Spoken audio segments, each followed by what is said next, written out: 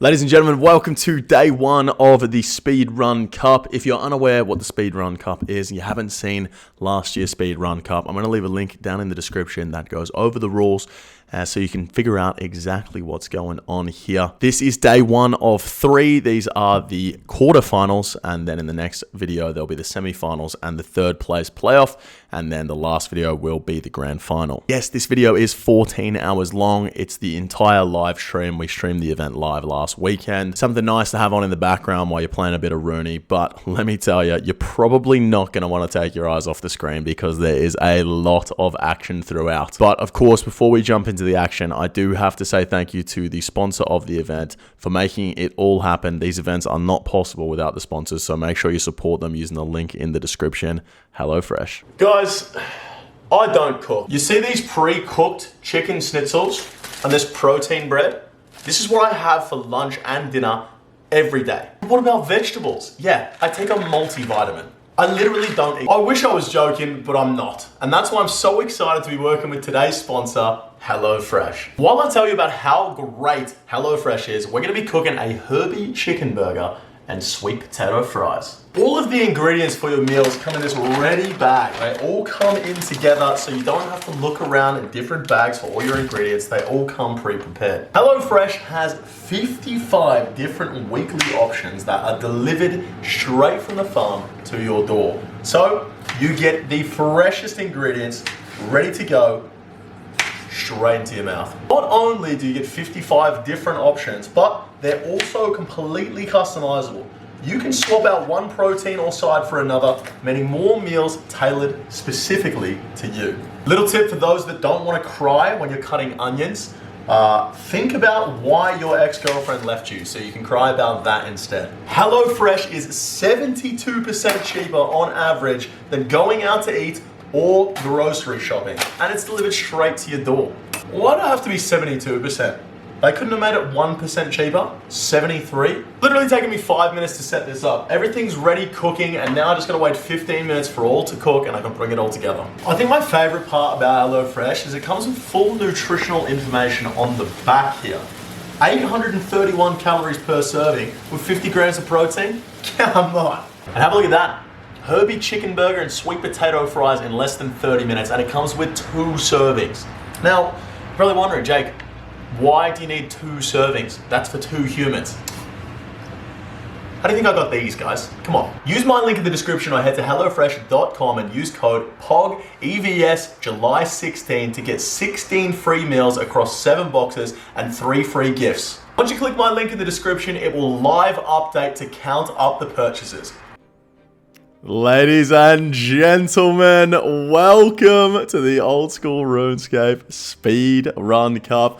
My name is Jake Upton, but you better know me as Expected Value RuneScape, and I'm here with my good friend and co-host Nick, but you better know him as Hootie Tootie. Nick, how the bloody hell are we, mate? Oh, very, very excited. We've got a long stream ahead of us, probably a good, 10 to 15 hours of just non-stop content, but yeah, excited to get started. It's going to be a good day, and we're backing it up tomorrow as well with day 2, another 12 hours, and then probably, another 10 on Sunday for the grand final. We'll have to see who ends up there and how quickly they end it, but yeah, something like that. You would think in a speedrun competition it wouldn't go for 12 hours, but, you know. No, we decided to make it even longer than last year, so, yeah. Listen, mate. I guess.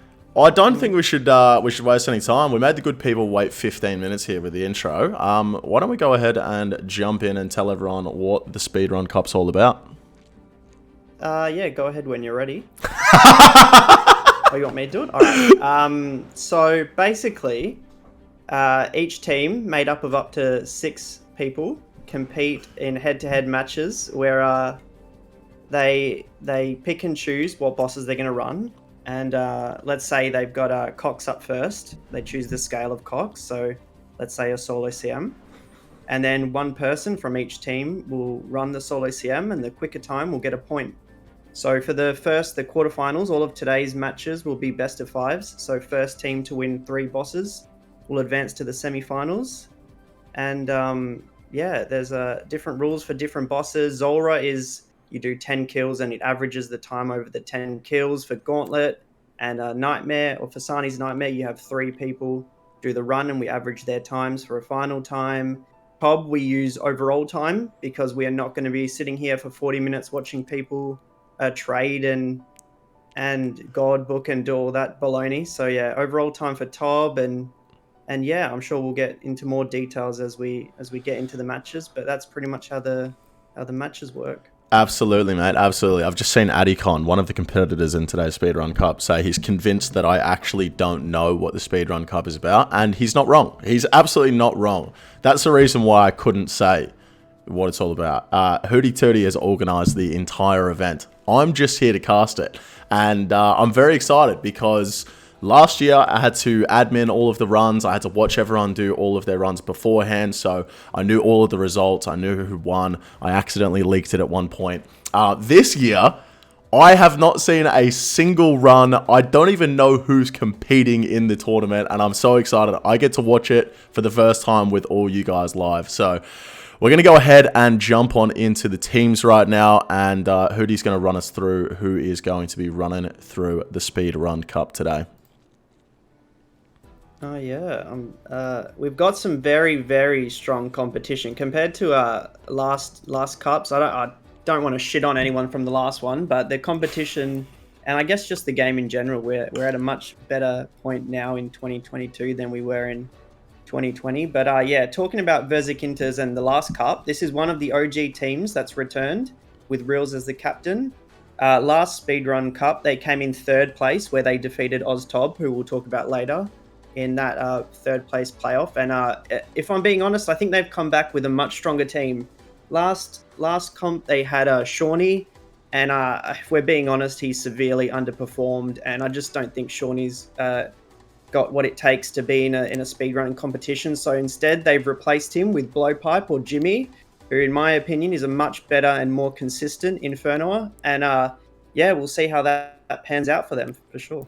Yeah, we've also, there's another player on this team that we won't be seeing this year, and I don't think we'll be seeing any 1-tick 8-ways this way around in the Speedrun Cup. So a couple of replacements, but we do have a few OGs there, and I see Kandarin. He's come back, and we'll see if this time around he can keep his composure and maybe not have an earthquake go off in his bedroom when he's running into a Vasa room at one point. Might be asking for a bit from Kandra, but yeah, we'll definitely have to see how he goes. That is the Verzikinters. Next up, we have Turbo PVM. Okay, yeah, wow. This is another powerful team. This is a new team that didn't compete last time. Rookie has assembled. I'd say one of the strongest TOB teams in the competition. I mean, if you're looking at the trio TOB scale, I mean, I think there's a good 5 people on this team that could go and do it and get a pretty good time. Let's not forget Adwam at the bottom, the current world record holder for the Inferno. So, I mean, I think you're going to be pretty stupid if you don't try to ban the Inferno against these dudes because, yeah, that's a wreck that they've got. Rookie obviously is a very fast solo CMer, and trust me, the other teams are going to be calling for times to be double checked if they see how fast Ollie's been going in the Gauntlet. I'll tell you that much. Yeah, quite a pacey man in the old Gauntlet is Ollie. That is Turbo PVM, ladies and gentlemen. Next up, we have Pokyu. Yes, Anonym's squad. This is a team representing Sanity. I'm sure they're watching. They got a little watch party going on in the Discord. But yeah, they'll be wanting to do the clan proud. Trio CM isn't a scale that a lot of gamers really focus on, but this team does. And I think at one point, I don't know if they still hold it, but they had the 3rd place fastest Trio CM. So, I mean, I think I'd favor them over almost any other team for that scale. And yeah, their Inferno runner is Acid House, a staple in the Inferno community. And yeah, I think it'll be interesting to see if he gets to participate in the Inferno and how well he does there. Yeah, it's crazy this year around to see how many world record holders we have competing in the competition this time. Just the absolute best speedrunners in old school RuneScape competing. That is Pokyu. Next up, we have the Dumb as Shit gang. Yep, this is Let me tell you, Jake, if Speedrun Cup 2 was only Solo Tob and Inferno, I'd say this is probably the favoured team. But unfortunately, there is no Solo Tob this time around, but there is Inferno, and I'm sure we'll get to see. I mean, they've got choices. They've got Stooge, they've got Cancer. So, I mean, if we get to see them in the Inferno, I wonder who we'll see specifically for that. Cancer also has one of the fastest fight caves times in the competition, which is pretty useful when you think not many speedrunners focus on the fight caves as a piece of content, and there is definitely a skill gap in learning the rotations and performing well in that specific boss. So Cancer is a good little member to have on this team. Yeah, last year round we had a cold one in a different team, and he's moved over to the dumbest shit gang this time. I just remember in the last Speedrun Cup, a cold one, obviously very well versed at solo tobs, but was the first person to die in his team's run at Tob last year. So hopefully he can turn it around if he enters a run this time. Dumbest shit gang. Next up we have Crocs Under Mushrooms. Yeah, also known as Cum, which we'll probably be referring to them as in the future. I'll be honest, I've got this team as my sleeper pick. Jolanine obviously currently has the second fastest Inferno PB in the game, and a little bit, I wouldn't say niche, but a different record. We currently have Phil 2 holding the regular Gauntlet world record, and that is a choice that you can pick. So it'll be interesting to see if they can sneak regular Gauntlet in, and maybe we'll get to see Phil 2 shine in that specifically. The one downside I'd say to this team is they've signed up with 5 members when you're allowed 6. So it is possible that maybe, we've got 9 bosses that you can choose from, and maybe there might be some holes that they haven't filled out of the whole 9 bosses, and maybe they'll regret not choosing a 6th member. Yeah, definitely putting themselves at a little bit of a disadvantage, not taking that extra player. But if we remember from last year, the team that came in second place actually only had 3 members. So not always the worst situation, but the regular Gauntlet world record holder there, like you said, it is an option. They can choose the regular Gauntlet for some of these bosses. So it'd be interesting to see if that does play a part. That is Team Cum. Next up, we have Team Bare-Chested Daredevil Savant Males. Yeah, this is Addy's team, and if you remember the last Speedrun Cup, we had Addy's team actually win the competition, and this is basically that team but 2.0. He's made some adjustments, made some upgrades. You've got Corrupt Gauntlet World Record holder Smork. You've got the Zulrah record holder Kirby. You've got a very speedy solo CM Rasta. You've got the X Fight Caves record holder T-Batch and Hyo. And this definitely has to be the most well-rounded team in the competition for sure. Yeah, it is a very, very stacked team here. Yeah, a massive, massive team of speedrunners and high-yo. So be very, very excited to see what these boys can put on this time around. Like you said, being the winners of the last Speedrun Cup. That is Team BDSM. Next up, we have my personal favorites. I'm sorry, I'm biased, guys, but Oz Tob. Mm-hmm. The last of the recurring teams from the last cup. They came in 4th last time though, so they'll definitely be wanting to improve on that. Unluck as a Dwarf has improved his squad as well. They've got a new Inferno / Fight Caves runner in MCU, who is, I spoke of briefly, T-Batch being the X Fight Caves world record holder. Well, that's because this man, MCU, took it from him and is still the current record holder in the Fight Caves, and is a very consistent sub 50 minute Infernoer, which is a reoccurring thing. All of these teams so far have got a member that has a sub 50 minute PB in the Inferno. So, I mean, they match that for sure, and if not beat it with picking up MCU. And if the team name doesn't give it away, OzTob very comfortable with the Theatre of Blood, and of course that is a guaranteed boss. You can't ban that boss when you're doing the picks and chooses for the picks and bans for the matches. So OzTob going to be relying on their experience in the Theatre of Blood to hopefully, place better than 4th. Absolutely stacked team. I believe Divine is either currently still or previously the world record holder for solo CMs. Some would argue a lot of RNG in that run, but I would say very talented regardless. He's a very good solo CMer, and yes, the world record holder currently. Absolutely, absolutely. That is Team OzTob, and we actually have a second Australian team in the Speedrun Cup this time around, and that is OzMyth. Yeah. First of all, big shout out to Jerry and the boys. We were sat at 7 out of 8 teams for a while during the signups, and I heard Jerry was, he was putting out a bit of interest for the. He said, "Oh, maybe I could assemble a team." And I heard this, and I DM'd him, and I begged him, and eventually he signed up as the 8th team. And they're not just a filler team though. He's done well to put together quite a strong squad. A few of these guys spend their free time doing CMs mainly, so I'd say definitely their strongest point would be CMs, and solo CMs would be Catriel with the fastest time on that team. So yeah, I mean, but the one downside, unfortunately, for this team is that, well, for a team called OzMyth, surprisingly, they have very little Australians on the team. In fact, a lot of them playing in nearby countries. So you'll see 100 to 150 ping for many of the gamers on this team, and it's surprising how well they do play RuneScape with that ping. But yeah, I'm excited to see what this team can do. There you go, ladies and gentlemen. Those are the teams we have in the Speedrun Cup 2. It'd be interesting to see, Nick, as you said, some players playing on different ping. They have to do a bunch of team bosses. Like, that is definitely going to be a factor. And, us Australians, we had to play on 180 ping for how long before we got Australian World. So I think we're used to it. But it's interesting to see how players from other countries will perform on that ping. Let's go ahead and have a look at the bracket for today, Nick. We'll see what matches we have coming up for day 1. So we're going to have OzTob going up against the Verzik Inters. I believe this was a match from the last Speedrun Cup, was it not, Nick?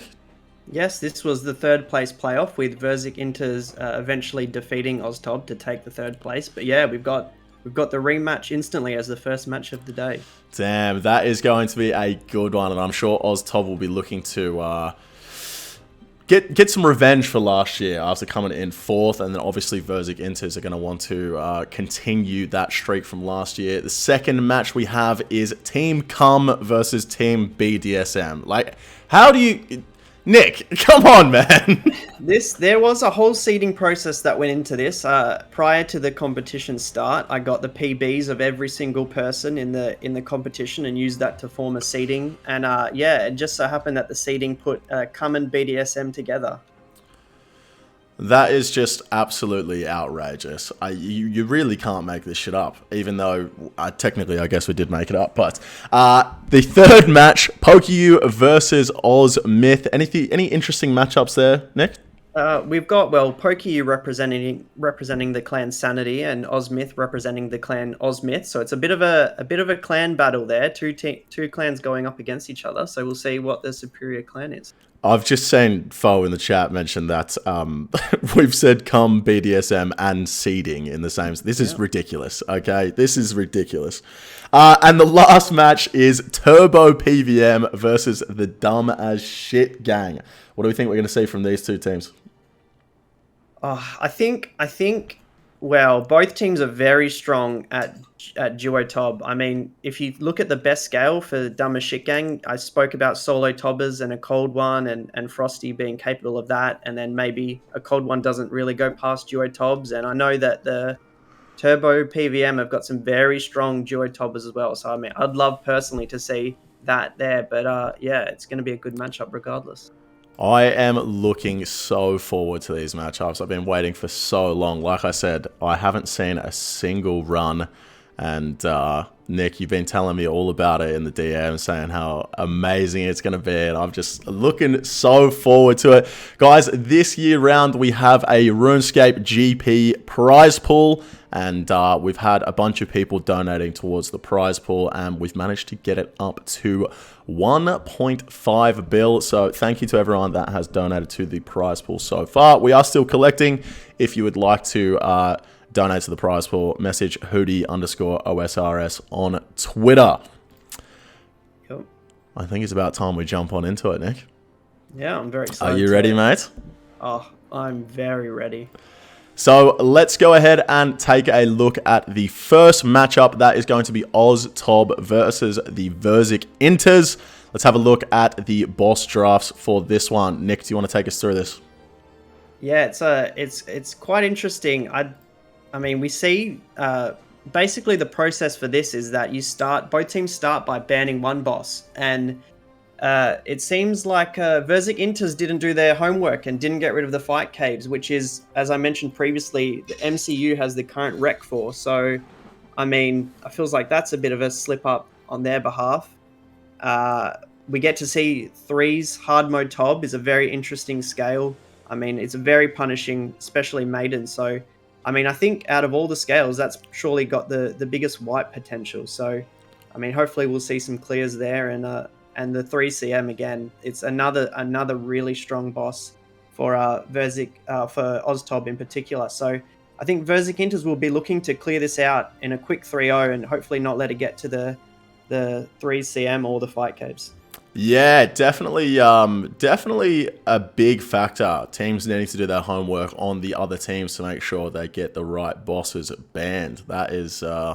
That's a big thing in this one, as you said, and I'm looking forward to seeing this matchup. Next is a new addition this year to the Speedrun Cup, one that we didn't see last year. Obviously, it wasn't in the game, so it'd be exciting to see what teams bring to that.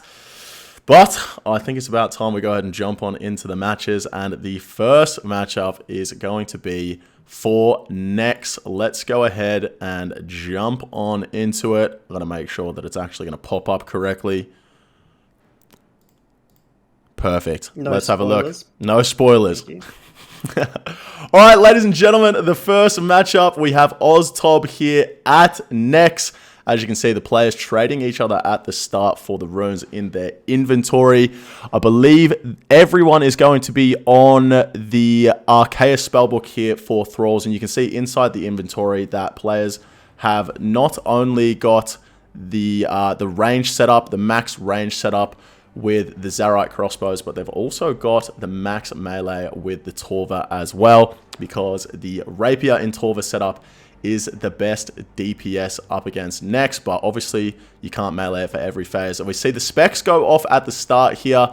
All players using their special attacks with the Zarite crossbow and Ruby bolts. You have a very high chance of hitting a 110 on the boss. No players getting hit. Oh, we do have a player getting hit at the start here. I believe that is Unluckers getting caught out by Nex's dashing attack.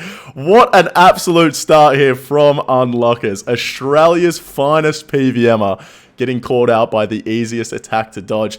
As you see, the players go ahead to the first minion. That is Fumus. We see Unluckers is right next to the boss.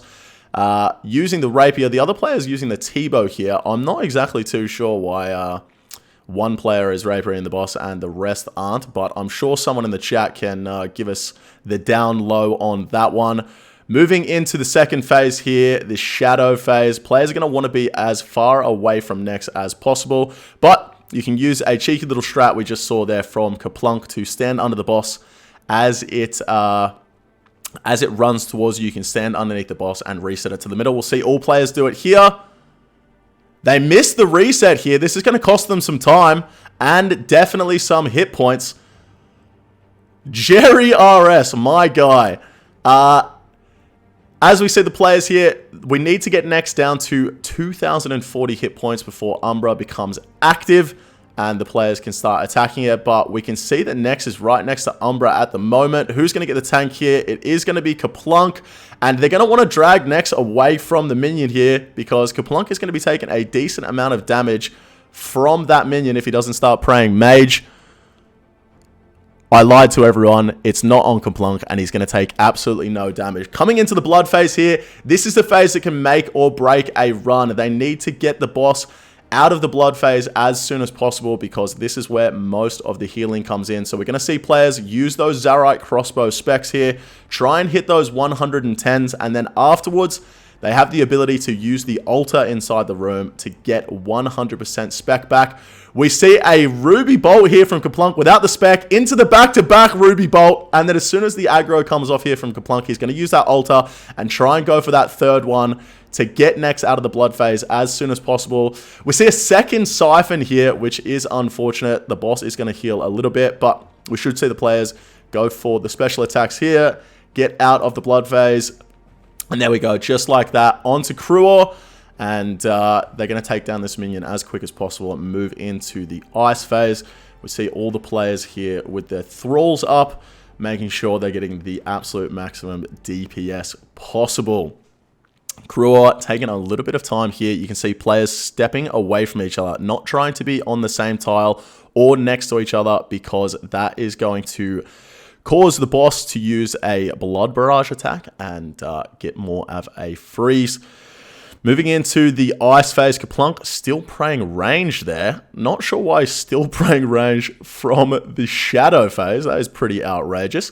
But all players, once again, rapering the boss, because that is the best DPS. Into the prison there is Unluckers being freed, and he's going to use the altar now. Is he trying to use the altar? He hasn't used the altar yet from the blood phase, so he's going to get the health back, and he is going to get the special attack back.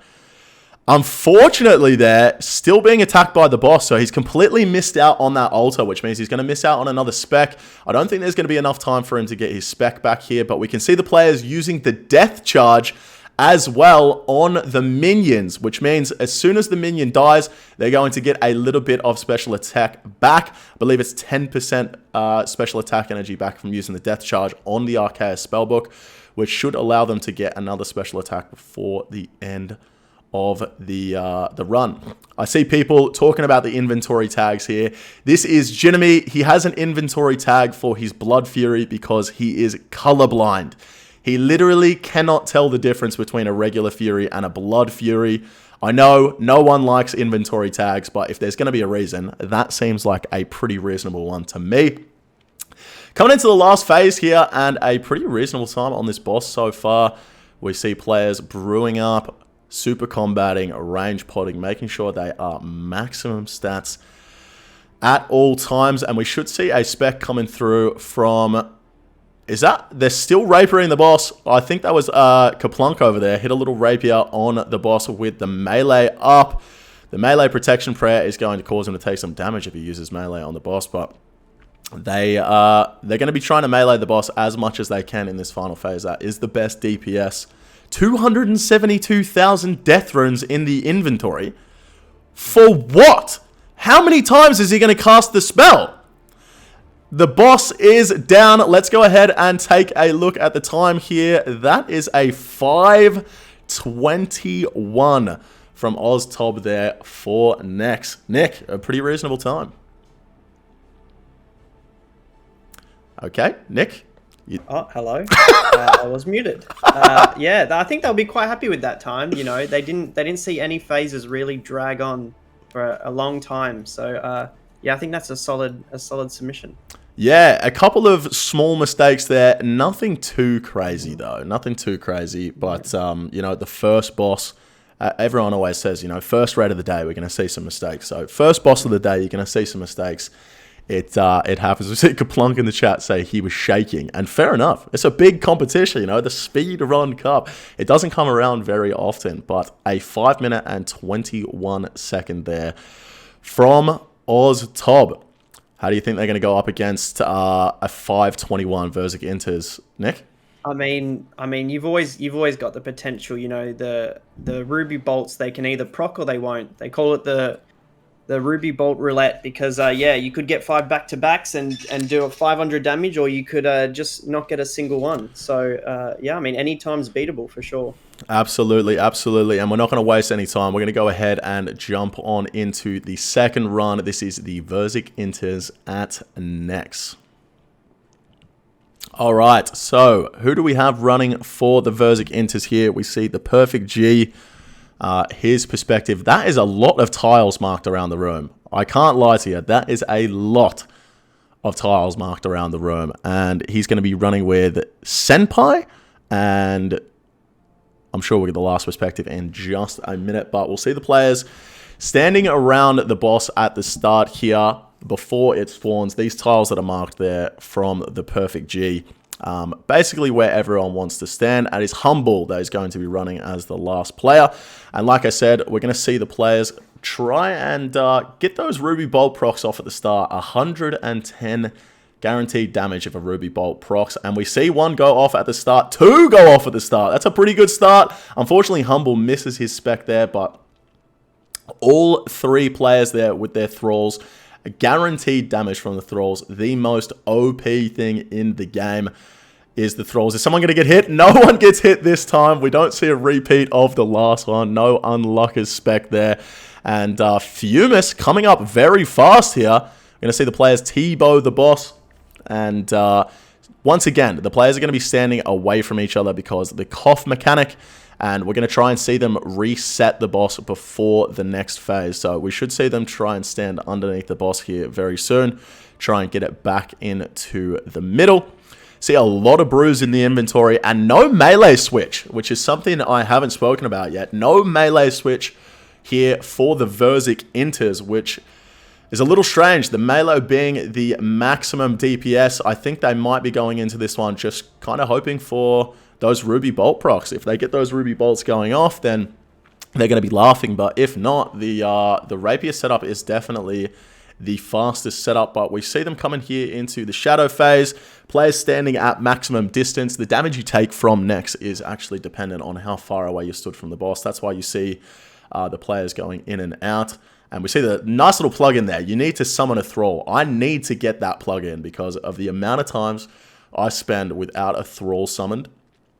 Is anyone in the chat ever like doing a boss with their friend, not on Discord, and they don't have a Thrall summoned, and you've still got like 45 seconds left on yours, but just to remind them to summon one, you summon a new one anyway? I do that all the time. It's like the most passive-aggressive way to tell someone to summon a Thrall.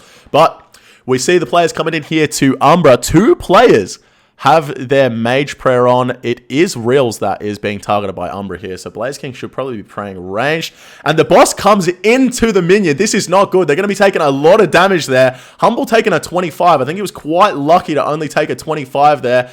Not exactly what you want to see, but they managed to survive and they're coming into the blood phase.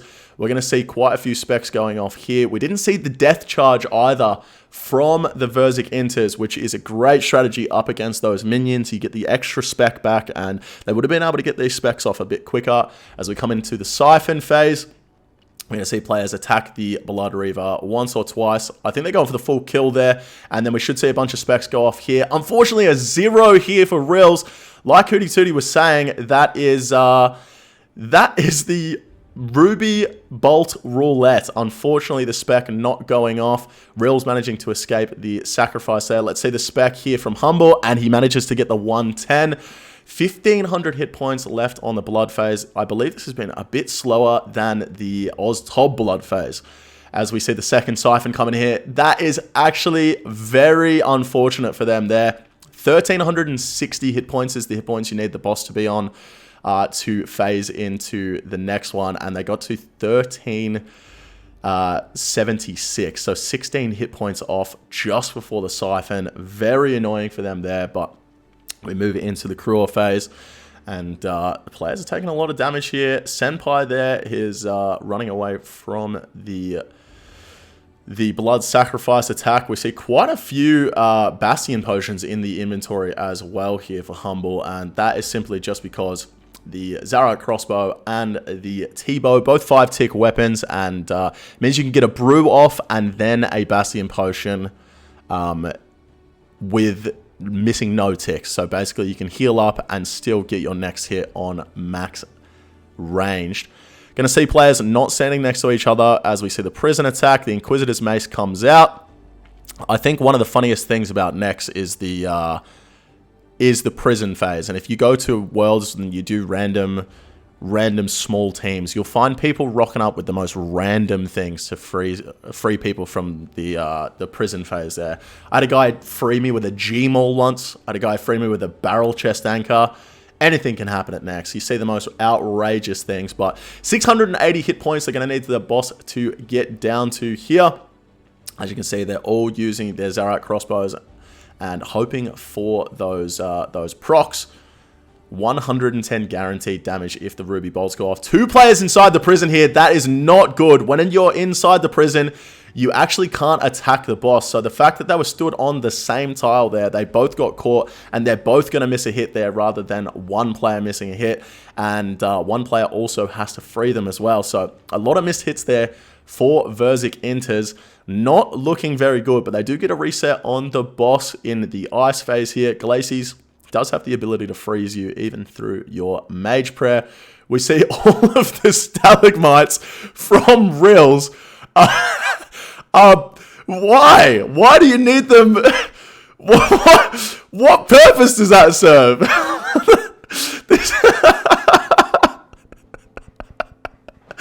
Unreal scenes here from Rills. Absolutely incredible scenes, and they're coming into the last phase. Next goes back over 1,000 hit points, and we'll see players, once Next gets down to around 400 hit points, we're going to see players switch over to that T-bow, increase the DPS. Obviously, in the last run, we saw OzTob move over to their Rapier setup, but in the setup, we'll see the boys move over to the T-bow once it gets down to around 400 hit points, because at that point, the Ruby Bolts will start doing less damage. But approaching that 400 here, they've got a 521 to beat, and to be honest with you, I'm not very good at counting, but this one does seem quite a bit slower than the last one. A few extra mistakes, especially in that ice phase, but 168 hit points to go. 22, the Thralls are summoned, and here we go. Oh, it's not dead. I thought it was dead. 11 hit points healed. That is very annoying. They missed out on like a good 5 seconds there right at the end, and we see a 6 minute and 40-second next there. Hootie tootie. They're going to be quite disappointed that they weren't able to win that next there. I mean, the Ruby Roulette can pog off, and unfortunately it didn't pog off as much as possible. But yeah, so that is going to be OzTob taking down the first point there. Yeah, I'm not too sure about the effort there from Verzik Inters in Next. That was not taking in the Rapier setup. They're not taking in the Rapier. They're not... A few mistakes during the ice phase. It just seemed like they were a bit shaky for their first run there, Nick. It's definitely a lot easier to lose ticks if you're meleeing, and maybe the team just wasn't confident in that, and they went for the more safer approach with the range, and we're just sort of praying maybe Next isn't their strongest. Yeah. Even though I mean, it was, if we do look at we looked at the vetoes, it was Next was a pick by OzTob, so I'd say probably coming in to confident, but yeah, we'll have to see how the Zulrah matches up.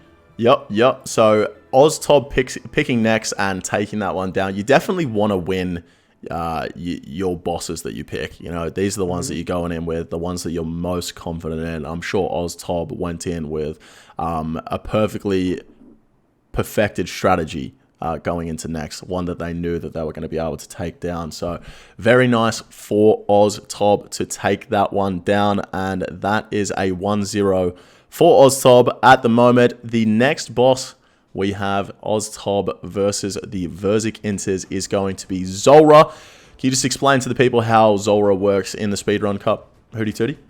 Yep, so both members put up one person to kill Zulrah 10 times, and the average is then taken from the 10 times that you killed Zulrah, and we've got that final time, and yeah, you know, you can get unlucky, but hopefully with enough strats and that the better play will come out on top, and should you die during a Zulrah kill, your time is replaced with 3 minutes instead. So okay, so definitely going to be hoping to not die in this. Definitely don't want to die in this one. I don't think we had any deaths in the last one, did we? The last Speedrun Cup? I'm sure we did, to be honest. We certainly had someone using Barrow's gloves with void range in the last one, but yeah, not too sure if we had any deaths, but let's go ahead and go ahead and jump on into it. We have OzTob running Zulrah. It's going to be Divine for OzTob. And I believe, was it Divine that ran it last year for OzTob as well?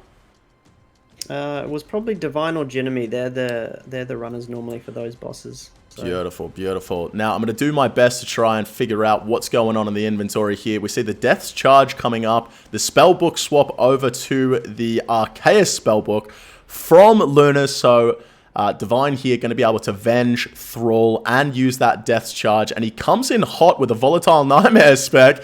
That is a 50 straight off the bat. That is exactly what you want to see when you want to, when you're going into one of these kills.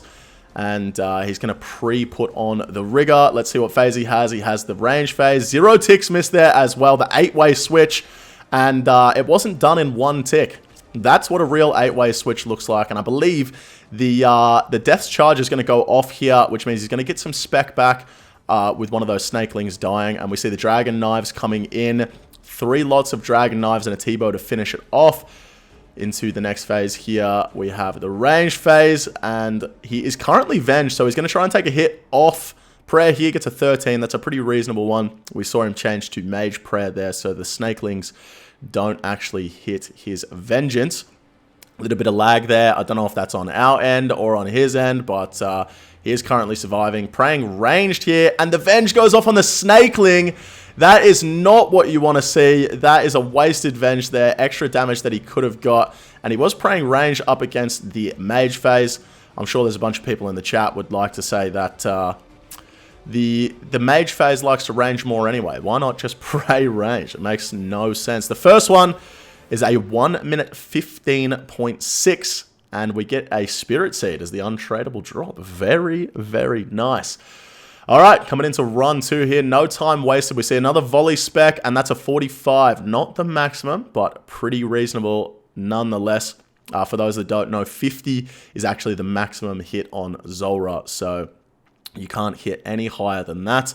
You'll never see the T-bow hit any higher, but we see the spec weapon in the inventory is the Dragon Knives for that Mage rotation, but obviously Zulrah has several different rotations. We're going to see something here called a Pillar Stall.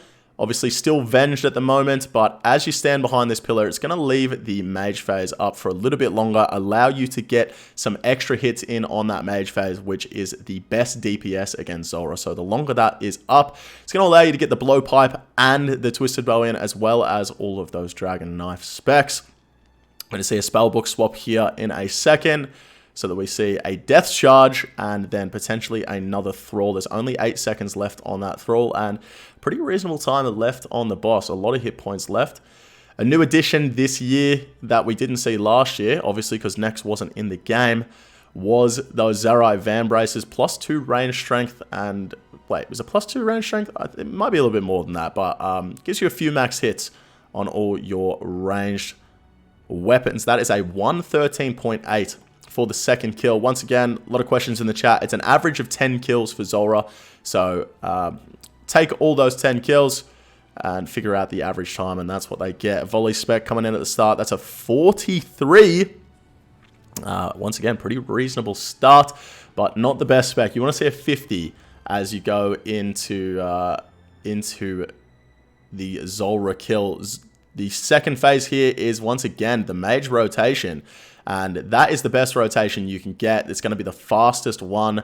So pretty lucky to get 2. And the Venge goes off as well. A second Venge. He gets both these Vengeances off on the boss. Let's see those Dragon Knives come in. The Death Charge hasn't come off, so he doesn't get that extra spec. Last T-bow hit coming in for a 0. Not what you want to see, but a pretty reasonable effort here. 129 hit points left on Zulrah going into the third phase of this rotation. Only a couple more hits left. He's switching between the Seer's Ring and the Recoil. High level of gameplay here, guys. One singular click. It is absolutely unreal. But we see he will pull up on the boss here, so the hit comes in as quick as possible. Loses a little bit of time there, but a 54.6. That is a very, very fast time. Obviously, not close to the world record that time, but for an average of 10 runs, that is a very, very good time. And another 45 coming in here from the Volatile Nightmare spec. And lots of big hits to start off here. A 40 into a 38, and then I've absolutely jinxed him. I've absolutely jinxed him here. Coming into the rotation here, we see a melee phase coming up. This is the worst DPS. This is the last one you want to see. But we will see the mage boss come up very soon. We're going to see once again that pillar stall, the T-bow hit, and then into the dragon knives, into the T-bow again. The dragon knives hit a double 0. That's not what you want to see, but it comes in with a 21-1 afterwards. And the T-bow not hitting anything here. 3 zeros in a row from the T-bow, and that is going to be very costly. The boss could have gone down there if those T-bows hit, but we'll see Divine here pulling up on the boss. The closer you are to the boss, the quicker your hit splats will pop up, and the quicker the boss will die. Could kill it here. Unfortunately, it's going to dip. A mage phase. Not enough damage, and he's taking quite a bit of damage here. Has to eat. Luckily, kills it on that hit. And we see a 1 minute and 6 seconds and 60 milliseconds coming in from Divine. I believe this is kill number 5 we're coming into now. Very cool to see the thralls coming in this time around. We didn't have thralls for the last Speedrun Cup either, and it's great to see the thralls and the Venge being used simultaneously with that spellbook swap. Absolutely unreal. Once again, not the best rotation here for Divine, but he can't complain. He's had 2 of the best rotations so far in the 5 kills that he's done. And once again, we're going to see this pillar stall here. Let's have a look and see if these dragon knives can put in some work. A 22-18 from the dragon knives. 17 from the T-bow. 0-0 and a 3. Oh, the T-bow. Divine, listen, mate. I'm going to need you to do me a favor. Go ahead and sell off that T-bow, mate. You need a new one. You need a new T-bow. It is doing absolutely nothing for you at the moment. The spellbook swap in the middle of the kill as well. Really good scenes here. He knows which buttons to press on his keyboard as well. That's something that I would never be able to do. I can't remember my own birthday, let alone which number on my keyboard corresponds to which spellbook I'm swapping to. It's just too much. It's just too much. But we see the melee phase coming up here, pulling up on the boss and getting the kill right before he gets hit. And let's see. I missed that one. Did anyone see the time on that one? Anyone? Anyone at all? That he just one-ticked the chat box there. It was a 118? Okay, I'm glad you guys are watching because I'm absolutely not. Volatile Nightmare spec, a 46. So hitting pretty reasonable numbers is Divine here with his Volatile. I don't think there's been one lower than a 40 yet. 73, Prison Joe. Grow up, mate. Grow up. Okay, another mage rotation here for Divine. He's going to be very happy with that. That's 3 out of 6. Very, very good RNG on the rotations. Let's see if the Vengers go off. Let's see if the Vengers go off. He does get a 35 Venge.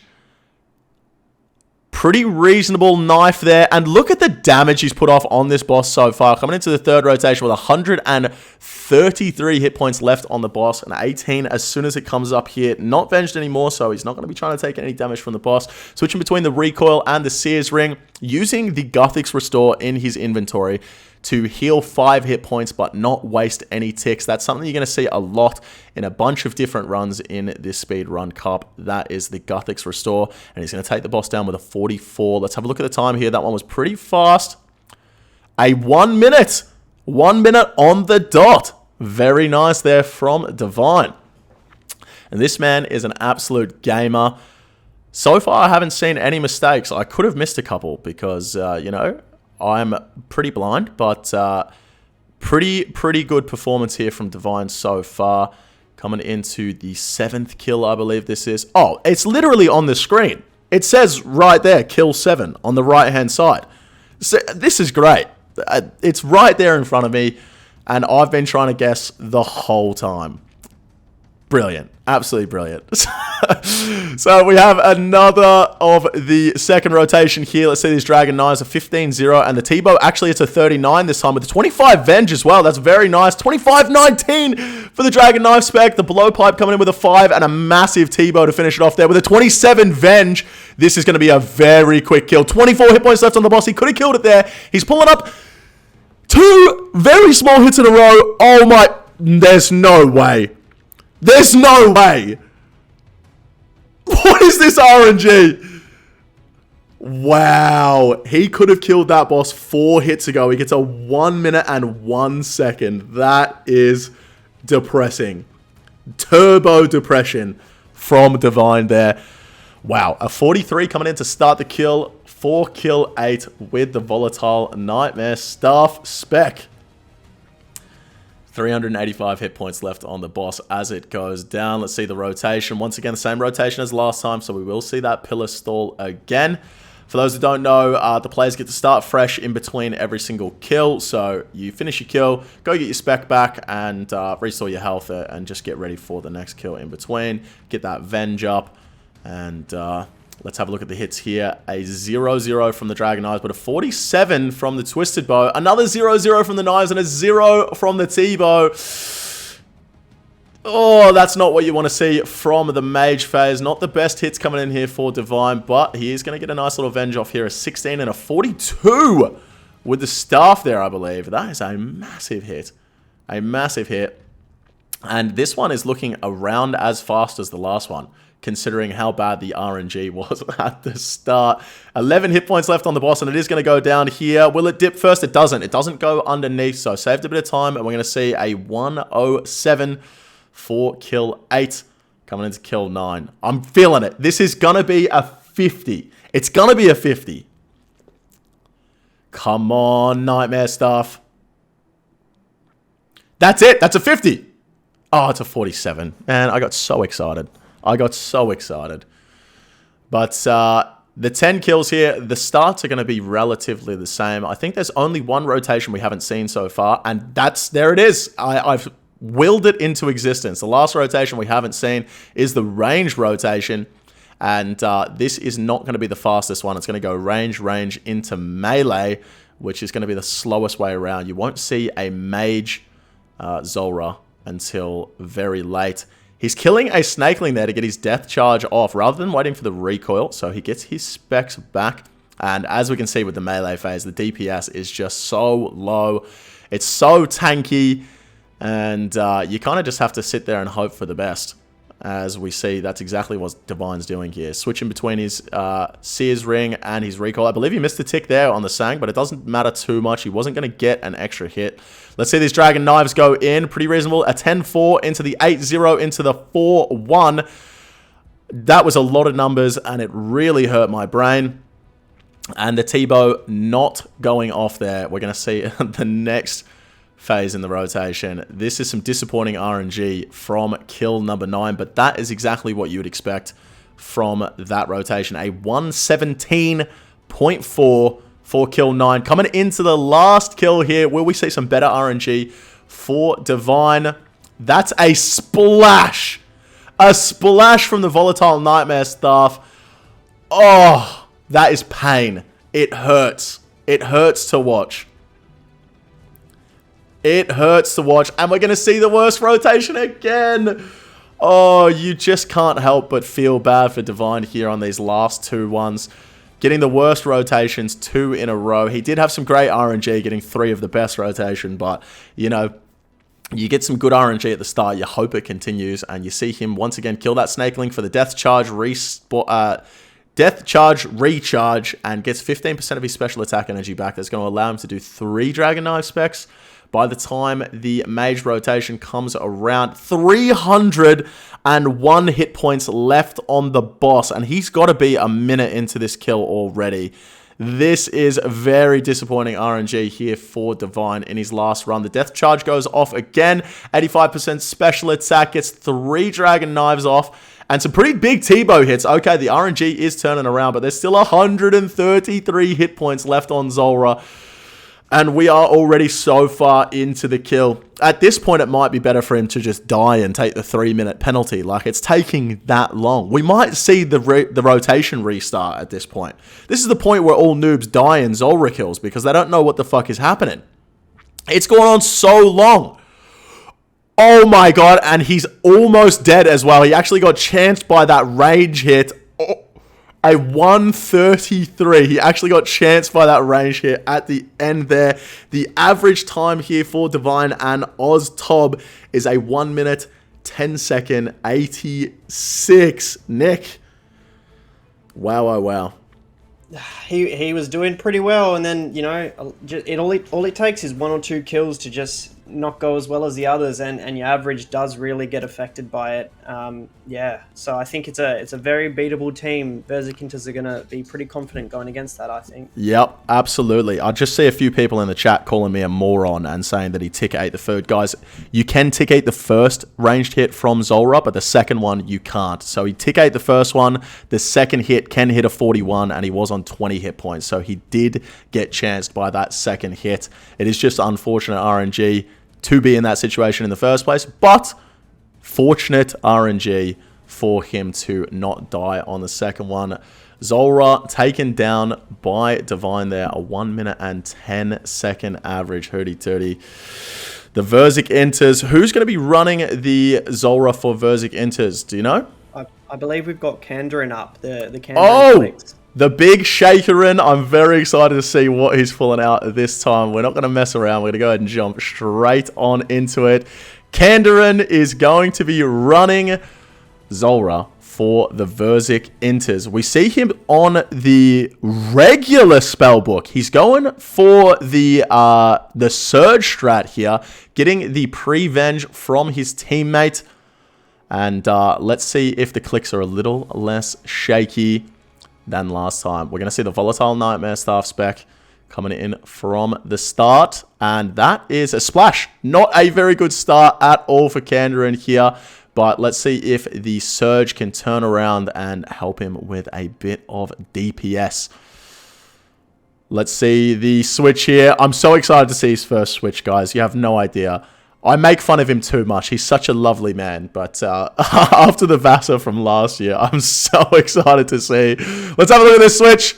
He's nailed it. He's nailed the 8-way. Let's go. We're going to see the pillar stall here.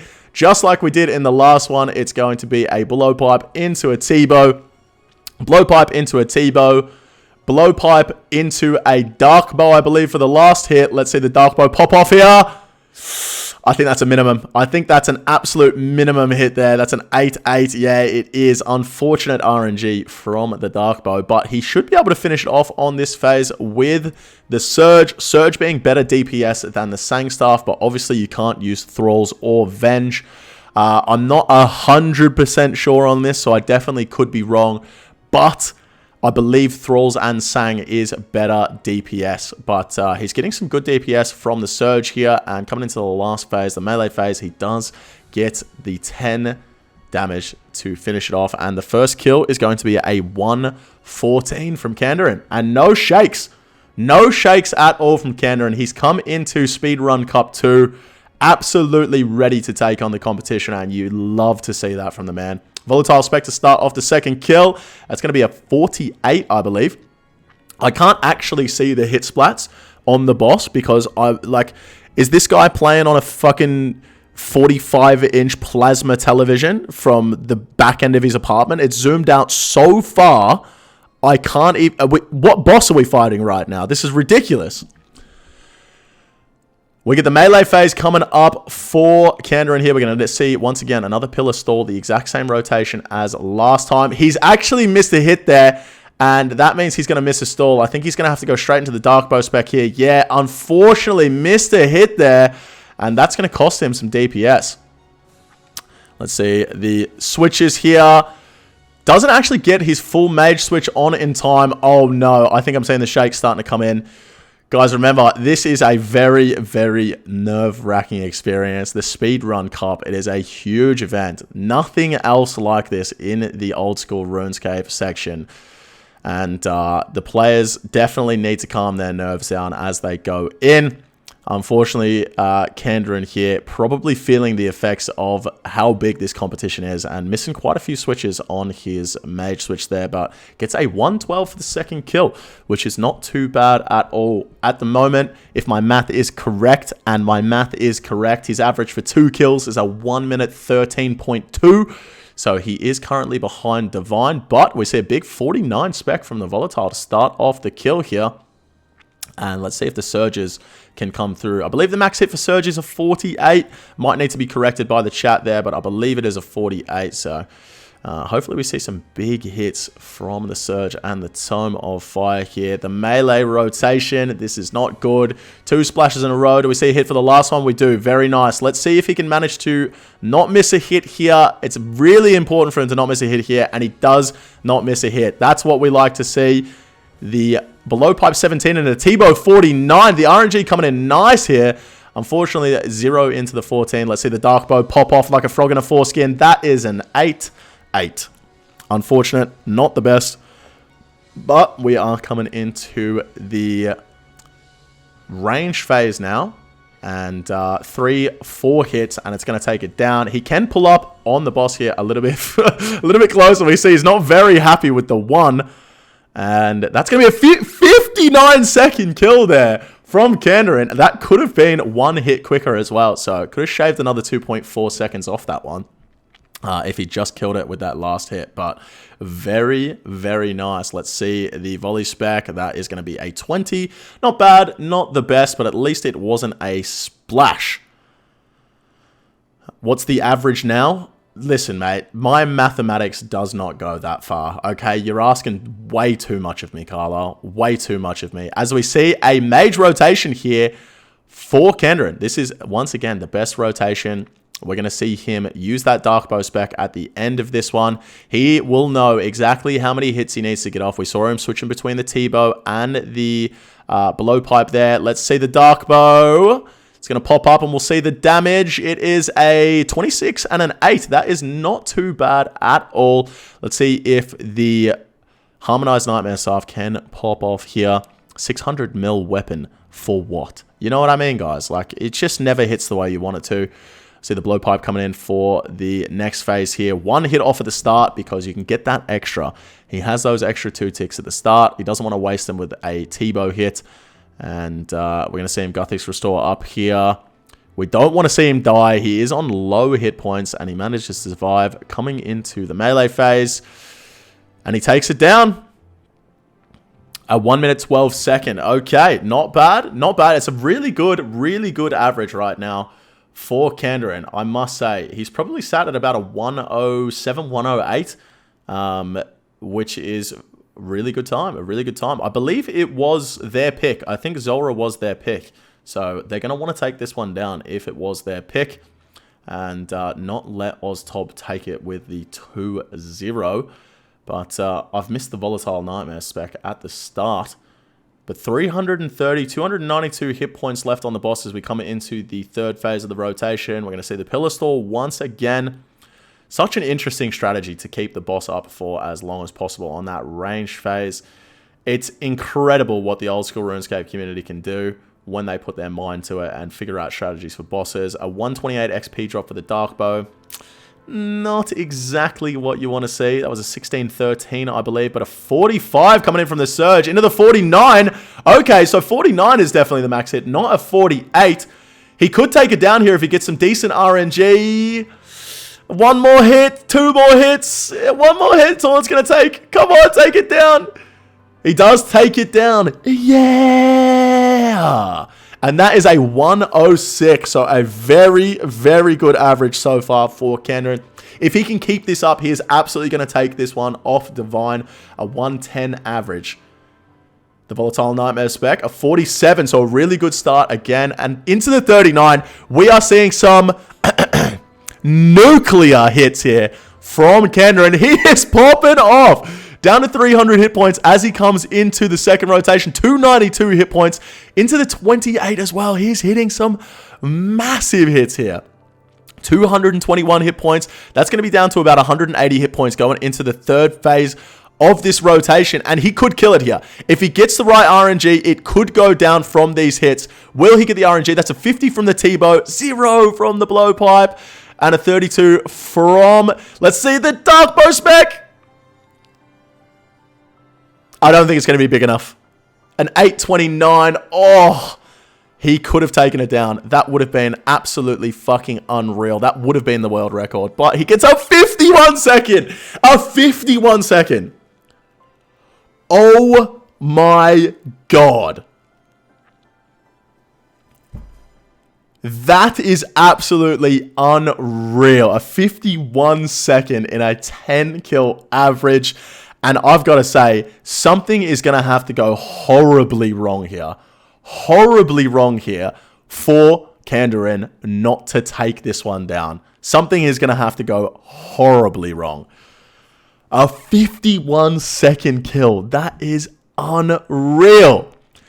All right, let's see here. Going into the third phase.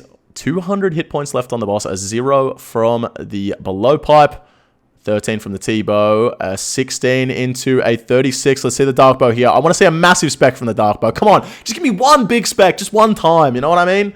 Just one time. And 99 hit points left on the boss. We see him pull up so the hit splats show up a bit earlier. Let's have a look here. The Surges can kill it here. And he does. Another very, very quick kill here. Oh! And he's got a Magic Fang with a 58 second kill. GZ. Let's get some GZs in the chat. A little bit of money making there for Kandarin. And a 58 second kill. That is absolutely outrageous. The RNG for this man. Wow. Wow. Who needs a 1.5 bill prize pool when you're getting drops like that? And I believe that is, ladies and gentlemen, I believe that is the first time in Speedrun Cup history we have seen a rare drop. The first time in Speedrun Cup history we've seen a rare drop from a boss. Unreal scenes. That is so exciting. Chills. I've got literal chills.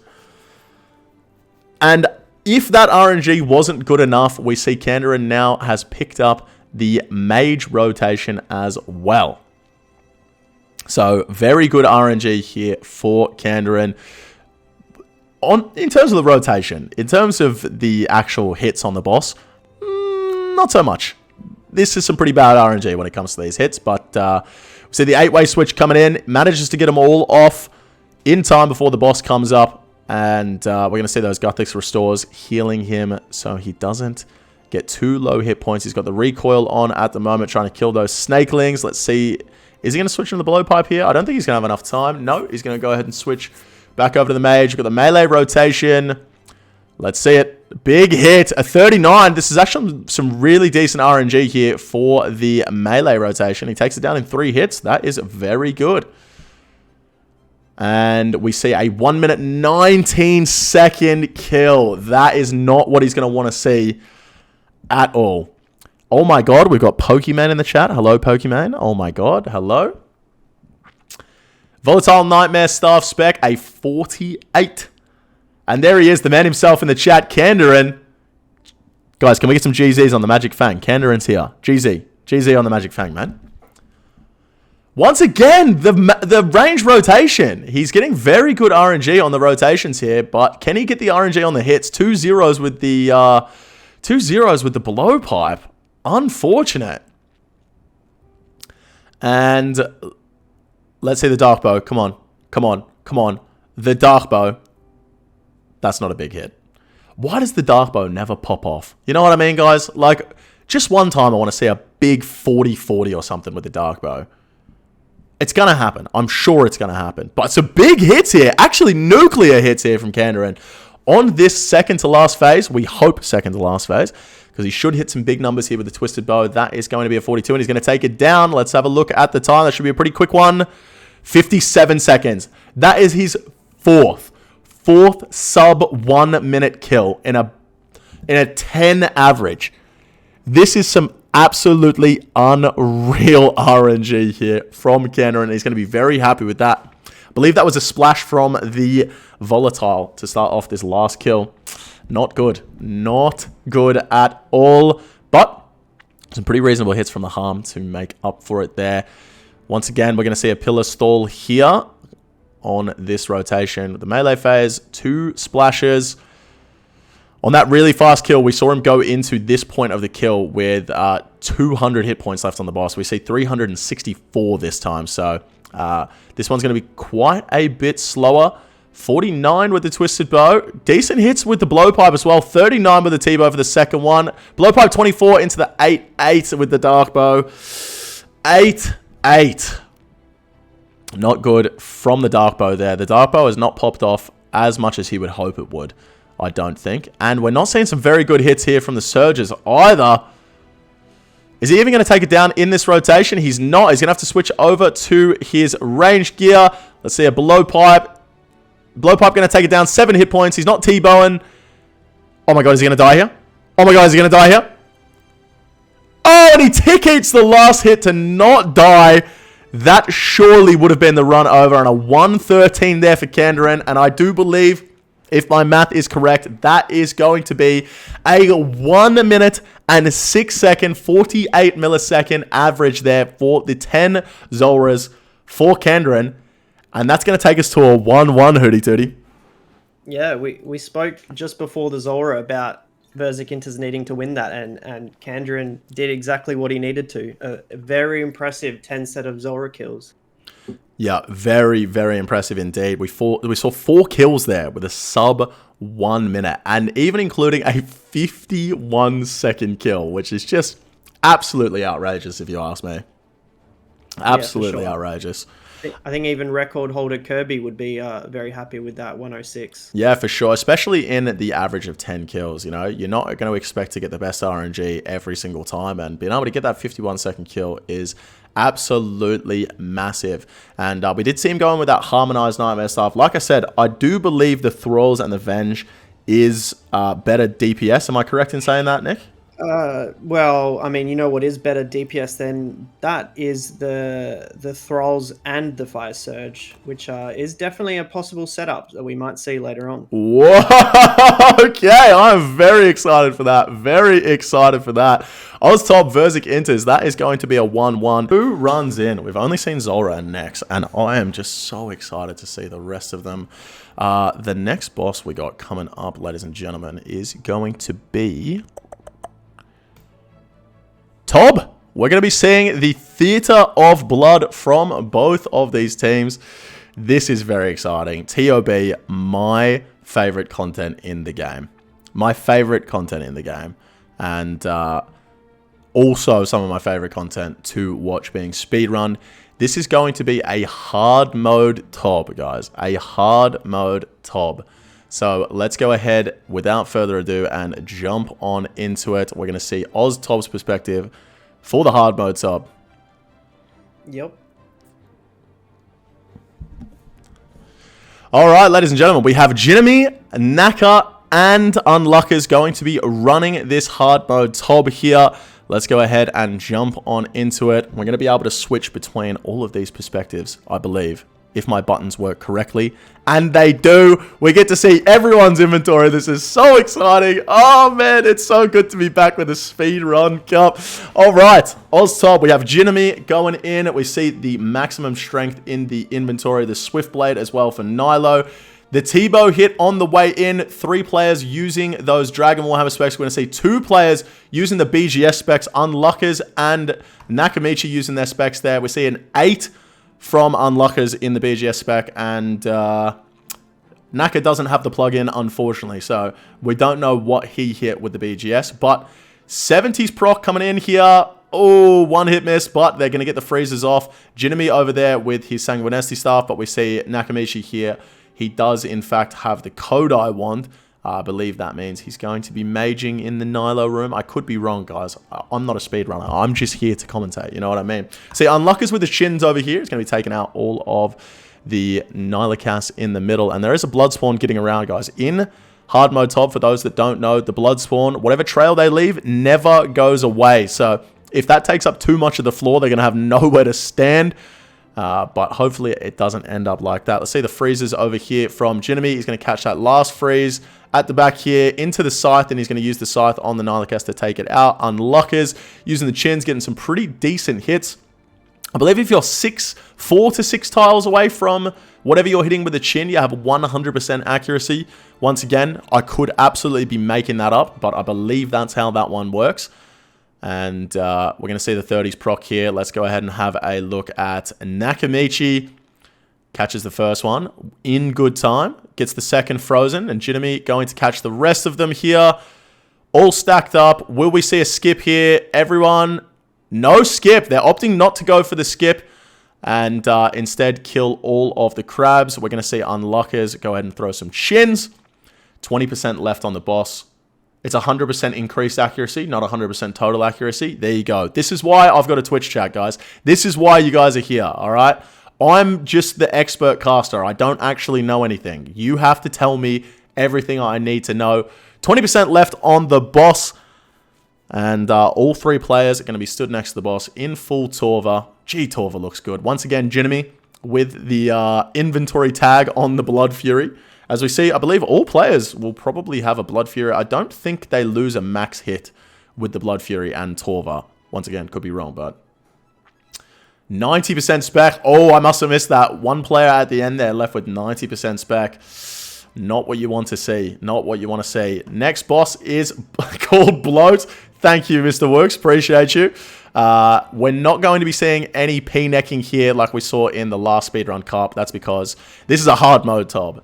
You know, you're going to die. It's going to hurt. You know what I mean? Like, the chance of you dying is so much higher. As cool as it would be to see some P-necking, it's just not going to happen. What are those tile markers? Listen, guys, Unluckers is 4'8", so he struggles to see over the top of his desk. So he has to have the tiles marked on Bloat so that he's able to see where he's going. That was a 1k XP Chelly. Anyone else see that? A 1k XP Chelly. Wow. We're going to see another Chelly at the end here. The player's going to go around the corner to avoid the stomp and then use the Chelly at the end. Very good moves. Down to 49% from that first run here for OzTob. A nuclear Chelly. A nuclear Chelly. Now we're going to see players run in with their claws for this last one. Are they going to be able to get this 49% bloat down? I've got good hope. I've got good hope. Naka running in. Not.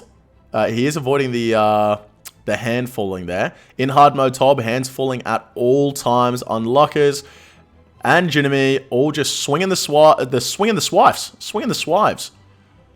Whoa! Jinimi! What a... I was about to say what a gamer, but he's dead.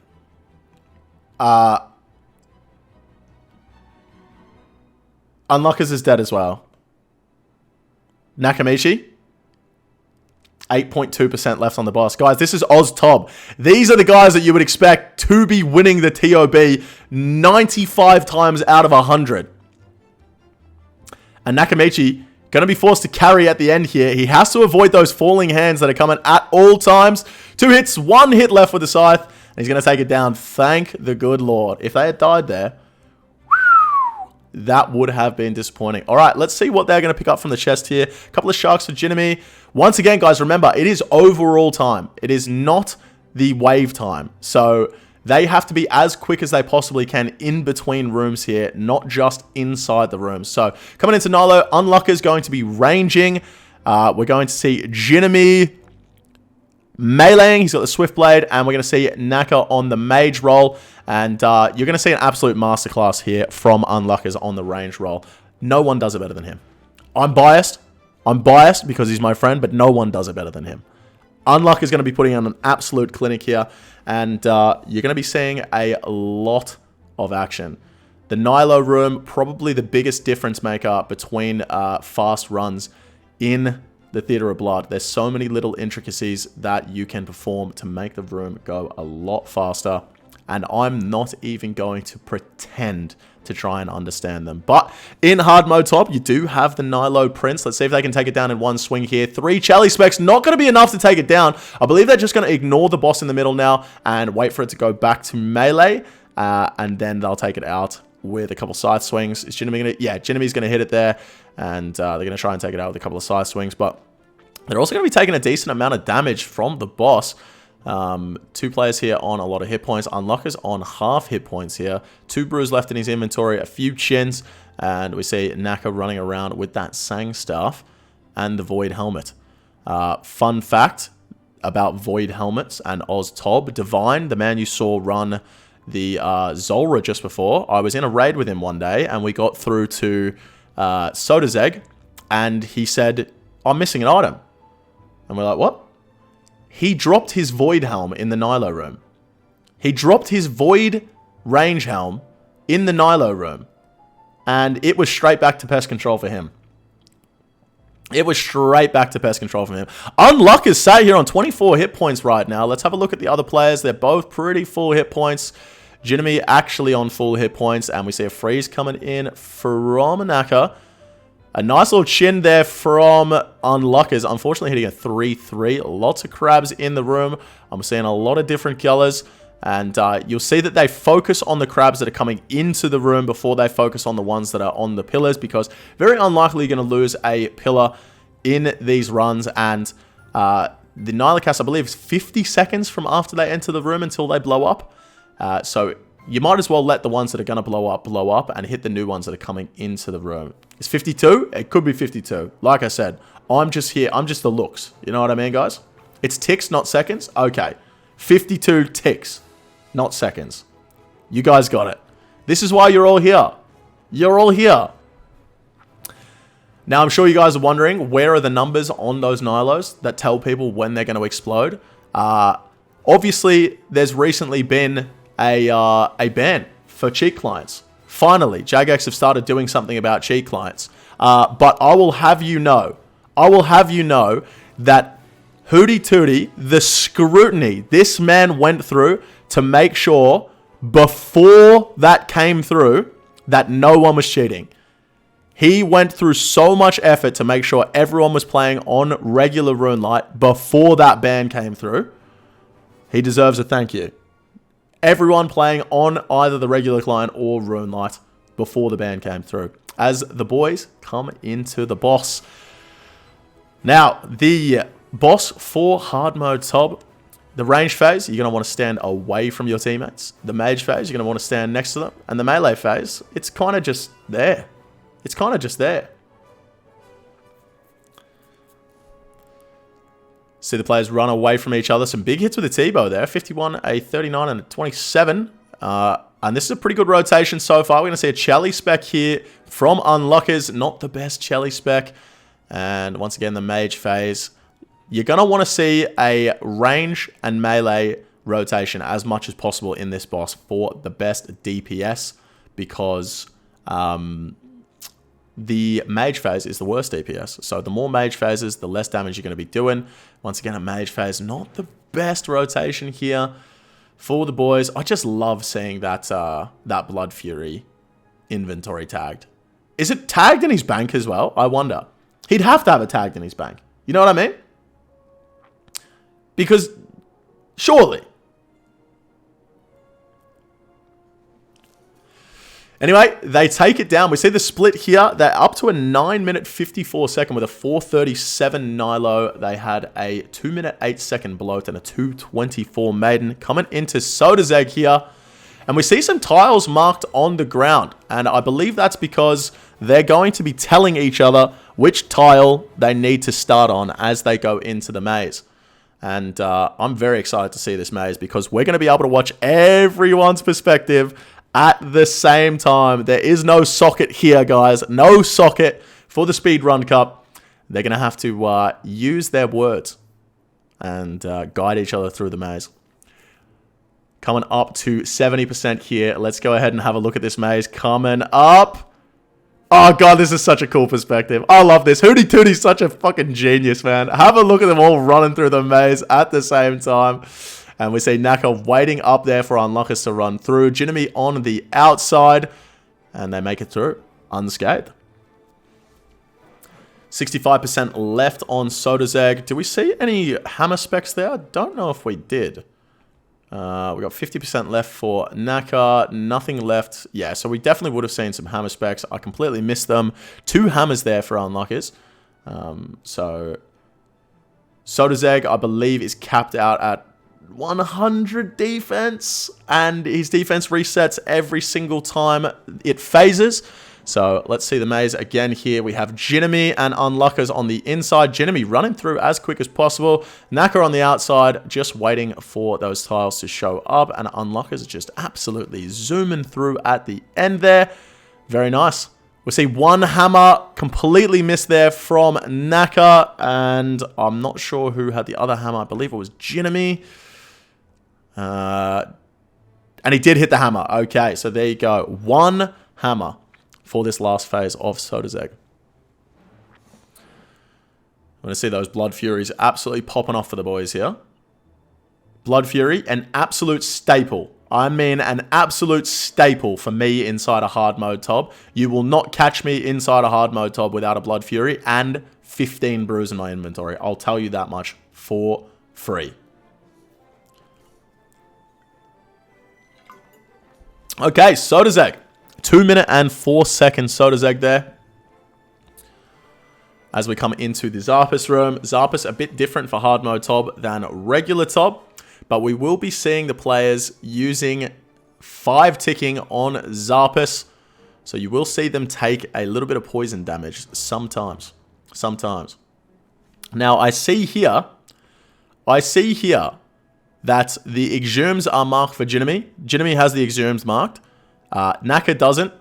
And Unluckers doesn't. I went into a Tob one day. Okay? And I saw that Adicon had the Exhumes marked. And I said, oh, what plugin is that? And he said, oh, it's no plugin. I had to mark every single one of them one by one. And I was like, oh, cool. Can you just send me, like, the code for it? And I'll plug it into my tile markers. And he said, no. If I had to mark every single one of them myself, so do you. And I had to mark them all myself. Adicon, ladies and gentlemen. That motherfucker. Absolutely unreal. Absolutely unreal. Alright, ladies and gentlemen, we're going to be seeing the players 5 ticking Zarpus here with the size, which means they are not going to be missing a single tick, but they will be taking a little bit of damage.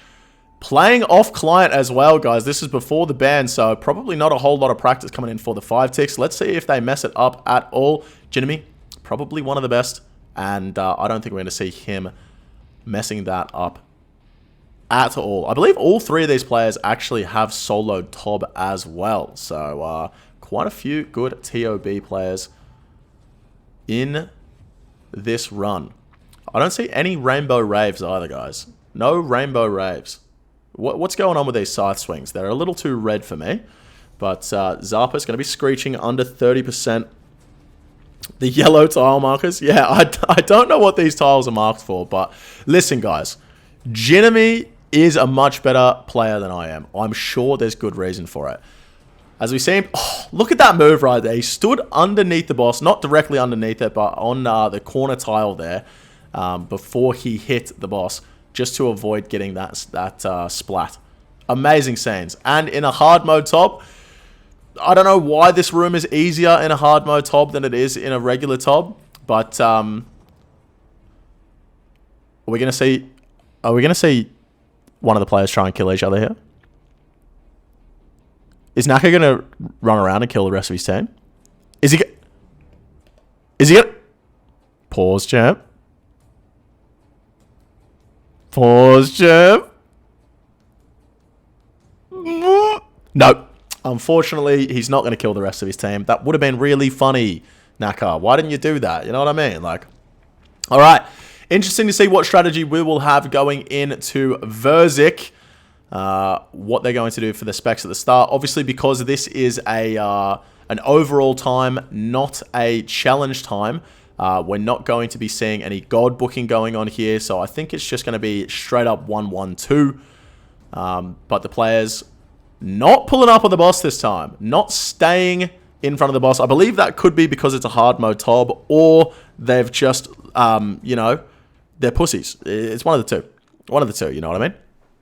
So, not staying up on the boss here and using the 1-1-2 method to get the maximum out of their specs. 47% left. There is 1 spec left here for Jinami. He's going to pick the staff up, get it on the way back out, and let's have a look at the spec here. It's an 82. That is a low spec. Not what you want to see. 17% left on the boss. Down to 15. No specs left for any players here. You see the melee thrall here from Unluckers as well. Get a little extra DPS. And They've taken it down. They've taken it down. A 2-minute 50 Zarpus, by the way, for the last room. And here we go. This is the make or break. There's no numbers on Verzik this time. Let's see how well they perform. We're going to see 2 players DDing over here. That is going to be Jinami and Nakamichi. That is so that the purple crab spawns in the same spot every time. And they can avoid it with ease. And also a 1 crab spawn, which is very nice. A 1 crab spawn. That is very good, especially in a hard mode top. In a hard mode top, for those that aren't aware, anytime there is a cabbage on the ground, it's going to leave an acid spot there. And you have to avoid it. Otherwise, you're going to get poisoned. Take a little bit of damage. 71% left on the boss. We're probably going to see another set of crabs here. These players are quite in sync. They know what they're doing. I see Unluckers is flicking Piety. This is just a flex at this point. Like, Joe, Unluckers, we know how short you are. You don't have to make up for it by flicking Piety. You've got 2 full restores in your inventory, mate. Like, who are you trying to flex on? Who are you trying to flex on, dude? This is ridiculous. We already know how good you are. It's for the culture? I think you're right. I think it's for the culture. Unluckers really out here showing everyone what Australia's made of. As we see the red crabs coming up, a 31.8% start, I believe that was, for the red crabs. Let's see what they get it down to in this first rotation. Definitely 0% chance of a 1 down. Will they get a 2 down? Ends up at 21%. Yeah, they're not going to go for the 2 down here.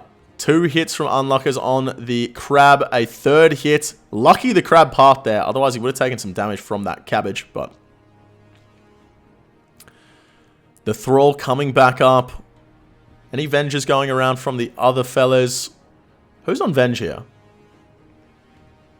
Naka. Is he Venging it? No, he's not. They're both on... Oh, they both have to freeze. No one's on Venge. Okay, that makes sense. That makes sense. 0.6% left on the boss. They definitely could have got that 2 down if they went for it. And here we go.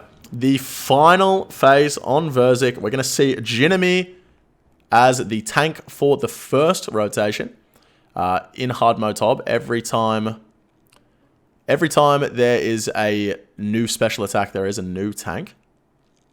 Pray melee phase. I believe in Jinami. I believe that was a melee chance there. I could be wrong. Just remember, guys, there's no number on Verzik telling them when to move this time. So we can't sit here and, you know, and say, oh, a melee chance. Guys, there's no number on the boss. How is he supposed to know when to stand under it? You know what I mean? It's just, you click on 2. Simple. Coming into webs here, let's see the damage, 47.8%. All players on the same tile. That is very cool. Let's have a look at it. Let's have a look at it in the full screen. I've lost my mouse. I've lost my mouse. God, that's a cool shot. Have a look at that. Have a look at that. All right, let's see who's going to be tanking afterwards. As we see purples come up right at the end of webs, we see Unluckers on the tank. For this next phase, they should be able to take it down before yellows spawn into the 33%. It's going to heal. As it gets down, there it is, 33% coming back up. We see the yellows. Other players going to be able to coordinate where they're going. It looks like Jinami's going to be taking the left, Unluckers is going to be taking the middle, and Nak is going to be taking the right. All 3 players managing to avoid... Oh my god, did you see that move from Jinami? He's too slick with it. Whoa! Whoa! The footwork on this man. That is absolutely outrageous. One of Australia's finest. And you absolutely love to see that. That's a green ball. They're going to have to share it here, or it's going to be a 1 hit. Unluckers, is he just going to tank the second one? He is just going to tank the second one. And they take it down with a 33 swing. And that's going to end up being a 21 minute, 8 second, 40 millisecond Tob. And no purple, man. Sad. Sad. Never purple. Never purple. 21-8.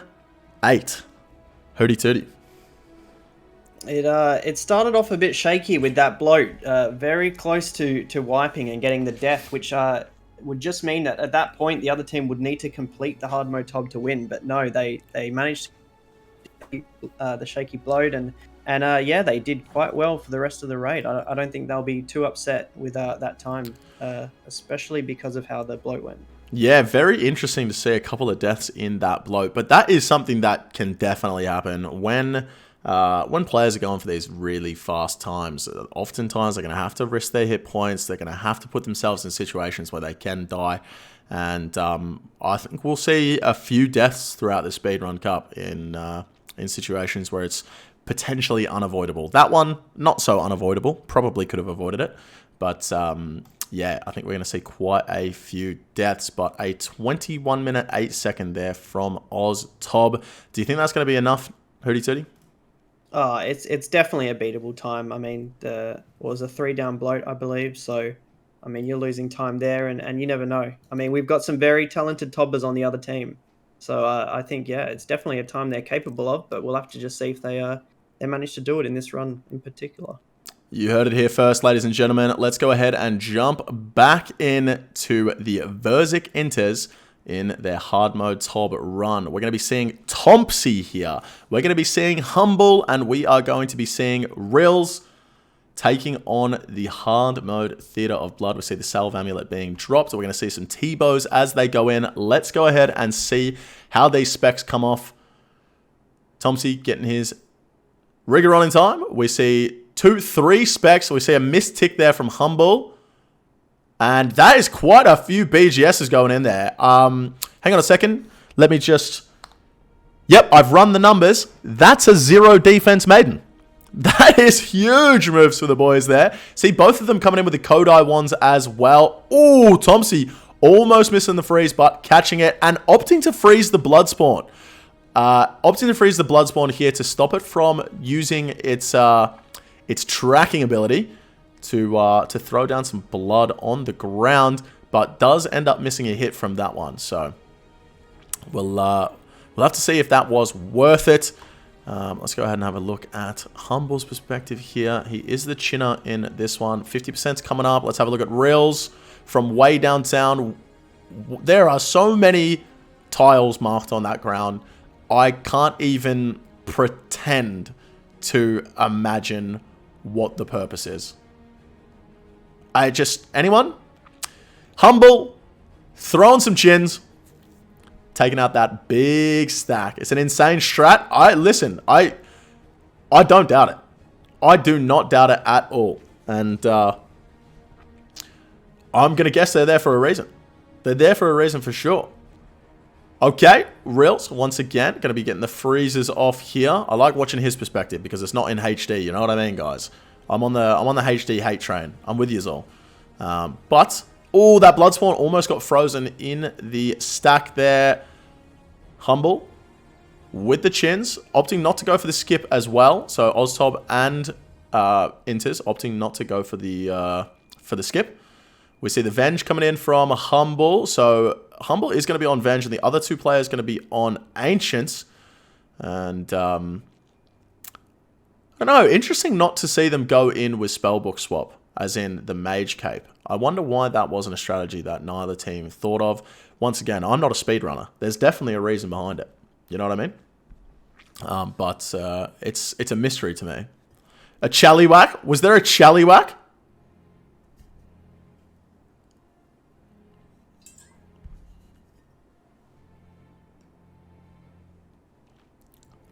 Maybe they only have 94 mage. That's so true, Well. That is so true. Okay, Rills is going to be the player going into Bloat to get the room started. Be interesting to see the order of special attacks they use here for Bloat. We're not going to see any BGSs. Looks like Tompsy's going to be starting off with the Chally.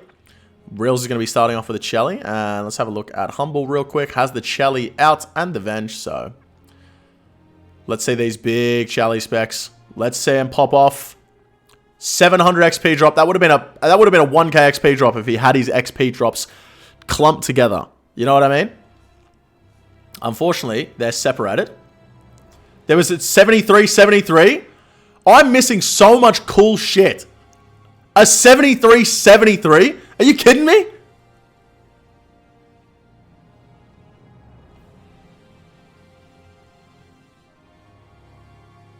That is unreal. As far as I'm aware, and I could be wrong, that is the Bodhi number. So, the double. The double. Ooh, I thought Reels was going to get caught by a hand there. We see the claws going in. Pretty big claws, down to 35%. Are they going to get the 2 down here on the bloat? Let's see if they stick around. 20% left. They've got about 3 hits left on the scythe if they choose to stick around. 15. One more hit.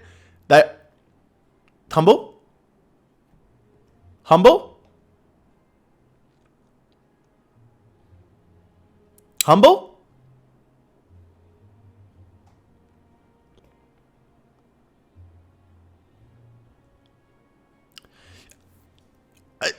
When you tick a Humble, you're supposed to actually click on the food. It's like the main thing. It's like the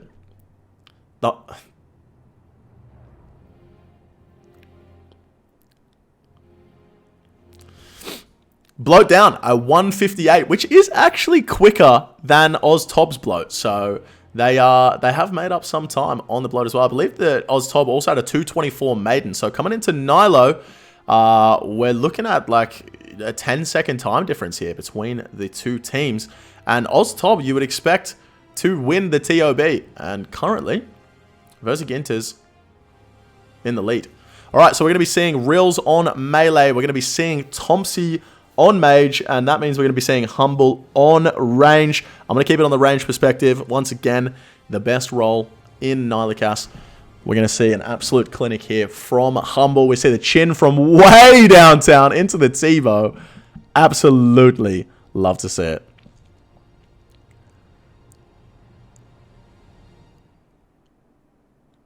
On God, Coxie. On God. The Chin Chomper dive roll. Here comes the Nilo Prince. I would love to see a dive roll here. 3 chins coming off here from Humble. Nice. He gets the kill on 2 out of 3 of those spawns. Should see some freezes here from Tomsy. Oh, misses one of the freezes, actually. Misses one of the freezes. I don't know if Reels was supposed to catch that second one or it was on Tomsy, but the double mage coming in there was missed. Hate to see that. Back to the range perspective.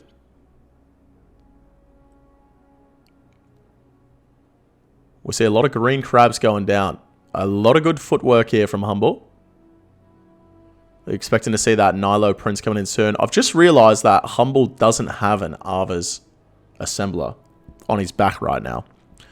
You see how many dragon darts are on the floor? How rich is this guy? Nilo Prince coming in. See the scythe swings. A Shelly spec from one of the players. And it's back to range. Humble actually going to attack the boss here. And it's back to melee. They should take it down there. Gets the chin off. Nice. Gets the 8-8. Love to see that. As we can see, they are just praying against the demi-boss. And opting to go for the rest of the Nilos in the room. Just trying to spawn those new waves. I roughly understand how the waves work in regular Nilo, but I have absolutely no idea how the Prince affects the waves in hard mode, Tob. We're going to need to get a professional on board for that one. He's gunning for that 12 mil top prize. Okay, Adwam. All right, listen, mate. We know you have infinite GP because of that thing that you do. All right? That thing. We know you've got infinite GP. Not everyone else does. Okay? Come on, mate. Let's not beat around the bush here. Could see a big chin here from Humble. We do. We did see a big chin there. He's an accountant? Yeah, it's tax time. We're going to see a clear up here before we see the boss being taken down, I think, from the boys into the melee phase. Real's going to be attacking the boss. Oh, that's Tomsy attacking the boss, sorry. And Real's on 15. Oh my god! I think he went down to about 2 hit points there. That was a chance. He could have absolutely died just then. He's getting violated right now in this room. He's getting absolutely violated by these Nilokas. Wow. And he somehow managed to survive. I've got to put some respect on his name. See all players in Torva Blood Furies. We see the pot share coming in for that range. The claws going off and a BGS as well from Tomsy. Gets the second BGS of 48. So I believe if his first BGS hit a 2, that's going to be a 0 defense. Unless the defense is a little higher in the hard mode top.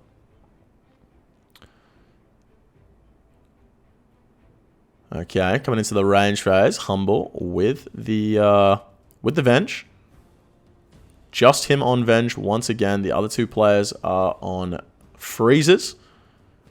Reels in the full Torva with the T-bow. Love to see it. Nice little mage switch there. Nice little 5-way. Oh, shit! Yo!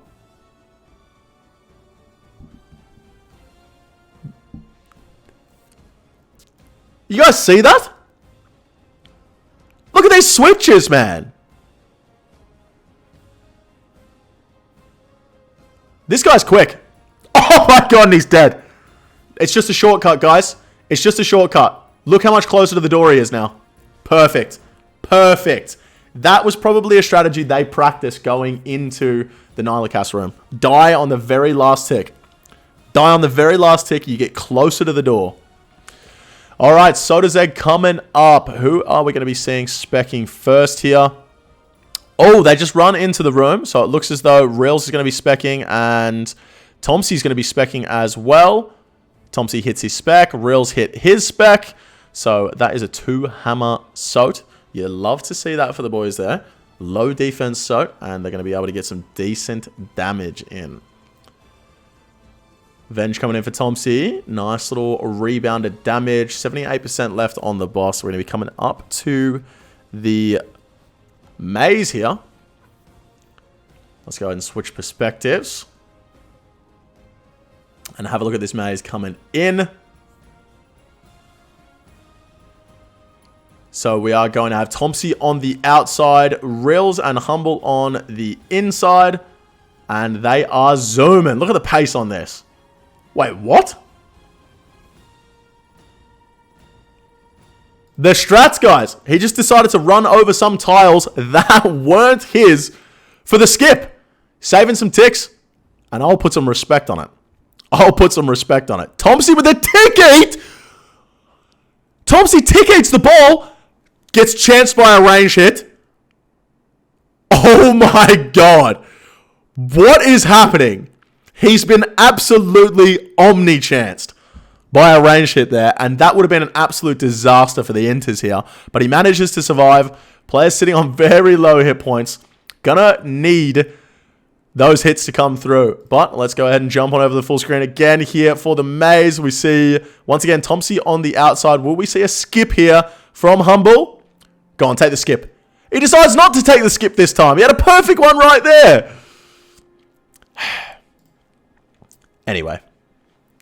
Not even close, says Tomsy in the chat. I agree, mate. You had the situation was perfectly under control. Perfectly under control. 28% left on the boss. Let's have a look. Reels did hit his second spec here. We don't have the plug-in from Humble, so I should probably take notice. Both players tick-eat the ball there. Both players tick-eat the ball, and they've both survived. And that's why they have the Gothics Restores in their inventory, ladies and gentlemen, for those tick-eats. And it's also going to stop them from having to eat and be out of combat like regular food does. Very nice. Okay, and Sodazeg is down. They get a 2-minute 31-second Sodazeg. I'm not too sure if that was slower than Oztob or not. But coming up to the chest, we see a brew being bought by Rills. Players stocking up their inventory for that final fight. 2.5 brews here for Humble. We have 3.5 brews here for Rills. And we have 3 brews for Tomsy. And they go into the Zarpus room. Who's going to have the exhumes marked in this one? Not Tomsy. Not Humble. Rills. That's my boy right there. That's my boy right there. You got to have the exhumes marked. How else are you going to see them on the ground? You know what I mean? It just makes no sense.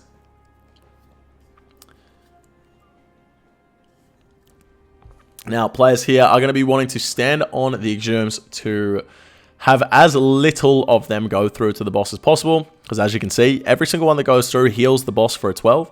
I believe gives it higher stats. I'm not sure if it's defense. I don't think it's defense. I think it's just it's attack. So the poison will do more damage. But as we see, the last one coming through here. Let's see the specs.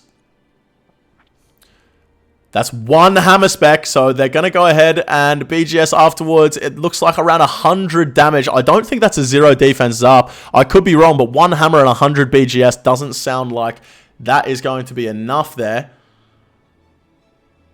And if it's not a 0 defense Zarp, it's going to be a long one. It is going to be a long one. As we see players using the 5-tick Scythe method here at Zarpus. We're going to see Tomsy in one more hit here run over the top of his already ragged tile. Bang. And that way he avoids ragging any of the important tiles and he doesn't miss a hit. And we see the Rainbow Rave. The Rainbow Rave. I'm starting to like this guy more and more every single time he hits. No Rainbow Rave from Humble here, but let's see his 5-ticking. Perfect maneuver there. And that's the best way to get the maximum DPS. I'm sure you guys have probably seen some of your favorite streamers not using the 5-tick method. Like, for instance, I believe Coxie still T-bows the boss, but 5-tick is definitely the best DPS on Zarpus.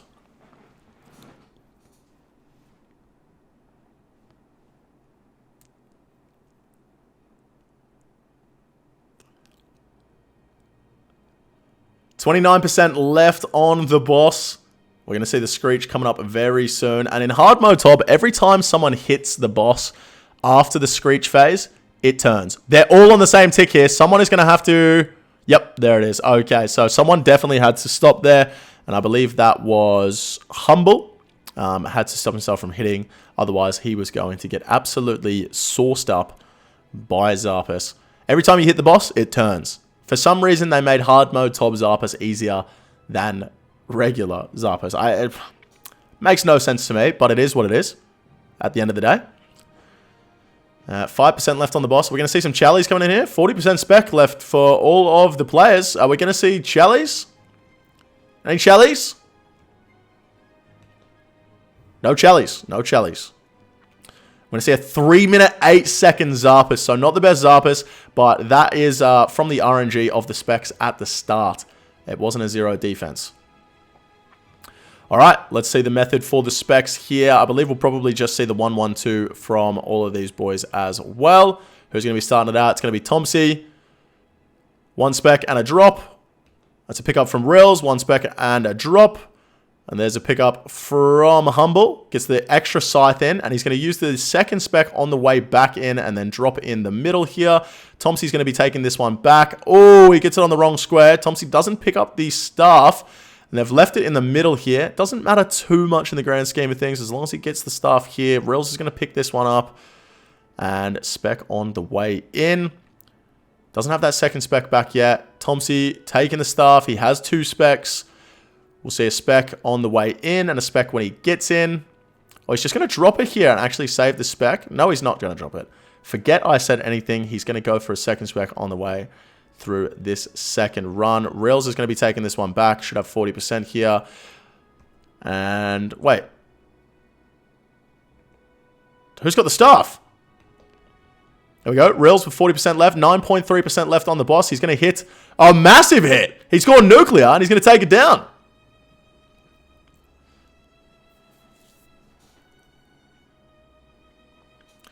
Okay. Not going to see the players DDing like OzTob. We see Humble eating a cabbage there. Not ideal. As you can see, the cabbage is in a really bad spot. Players avoiding those crabs. Just doing their best. What is this plugin? Why has Tomsy just said, I can't count to 4? What's happening?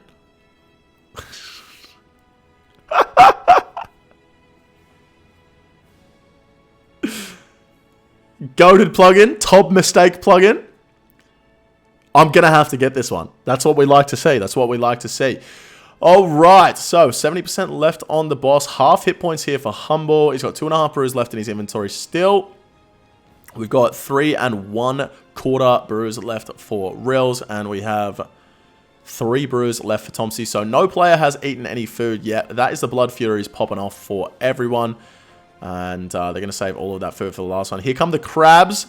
Oh, Humble! Is that a zap as well? Oh. Wow, oh, wow.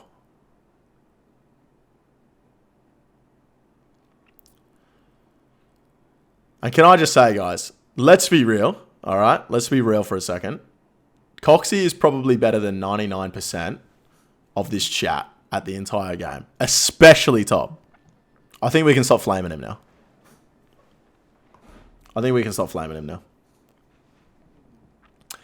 Reels on the Verzik Airlines, taking a bit of a trip there.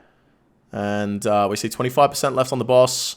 We saw a 3 down from OzTop. They decided not to go for the 2 down. Oh, getting some really good damage here as Verzik enters. The boss, 16%. They're definitely going to be able to get the 2 down here if they choose to go for it. And it looks like they are completely ignoring that second hit on the crab. We saw a spec there from Tomsy. A little D-Claw spec, 13% left, 11.8. We saw a swipe there from Reels. 2 swipes! 2 D-Claw swipes!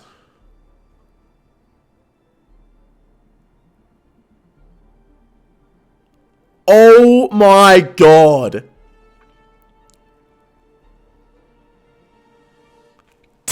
They missed it! And you're supposed to do the swipes. I'm making fun of him and you're meant to do it. This is so embarrassing, not only for me, but for the fact that they tried to go for the 2 down and couldn't get it.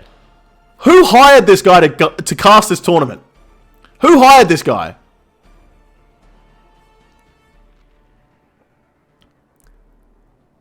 Absolutely unreal scenes. As we see, Humble on the tank.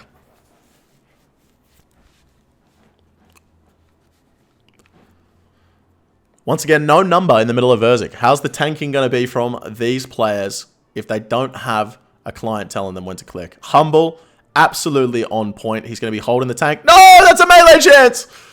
I think we're going to be seeing a lot of melee chances, guys. I can't lie to you. I think during this tournament, we're going to see a lot of melee chances. Just based off the fact that that would have been a melee chance as well.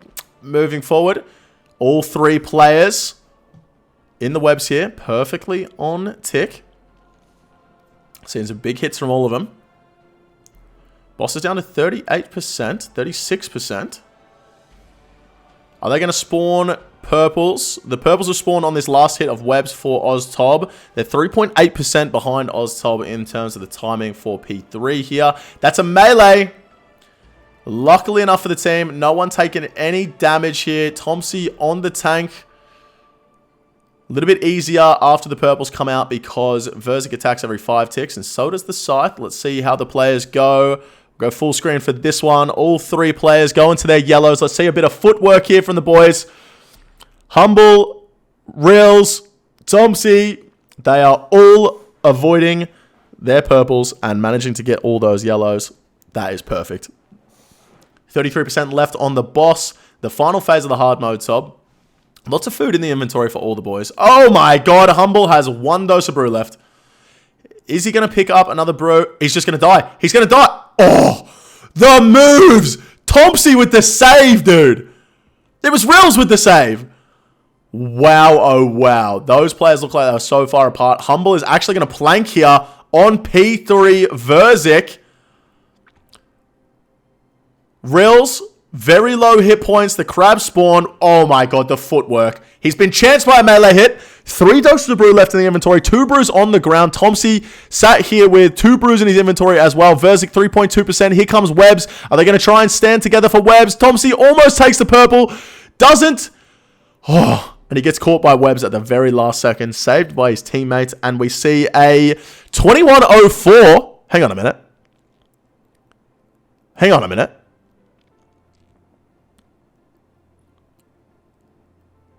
Hang on a minute. Oh, it was a 22:48. I was looking at the fucking... Who hired this guy? Who hired this guy, man? I just...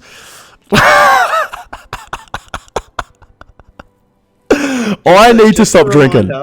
It is the total wave time. Yep. Not A total completion time. Yeah, thanks for that, Nick. Thank you so much. Yep. Yep. So that is a 21:08.4 for OzTob and a 22:48 for the Verzik Inter. So a 1 minute and 40-second difference there for OzTob, taking it out. Hooty tooty. Yep. What do we think about that one, mate? It was that was probably as one-sided as we've seen so far. I know we're only 3 bosses in, but yeah, it felt like OzTob always had that one in the bag. As soon as we saw some simple mistakes from Verzik Inters, you kind of had the feeling it was going to continue for the rest of the raid, and unfortunately it did, and the time shows almost 2 minutes slower, and yeah, not what you want. Yeah, absolutely, and it is in the name. It is absolutely in the name, OzTob. You would expect them to be taking down the TOB screen. We're going to jump into the next match, and it's going to be Chambers of Xeric. And we're going to be watching the Verzik Inter's perspective first. Nick, I believe you have something to say about this one. Are we going to the Verzik Inters first? I don't think we are. We are. What? Why? Should we not? Nah. So we're not going into the Verzik Inters first. We'll be watching OzTob. Yeah. And then Hootie can tell us why there's a Sag on our screen. Okay, ladies and gentlemen, jumping into the 4th round. It is OzTob going into their Chambers of Xeric. Is this a challenge mode, Nick? This is a 3's CM, yes. 3's challenge mode. Okay, so we have Divine running, we have Kaplunk running, and we have Nakamichi running. We see players coming in here. 2 players, I believe, with full Inquisitor, 1 player with full Torva, and we see a lot of Vengers taken on here. Now, deaths in Chambers of Xeric, not as dangerous as deaths in TOB, because if you die in Chambers, well, basically nothing happens. You just have to do a little bit of running. TOB, unfortunately, if you die, you're going to have to run a long way. I mean, from the entrance back to the bank to pick up all of your stuff after you've died. But moving forward, we have the potions dropped here for Divine. He's going to be dropping them for the rest of the players, and they're going to be running through to the crab room. Let's have a look at Nakamichi here. Deliberately taking a hit there from the crab so he can reset the orb, and I imagine we're probably going to see a tick-perfect crab room here from OzTob. Oh, is that crab going to move? Oh, no! Oh, not good. That is not what you want to see. Unfortunately, not a tick-perfect crab room. Just getting a little cucked there from the crabs. Just a little bit of trolling from one of the crabs. Just a little bit of trolling. But they managed to bring it back here. I believe all of the overloads were picked up. We have 1 overload at the inventory here for Divine. So they're only going to take 1 inventory. They pull up on the last crystal, the black crystal, rather than waiting for the extra time it takes to get down. I believe that's like 4 ticks or something they saved. And now they're going to be moving on to Ice Demon. For those that don't know, in a challenge mode raid, every single boss is in the raid. So we're going to be seeing Tecton into Crabs, into Ice Demon, into Shamans. Then the second floor, we'll see Vanguards. I've got this. I can totally do this. Vanguards. And then Thieving, Vespula, Tightrope. Then the next floor, Guardians, Vassa, Mystics, Mutterdile, Olm. Absolutely nailed it. Absolutely nailed it. Now, I believe we're going to see 1 inventory here from each of the players. Maybe 1 and a bit inventories. I'm not too sure how much they need. Looks like Kaplunk's going to get a few extra kindling. The other players are going to start potting up. Divine, currently the solo CM world record holder, ladies and gentlemen. We have a solo CM world record holder in our midst today. And all players are going to overload up. Dropped right next to the chest. Did they go back for the other overload? I don't know if they did. Looks like all players are overloaded now. Kaplunk taking a little bit of extra time here to go back and get his brew. The Ice Demon is out. We see some specs. 2 zeros from the first two players. Kaplunk, can he come in with a spec? Another 0. That is not what they're going to want to see. 2 players we have on Surges and 1 player on Vengers here. But as we see, there's a Mage Cape in the inventory for Nakamichi and Kaplunk. They're both going to be changing over here once they finish Ice Demon. Massively important in these challenge mode raids is your inventory management. You're going to want to make sure you're spending as little time at the chest as possible. And we have already seen the spellbook swap here for Nakamichi. He is now on the Archaeus spellbook. Kaplunk now on the Archaeus spellbook as well. And we see a bunch of Thralls coming out. Thralls, just insane DPS. I don't know the exact numbers behind it, but it's insane. It's like having an extra person in your raid. You know what I mean, guys? It's ridiculous. So you're going to want to see Thralls as much as possible when other spells are not useful. 7.3 DPS. Really, Livid Farm? Really, man?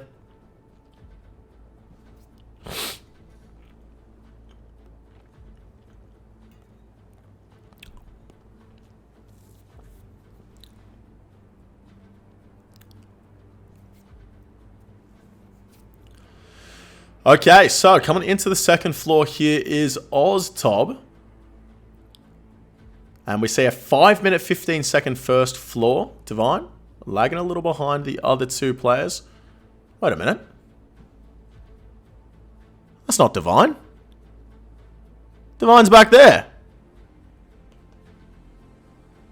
Which one's Divine?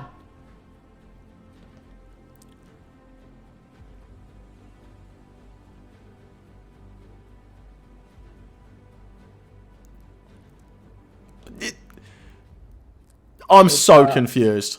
Unfortunately, our good friend Nakamichi does not really have a lot of gear on his account. He's a little broke, so you'll find that he will be playing on someone else's account. Say he's a little broke. Yeah, he's pretty broke. Hasn't that guy done like 10,000 tops? Yeah, he Anyway. also has a $50,000 sound system. Not that they have anything to do with each other, but that's just I don't know.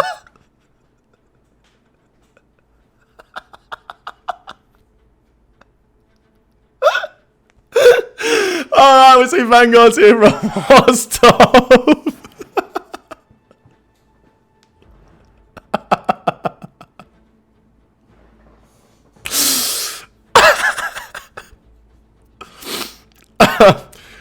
Apologies, guys. I'm getting myself together. All the Vanguards looking to be dying around the same time here. They'll get an extra overload from this one. Will they get 2 overloads is the question. That's an overload. That's an overload. So they get 2 overloads here from the Vanguards. Pretty nice. Coming into the thieving room. Going to see everything being banked from all the players. And no lockpicks. No lockpicks? No lockpicks.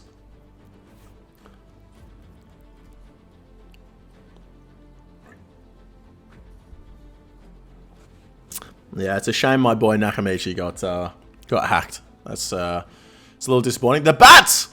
We see the bats here from Kaplunk. And that's going to be a little extra hit points that he didn't have before.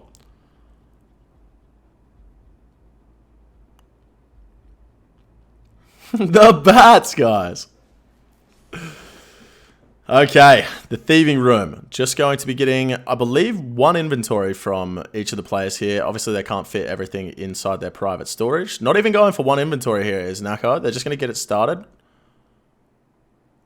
Yep, beautiful. So they're just going to make the scavenger start eating, and then they'll go back for some more grubs. I'm not too sure on the exact number you need for a CM.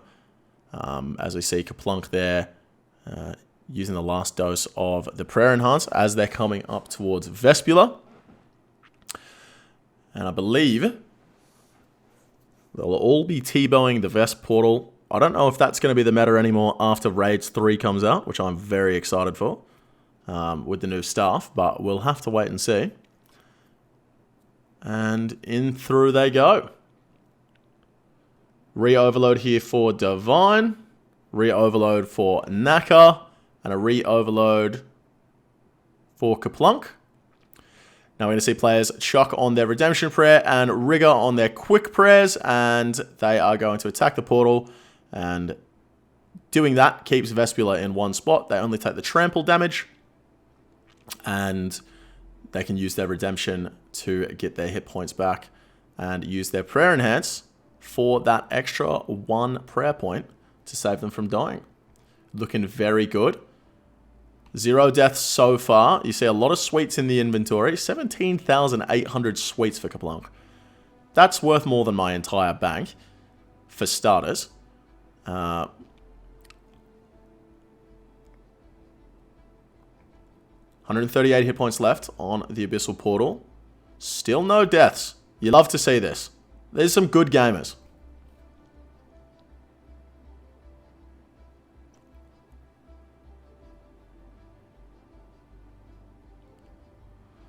Alright, coming into Tightrope. Are they going to be performing a skip?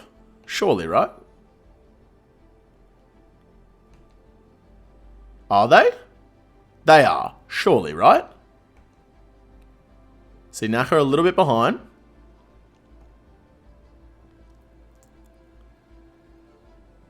Here we go. Kaplunk going over. We see Divine, I believe, has the 2 Rangers tagged. Naka coming in to tag the 2 Mages afterwards. And Kaplunk coming back over. Is he going to survive? Comes back over on about 50 hit points. He's got 1 Mage attacking him. And he does survive. Very nice skip. Very nice skip.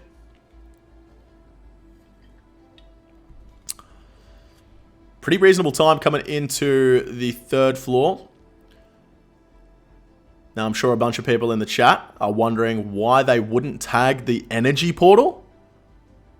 Don't they need their energy back? There's no stamina potions in the inventory. That's where the 17,000 purple sweets come in. That's where the 17,000 purple sweets come in. As we see, they're moving in to Guardians. Not a single crystal pickaxe, guys.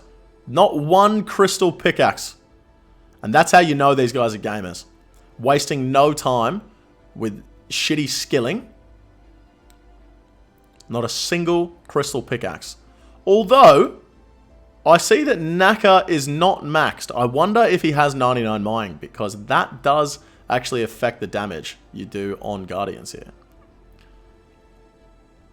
I think you'll find that the Divine account is just shy of 99 mining, because though your max hit does increase, the max hit with your pickaxe does increase on Guardians. Also, their HP scales. So I believe your last max hit is like mid-90s or something. So going past that is just scaling up the guard's health, I believe. Well, there you go, ladies and gentlemen. Learning something new every day. Laughing and learning together with Hootie Tootie. And that is something that I would never have ever known. That is absolutely unreal. So, late 90s in the mining is the best way to have the least scaled Guardians. That is unreal. All right, players coming in to Vasa here. We see some smoke runes being traded. I wonder what the smoke runes are being traded for. This is interesting. Everyone's vanished a 77, 57 damage back each to Vasa. As we see a 346 HP coming into the first crystal. Claw specs from everyone. They take the crystal down in 1 hit. Nakamichi on those switches. We're going to go to a different perspective because I don't think he'll want anyone to see those. They were a little questionable. 86 hit points left. They can die in 1 hit here. Oh my god, Kaplunk. Chanced. Chance.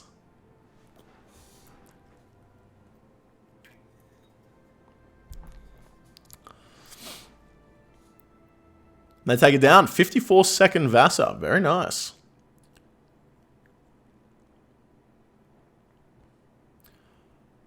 Coming into the Mystics room here. Getting a little head start is Nakamichi. I see the Thralls. And the Vengeance.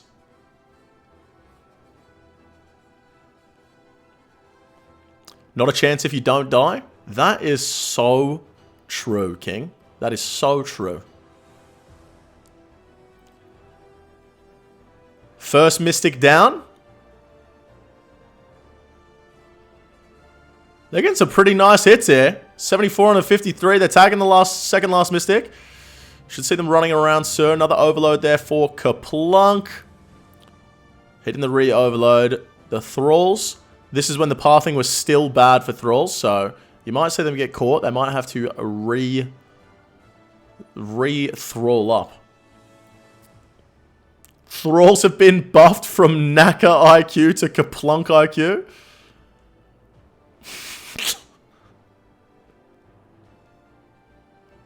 The last Mystic coming here for OzTop.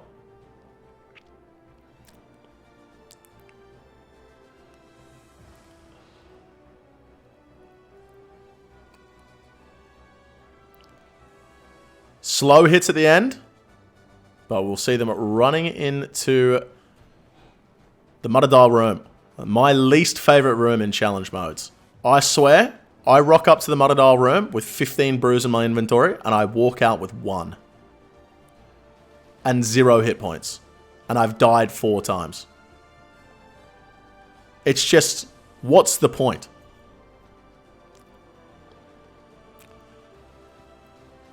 We see a lot of damage being taken in the Muttadile room here for the OzTop boys. Half health on the Muttadile. They're choosing not to hit it anymore because it will start healing. Chopping the tree.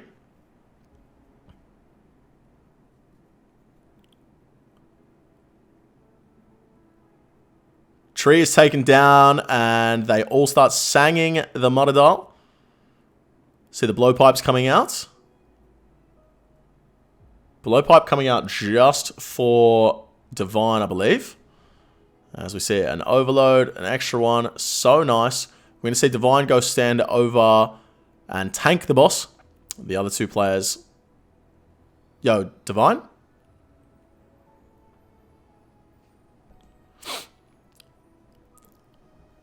Divine?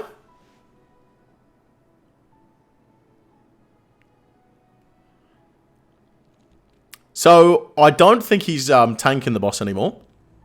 I don't think he's tanking the boss. Still 2 players alive in the Muttadile room. That is ideal.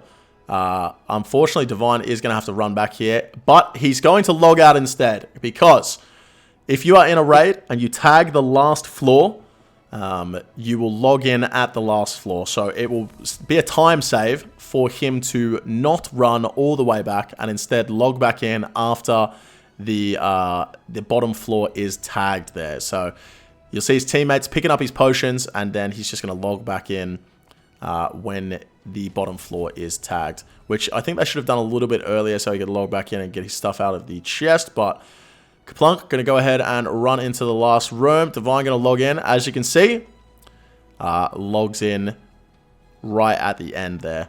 I see someone in the chat asking why Slayer Helms. They will have gotten a Shazian Shaman, Lizardman Shaman task before they went into this raid, allowing them to get the bonus damage against Shamans.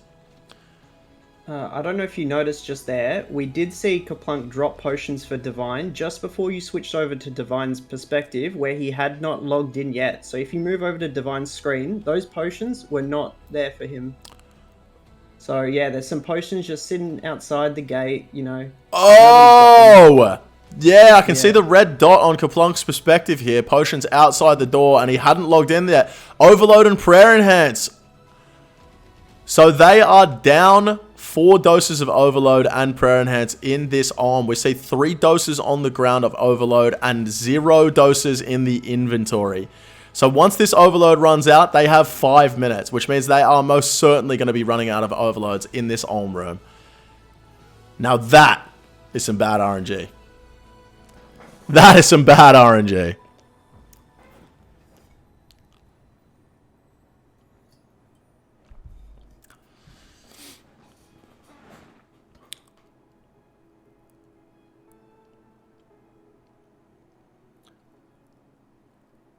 We see Kaplunk here with the Dragon Hunter Lance every few hits or so, just completely avoiding the boss's damage.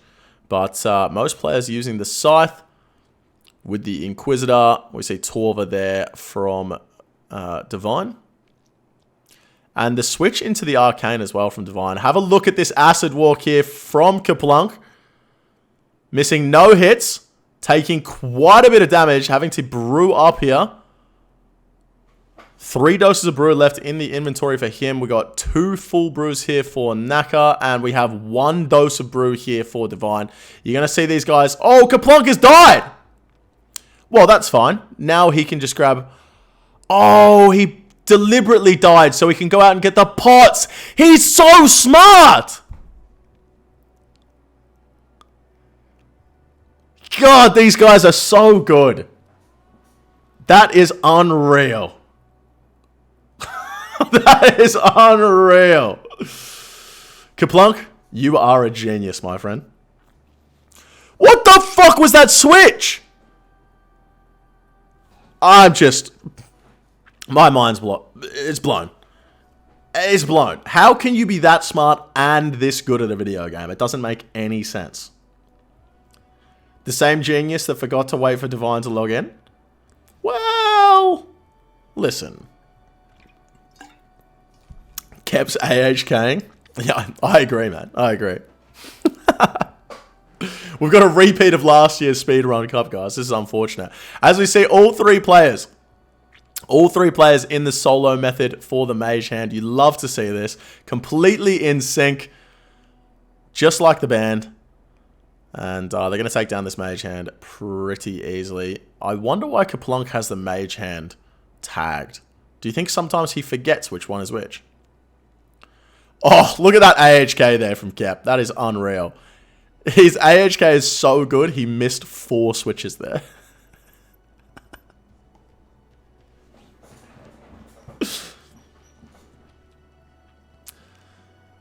I love to see Divine here switching into his Arcane every time Olm is about to hit, just to save that little bit of extra damage, get the extra defenses. So we see the portals and the dodge around the burn as well there for Divine. Looking very, very good.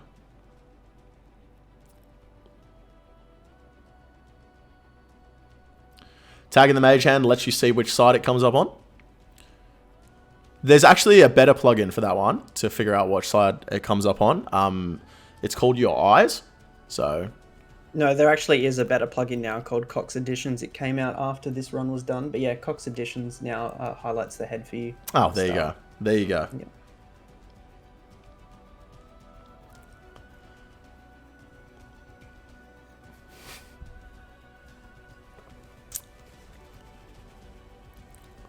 Coming into the last phase here. You're going to see the players take the melee hand down first. Because the melee hand won't crimp in the final phase of Om. After portals, we'll see players skipping. Ooh, all 3 players taking the damage there. They don't skip the special, but that's okay. The hand is pretty much dead anyway. We'll see players get into the 4-0 mage method all together. Thralls coming up, the mage thralls. Kaplunk 1 tick behind his teammates, but managing to stay in the 4-0 here with some nice little foot movement. So you don't actually have to be on the exact same tick here as your teammates. You can be 1 tick behind and still figure it out. Very cool to see. Very cool to see. 400 damage left on the Olm hand here. They managed to get to the Olm room at 1632. Not going to run out of overloads after that tactical death. 3 doses left. Coming into head phase. The mage hand not going to die here. The melee hand is down. Imagine if we saw a reset here. That would be absolutely outrageous. And they're onto the head phase. Let's see some nuclear hits here. A 70 from a T-Bow. 37 to 34. Looking pretty good over this side. We've got Kaplunk in the middle with a Zuck helm. Okay, okay. We get it, we get it. And Nakamichi over this side. Got the ranged thralls going ham. And I believe Divine will be avenging as well, if the opportunity ever arises. 500 HP left on the Olm head. 300, 2 massive hits there. 3 massive hits. 2 80 pluses and a 75. The players are going to pull up on the head here. Like I've said a million times before, to make sure that head goes down as quick as possible. And that is a 23-24 for OzTob. Unfortunately, no purple. What's up with that? What's up with that? A 23-24. Hurdy-tooty. Yep, that's a pretty good time. I don't think they'll be complaining about that time at all. It was, there was a couple mistakes here and there with, like we saw with the potions, but yeah, big brain by Kep to recover from that mistake, and he got that lucky acid that let him die just in time during the beginning of the crystal phase, and it didn't seem like they lost much time because of it. Do you happen to know off the top of your head what the world record is for Sam's? Well, I'm sure Coxie or someone will type in the chat. It's like I don't want to say it's like 21 something, but I'm not 100% sure. We're waiting for you, Coxie. Come on. Oh, there you go. There you go. 2142.6. Interesting. Very, very interesting. Well, a pretty tough time here for the Verzik Inters to beat. But let's go ahead and see if they can get the job done. This is going to be the Verzik Inters at the Chambers of Xeric. And Hooty Tooty, you want to explain what the hell's going on here, mate?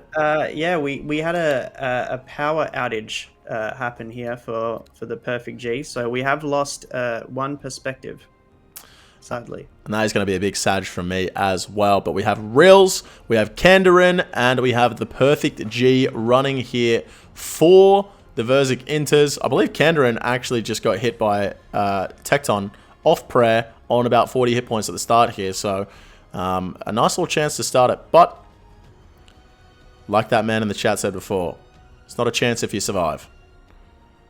So any differentiation in the inventory setups here for the Verzik Inters? We see 2 players in Inquisitor, 1 player in Torva. Yeah, it looks like pretty similar inventories here as well. Every player is on a Slayer task. We see Rills get the drop here. He's going to be dropping some potions for the rest of his team. Picking up that overload, dropping the overload, taking the prayer enhance, and leaving a brew behind. 2 brews on the ground, actually. That's a 3rd age pickaxe. I can't believe Kandarin copied Bodhi. That is crazy. That is crazy. See Rills running back. It's a Trailblazer pickaxe? Right, we're watching this for the rest of the run. Sorry. Crab room here for the Verzik Inters. And it looks as though they're going to take it down pretty quickly. Probably should have watched that, but I would say that was pretty close to tick perfect. Very nice. All right, they're moving into Ice Demon now. Should see the players attack the Scavenger on the way through with the Sanguinesti stuff. Try and get a little bit of extra hit points back. No one attacks it. Is everyone full hit points? Looks as though they are. Couple of potions dropped here, so we can see the Tinderbox picked up and the Bronze Axe. Players are going to then chuck all of their inventory inside of the chest.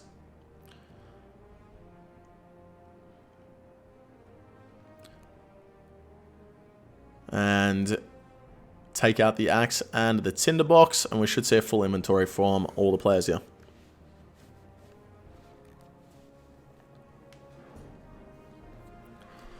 I believe 1 inventory is all that is going to be needed here from the players. 1 inventory each, maybe a little bit extra, a little bit more than 1 inventory.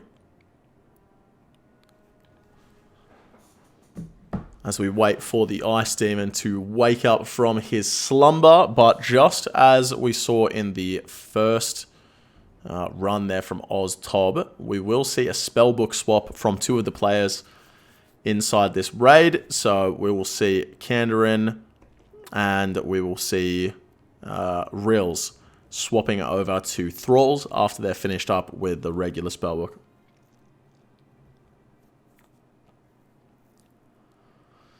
Players just picking up their potions now. The Ice Demon is awake. Are we going to see some hammers here?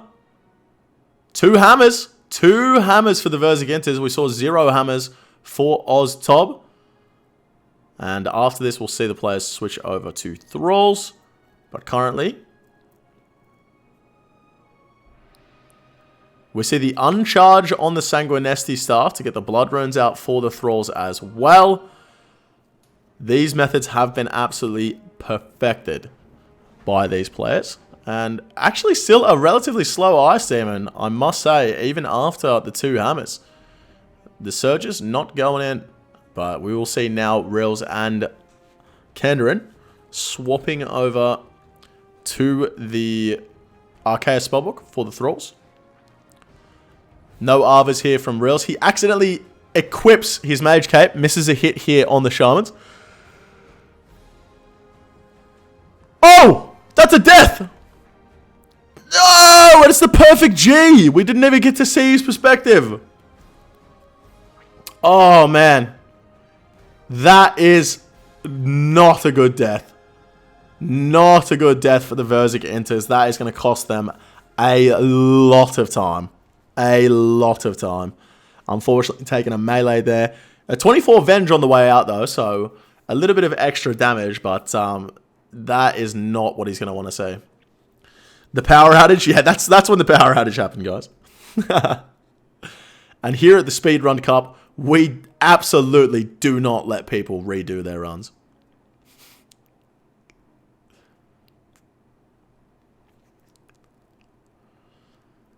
Rills here. Dancing with the Devil.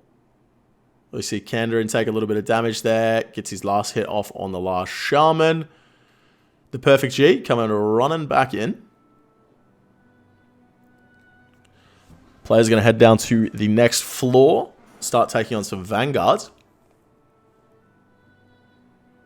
What? Lag? Oh, the world lag, guys. Even Jagex is against them in this one. When it registers? Yeah. When it registers, mate. Oh, even Jagex is against them in this one. The world lag. I don't know if that actually counts towards the time or not, but I hope not. Coming into the Vanguard room.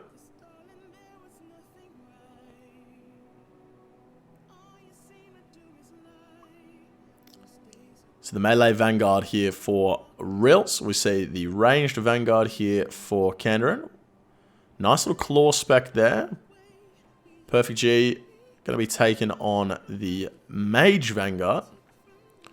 Rills switching to the melee in the full Torva. Seems like a reasonable move to me. And Kandarin here taking on the Mage.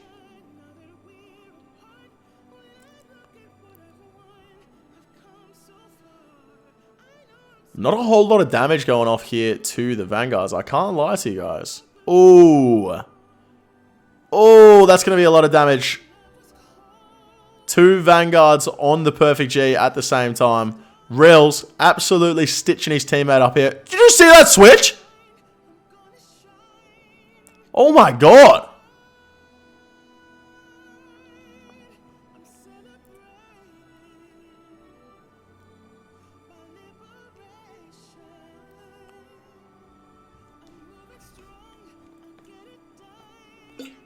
Another AHKer. Definitely not wrong, Jeremy. Definitely not wrong. A lot of AHK going on in this tournament. This is absolutely unreal. Speedrun Cup, but it's who can do the best 8-way switches. I know a guy. He was in the last Speedrun Cup. He did flawless 8-way switches. Probably the best I've ever seen.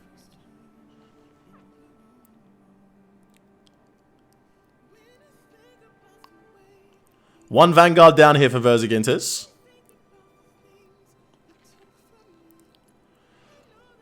I also know a guy that can turn on every single one of the prayers in his prayer book in 1 second.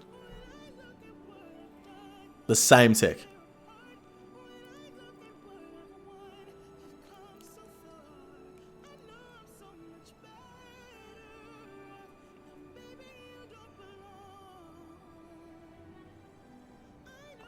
The last Vanguard proven to be a bit of trouble here for the Verzik Enters. And the first floor was a 5:51. I believe that was a pretty similar time to Oz Tob. But the second floor here starting out not so great. Seeming to be a bit of trouble in the Vanguard rooms, but that is how RNG does go sometimes. And we'll have to see if they can make up for it here, running through to the rest of the raid. A little bit of extra time here at the chest for Rails. Not what he would have wanted to see, as we see Kandarin coming in a little late as well.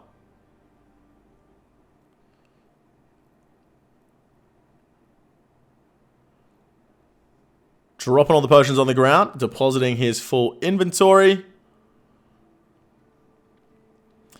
And once again, guys, I believe Chambers was the pick for OzTob. So this is where picking the bosses comes in very handy. You would say that OzTob is probably a bit better at Chambers than the Verzik Inters. And that's why they picked it. That's why they picked it. And it will allow them to get a victory most of the time. And Verzik Inters definitely have their work cut out for them here. Bit of RNG in the thieving room as well. Couple of chests there with no grubs inside. Looks as though the scavenger is going to go down. We see Rills here leaving his mage setup in the bank.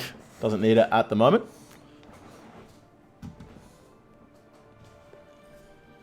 And they're going to be coming into Vespula. Once again, strategy for Vespula. Chucking on the Redemption Prayer. Max range. And just attacking the portal. There's absolutely no need to kill the boss in this room. Once again, just another example of the incredible strategies that the old school RuneScape section can come up with when they put their mind to it.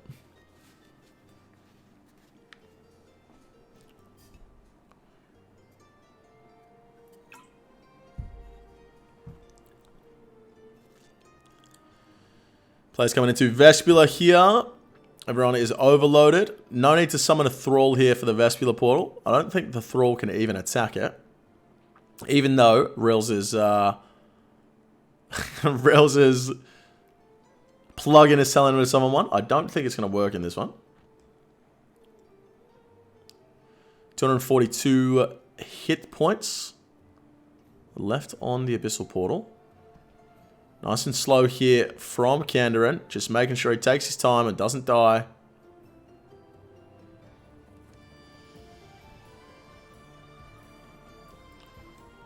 There's been a death. That's the second death, guys. That is the second death for the Perfect G there. And I can only imagine that his teammates are probably not too happy with the performance. That is going to cost him quite a bit of time. He's going to have to run back. And let me tell you guys, I don't want to be that guy, but I reckon at this point I'd probably have a fucking power outage as well. You know what I mean? It's just...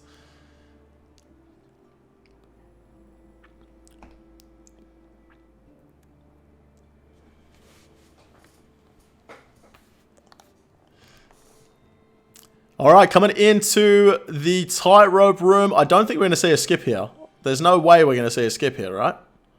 They're waiting for the Perfect G to get back so they can perform the skip. Ooh, you got to wonder if that was the best call there. Maybe could have just tried to kill the mages. Tough to say. Tough to say. But we see here, Rills is just tanking the...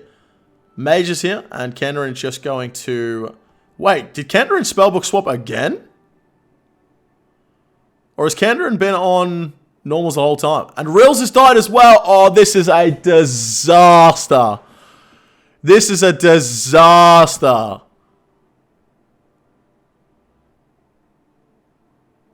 And he's going to log out and then just log back in when his team tags the bottom floor. Oh, a 12:54 for the second floor. And this is not looking good for the Inters at all.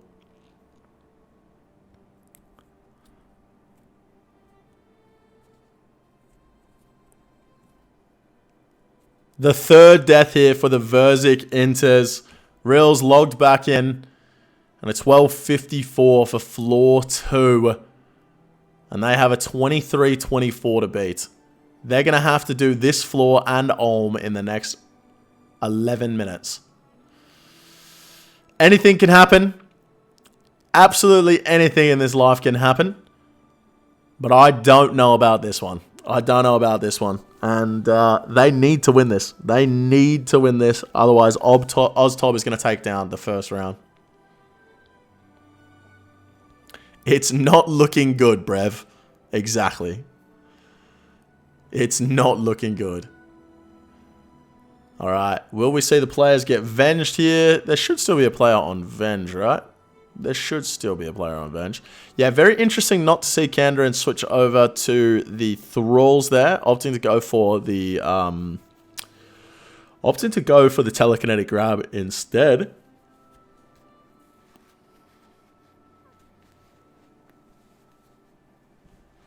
And we're about to see Kandarin coming into Vasa, guys. This is what we came here for. This is what we came here for. I'm pausing. I'm pausing. The Kandarin Vasa.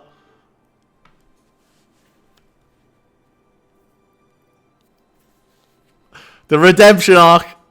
Will we see it? The perfect 7-way into the rune pouch opening.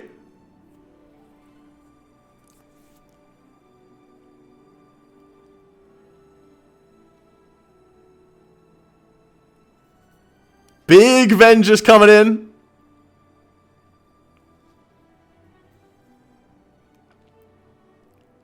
Decent Vasa here. 380 hit points going into the first crystal.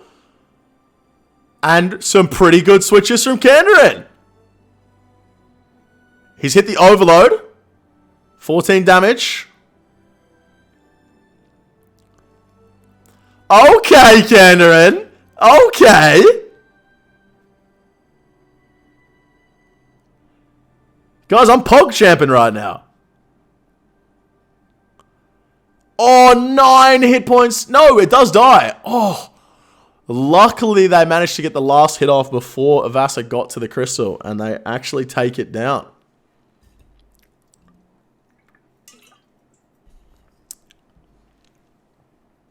The Thrall coming in with the clutch at the end there. Moving into Mystics.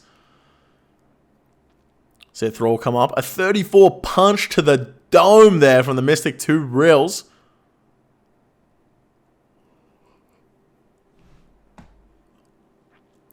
We see the Perfect G running through. Running through the Mystics to tag the rest of them. Kandarin and Rills sat at the back here.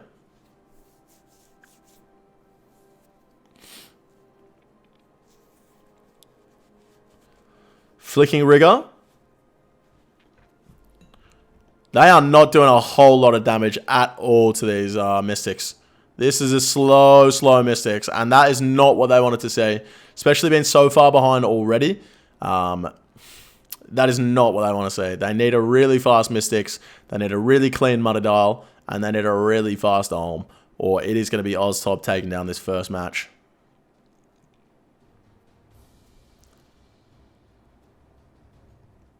See Rills back here finishing off the first Mystic. Lots of Dragon Arrows on the ground.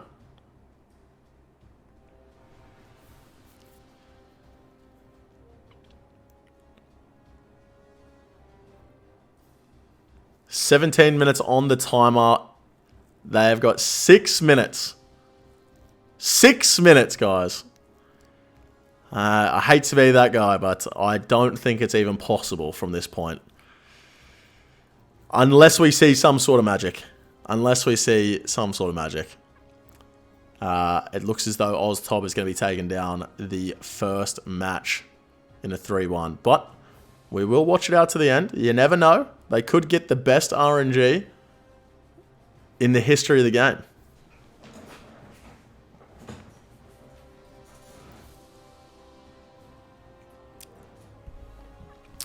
They'll need to perform the legendary Olm skip. Exactly, guys. That's what I'm saying. Don't count them out. They can perform the Olm skip. Never been done before.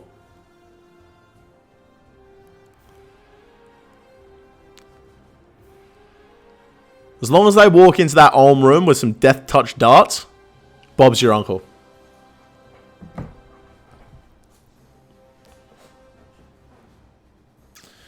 Gonna see the players chop down the tree again. Let's see all the damage from this Mutterdale. Once again, the worst room. The worst possible room.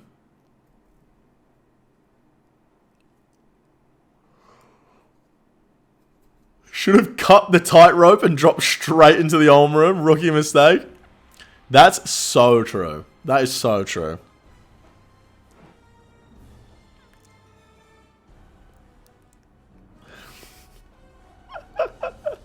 That is some big brain strategies right there. As we see Mutterdale doing so much damage. Rills has gone through an entire brew here.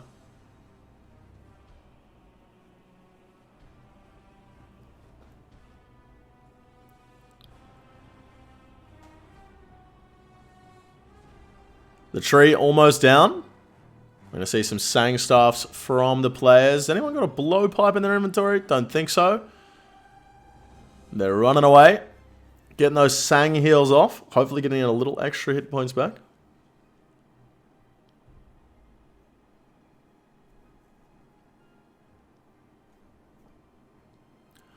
Alright, looks as though the Perfect G going to be tanking. Hopefully he does a better job of tanking than Divine did in the last one. Saw a 91 T-bow there as well.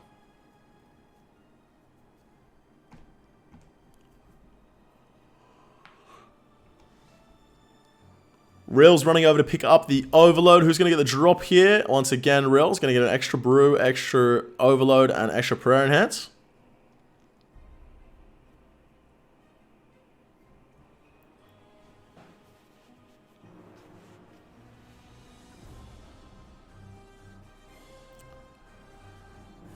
Kander and Pod for banking. Ask and you shall receive.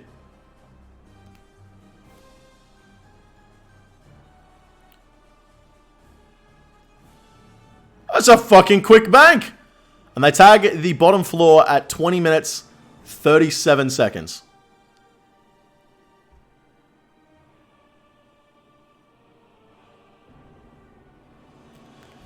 Ladies and gentlemen, they have 3 minutes to complete this Olm.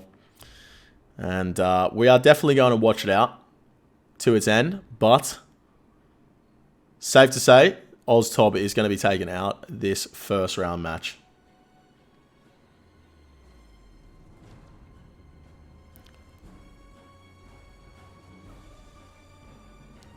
Now, all we have to do is sit here and hope and pray that these guys get a T-bow. Because they will be getting none of the 1.5 bill prize pool.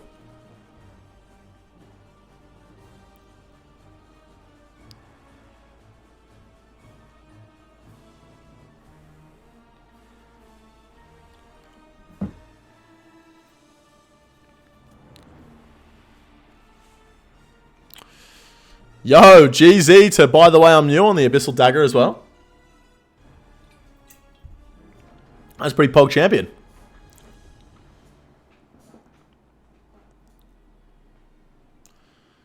Still so cool to see all players running in sync for the 4-0 mage hand here. And hang on a minute. Do my eyes deceive me? Or did I just see someone with a holy Scythe of Atua? I'm a bit of a Sara Scythe enthusiast myself, actually. Big fan of the Sara Scythe. Almost a death there from Kandarin.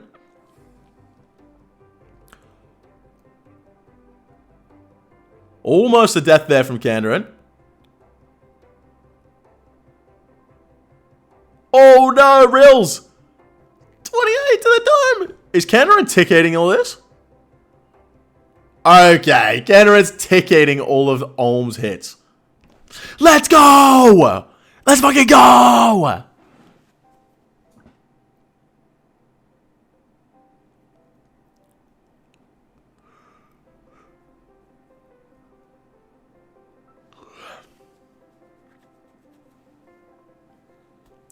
They've got 10 seconds to kill the boss, guys.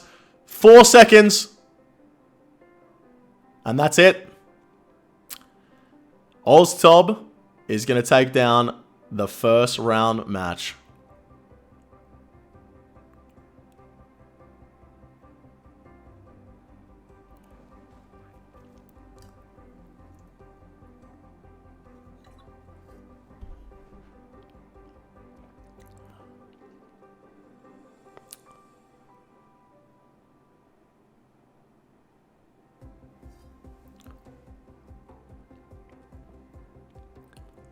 Oztop taking down round 1 in a 3-1. A very dominant performance. And they're going to get their revenge on the Verzigintis for the 3rd place playoff from last year.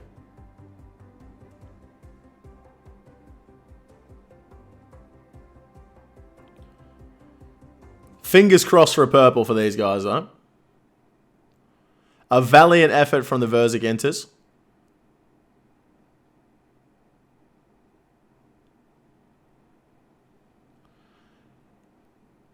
I did see quite a few people in the chat saying how much better they would do than these guys. But I didn't see a whole lot of people in the chat signing up for the Speedrun Cup. It was open sign-ups. Anyone could have been in it. And they chose not to.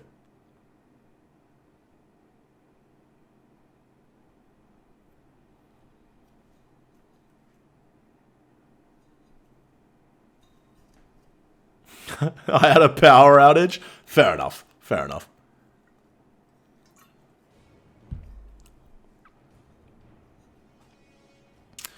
One phase left. I would have done better in theory. Very true. Very true.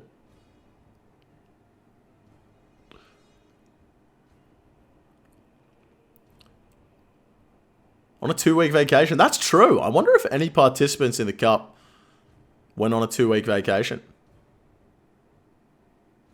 Oh, the insta-burn from Olm here. Not ideal. Kandarin taking a rain shit off prayer. And now a mage shit off prayer as well. How's the inventories looking? 3 brews here for Rills. 1 and a bit, half a brew left for Kandarin.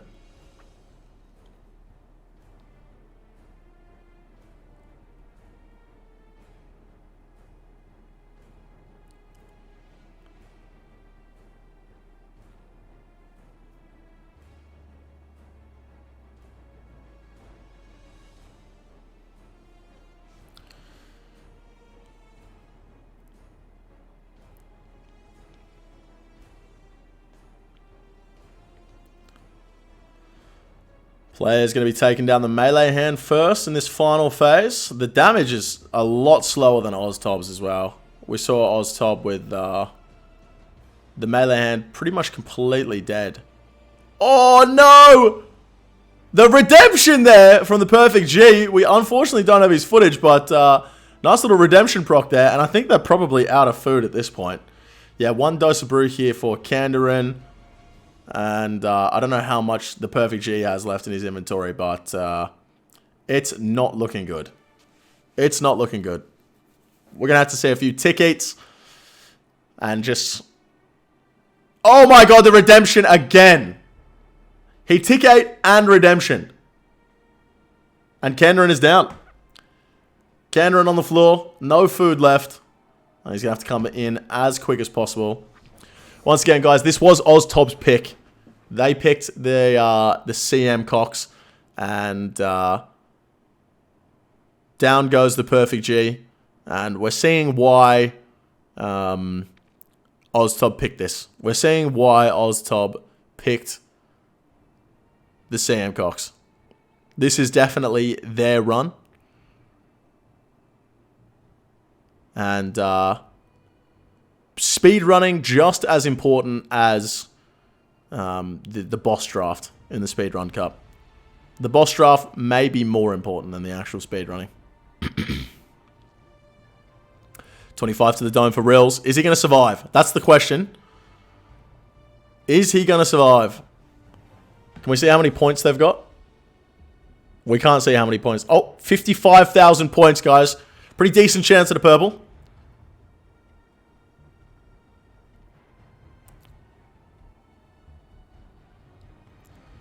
Redemption! And Reels goes down.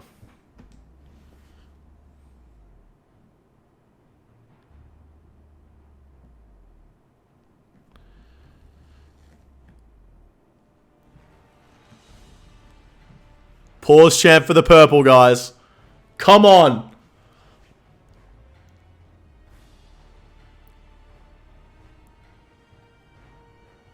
Oh no. Reels goes down again.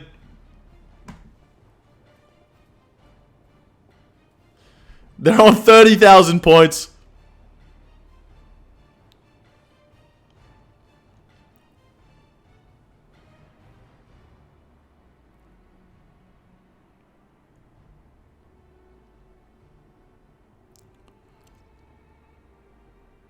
Down goes the perfect G.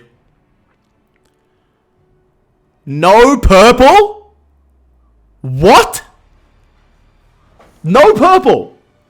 And a 29-14.4 for the Verzik enters 6 minutes slower. 6 minutes slower than Oztob. If you point your eyes towards the bottom right, you'll see that the Cox was in fact the Verzik Inter's pick.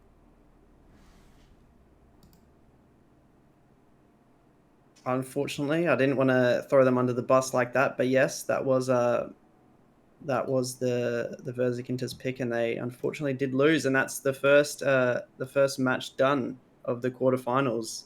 Oztob going through to the semis tomorrow. Whew. A 3-1 for Oztob, putting on a pretty dominant display today, and came back with a vengeance from last year. And absolutely no offense to the Verzik Inters boys, but they were absolutely outclassed in this first match. Yeah, I believe the technical term is they got put in a spliff. Yeah. Yeah, that is definitely the technical term. But Oztob taking it down 3-1 and moving on to the semi-finals tomorrow. We do have another match coming up for you guys in just a moment, and that is going to be Cum versus BDSM. I don't even want to say it, dude. Like, Cum versus BDSM is going to be our next matchup, and we're going to go ahead and have a look at the boss draft for Cum versus BDSM. Hootie Tootie, I'm going to get you to talk through this one while I go to the bathroom again. Yeah, all right. Let me, okay. So yeah, it's an interesting draft to think about. We've got Adicon's team, obviously, the BDSM. I mean, it just, the highlight has to be Inferno. We've got, in this matchup, Jolanine versus Adicon in the Inferno. And if that's not a good storyline, I don't know what is. Very, very excited for that. Moving through, the Tob is going to be interesting. And another hard mode Tob that's managed to sneak its way through after Adicon's team wasn't very keen on the duo Tob and they banned that. A boss pick, the Gauntlet. BDSM managed to choose the Gauntlet before Team Cum did. Therefore, they get to choose the type, and they chose the Corrupt Gauntlet. So Phil 2 doesn't get to flex his regular Gauntlet rec. But yeah, I'm interested for this one. This is going to be a good match, I'm sure. Hopefully not another one-sided match that we just saw there. We do have to pay out a prediction though. There was a prediction of who's winning the match, and Oztob did in fact win it. So a lot of channel points going out there to the people that voted for Oztob. Shout out Oztob. Yep. Okay, so Cum versus BDSM. BDSM but rebranded from the winners last year. Yep, Team CBT. Team CBT. And we're going to see if they can come through in the Speedrun Cup 2 and attempt to take it out again. What are we seeing today? The Inferno, Zulrah, TOB, Vorkath, and the Corrupted Gauntlet. All right, ladies and gentlemen. Let's go ahead and jump on into it. The first up is going to be the Inferno, and we're going to be watching Team Cum in the Inferno first up. We have Jolanine running for Team Cum.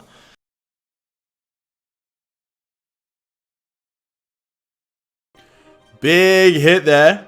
Big hit. And we see the off tick of the Ranger and the Major. The chin on the Nibbler. Jeez, good. Jeez, good.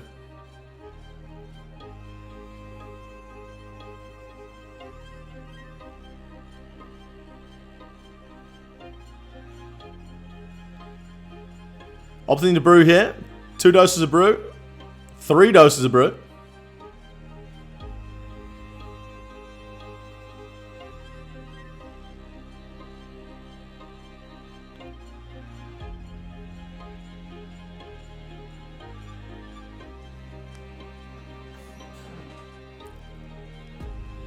Wave 57.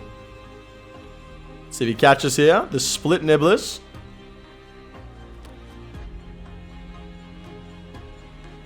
Got everything else caught behind the pillar while he has the mage here. No need for any flicking. He's going to have to go for that pillar soon.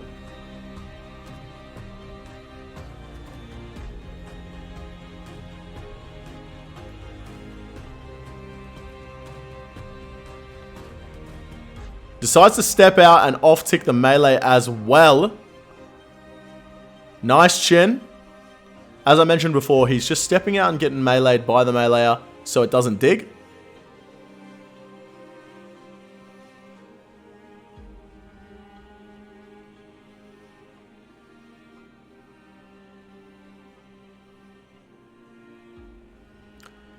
Big blood barrage. Not going to finish them off. Reasonable spawn here. That one nibbler going ham on the pillar up north. We're on wave 58.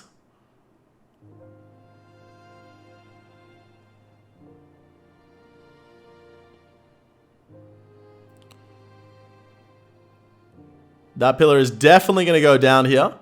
Obviously not needed.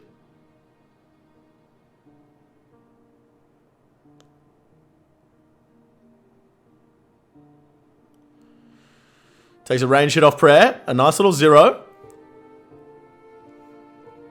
Down goes the pillars. 3 brews left in the inventory. 2 3/4. We see 3 Sandfuse syrups. 3 and 2 doses. Back to full hit points though. Look at that off tick as well. Unreal. This is actually unreal.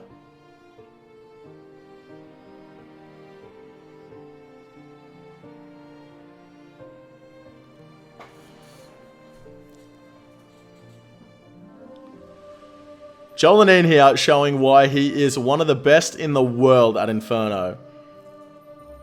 Has the 2nd place time for Inferno speedrunning. Amazing.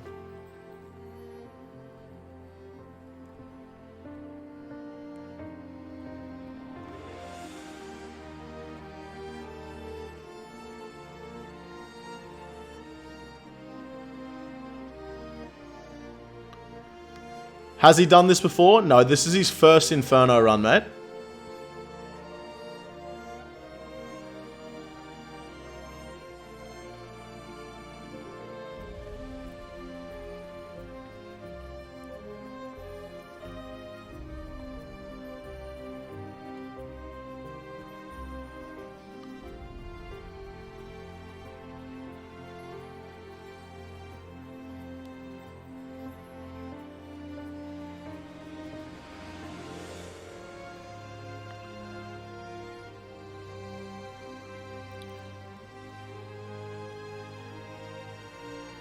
Opting to use the chin there on the major instead of the T-bow to save a couple of ticks. Chins have a bigger range than the below pipe.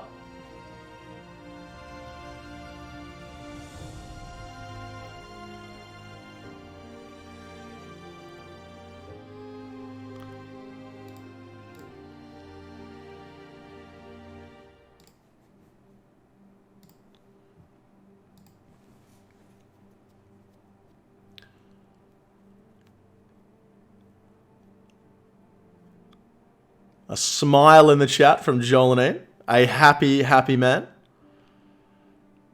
Has everything off ticked here. Believe he's going to have to step into the range of the melee very soon. Oh, get some big hits on the mage though. Get some very big hits on the mage. It's going to go down.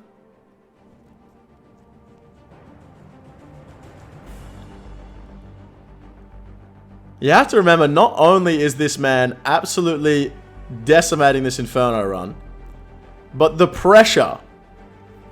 One death is going to cost his entire team the Inferno run. The pressure of being sat there on 60 hit points at this pace.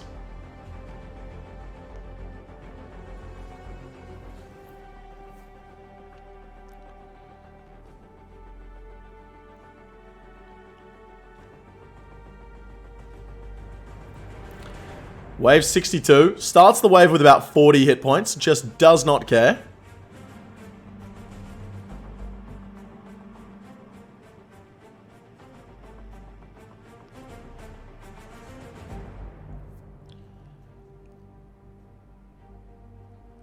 Getting some pretty big hits here on the major. Melee digs at the exact perfect time.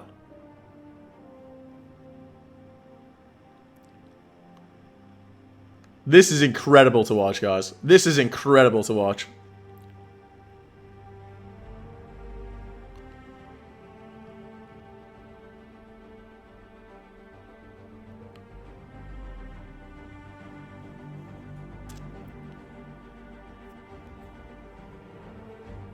Using the Blood Barrage after death to get a bit of extra hit points back. Going into wave 63 with about 70 hit points.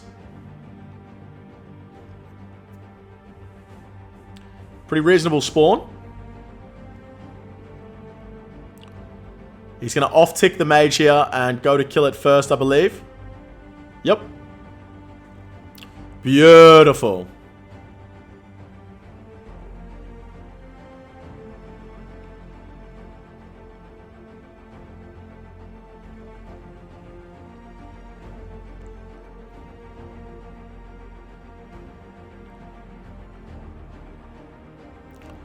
No melee respawn as well.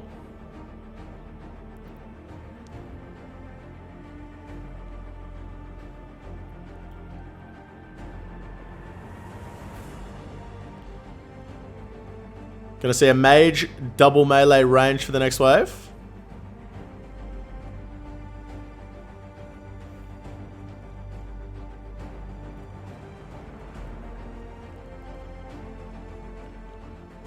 Gets another Blood Barrage off.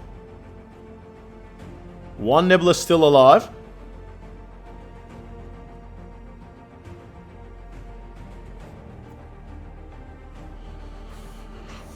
Ladies and gentlemen, we have Soup in the chat. I love the pussy.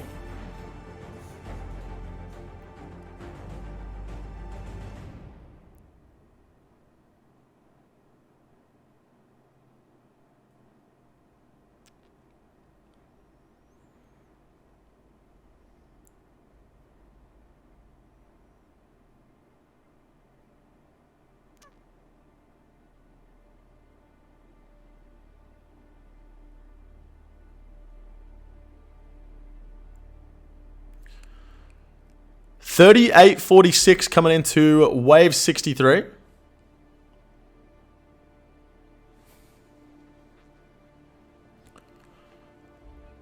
Pretty reasonable spawn here for wave 65 as well.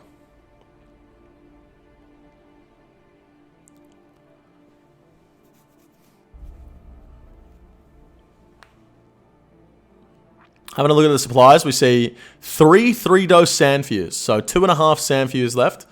And 2 and 1 dose brews.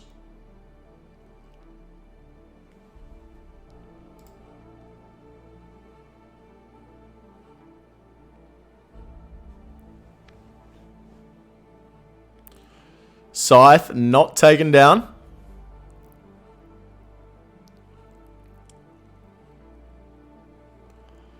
The double mage wave. Now we're going to see Jolanine here drag the mages over to the pillar. And hopefully the Nibblers are going to take the pillar out in time to do a decent amount of damage to the mage. He kills the first mage. Could get a respawn here.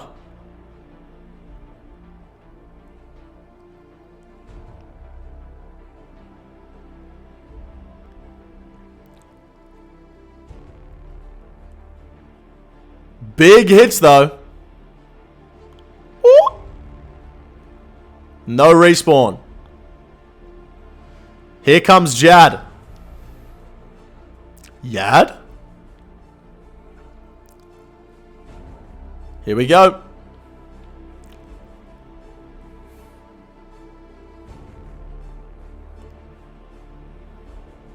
Oof. Doesn't spawn the healers. Already has the chins on. Ends up chinning Jad.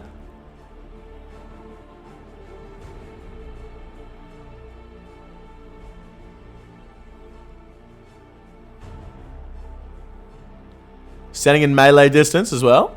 Gets a blood barrage off. That was a quick Jad. That was a quick Jad.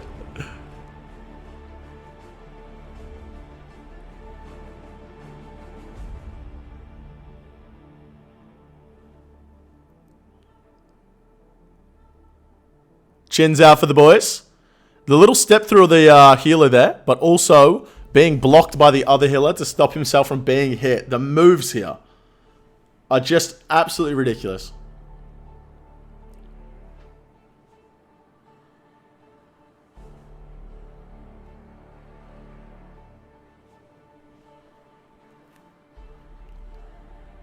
First Jad down.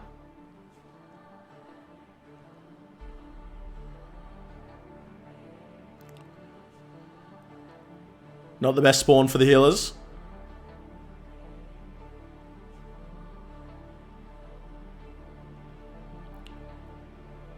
He's one-ticking Jad's hits as well.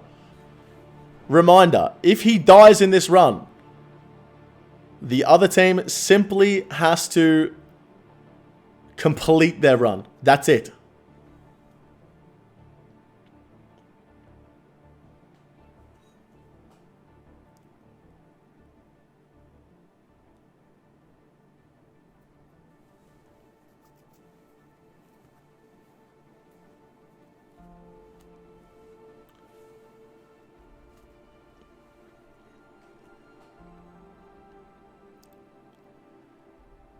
Unreal scenes here. And he chins Jad for the last hit.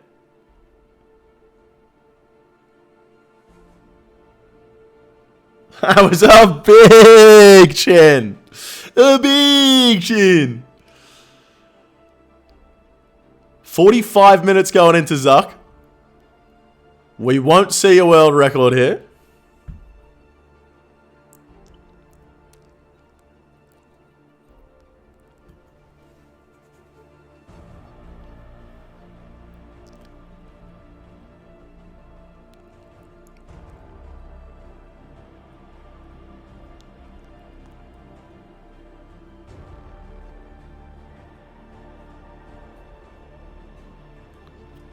Tebow not doing the best. Started out really nice. Unfortunately, slowed down. Here comes the first set.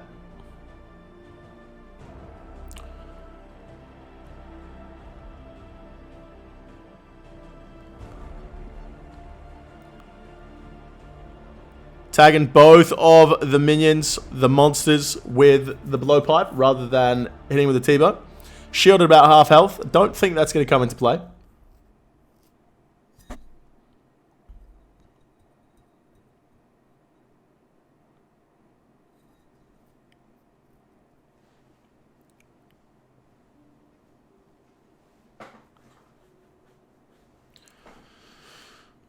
Needs to get Zuck below 600 hit points.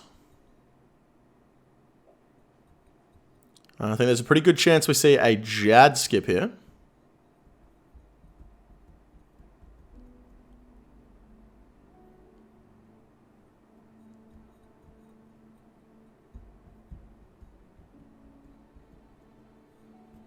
And here we go. Here comes the Jad skip.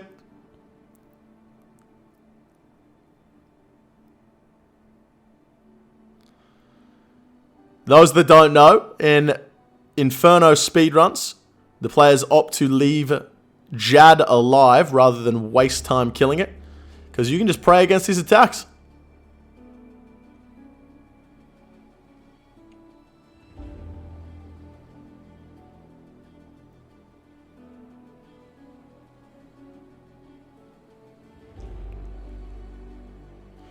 Oh!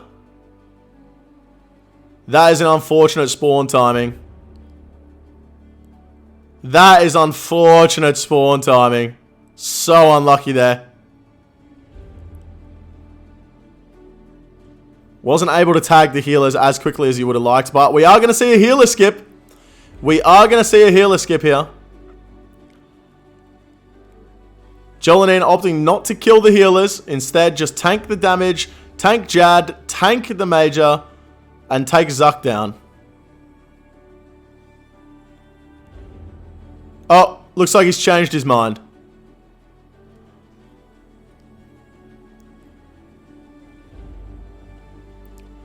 Changed his mind at the last minute.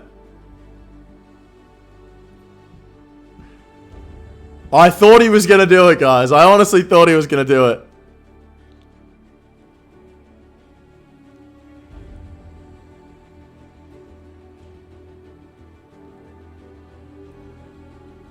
$200 hit points left on Zuck.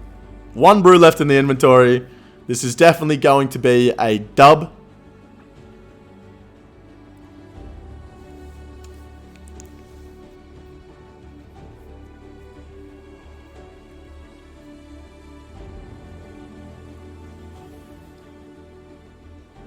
$17 hit points left on the boss. Is that going to be a 17? A 5? One more hit? Oh my god. The T-Bow's trolling.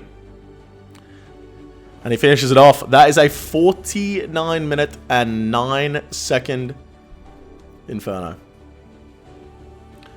49-minute and 9-second Inferno there for Jolanin. Hooty tooty. Yep. Wow, oh wow. Yeah, it was a very, very pacey Jad going into the final moments of that, and he had enough brews. You know, if they're gonna be going for that Jad and that healer skip, or the healer skip in particular, they're gonna want around 2 brews is a comfortable amount, and he had that, and then the healer skip just didn't go as planned, or the healer tagging, sorry, didn't go as planned, and Zuck ended up on 600 or so health, and it's just it's gonna take too long, so we had to decide then, is he gonna go for it and potentially die, or play it safe, and he went for the safe option, which I think is the smart option. He probably would have died if he had not killed those healers there. Yeah, definitely better off going with the safe option in the Speedrun Cup. As you said, if he died there, then the other team simply has to get the kill, and it's an easy run from there. Easy run from there. We are going to go ahead and jump on into the next run. That is going to be the BDSM Inferno.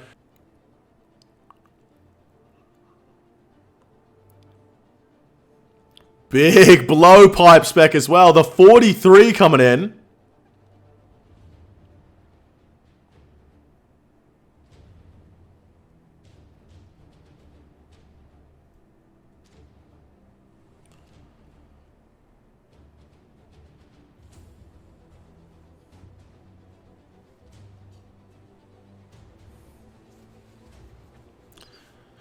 Does anyone in the chat know what the trident's for?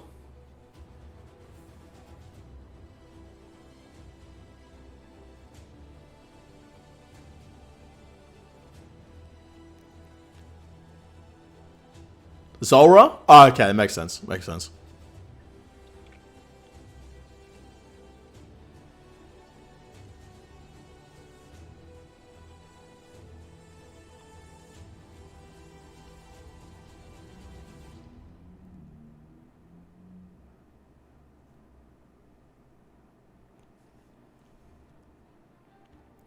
Beautiful off tick here from Adicon.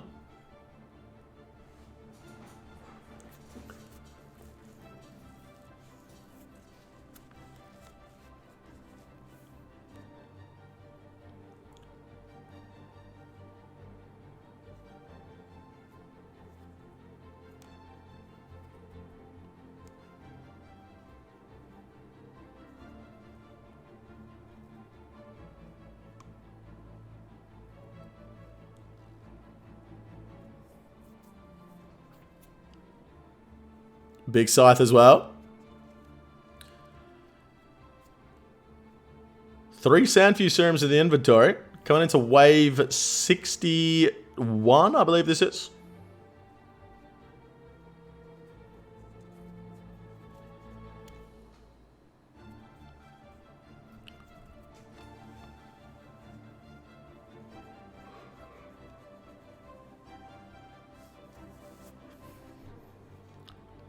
South pillar goes down.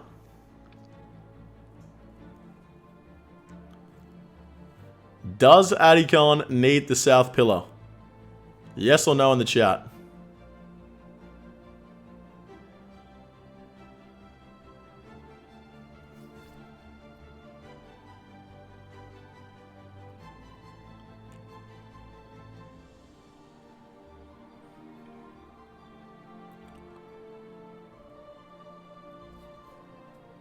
Everybody that answered no in the chat, wrong.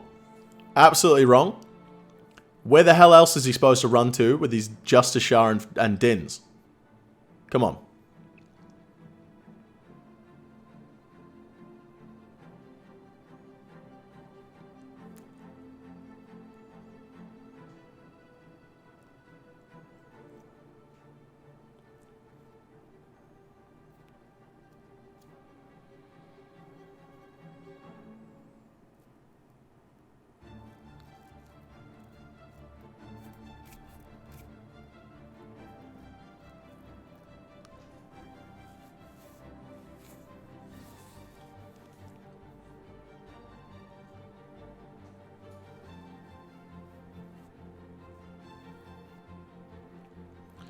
Wave 63, the big one. 39-49 split going into 63. If anyone knows what Jolanin's split was coming into 63, chuck that in the chat for me. I believe it was 38-46. 38-46 for Jolanin. So 1 minute and 3 seconds, which means Addy's made up about... Math, Jake, you've got this... Some time. He's made up some time. About 15 seconds since the last split he's made up. There we go. 15 seconds since the last split.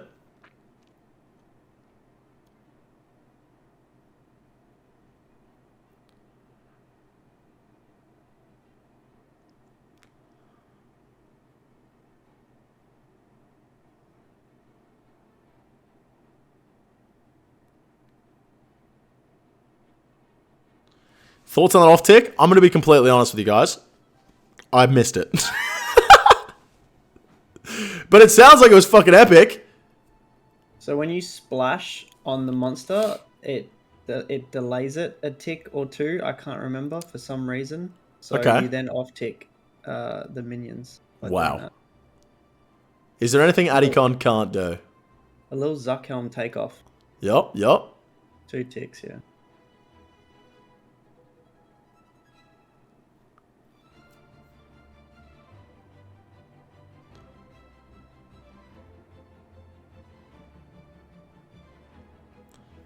Addy's sat on about 30 hit points here on wave 64. I'm scared for him, but he doesn't look worried.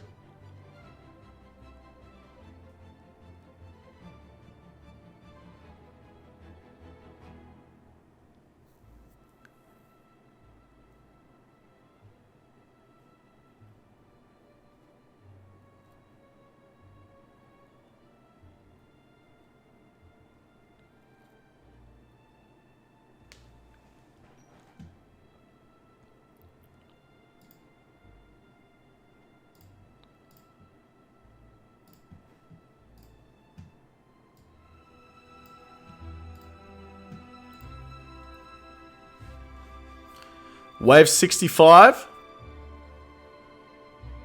Pillar on low health as well.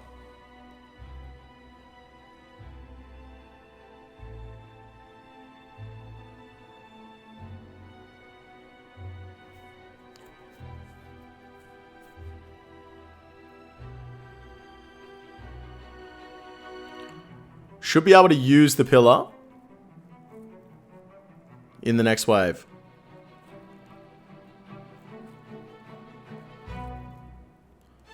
How did he end up on 10 hit points? Must have missed a flick there. Addy! Did he just tick eat that?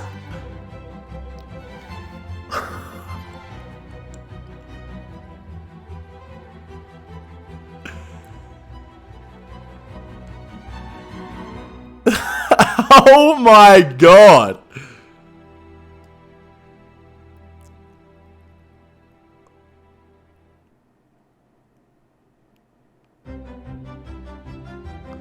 The smite. Really just flexing on us at this point.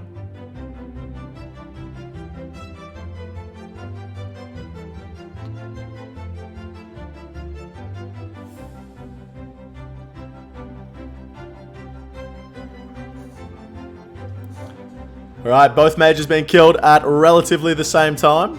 2 hits. No fucking way, dude. There's no way.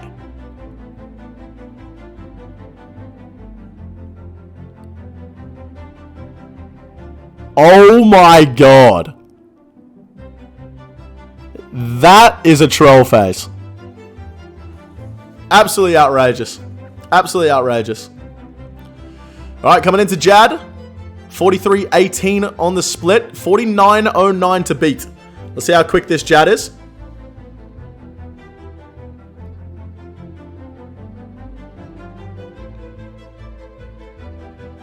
Chin's Jad to tag the healers, and the rest of them are stuck behind the body. That is very cool. Really sick moves here from Adicon.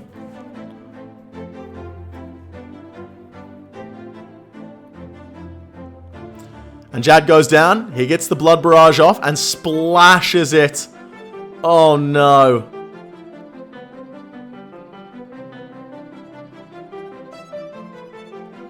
And here we go. Triple Jads. 43-57. A 39-second Jad.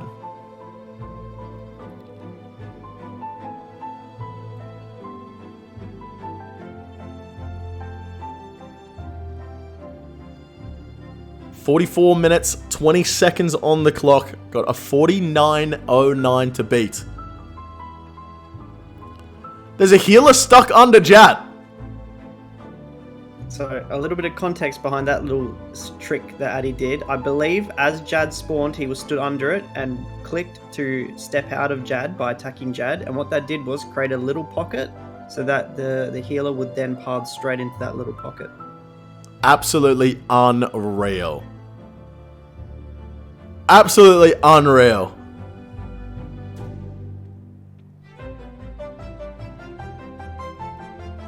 A 73 on the second Jad as well, guys. You can't make this up.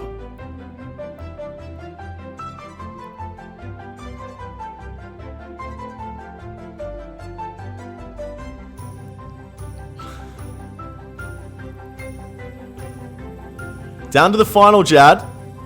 Healer's spawning in a second. Chin's Jad once again. Still a healer left behind though.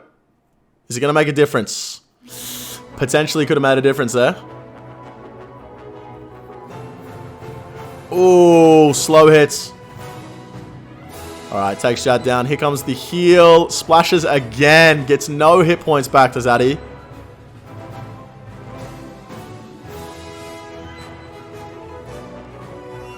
Comes into Zuck with a 45-52. He's got 3 minutes and a certain amount of seconds. Guys, it's late, alright? You're going to have to give me a break. You have to give me a break, alright? It's not impossible. He's definitely got a chance here. He's just going to need the T-bow to absolutely pop off. Okay. A 59. That's an 11. It's a 6. A 41.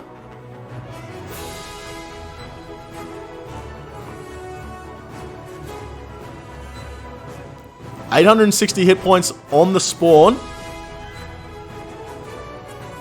Just like Jolene, going to leave the Major alive and use the blowpipe to tag both. Going to completely take the Ranger down. We will see a Jad skip as well.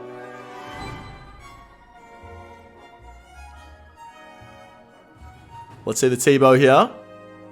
The long-range blowpipe spec, trying to get some health back as well. As Hootie Tootie was saying, probably wanted 2 brews going into healers to do this healer skip last time. So I don't think we will see that here.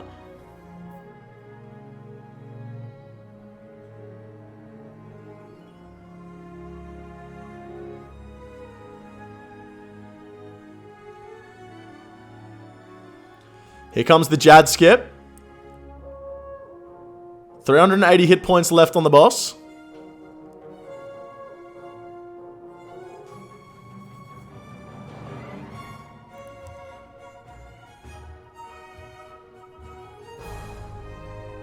$47 minutes on the clock, 48 minutes. He has 1 minute to finish off the boss. You would almost imagine he would have to go for a healer skip here to get the dub.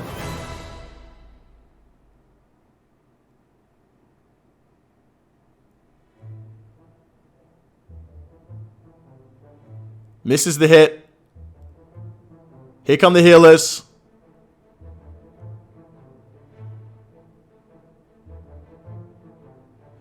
Unfortunately, not looking good for Adicon here. 30 seconds left on the clock. 40 seconds left.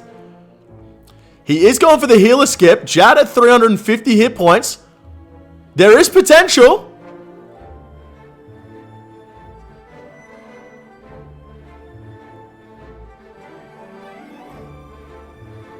The hit's just not coming through here.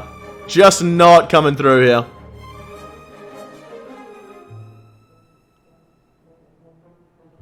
Ten seconds left on the clock. And unfortunately, the hit's just not good enough here for this healer skip. 120 hit points left.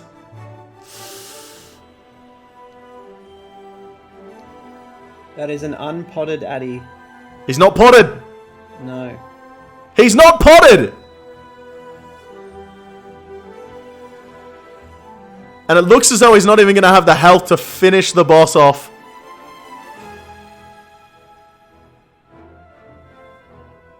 Oh no.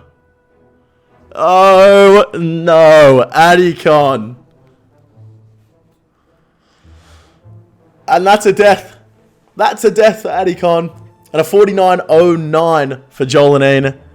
And Team Cum is going to take down the first boss, the Inferno. Hootie Tootie. Looking at it, this was definitely the one that Cum had to take early on, right? I mean, we've talked about it before, BDSM being the most well-rounded team, and being able to snipe the Inferno from them is huge for Cum's potential of making it through to the semifinals. Yeah, absolutely, absolutely. Team BDSM, definitely the most well-rounded team in the competition.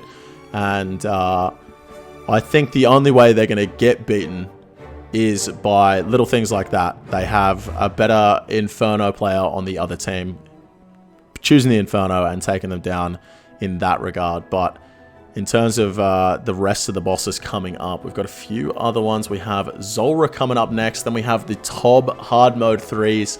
Then we have Vorkath, and we have the Corrupted Gauntlet as well. But that is going to be a 1-0 to start with for Team Cum. And Adicon taking a death there at the end. You absolutely hate to see the death, don't you, Nick? Yeah, it's unfortunate. We had a lot of deaths last time. I mean, we even had multiple replays where both members died, and then we had to do the replay because that is the condition, like you mentioned before, that we will need to get a point. And then they both died again.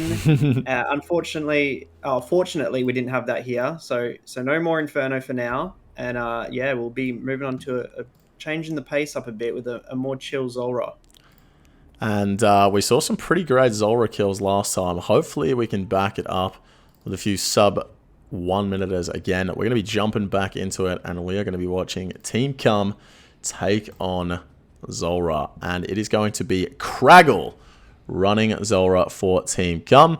And he's running into Zulrah without a Star Fun.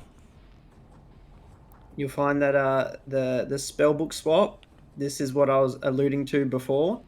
If you have your harm on while you are not on the right spellbook, your autocast will be disabled. So yeah, we keep that off until we're on the correct spellbook. Wait a minute. We're seeing a mage cape here. We're seeing a mage cape here at Zulrah. Thralls, Venge, Death Charge, and Surge. Excuse me?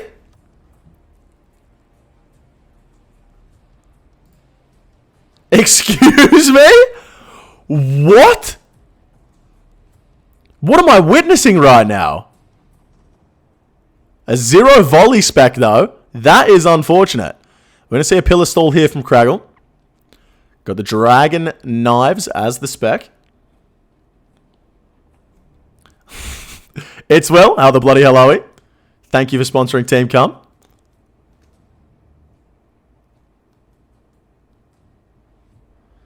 Back to the harm here for the third phase of the rotation.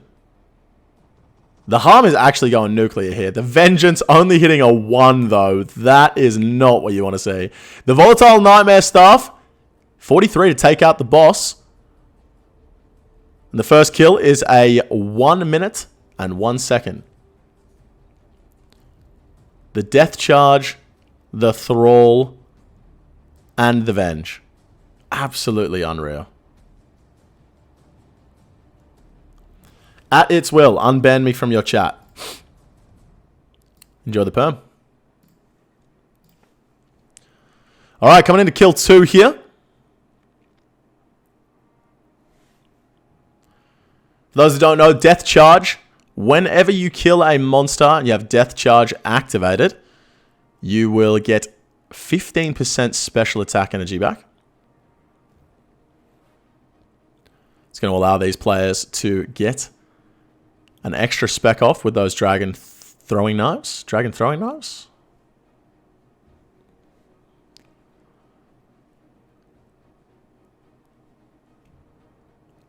Craggle here opting not to go for the dragon knife spec and instead going to save it for a second volatile nightmare stuff.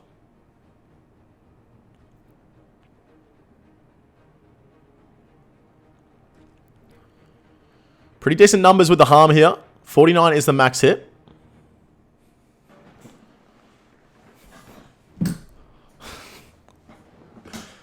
Yeah, those tally tabs being right next to the switch is scaring me. That's scaring me a lot. Mod Goblin coming in with the 5 gifters as well. Mr. Goblin, thank you very much. Oh, that is very unfortunate for Craggle there. Getting the last hit as the boss goes under. Wasting another couple of seconds.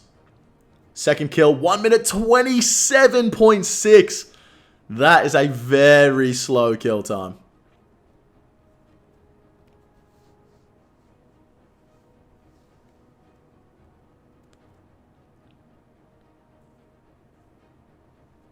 Coming into kill number 3.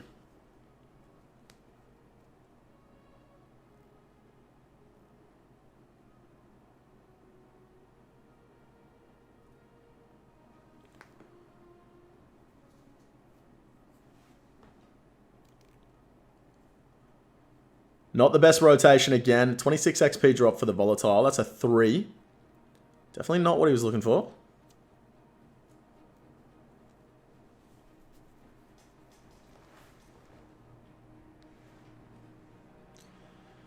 Just in case you missed it, Team Cum taking out the first boss. That was the Inferno. Jolanin beating Adicon.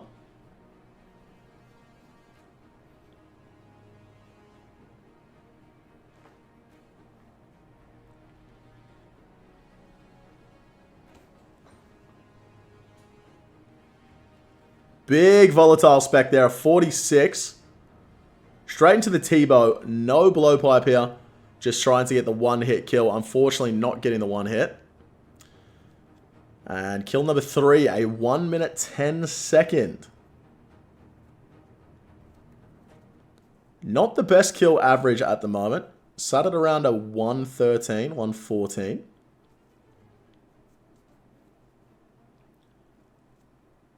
Put him up against Kandarin from the first round. He'd be struggling. But some big hits to start off this kill here. The 4th Zulrah. Down to 355 hit points. Look at those switches, man. This guy knows his way around a... knows his way around. You know what I mean? Venge goes off.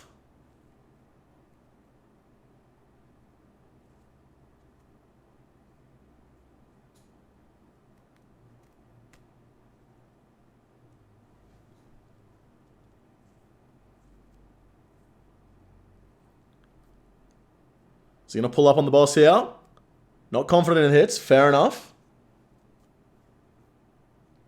Incoming major rotation. Can one hit the boss here? Going to use the dragon knives. The T-bow hits a 1. The boss is one-hittable. A 1 into a 0. Wow. 2 hits missed there. That's 6 seconds extra on a 106.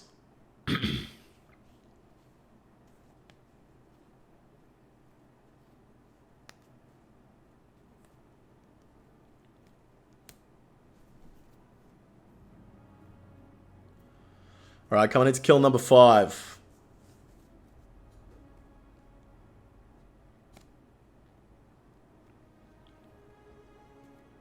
Pretty slow start to this one compared to the last one. Last one was at 355 by this point. 448 this time around.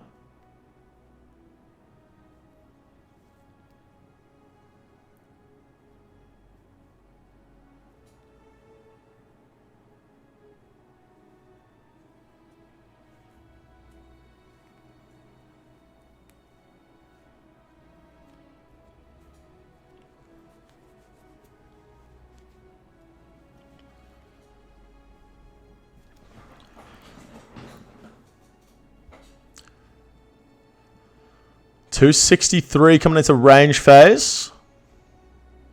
Very slow kill here, unfortunately for Craggle. No kill under 1 minute yet. Some very bad RNG, especially with the Venge Thrall Spellbook swap. Big hit with a volley though. Big volley hit. Looks like he forgot what phase he was on there. So it was a 50 with the volatile. And he went for the switch into the range.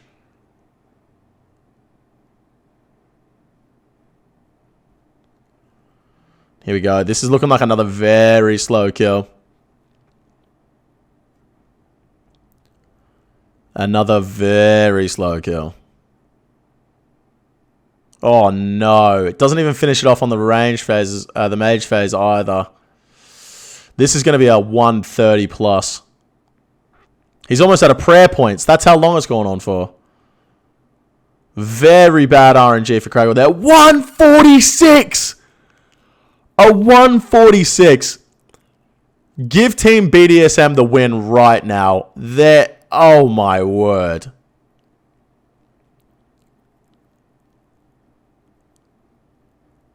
A 146.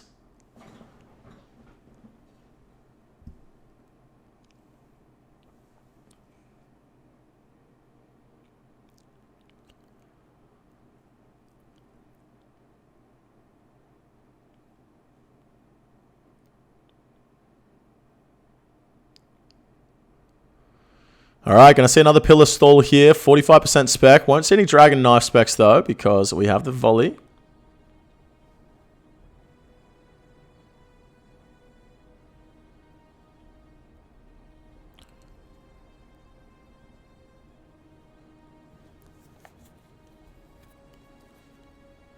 Had the same rotation pretty much every kill so far. And we're up to kill number 6.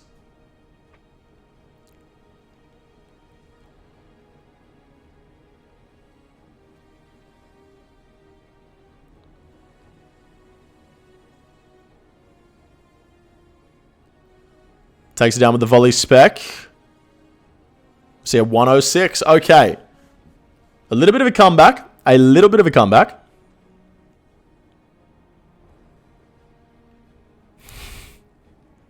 So a little detour from the Zulrah docks. Craggle was using the Grand Exchange to bank and just randomly saw someone at the GE and thought he'd throw them a trade or try to give them a little gift. And that's what we're seeing here. You know, he's not just a gamer. He tries to give people, you know, a little present. I ask him what the samurai hat's doing in his bank. He says, oh, I don't know. Takes it out. Someone actually offers him a trade. Coincidentally, this wasn't organized. 1 million GP the person puts up for a 31k item. Why? We'll never know. And just like that, Team Cum doesn't even need to win the competition anymore. And he immediately goes to the Great Exchange and buys another hat.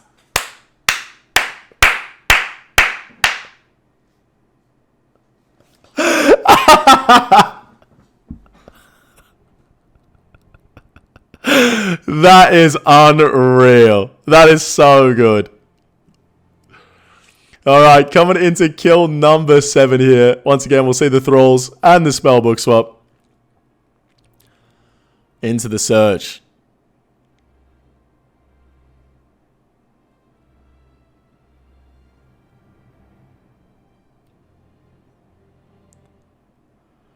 The 8-way switch into the range. And once again, the same rotation here. Craggle getting very, very unlucky with the rotations for Zulrah. 170 XP drop for the volley. That's about a 48, I think. Yep, there it is.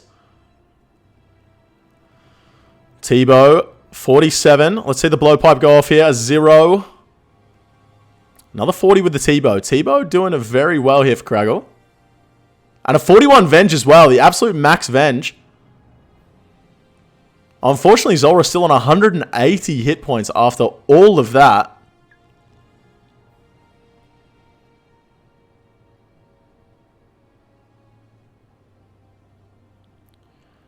The volley spec, a 50.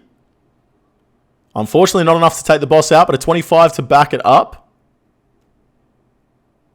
And a 107 for Craggle.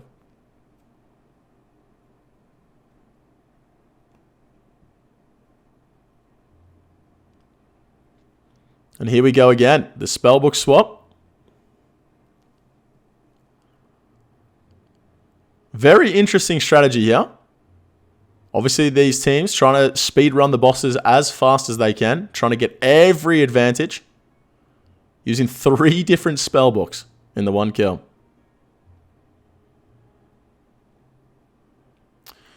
See a lot of people in the chat asking if this is pre-recorded or live. Unfortunately, it is all pre-recorded. We have to do a lot of runs. And trying to organize 8 teams of 6 people to sit around for 16 hours on a specific day in July, not possible. So all of these runs were done prior. Oh, he's missed a hit there, unfortunately, with the pillar stall. Yeah, it would be absolutely impossible to organize. Hootie Tootie's done an incredible job with all the admin behind the scenes, so he's watched everyone's runs and made sure that they were following all the rules of the competition. And thankfully, because he's done that, I didn't get to see any of the runs. I have no idea who got what times, who's versing who, and I get to enjoy it all together with you guys.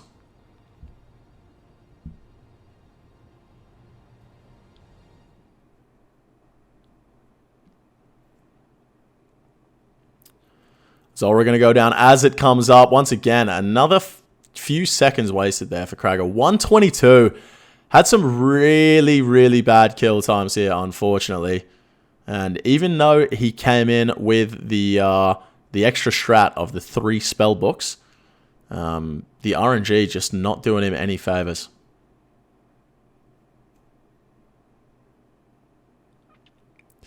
I just want to see this guy misclick a tally. Me too, bro. Me too.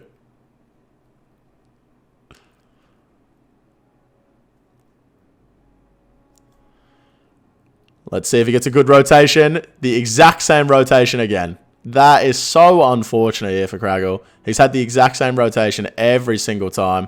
Not the slowest rotation, but the second slowest. And RNG just not doing him any favors. Although, a big volley nightmare spec here. Let's see the Venge come off as well. A 0. A 1 Vengeance. Oh my god. He could have killed the boss. You absolutely hate to see it. And here we go. Pulling up on the boss. Confident that he's going to be able to kill it here. 191 XP drop into the volatile nightmare staff spec. 11. And a 56 seconder. There we go. That is exactly what he needed. A 56 second kill. And I'll be completely honest, he's going to need another one of those.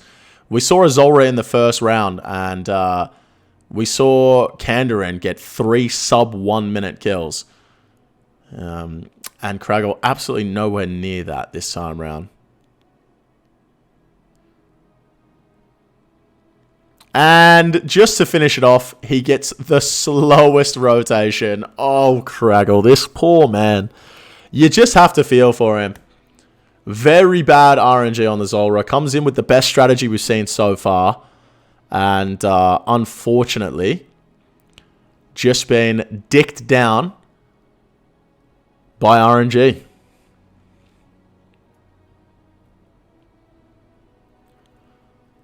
See what he can make of this slowest phase, though. We have seen some fast times in previous Speedrun Cup from this rotation. So there is potential. Big volley. It's going to be around a 39, I think. A 40. I just saw him go into his spell book to try and venge there. Just a little bit of muscle memory.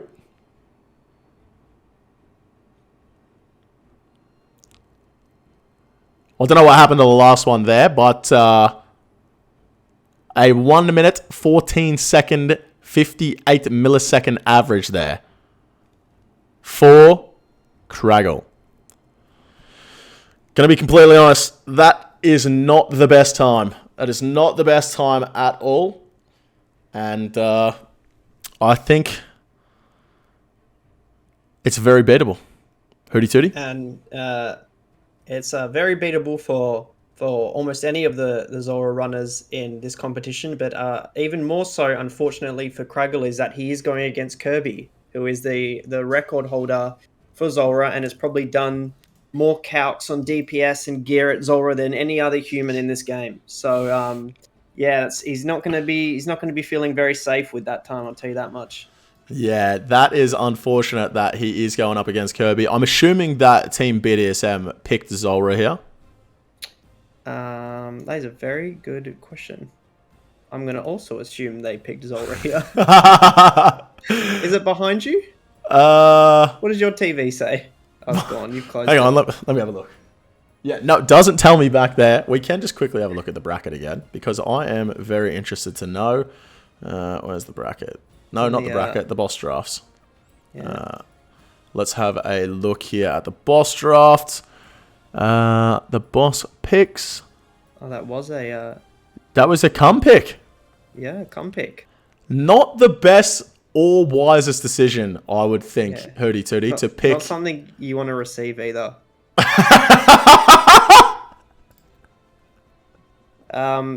yeah, it's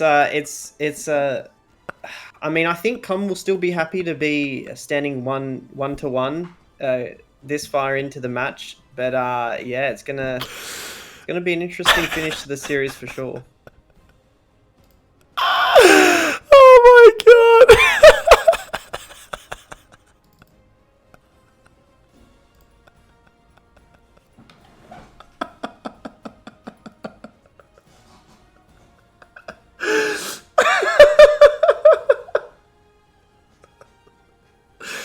Okay, jumping on in. We have Zulrah for Team BDSM and Mulga Kirby running for them, the current world record holder for Zulrah with 294,000 soul runes in the inventory. For what? For what? We see a dragon knife spec on the worst possible rotation here, and then straight on into the mage. And we are seeing the spellbook swap again. So Kirby, just like we saw from Craggle, using all three spellbooks. The Thralls, the Surge, and the Venge. A difference to maybe point out between the two setups is the lack of volatile here for Kirby. Oh! Opting for just the Dragon Knives as his choice of spec. Very interesting. Very interesting. I think there's a pretty good chance that on every single rotation, you will end up with a Mage Zulrah at some point. And I'm assuming that the Dragon Knives are better DPS than the Volatile spec, and that's why he's using it. The Volatile, I believe, would be better damage per second if it weren't for the 50 max hit cap. There you go. Laughing and learning together, ladies and gentlemen. I just want to know why he has 294,000 soul runes, but only 9,000 dragon arrows. Like, what's going on there? The best possible rotation here for Kirby. A 1 minute and 6 second for the first kill. Very, very quick. Very quick. Some pretty decent dragon knife specs as well. And some big hits with the T-bow. Some very good switches here from Kirby. We see the angler in between phases, not wasting any time.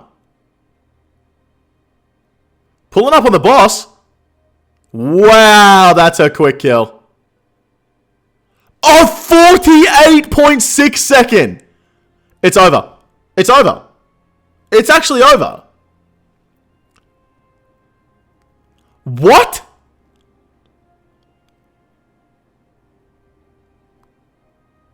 That is insane. A 48.6 second Zulrah kill. I believe that is the fastest time we have seen in Speedrun Cup history. Wow.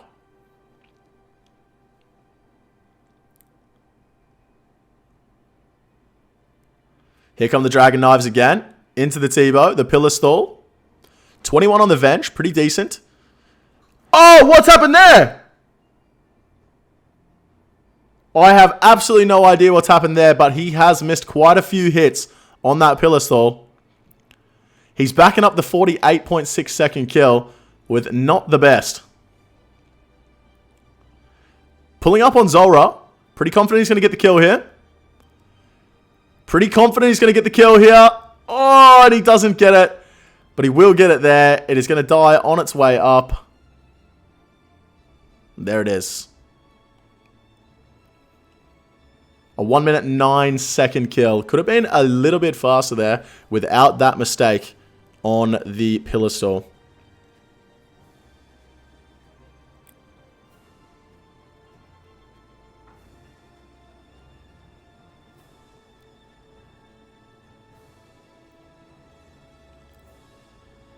Here we go. Not the best phase again. The worst possible rotation. Misses the Eternal Boots there. Will he notice? Doesn't notice. Still got the pegs on. Still got the pegs on. Unfortunate there to miss those Eternals. Still has the pegs on. And you know, if you ever sat there, guys, and you know, you do some bosses and you make some mistakes and you feel bad about yourself, just remember, this guy's the world record holder. You know, everyone makes mistakes. It happens. It happens. And this is why everyone should use inventory tags.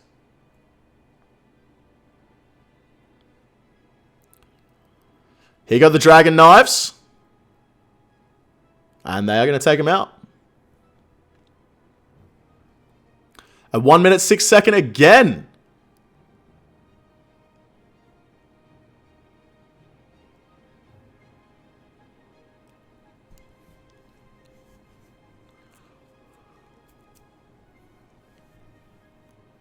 See the chat getting very excited about the 28.8 second PB. Yep, that is the current world record. You are looking at the world record holder.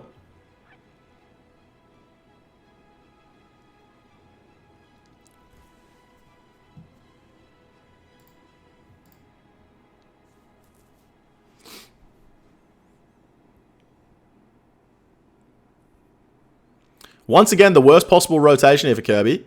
So getting some bad RNG on the rotations, but getting pretty good RNG on the hits.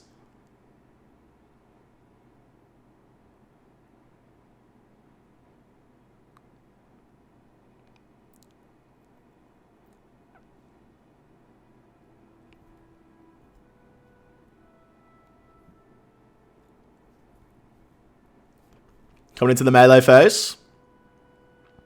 A 49 max hit there with a surge.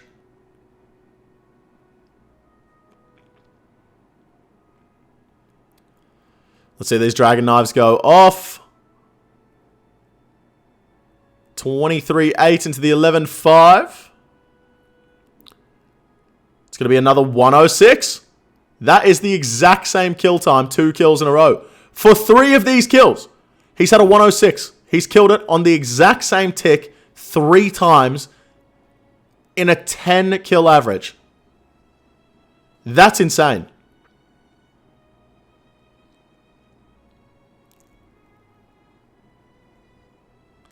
The best possible rotation here. Let's see these dragon knives go in. 15-0, 21-7. The 11 Venge, unfortunately, on the Snakeling.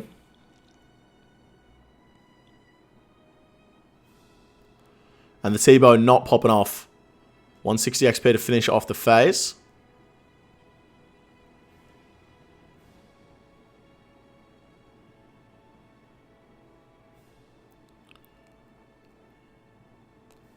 Pulling up on the boss. Unfortunately, splashing quite a bit. Decides to pull out.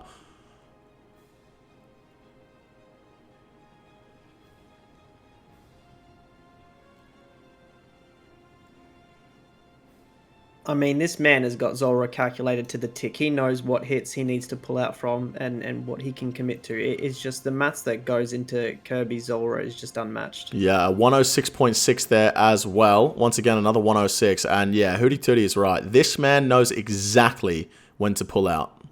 Yep, he's the pull-out goat, I think they call him.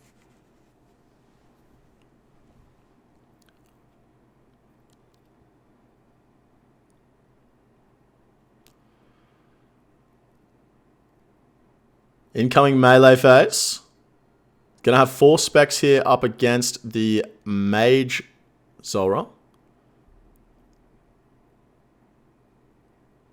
Let's see the Venge. An 18, pretty decent. A 6-0 with the knives. Into the 0-0 with the knives. 46 T-Bow though. Okay, okay. Not bad. 192 hit points left coming into the range phase.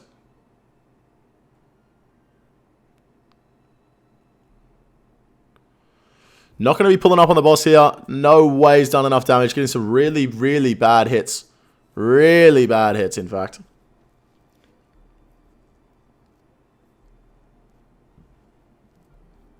Is he going to kill Zulrah here? No, he's not. Should be with his first hit, and he does take it down. A 22 and an 18 in the same hit splat. And a 116. Oh! The correction log slot! The Servici! Let's fucking go!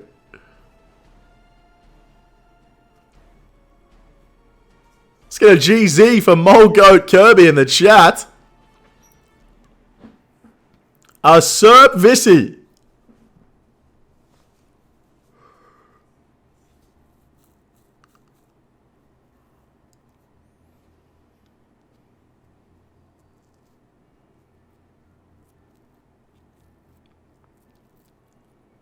That's going to be a little extra money for Kirby here. A little extra money, and he's going to need it because he's spending a lot. Big hits there. 49 T-Bow. 17-12, and I think that's another 50 with the T-Bow. It is another 50 with the T-bow, so some massive hits coming in.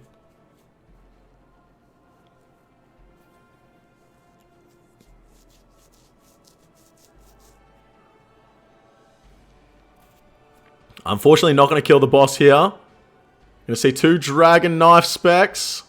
They don't finish it off, and a 0 with the T-bow. Oh my. And he's had to double eat there, wasting a little bit extra time. And that's going to be a 109. A 114 average to beat.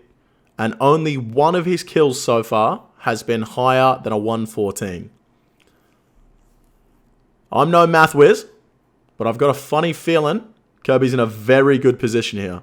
Once again, anything can happen. If he does die in one of these kills, he gets a 3-minute time as a replacement. That's a 50 with the T-bow.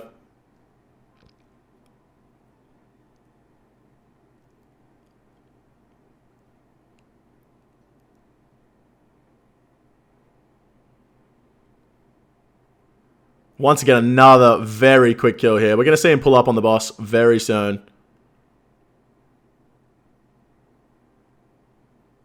One more big hit. He's pulling up. This is going to be another very fast kill. Oh, no! Switches into the T-bow. Gets the 7. And that is a 52-second kill! Oh, my God. Oh, my God.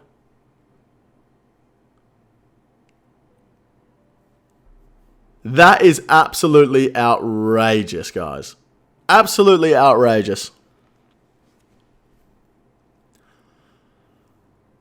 Incoming Dragon Knives. He gets the best rotation for his last rotation as well. We could be seeing a very fast kill again for the last one. T-bow coming in. A 0. A 0. The Venge goes off on a snakeling as well. Disappointing. Had great potential for this last kill. Unfortunately, not going to come to fruition. 245s to end the range phase, though, the mage phase. 166 hit points left. 4 kill 10. Unless he dies here, this is going to be a victory for BDSM in the Zulrah.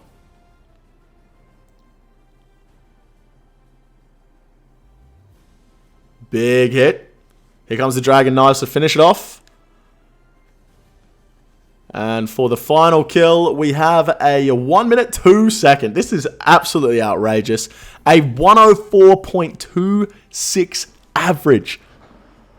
A 104.26 average from Mulgoat Kirby there, beating out his opponent Craggle by 10 seconds. 10 seconds. That's a 10-second average across 10 kills, so another 100 seconds. He could have probably got another Zulrah kill in there and still had a faster overall time. Oh my God. Sorry to Craggle, but yeah, that's the difference in that victory. That's a landslide. That is an absolute landslide. He could... Oh my God. He could have done a whole nother Zulrah kill. That is... Wow. He could have almost died in one of those kills and still won. Like, that is... outrageous. Yeah. Actually, he could have died, right? No, because that's like... It's like, what, 180 seconds split between 10 kills? That's like 18 seconds each. Yeah, okay, yeah. Fair. Wow. Yeah. Wow. Craggle just not strong enough, I guess, to beat Kirby. That is, well, I mean, you're coming up against the world record holder. There's not really too much you can do in that situation. You kind of just hope for the best and hope the RNG comes through. And unfortunately for Craggle, it didn't that time. And the Mulgoat Kirby showing why he is the world record holder. Hooty tooty, I need to go refill my water bottle. Go to the bathroom. Okay. The floor's yours. I will make a prediction and also, let's see, prediction. We got the Theatre of Blood up next. 3s, we've got another hard mode. Very exciting. We got 2 strong teams. I definitely think that for BDSM, if they had to have one weak point, it would be their Theatre of Blood. I guess we'll see how they perform against Cum. I wouldn't necessarily say that Cum is a strong top team, but I think it's going to be very close. Who will win this? I don't think I can type come in a prediction. I'm going to assume Twitch says to not do that. So I'm going to type Crocs under mushrooms. So that is their name. Can I type BDSM? Nope, can't type BDSM. Well, I'm not... Addy's team. Okay, there you go. There's a prediction if anyone's interested in that. But yeah, so the winner of this will be going up against OzTob in the next in the semi-final. As we had seen earlier, OzTob did get through after defeating Verzikintas 3-1. So when we get a decider here, that will be the first half of the semi-finals, which will be tomorrow, starting at the same time as today.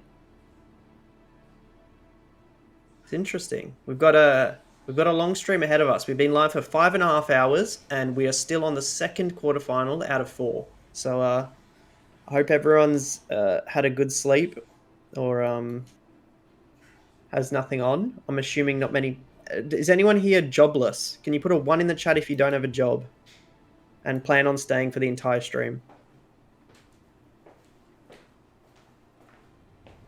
Expected. Very much so expected. That's good to see.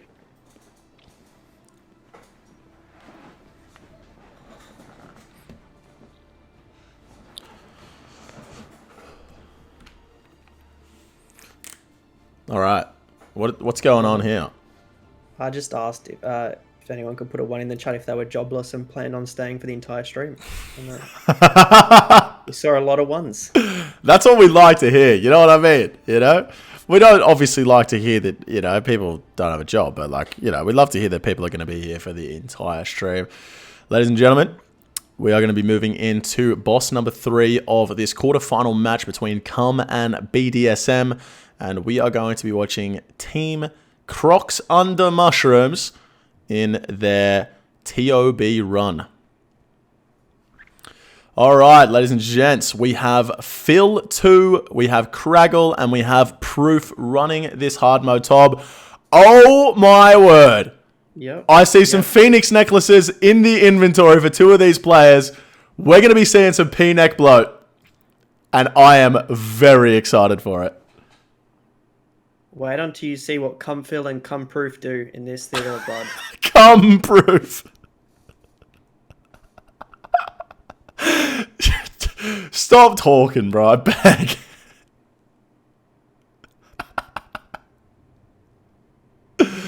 Okay. Ladies and gentlemen, we see Proof here is on accurate on his T-bow.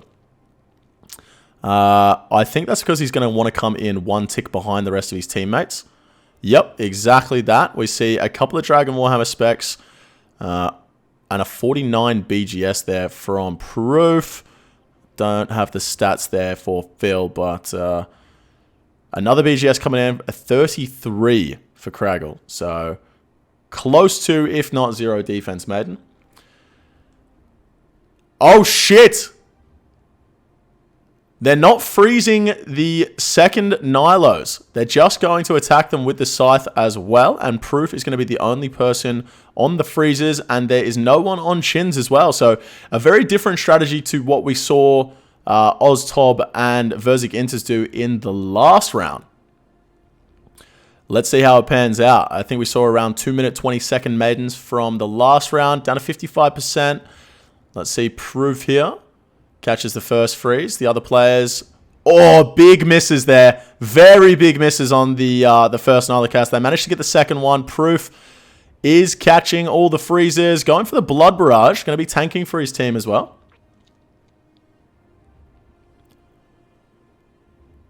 Full hit points. Manages to get the rest of the crabs down. There's a Bloodspawn going absolutely wild on the east side there. And here we go. Proof catching the freezers. Are we going to see a skip here from Team Crocs Under Mushrooms? Proof. Is he catching it? The Din's Bulwark! The DDB! The Din's Bulwark, ladies and gentlemen. On the crabs. What an unreal move. The Din's tech. I cannot believe it. Opting not to go for the skip as well. It seems as though we won't be seeing many players going for the skip. We see Proof just there using his Divine Super Combat before he gets his health back. And the Phoenix Necklaces on the ground. Here we go. We are about to see a P-neck bloat in a hard mode Tob. Prepare yourselves. A 2-minute and 6-second maiden as well. So quite a bit quicker than the last round. And in he goes. Proof. Going for the BGS as well. An 11 BGS, not the biggest. And here we go. We see Craggle going in. A lot more P-necks in his inventory. We see the turnaround from Bloat. Second P-neck on. Misses a hit there. Oh, almost gets caught by a hand as well. Manages to dodge it. The Thrall's going in. And Bloat is down. They get it down to 91% before Phil even runs into the room. Does have a P-neck in his inventory as well. Other teams got Bloat down to around 50% after the first down. Let's see the Chelly specs here. 45%. So all that P-necking for an extra 5% on Bloat. Will it make the difference? Will it be the 2 down? That is the question. Craggle, once again going in. Got some P-necks left over. And he dies! Oh, the P-neck doesn't go off. That is unfortunate. That is unfortunate. All that, and they're going to get a very slow Bloat in the end anyway. It was a very good attempt. I believe the P-neck procs when you are below... Oh, someone in the chat's going to have to tell me. Is it 20% hit points? And he must have just had too much damage coming in for the P-neck to proc. We see the run through here from Phil. And there is the Craggle view from the outside. Proof still with 1 P-neck in his inventory. 13% left on the boss. You have to imagine if Craggle was still alive, they would have managed to get that 2 down. So very unfortunate for him to die there from the P-neck.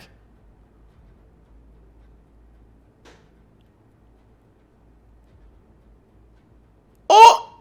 Proof. Uh-oh. Oh. 2 players dead in that first room. Remember, guys, it is the overall time, not the challenge time. So they're going to see them rushing towards the chest and going through as quickly as possible. Looks as though we're going to have Craggle on melee in the Nilo room. We're going to have Phil on range. And we're going to have Proof on mage. You see the imbued heart going there. They're getting the room started as quick as possible. And let's go ahead and have a look at the range roll here. Phil 2.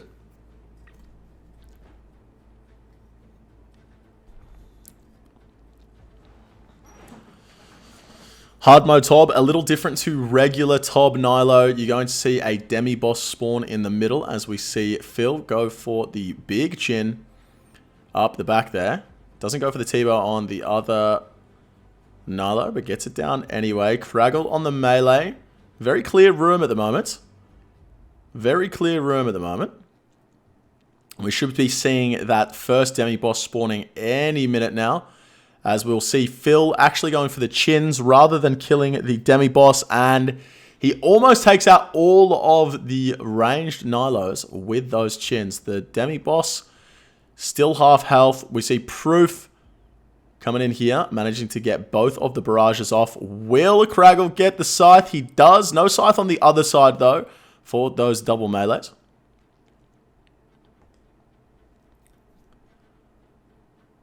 And there is a whole lot going on in this Nilo room, guys. This is what we see.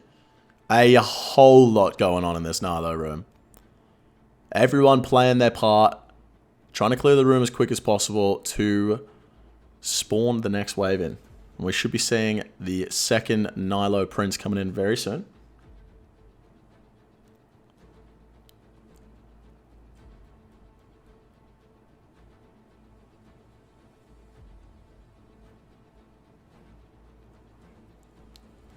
See a double ranger there.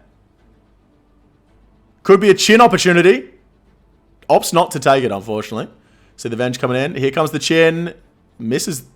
Gets the chin. Okay. Take a look at Craggle. See how he's going with the melee. No hard mode Tob kit on the scythe. Questionable moves from him. See proof on the mage.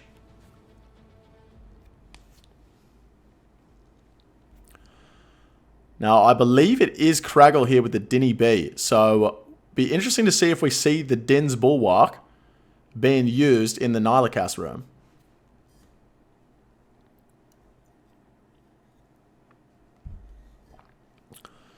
It looks as though Craggle here,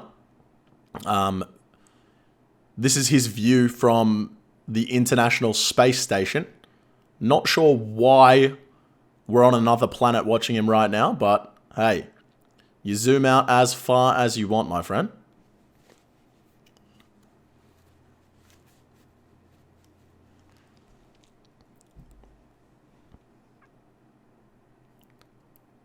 Oh, Craggle, low hit points here.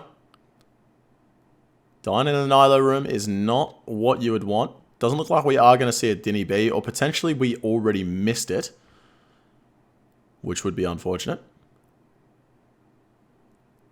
One Nilo left, won't die. Phil's going to take that one out. And here comes the Nilo boss. Once again, for those that don't know, in hard mode Tob, the Nilo boss is a little different to the regular one, as we see a spellbook swap for the Thrall. For the ranged Nilo boss, you're going to want to be as far away from your teammates as possible. Well, not as far away, just away from your teammates. And for the mage one, you're going to want to be stood together. We see the Venge coming in there from Phil to Craggle. So the inventory is looking like still 3 P-necks in the inventory for Craggle. That probably has something to do with the fact that he died in bloat. We've got half a brew here for Phil and 1 full brew for Proof.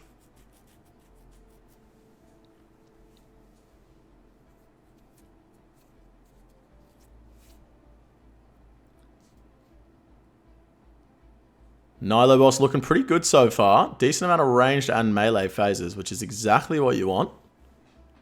Good switches here from Proof as well. His inventory is a little messed up, and he's still managing to pull off all his switches perfectly. And we see a 927 at the end of Nilo. 927 with a 426.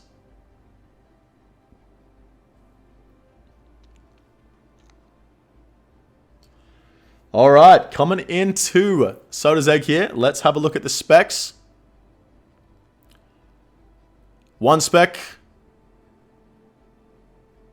2 specs. Did we hit it? Yes. Proof did hit his spec. So 2 hammers, 4 P1 in soap.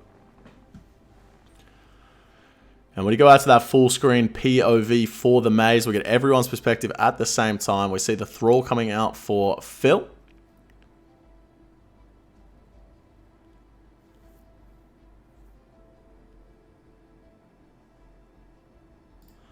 And here we go. The maze coming through. It looks as though we have Proof on the outside. And we have Phil on and Craggle on the inside.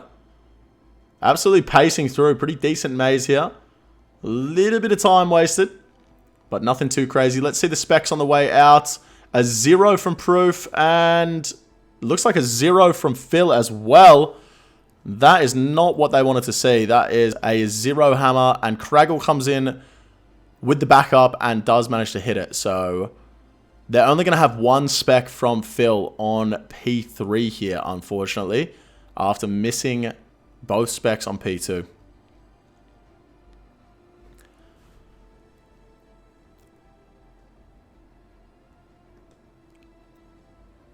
Here we go again.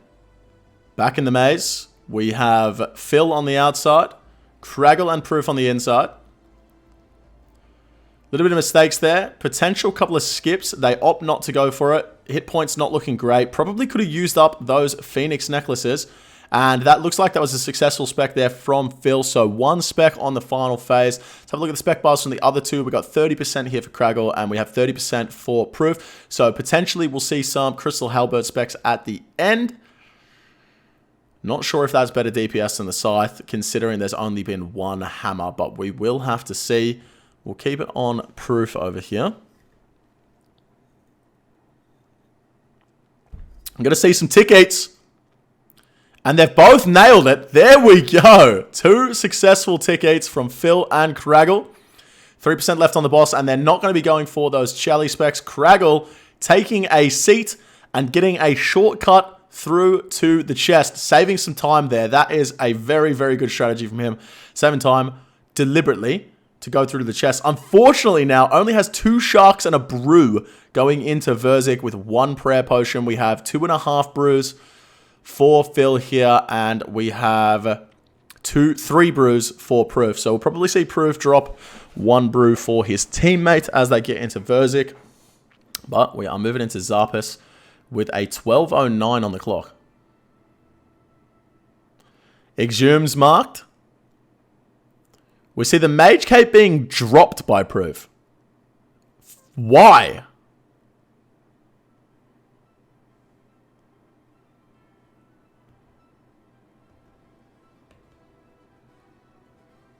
For the staff?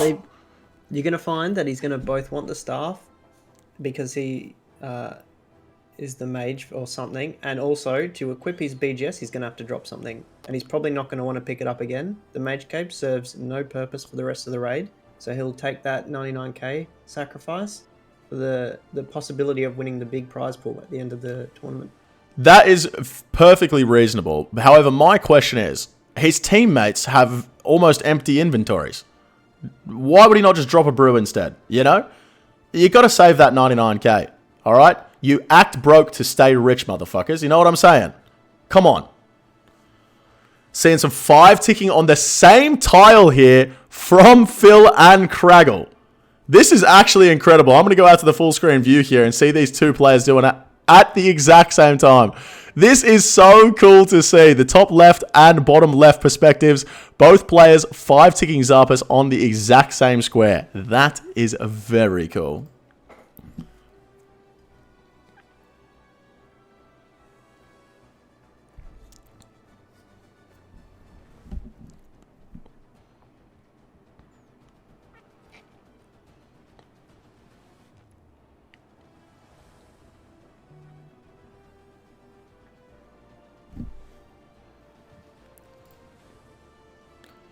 Man's never seen 5 tick, DD 5 tick. Enjoy the perm.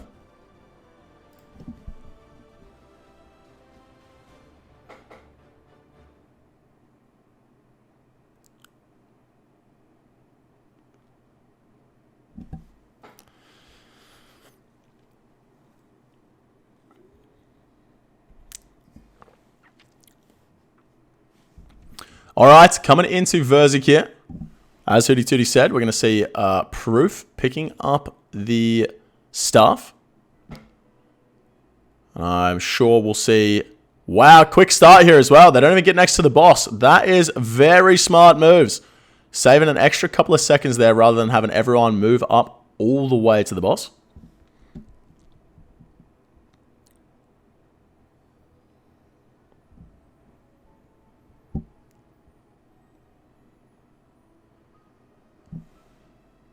Specs coming in from all players so far. Everyone on 30%. The boss on 38%.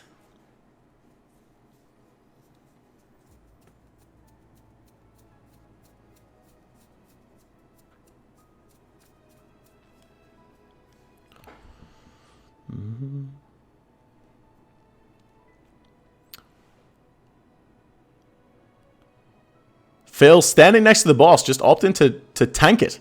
Take the hit to the dome. I believe that is the Super Gert. The Super Gert, correct, correct.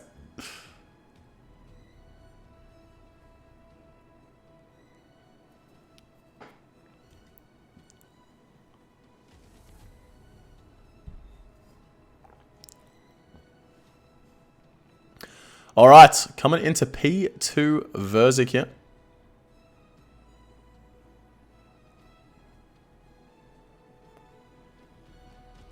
Let's have a look at the brew situation. Once again, half a brew here for Craggle. 2.5 brews here for Phil. And 9 hit points for Proof. Absolutely dancing with death here. Chucks the Blood Fury on, hoping for the best.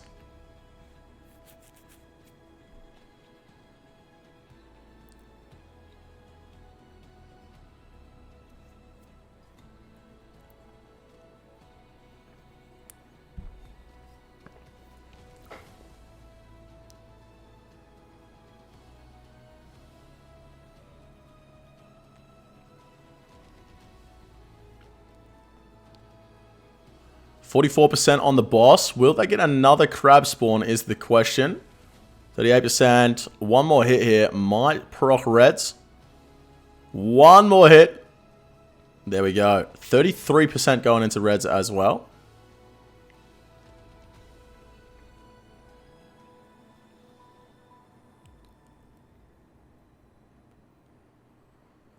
Going to need to get the boss down to around 15-20% if they want to go for the 2 down here. 27%. 3 or 4 hits left. How is Craggle doing with that half a brew he had in his inventory is my question. Still has half a brew. 22%. And they're going to go for the 2 down here with 22% remaining. They're going to need some big hits. They're going to need some big hits. I've just noticed that Phil has his scythe on accurate. So for P1 and P2, scythe on accurate is slightly better DPS. You're going to want to remember to change that though for P3, otherwise you're making a big mistake. There you go. Hootie Tootie coming in with the knowledge. You're a smart man, Hootie Tootie.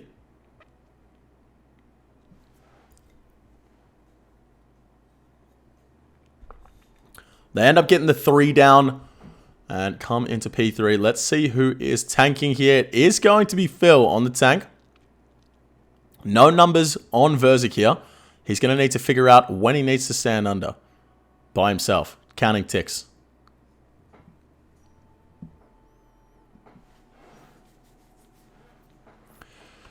Tank switching over to Craggle.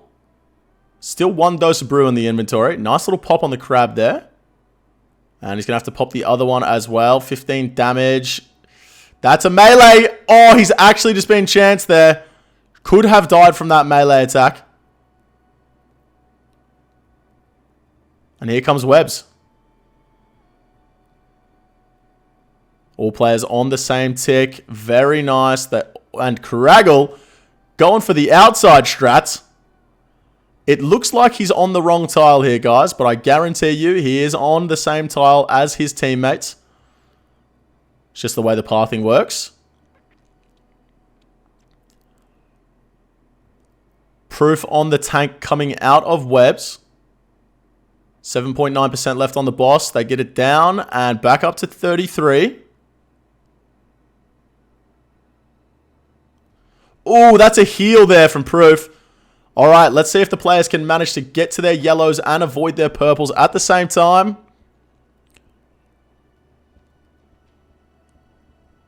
And they all do. Very nice moves from the gamers. Phil back on the tank. We see no Pog tanks here, guys. Disappointing. Here we go. Here comes the Pog tank. Oh, he's going to die. No. Unreal moves. Craggle hits the deck, unfortunately for him. But Phil hits a nice little Pog tank.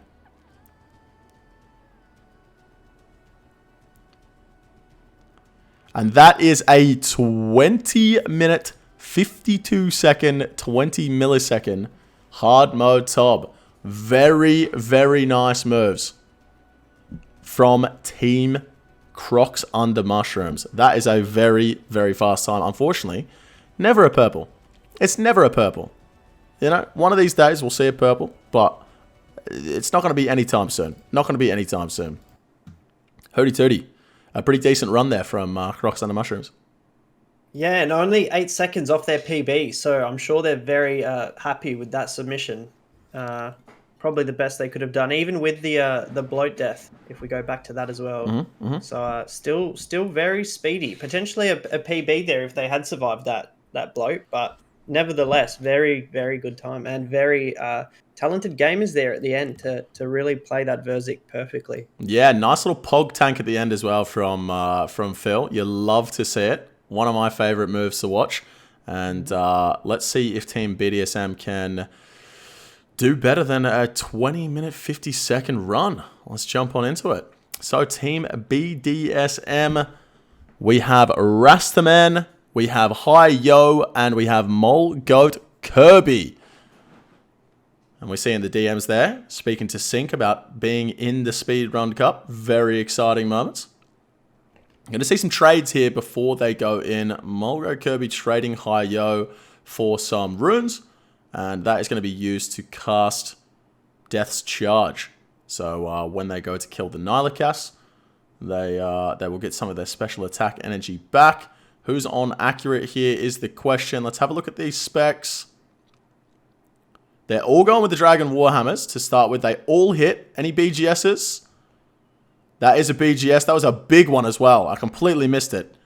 I don't know what it was, but the XP drop was absolutely wild. And I would say we're probably looking at a 0 defense maiden. I could be wrong. I might be blind, but it is looking good. Kirby's going to be on the freeze here, and also Rastaman going to be on the freeze as well. So a different strategy for Team BDSM than we saw from Team Cum. And Kirby going to be chinning the stack as well. Now, we did see Oz, Tob, and Verzik enters in the first round using that same strategy, and they did end up with a slower maiden time than Team Crocs Under Mushrooms in the last run. So potentially just scything the crabs maybe a little bit faster, getting an extra couple of hits on the boss. Hard to tell, but we will see Kirby coming in here with the chins up against the crabs.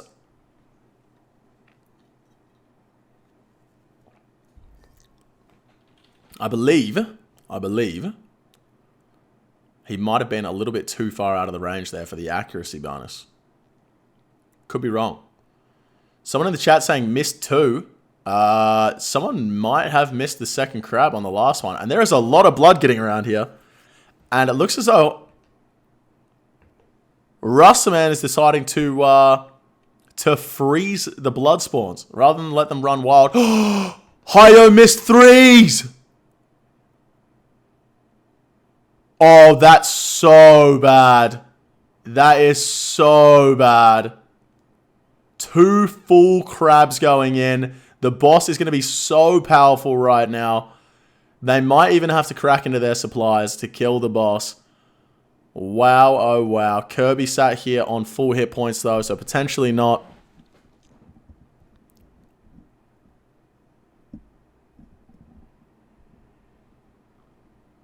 No crack into the supplies. Very nice. But I can't imagine the fastest time. Yeah, 2 minute and 20-second maiden there with 2 extra crabs going in.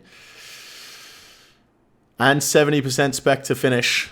That is a disaster. Not exactly what you'd be looking for if you are Team BDSM. But once again, we see no P-necks in the inventories for any of the players. So no P-necking here on Bloat.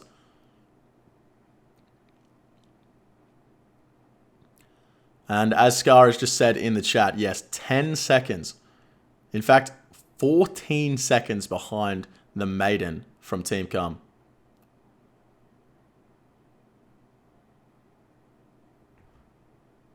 Bit of lag there from Hi-Yo. See the boss go down. Let's see the Chalice, a 280. I see a 73.41 over there. That's a big spec.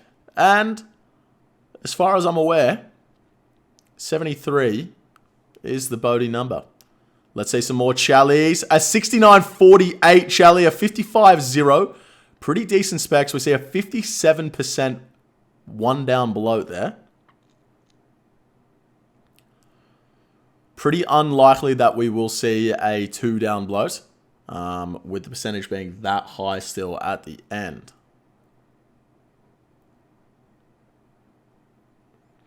Gonna see players enter with the claws here. Pretty reasonable specs, 42%. Yeah, we are definitely not going to be seeing a 2 down here. Rusterman doing some hits. Ooh, potential! Oh, we actually do see a 2 down from 57%. The hits have gone absolutely fucking nuclear for Team BDSM then, and they get the 2 down from 57%. And that has made up a lot of time from their slow maiden. 4 minutes and 11 seconds coming out the other side of bloat. Unreal. Now we're going to see Hi-Yo on Mage. We're going to see Rusterman on Melee with the ham joint. And we're going to see Kirby on Range. That was absolutely incredible. I'm still shocked from that bloat, ladies and gentlemen. That is crazy. A 57% into the 2 down. Yeah! So, just mentioning that ham joint, a little fun fact after this run, I did ask Rasta, I said, what's up with the ham joint? And he said, I just can't be bothered doing LMS. And then I told him it was tradable, and he was very shocked. So, yeah, I believe he probably now owns a Swiftblade.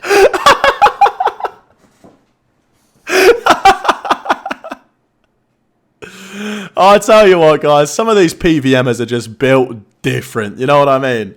I thought Hootie was about to say that he was an Iron Man. No, a main account doesn't realize the Swiftblade is tradable. Very funny.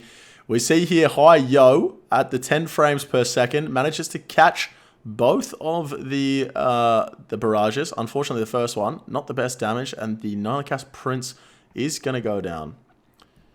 He was an Iron? Oh, okay. Used to be an Iron. I see.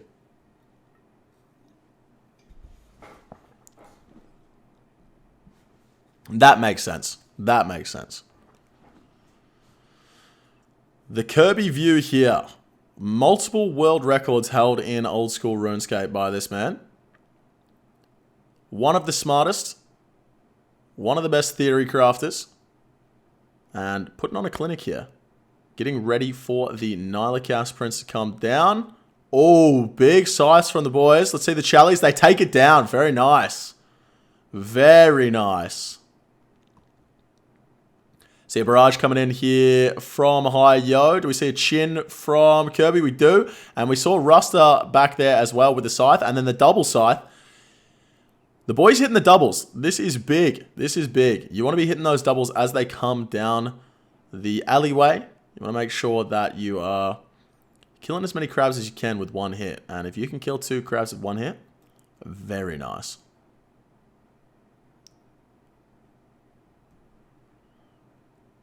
Should be seeing quite a few barrages coming in here from Hi-Yo. Lots of lined up barrages. Does take a massive one. 3 crabs in one hit. Focusing on the middle crabs as well. Oh, a couple good sights here for Ruster, man. Let's see him pull him out. Oh, unfortunately, it has a few blow up. Let's see the Nihilcast Prince in the middle. Opting to ignore the Nihilcast Prince for now. Going for that scythe. All the players just trying to get the room clear. Get the next wave spawned as quick as possible so they can finish off this room. Nice chin there from Kirby as well. Managing to catch the double range on the way down. Another chin opportunity. Doesn't take it. Not sure if he notices in the back corner there. Obviously hard to know at the time while you're doing the run where the chin opportunity is coming from. But I have the ability of not being in the run to be able to see where he could be going for a few chins. Coming into the boss, looking pretty reasonable in terms of timing. 50% spec there for Kirby. Hi-Yo is going to be going for the BGS. Hits a 23. Is going to get another spec back in a second, but 23, it's about half the defense of the Nihilcast. We're going to swap over here to Rusterman point of view. Seeing a big side swing coming in. And here we go. The range phase.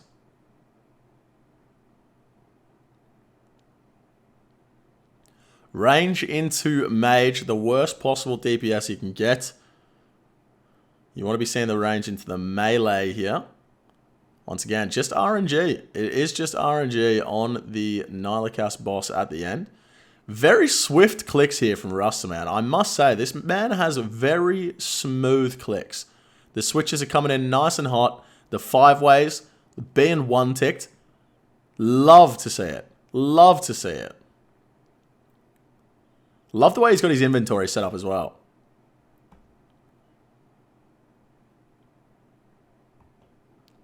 And there we go. The Nihilacast boss taken down. And that puts him at a 921 coming out of Nihilacast.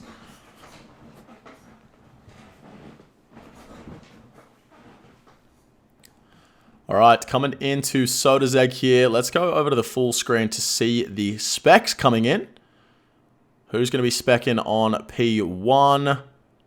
Okay, we have Kirby and Hi-Yo. And Kirby hits and Hi-Yo... Sorry, Hi-Yo hits, Kirby doesn't.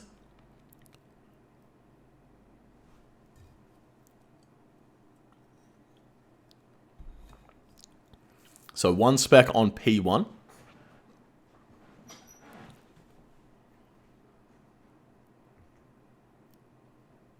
Lots of concentration from the players here.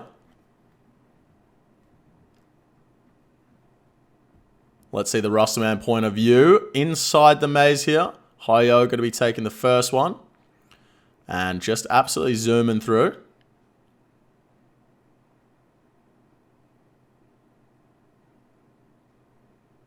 Easy like a Suntag Morgan, ladies and gentlemen. Let's see the spec here from Rusterman.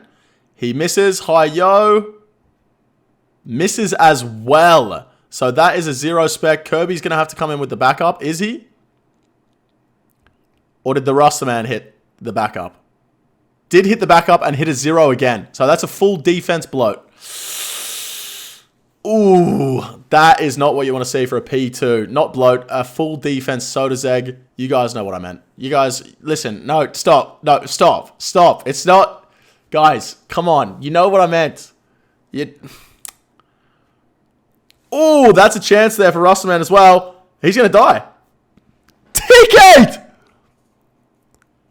Wow. Absolutely incredible scenes. Let's go out to the full screen for this maze. What is that maze? That has to be the longest maze I've ever seen in my entire life. That has to be the longest maze I've ever seen in my entire life. What is that maze?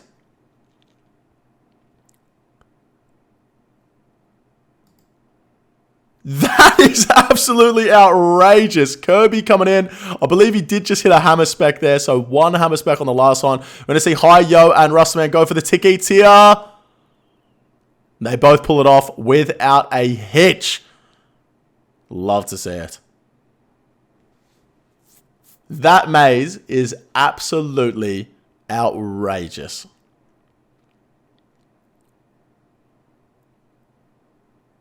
And Rusterman dies right at the end. I'm telling you guys, this is the strategy. Look at this. He gets to the chest so much quicker. So much quicker.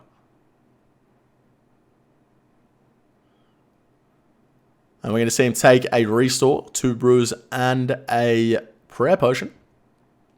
Hi-Yo with 3 brews in the inventory, and Kirby with 2 brews in the inventory. As we come into Zarpus. Kirby has to have a tile marker to tell him where to start. That's fair enough. It is a race around the Zarpus.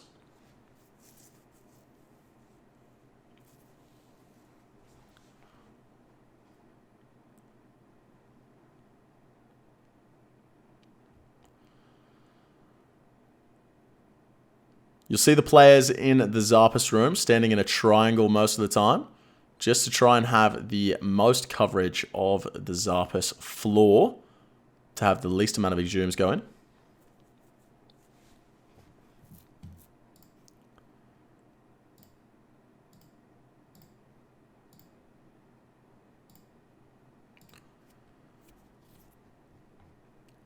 Jesus fucking Christ.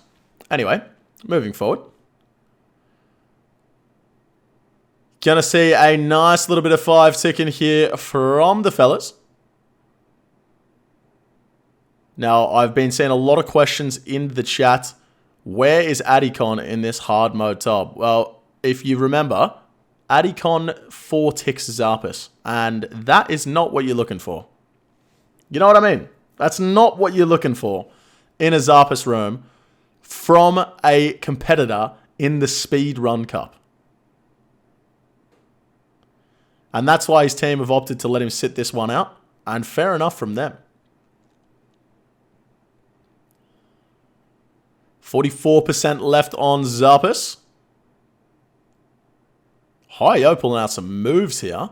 Shame he's playing at 10 frames per second. I would love to watch them. The Thralls being thrown out by all of the players.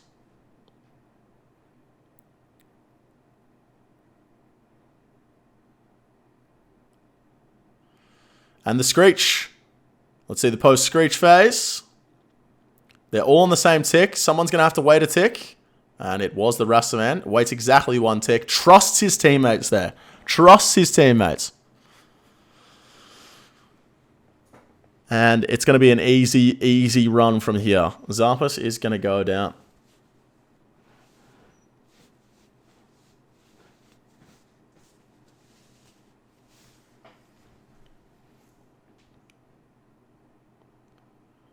All right, let's see who's going to be grabbing the staff here. Hi-Yo is going to get it. They're going to run through. Be interesting to see if they just start the boss immediately as they go in. Hi-Yo, the one with the staff. Is he going to start? No, they're going to run up to the boss. Fair enough. See the Thralls coming in. All three of them summoning the melee Thrall. Not too sure on the exact numbers here. I'm sure Hootie Tootie can pipe in, but the melee Thrall is going to do more damage to Verzik P1. Hootie Tootie? That would be correct, yeah. How much more damage? I think there's something with if you don't melee, your damage is halved, or you can... I believe it's... I can't remember. You put me on the spot. There is a number that's ran. Well, we'll just go with damage half for now. As we saw, I believe it was Kirby just sat next to the boss before. Potentially Hi-Yo, Rastaman just sat there tanking the boss.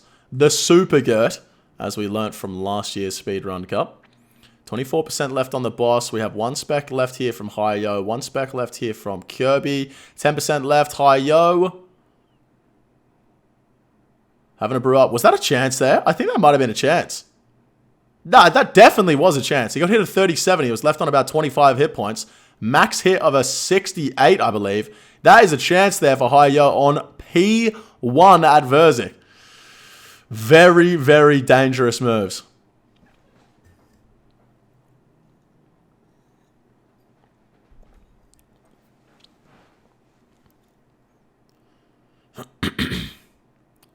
He's 10 frames per second off him. Very true. Very true. We see Rastaman running an absolute mile here to get away from the crabs. Super zoomed in on the client as well. And I rate that. I rate the zoom in on the client.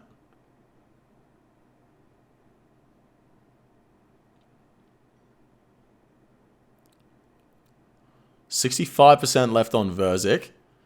Pretty good chance, I reckon, we see another load of crabs here.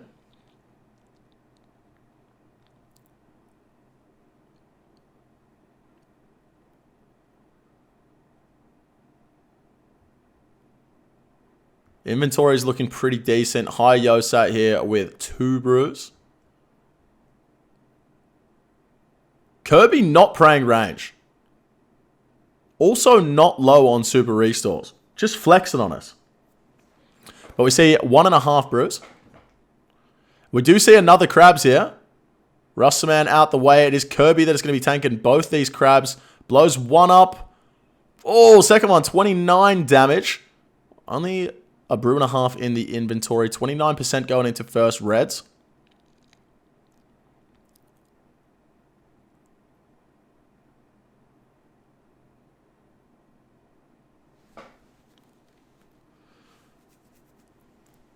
And 16% going into second reds. They're definitely going to be going for the 2 down here. Let's see if they can pull it off. 8% after the second swing. This is definitely going to be a 2 down. 5% left. Something's going to have to go very wrong for him to not get it here. Oh! Speaking of things that could go very wrong. Oh my god, Rasta, man. Something's going to have to go very wrong, and something went very wrong. They missed the 2 down. Rustaman getting bounced, getting a ride on Verzik Airlines. Unreal. And let's go ahead and look at Kirby's perspective. He is on the tank here. Once again, a 20-52 to beat. 20-52 to beat. Crab spawned. Kirby's still on the tank. Oh, that's going to be a crab on the head. 29. He's got 2 crabs underneath the boss as well.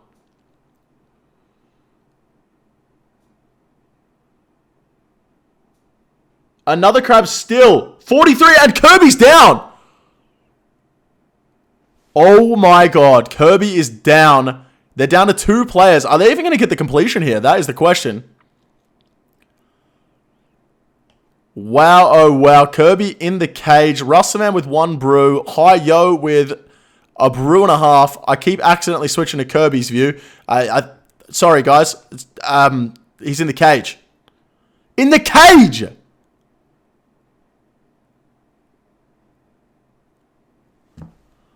I can't believe it. I cannot believe my eyes. Team BDSM, the reigning champions of the Speedrun Cup, and Kirby is in the cage for his TOB run.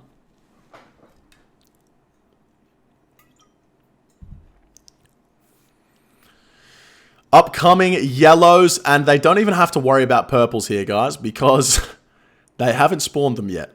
1 dose of brew here for Rustaman. We have 1 full brew here for Hi-Yo. The question is, are they going to make it? Are we going to see a Pog tank here from the Rustaman? We're not.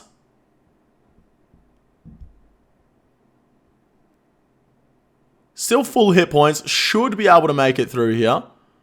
Depending on the hits. They have to bounce the ball back and forth. Someone potentially will die here. Hi-Yo taking a 74 damage hit. Hi-Yo brewing up now. Only 1 dose left in the inventory. 1 dose left for Rustaman as well. 26% left on the boss. They need to save as much health as they can here as possible. Here come the crabs. They're going to have webs coming up soon. A hit off prayer there for Hi-Yo. Manages to tank the 0. Rustaman on the tank. And he tanks the melee. Here come the webs. They need to be on the same tile for this one. And they managed to get it. Thank the good Lord. Are they on the same tile? They're not on the same tile. Someone could get caught in webs here. Hi-Yo decides to leave. 6.1% left on the boss. Rustaman almost gets caught by a web. And it looks as though they are going to get it done. Hi-Yo on the outside there, T-bowing the boss. Big hit with a T-bow as well, and a 40. But unfortunately, I don't think that's going to be good enough. Something's telling me. And they get a...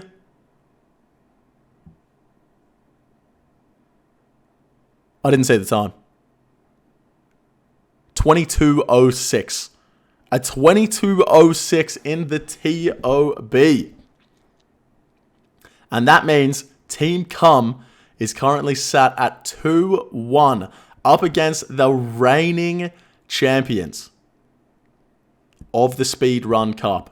And next up, we are going to be seeing a pick from Team BDSM, and that is Vorkath. Wow, oh wow. 2-1 for Cum. Hootie tootie. A pretty eventful top run there for Team BDSM. Yeah, I mean, I don't... It's hard to say how many people would have seen Team Crocs Under Mushrooms being 2-1 up at this point of the match, but fair play to them. I mean, if you know anything about the 2 teams, the Crocs Under Mushrooms are definitely much more comfortable with Tob. They've done a lot more Tob, duos, trios, they've done it all. Whereas I don't believe this BDSM team has done much Team Tob together. So you can see some of the strats just, aren't up to the same level as Cum. But, I mean, we saw it there, and now we're going to see 2 back-to-back picks by Team BDSM. We've got the Vorkath, which Kirby will be feeling probably the same amount of comfortableness as he had with the Zulrah. And then And then Smork is if they can get there, is waiting like a caged animal in the gauntlet, saying, "Let me have a go. Let me do something in this tournament. Please don't let us go out 3-1 without me doing anything." So yeah, they'll be hoping to win this Vorkath and get it to the gauntlet. Where, I mean, if they make it there, Smork, the world record holder, probably want to show what he can do. And what a disaster it would be for the reigning champions, BDSM, to go out in the first round. Let's go ahead and jump on in. We're going to be watching BDSM. That is Molgoat Kirby running Vorkath. 10 runs of Vorkath, and we will take the average of those 10 times. Let's have a look at the inventory here.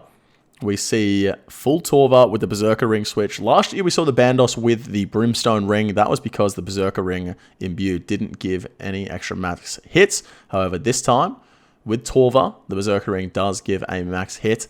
And we see the Zarite Crossbow as well for the almost guaranteed Ruby Bolt at the start of the Vorkath kill with that special attack. And I believe 75% used. I don't think in time you'll get a second spec. So, potential death charge being used? I'm not too sure. Spellbook swap. There's a lot of runes in that inventory.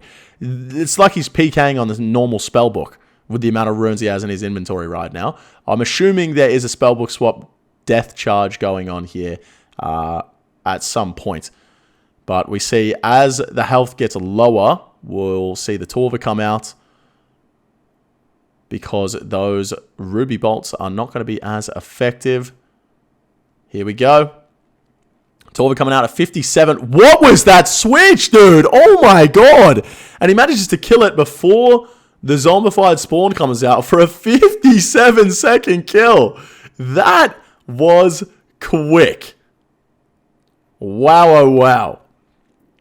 It's interesting to see so many runes in the inventory here because Vengeance doesn't work, Thralls don't work, so it is simply just the spellbook swap for the death charge, I believe. And do you really need that many runes?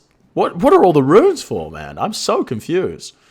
But incoming death charge, the Zarite Crossbow goes off at the start. We're going to see a blowpipe or two here. And then coming into the special, the Acid again. Kirby, this is not his first rodeo. He's definitely been around the bush. And look at the footwork here on Vorkath. 364 hit points coming out of the acid phase. 343. Nice big hit there as well. Going to be switching over to the Diamond Dragon Bolts very soon. And there we go. After that next hit, he hits 72 with the Ruby Bolts. Wow. 192 hit points left. Switches over to the Torva. Going to get one last hit in here before the second special. The Spellbook swap. Oh, he Spellbook swaps for the zombified spawn and for the Death charge. He gets an extra claw here at the end because of the Death charge. And the claw does not come in clutch. Does not come in clutch. The extra claw that he gets, not helping him with that kill there. But the tech in this Vorkath. A 116.2. This is unreal. Absolutely unreal. Alright, coming into kill number 3 here.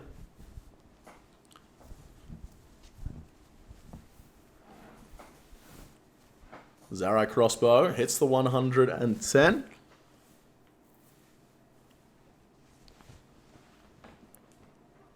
Nice backup hits here as well with the Dragon Hunter Crossbow. 66 and another 100.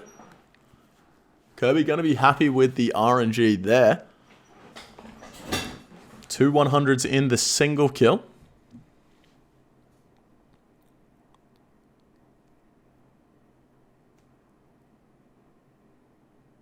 Coming into acid phase. 370 hit points left. One more hit here on the acid phase. Comes out at 300 hit points. Going to be switching over to the diamonds here. Should see one more hit with the diamonds. One more hit. And then we will see the Torva come out. 2 hits with the Torva. And then one more hit with the Dragon Hunter Crossbow before the special. See the Spellbook swap before the zombified spawn. And the Death charge. We're going to see the claws come out, and this should kill the boss. There we go. There we go. Who saw it in the chat? It's a 105.4 for kill 3 for Kirby. Very fast kills here. Very fast. In fact, I would say a lot faster than last year's Speedrun Cup. And here we go.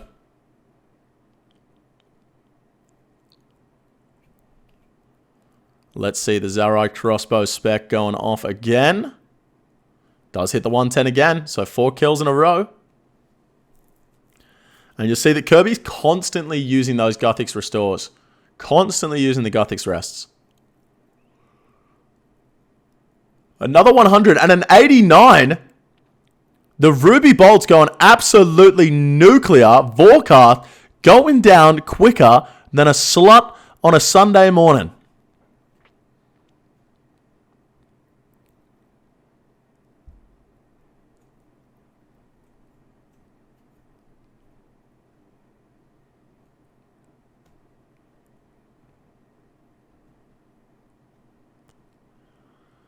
Let's see the claw here from Kirby. Into the acid phase, the works walk.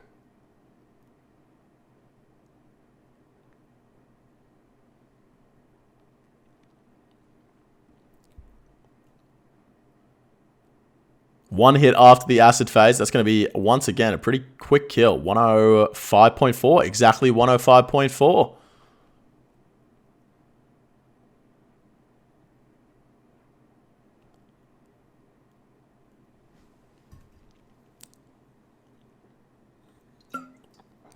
All right, coming into kill number 5. Zarite crossbow once again. A 0. That is the first 0 we're seeing. Not good. That's not how you want to start a kill. And 2 zeros afterwards as well with the Dragon Hunter crossbow. What the hell was that spell? Oh, that was the death charge. I do believe that the accuracy for the Zarite crossbow spec is around 89%. So you're going to be expecting to maybe miss 1. 1 out of the 10. Yeah. Gotcha.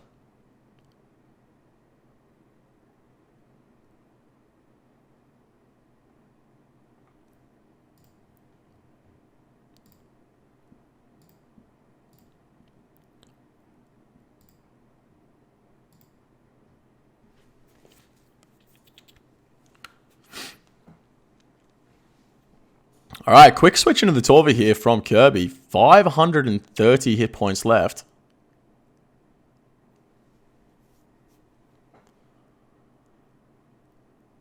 Gets the Crumble Undead off on the Zombified spawn.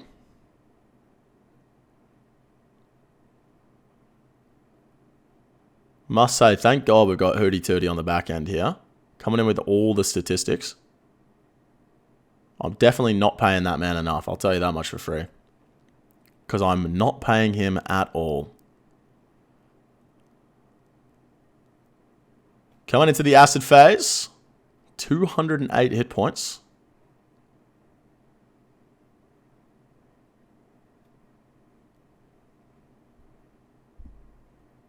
Very slow kill here from Kirby. He's not going to be happy with this one. Does have another spec. 70% spec. The claws coming in at 18-19.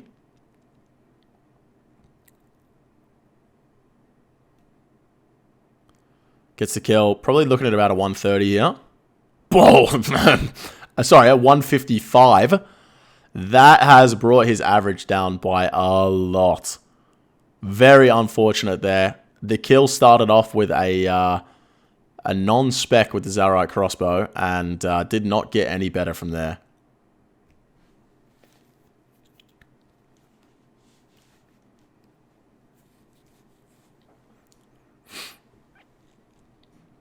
The death charge coming in. Couple of blowpipes into the Dragon Hunter crossbow. See the spellbook swap for the Zombified Thrall again. Zombified Spawn, not Thrall.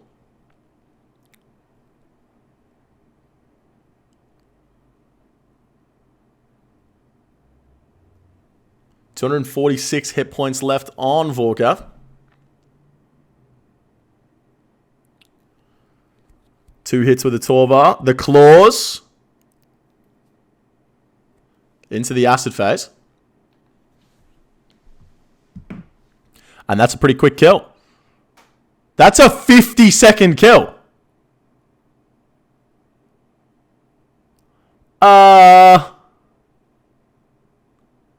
Hello? This man's pacing. A 50-second Vorkath kill. That is insane. 2 seconds. 3 ticks off his personal best. Wow. And I do believe Kirby does run quite a bit of Vorkath as well. Like, he's tried a lot of Vorkath in the past. So, 2 ticks off the PB? That's fucking crazy. 327 hit points going into acid phase here. This one is also looking very fast. We could be on for back-to-back sub 1 minute kills here.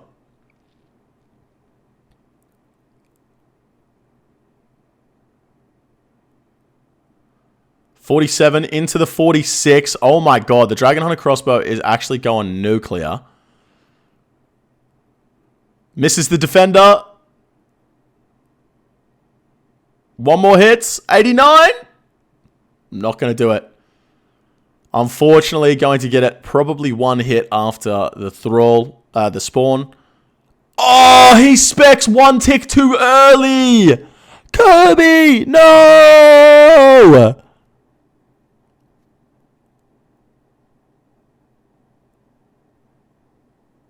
Oh, no. That would have been a 105.4 again. Unfortunately, the claws 1 tick too early and turbo punished. Turbo punished for that one, guys. Ended up being 13 seconds slower than it would have been. It wasn't early, it was a miss.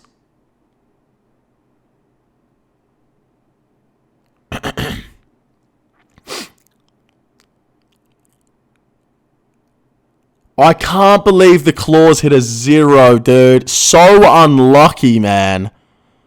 He's going to be so upset with his RNG there. And just maximum punishment for bad RNG. That's just...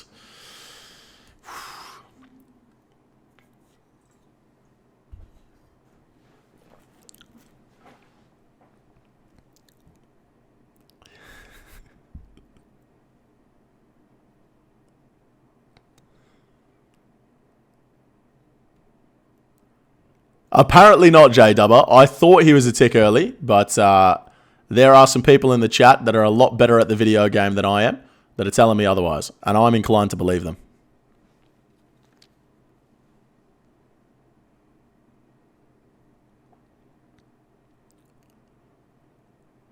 $132 hit points in acid phase.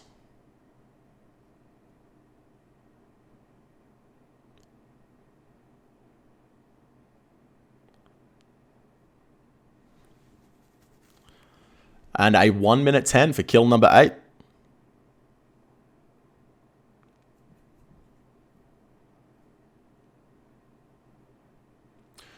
Jake, will you fuck my wife, please?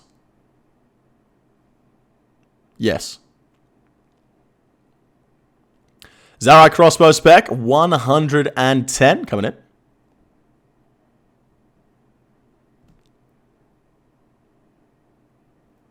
And another 100. Okay. Okay, this is quick. This is quick. Hits a 0. Oh, that's annoying for the last Dragon Hunter crossbow there. And coming in with a 4 straight after the zombie.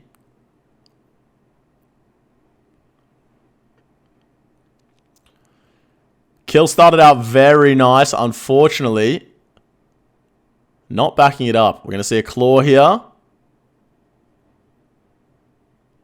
Acid phase. 149 hit points remaining.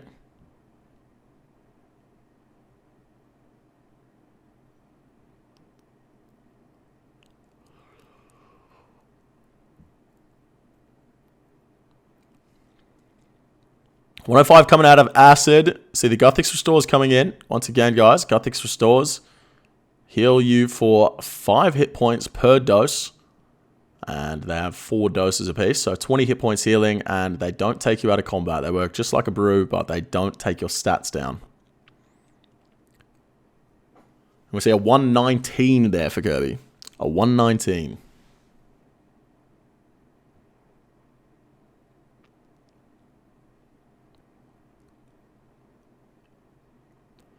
The final kill coming up. The 10th kill.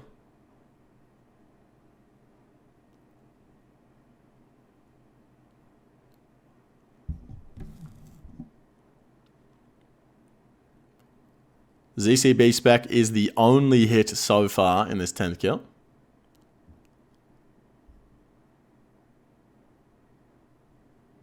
$559 hit points coming into the first special attack.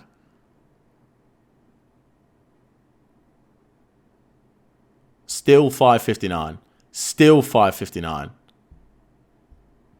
Wow. We're seeing some bad RNG here for Kirby in this last kill. Had a really good average prior to this kill.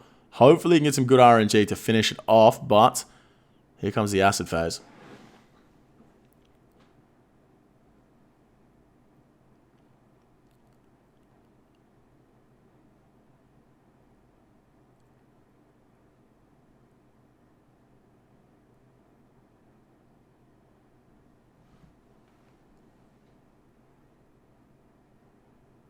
Very good point in the chat as well. He missed the death charge, so didn't get his special attack energy back. Missing out on that extra claw spec.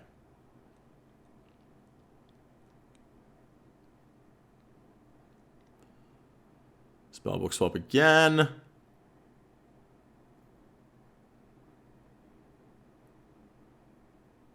Here comes that extra claw. 35 hit points remain, and he hits it. This is going to be a slow kill. 1 minute 40.2 seconds. Let's go ahead and see that average. Comes out to an average of 1 minute 15 seconds. Not too bad considering. Not too bad considering, but without those 2 really, really bad kills, Kirby would have been looking very, very good there. Hootie tootie.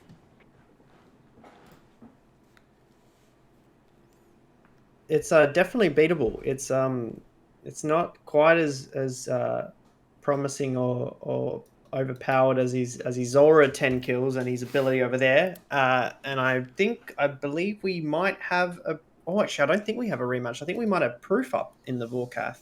So where Craggle failed, Proof will try to succeed in the 10 average boss.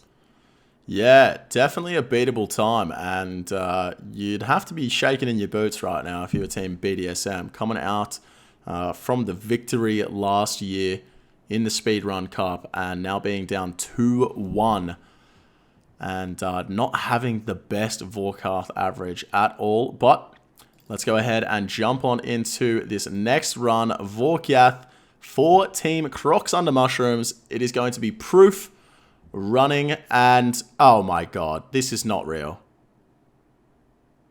There's no way this guy... Why is he running from the Relica house portal?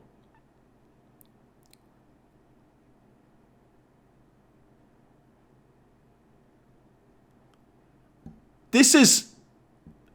Come on, man. This isn't real. What?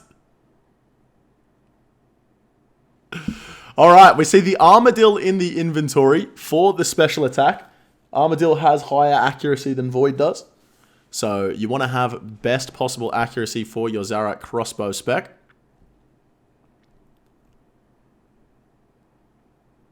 And we see the 110 straight up.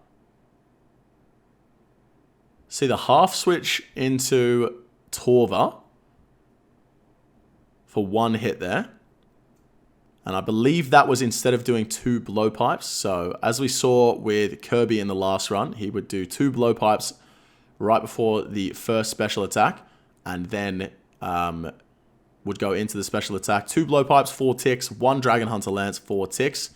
So Proof there, opting to go for the 1 Dragon Hunter Lance rather than the 2 blowpipes.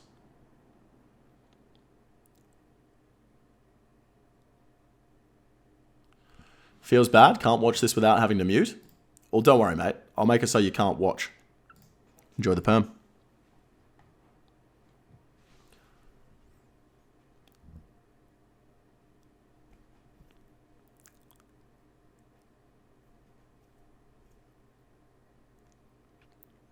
Pretty fast time. 73 hit points left on Vorkath. Oh, some bad hits to end it off here. I swear this happens every time you get a fast kill on Vorkath. You just can't hit the last few hits, but manages to take the boss down, and the first kill is going to be a 123. Okay, okay. 123.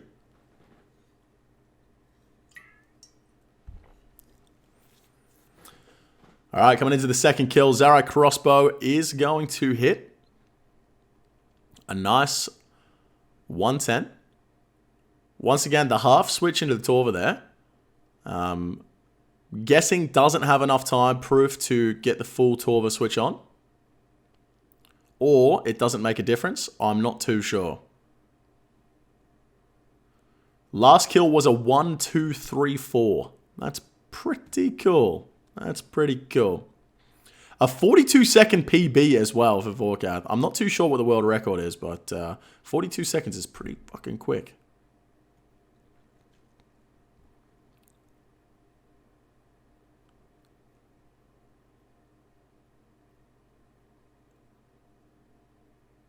Two zeros after the switch to the Dragon Hunter Lance. The Crystal Halberd for the last hit before the zombified spawn comes out. That's an interesting tech. The Chelly. The Chelly. Record is 37.8. Gotcha, gotcha. And that's a pretty fast kill. 112. 112. So far, not looking too good up against BDSM. 2 kills in. A lower average. Higher average, I should say. And hasn't had any insanely unlucky kills. Oh, he missed his void bottoms there. Missed his void bottoms for 2 hits.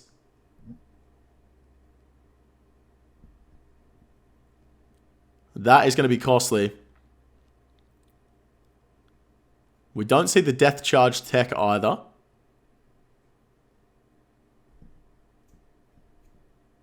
Or do we?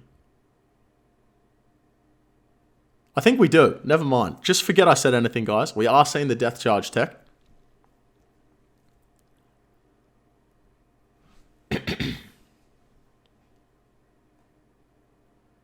Coming up to the acid phase.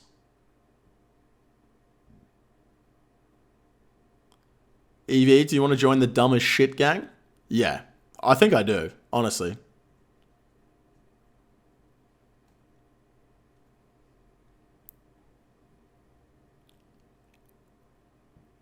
Big claw, big 60 on the claws. You think they'll use the E10 tech? What's the E10 tech?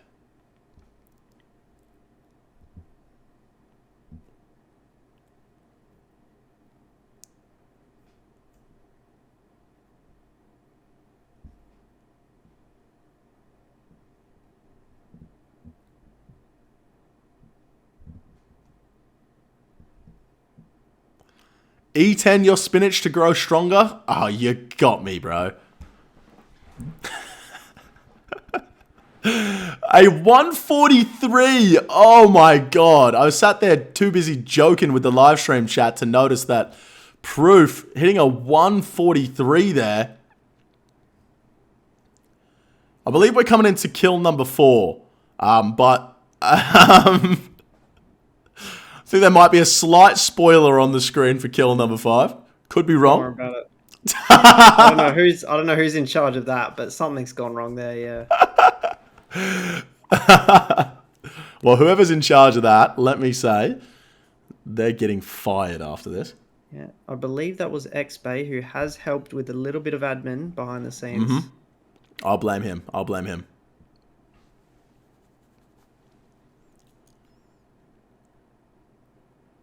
Damn it, Tommy. 305 hit points left on the boss, coming into acid phase. Once again, I think this is going to be another pretty slow kill here, unfortunately. Yeah, can we get a prediction going for the time for kill number 5?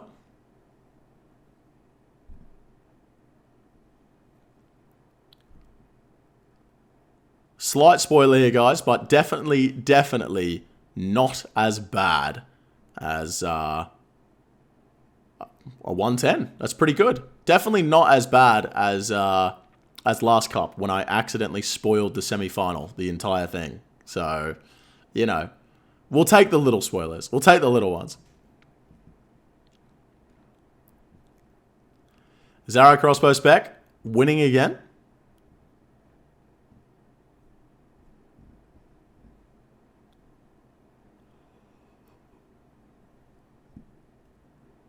.108 kill right here. Ban me if I'm wrong. Say no more.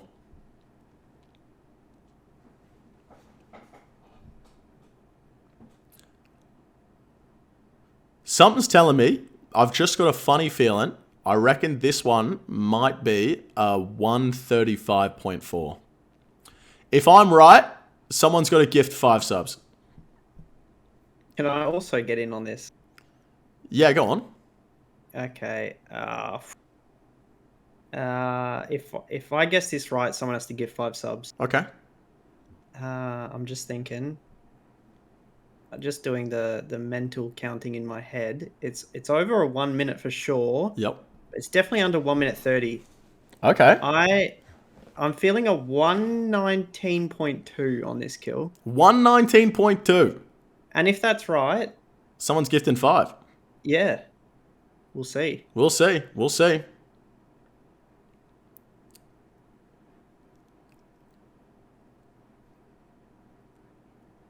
$57 hit points left on the boss. Ooh. Unfortunate. Wait a minute. What happened there? He just crossbowed the spawn. That's a 135.4. 135.4, ladies and gentlemen. And just like that, I was right. I fucking knew it. I knew it. Surely someone gives 5 for that. That's what I'm saying. Like, how did I guess that? That's crazy. I actually believed the 119.2. Literally, bro. I actually believed it. I was like, oh, okay.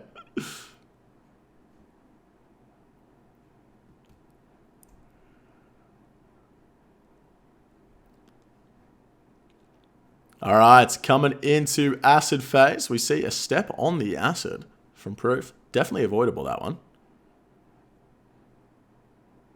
128 million ranged XP as well. Absolutely ridiculous. Anyone know why he isn't doing the Torva switch for the melee hit? Yeah, that's what I want to know as well, actually. Hootie Tootie, any insights? What's that? When he does that one melee hit after the crossbows, he doesn't get his full Torva switch on. That might just be a user error. Gotcha. Gotcha.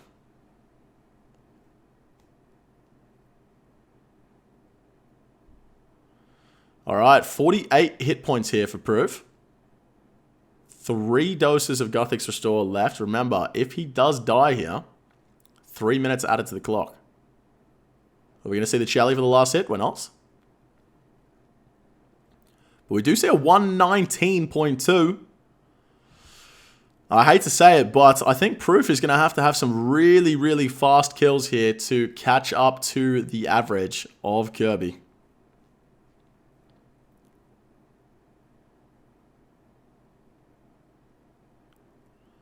That Zarite crossbow spec missing as well. As Hootie Tootie said, you're going to miss 1 in 10.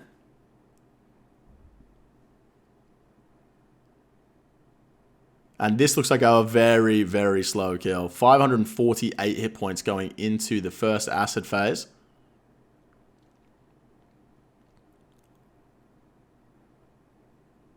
And probably going to be about 500 hit points coming out of it as well.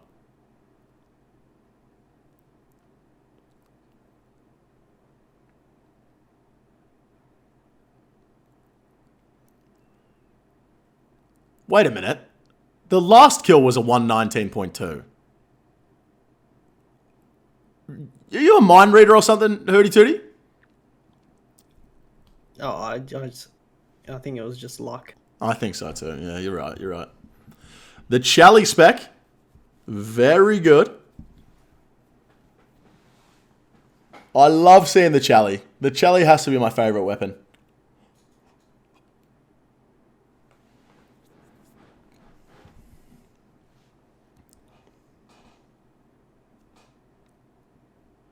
A 34 to finish off Vorkath. Let's have a look at the time. That one seemed fast. A 122. That's not going to do it. We're going to have to see a couple of sub 1 minute kills here in a row from Proof to be able to beat out Kirby here. And we see the spec coming through. Does he get the backup?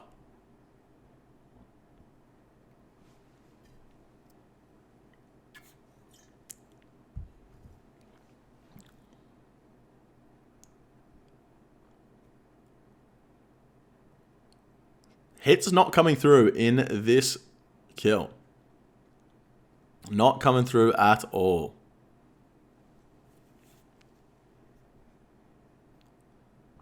$370 damage left to do on the boss. Gets the full 9-way switch in there.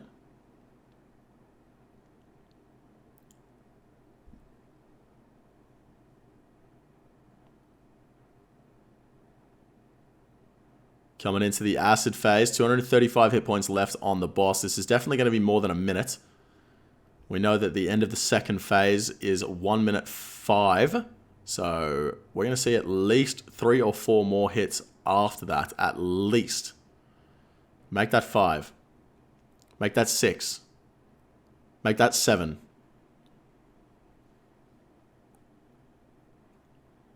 Not good hits at all coming in here for Proof. Very unfortunate. It is part of our game. RNG definitely does play a factor. And here comes the big bolt. Oh my god, he actually killed it. That's unreal. And here we go. A 135.4 coming into kill 9. Coming into kill 9. See the ZCB spec here. Does proc. Backs it up with a 48. Incoming Lance hit for a 3. And the bolts just not doing the job at the moment. Just not doing the job that he needs them to do. Unfortunately, the RNG not coming through.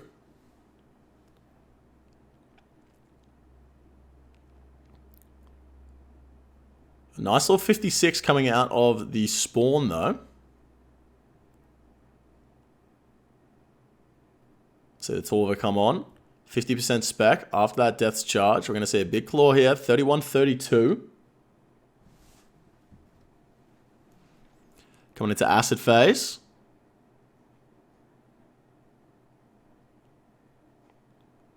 $143 hit points left on the boss.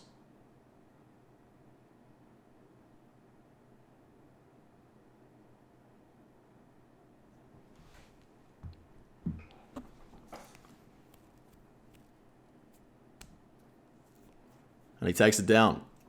108. Okay, pretty reasonable time. Pretty reasonable time. But I will say, ladies and gentlemen, if my math is correct, and my math is correct, we're going to need to see a 10-second kill here for him to have any chance.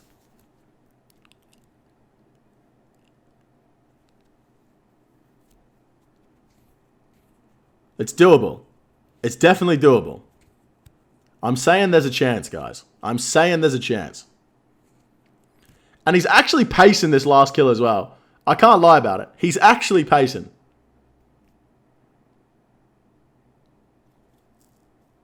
Let's see it.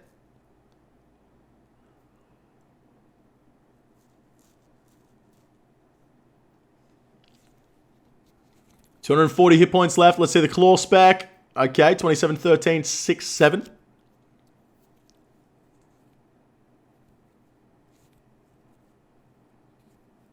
111 hit points left on the boss. Needs a 10-second kill time here.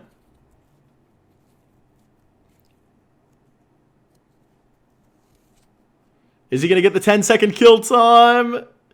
He's noodling. Pause, champ. A 109. Oh, he missed it by about a minute there. And a 122 average for proof. And BDSM is going to take down Vorkath. It is now a 2-2. And there is one boss remaining. And that is the Corrupted Gauntlet. And this is a BDSM pick as well. Hootie tootie. It's heating up.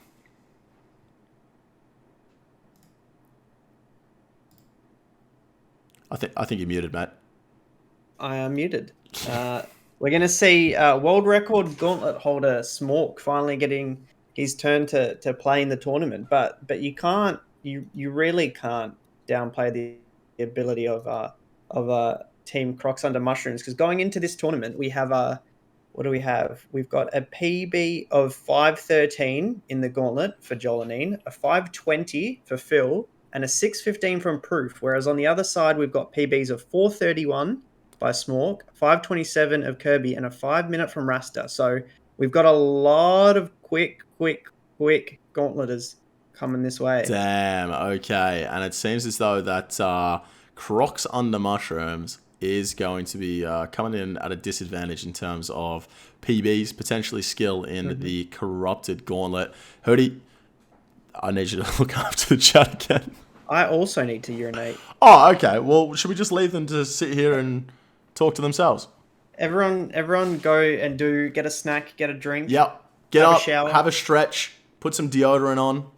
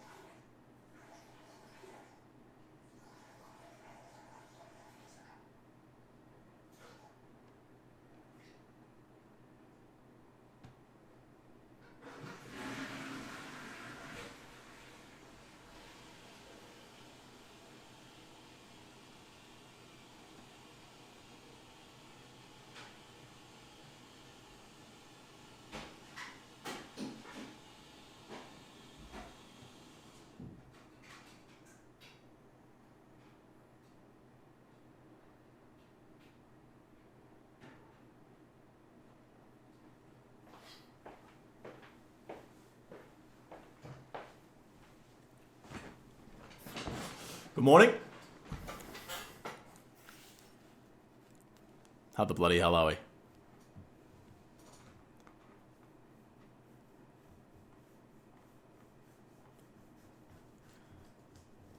I won.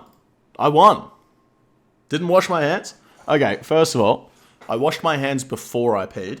And let me tell you something. You can tell a lot about a man by whether he washes his hands before or after he pisses. Or neither. Or neither, yeah. You piss loud, man? You must have a huge penis. It's actually quite average, Will. I can send you a picture if you want.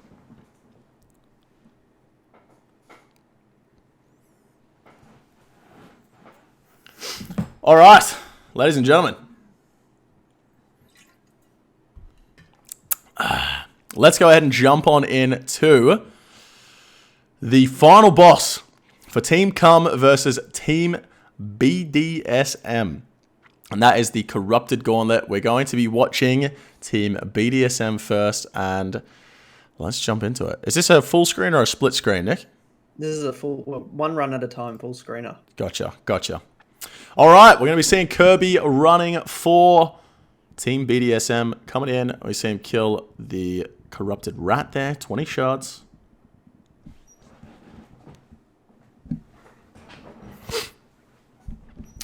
Gets the weapon frame off the second little mini boss.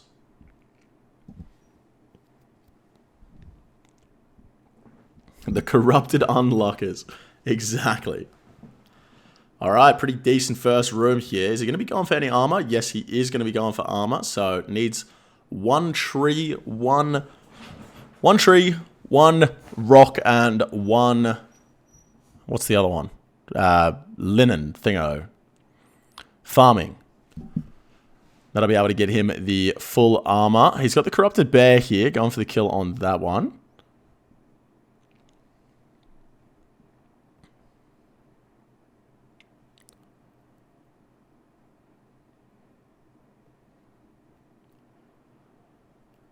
They only run once, so 3 players from each team will do 1 run. They take the average from those 3 kills. Is that right, Nick? That is correct. Okay. Kirby manages to find some of the farming patches.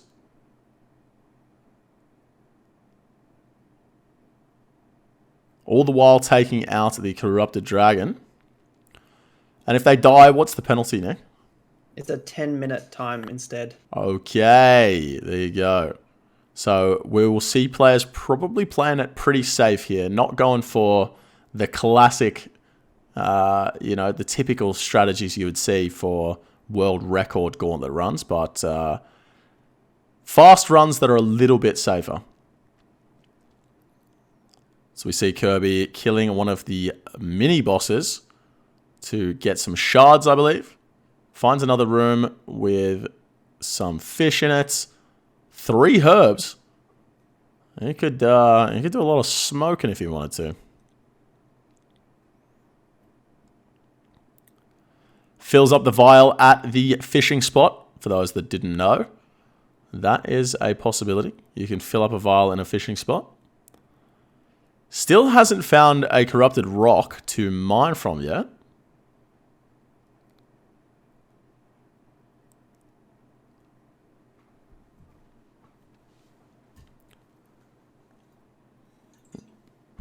Still hasn't. Getting a little bit unlucky here. And there we go. Finally finds it. Has 3 inventory spots left. The perfect amount. Gonna teleport home here. Has 8 fish. Is he gonna find some more fish before he goes into the boss? That is the question. Makes the corrupted staff. Makes the corrupted halberd. And it looks like he is just gonna go in with 8 fish. And here we go. 5 prayer points. Uses a prayer potion. And let's see Kirby take on the corrupted Hunlef with the halberd and the staff. Opts to just move everything down in his inventory rather than dropping it. I can respect it. Doesn't want anything on the ground.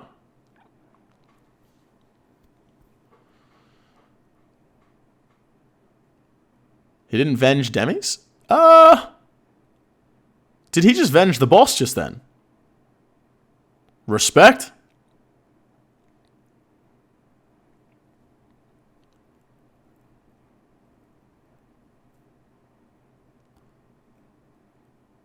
$780 hit points left on the boss. There is 8 fish still left in the inventory. 8 was the amount he went in with.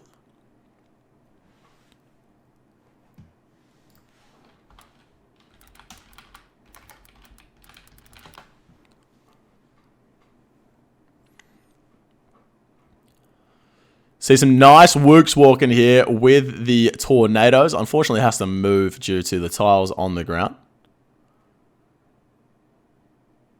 But we will see Kirby with the redemptions coming in here. Those that don't know, every 6 hits, the Hunlef will change its prayer. And every 4 attacks, it will change the style it attacks with.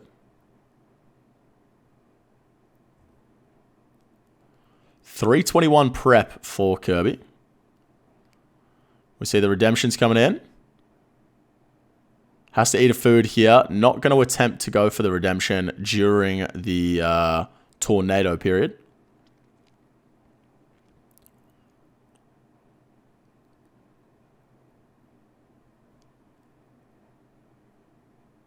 Here comes the redemption again. Pulls the redemption off. And that's just 3 hit points. 291 HP left on the boss. 5 minutes 35 in total so far.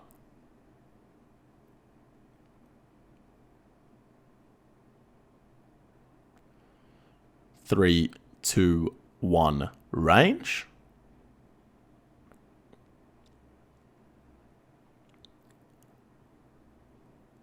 That's clock over the 6-minute mark here, is Kirby.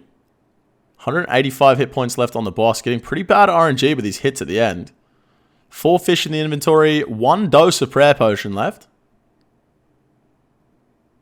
Is he going to go for the redemption? He is going to go for the redemption. Using that last dose of prayer potion. 123 hit points left on the boss. Going to eat a fish here with the tornadoes up.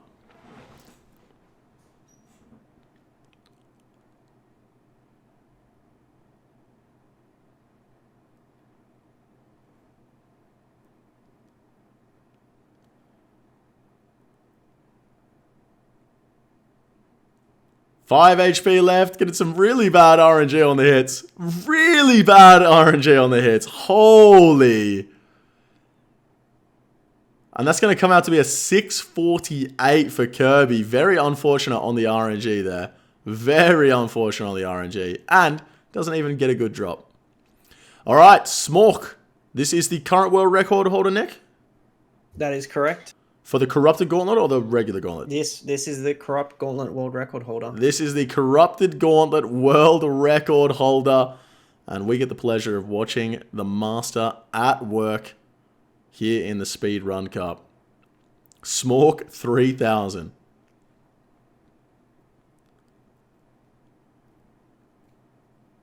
Gets a weapon frame off the rat there. The Corrupted Perp. Already has himself 2 leaves and already has himself 3 linen. Gets a couple of paddlefish as a drop as well from the bat.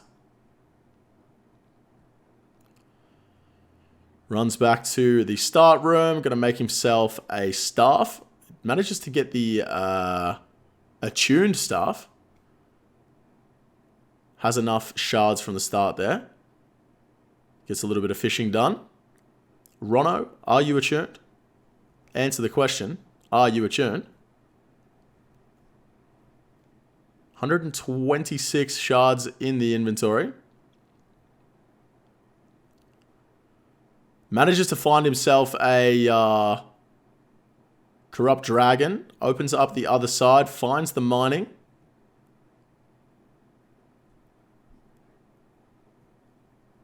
This is looking pretty good for him so far.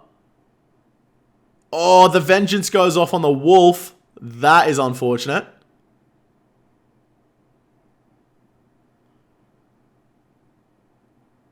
Now just needs to find himself the tree. 1 tree is all he needs. Making the potions as he goes along.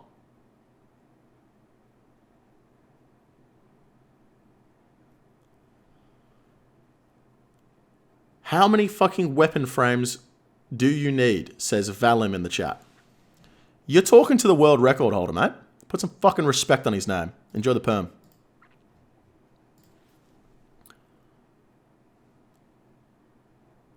Has a tree. Gonna get 3 bark here. Head back home. Make the armor. Make the bow. And he's ready to rumble. 2 minutes on the prep so far. I believe Kirby had like a 3-minute 30 prep or something like that. So looking very good.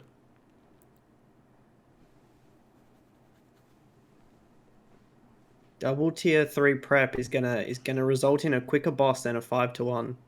So well, there you go. There you go. The double tier 3 prep. So I guess it depends on the layout you get dealt as to whether or not you go for the double tier 3 or you opt to go for the 5-to-1. Correct.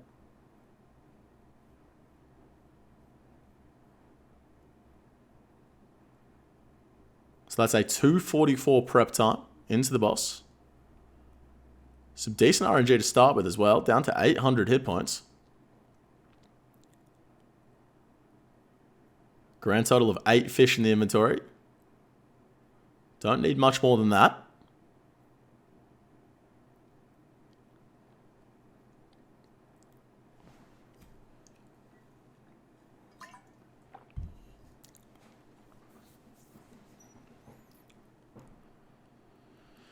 We do see the redemption flicks coming in here. Unfortunately, does not get one off and has to eat a fish. Loses a couple of ticks.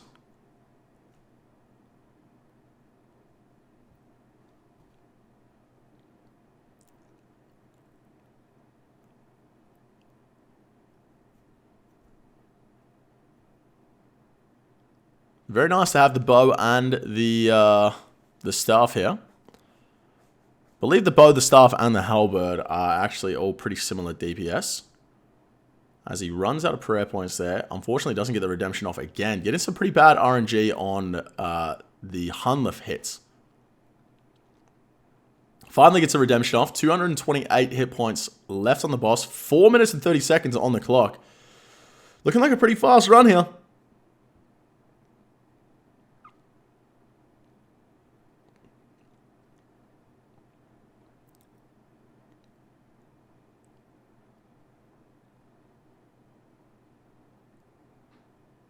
Mate is flying. He is absolutely flying harder than I am in the basement of a dingy club on a Sunday morning, if you know what I mean.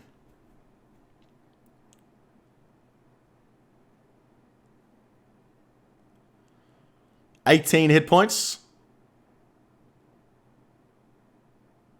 Oh, a couple of zeros in a row. 3 zeros in a row. And a 4. Wow. A lot of time lost there. That was a 5 minute and 24 second corrupted gauntlet from Smork 3000. That was very unlucky at the end there. And we're going to see the loot. And if people were wondering, there is me officiating every single run in my attire. Yep, there you are. And we've also got the running average in the top at the scoreboard. So 6.06 average so far for the 2 runs. There you go. There you go. 6.06. We were told going into this that the PBs were around 5 minutes for Team BDSM. So very, very fast times. These plugins are absolutely frying my brain. This is a lot. Rustaman has squares over all of the stuff he needs. Hey, we never know. It could be another little Jinami thing where he might be a bit colorblind. Never know why people need to use these plugins, but each to their own. Spawns in the first room. Doesn't get a weapon frame, unfortunately, but has 193 shards from the first room. Now he's found the linen and the mining. Just needs a tree. Finds the tree. Is going to get a weapon frame from this rat as well. And he finds a second fishing spot. So now he just has to find one demi-boss and he can do a little 5-to-1.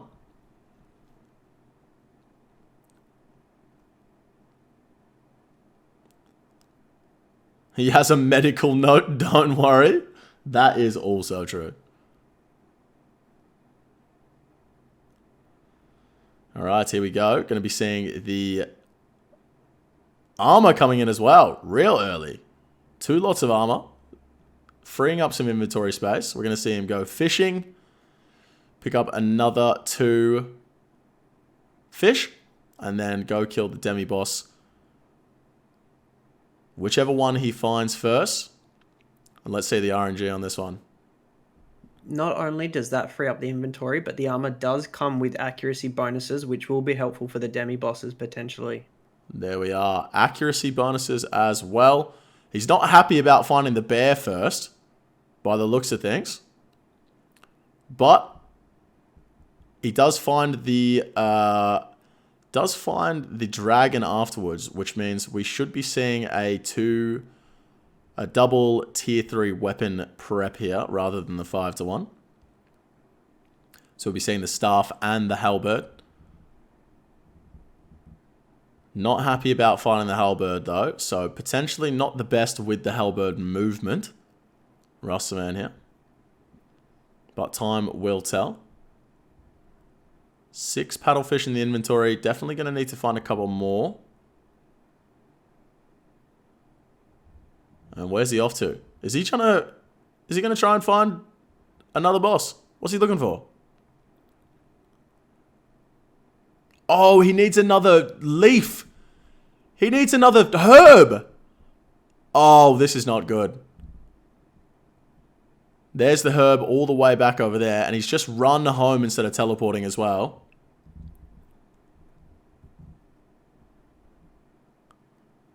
He's run out of run. Oh, man. This is not good. This is not good. He could have teleported home, picked up that herb, not run out of run energy. Oh, not the best performance here out of the Rasta man in the corrupted gauntlet. And he's going in with 5 fish. He's going in with 5 fish, ladies and gents. Let's see if that is going to be enough. He has 6 doses of prayer potion as well. The 5 fish entry.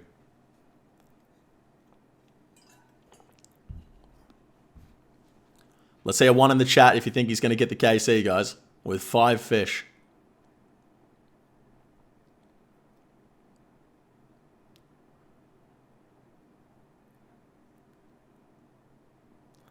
Nice little dodge of the tornadoes there.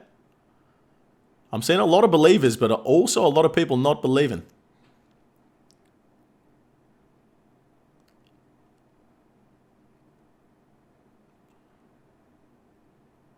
$652 hit points. Trying to move the boss here. Put it in the corner. And he's trying to get off the redemption. Sees the tornadoes again. Bad timing. Goes for the redemption during tornadoes. I can put some respect on that movement. Rustaman here is not around to fuck spiders. He's here to put on an absolute show for the kind people in the audience.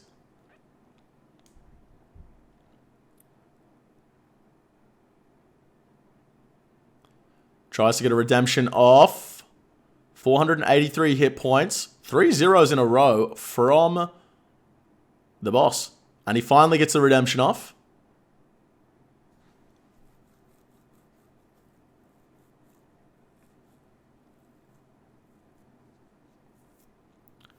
Is he going to go for the redemption? He is! He went for the redemption during the... Oh my word. This man's a gamer. This man is absolutely putting on a clinic here. Redemptions during the tornado phase. Really confident in his own ability. And he does get the redemption off. And by the looks of things, he will most likely get this KC. Has to eat the fish here. 138 XP drop with the staff. Ooh, 0 fish. 97 hit points left on the boss. 72. He's got to get a redemption off here. He does get the redemption off. And that should, you would hope, secure the kill. Still down to 19 hit points. Doesn't get the redemption off. And he dies. Oh my god.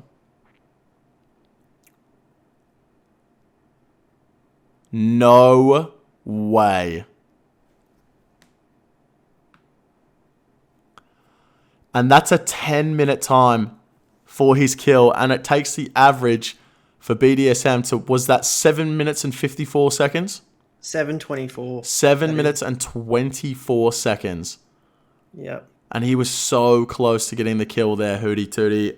absolute pain for Rasta, man. You have to think, how much closer could you get without getting the KC? That's just, I mean, you go in with 4 fish and you do well. Most of these players you're going to see going in with 8 to maybe 12 fish, depending on how confident they are in the redemptions. But when that boss maxes a 13, and you know, you can definitely get killed without proccing the redemption. So it's always a gamble without that many fish. And as you saw there, 4 fish did well, but just wasn't enough.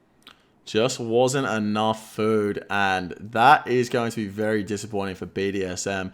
And you would think that if Team Crocs Under Mushrooms just plays it safe and gets their kills, they should be taking this one down. However, they didn't know going in that a player on the other team had died, right? Correct. They did not know at all. They're just thinking, I've got to go as fast as I can and do what I can. So, well, let's find out if as fast as they can is going to be good enough. We have Crocs Under Mushrooms here, and we have Proof running for them. Going into the first room, find a rat and a fishing spot. Gets a weapon frame from the first rat. Very nice. Going to be taking down 4 fish from that fishing spot. Picking up the weapon frame. Has enough to make the first weapon already.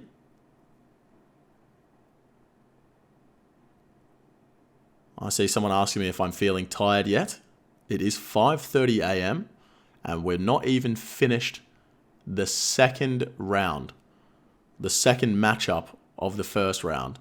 We've got 2 more to go after this. Yeah, I'm feeling pretty fucking tired. Come on my chest. Really, guys?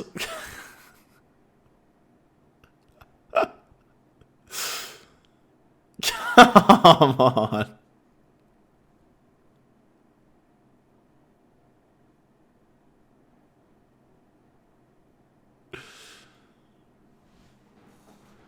Okay, we have an attuned staff here for Proof. Stocking up on a few more shards. Finds the bark. It's the only supply he's found so far.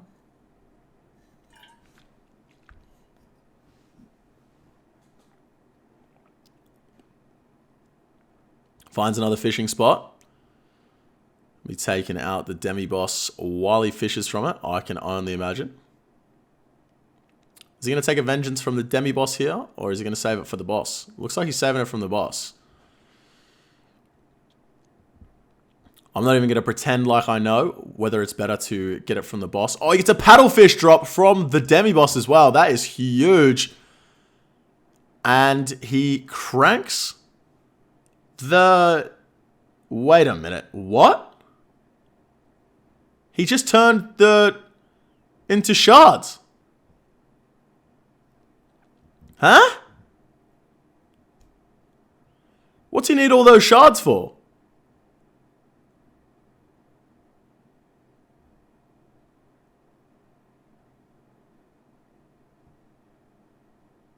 Tier 3 prep? I guess so, guys. I guess so. Finds a corrupted orb. Still needs to find a mining spot and a place to farm from.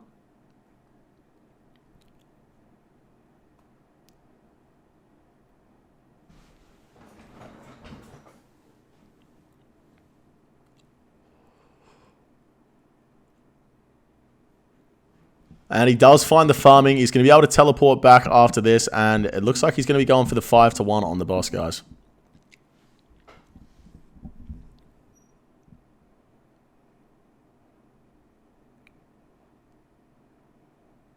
And here we go. Wait, he's got the bow?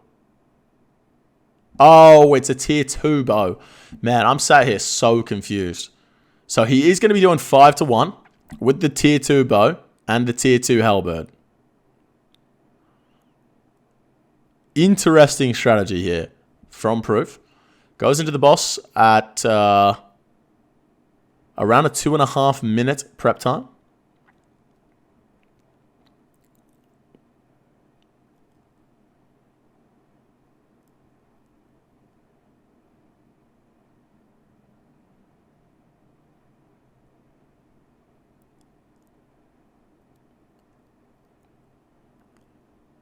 Ooh, takes a 23 here from the Tornadoes. However, he has gone in with some extra fish, so that hit points won't really play a factor.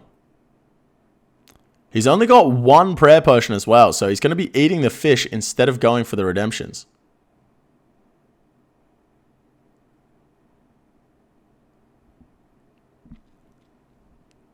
Players opt to go for the redemptions so that they can continue getting hits off.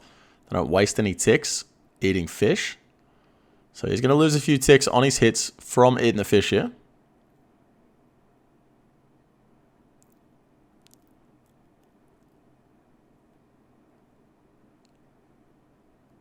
In comes the Halley, a 0. Back to the staff.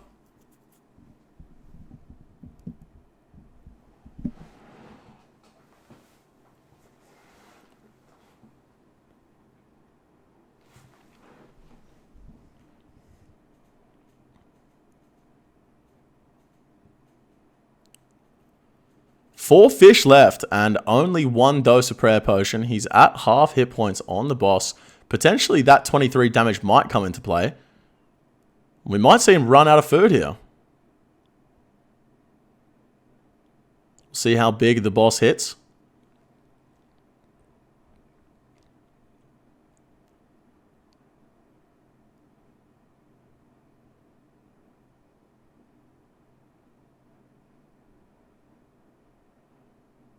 Okay. He's going to have to run through the boss here. Runs around. Tiles on the ground are not helping him at the moment. 328 hit points left on the boss. Make that 313. Incoming halberds. 37 prayer points left with no prayer pots in the inventory. Has 2 fish and 25 hit points. This is not looking good here for Proof. 197 hit points left on the boss. He hits an Hustle 35 there. He's going to need to see some big hits if he's going to get this one done. 24 prayer points left. 93 HP left on the boss. Takes an 11. Not what he was looking for. Tanks the next hit. 73 hit points left on the boss. Down to 40. And it looks like he is going to live. But that was a very close one, guys. And managed to take it down with 1 fish and 8 hit points left in his inventory. And that is a 6-minute, 38-second run. Very nice. All right, Jolanine coming up second. The Inferno Master himself took down 1 point for his team already and is looking to help secure a second. The running average up the top of the screen there, guys. 634 was the first run. We'll see how they're looking after this run from Jolanine.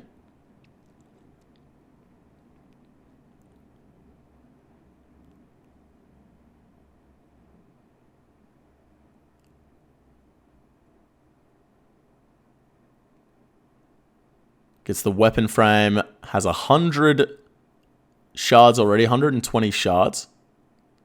Gonna be able to get himself an attuned weapon here. We'll see an attuned staff coming in.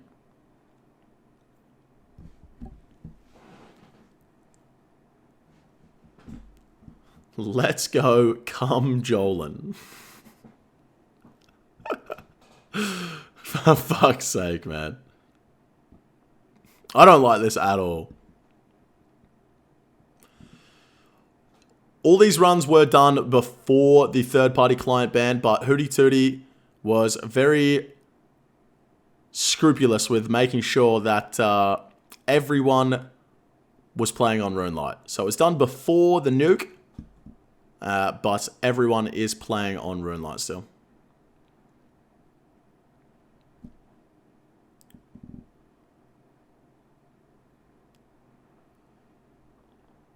We see some more fish coming into the inventory for Jolanine here. Has 10 in his inventory currently. 11 fish in his inventory.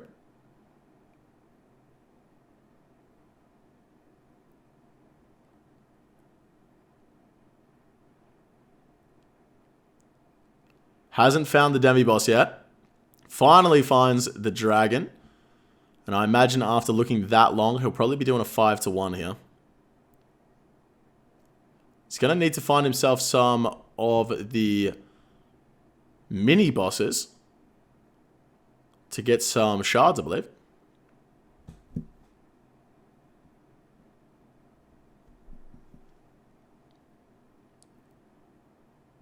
He's only got 80 shards. Definitely going to need more than that.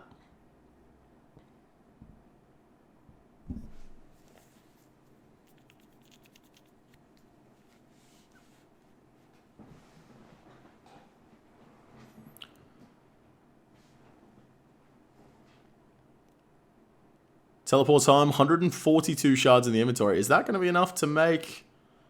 That is enough. So he is going in, doing the 5-to-1. Has the perfect amount of shards. This is looking around a 3-minute prep time. So pretty slow prep as well.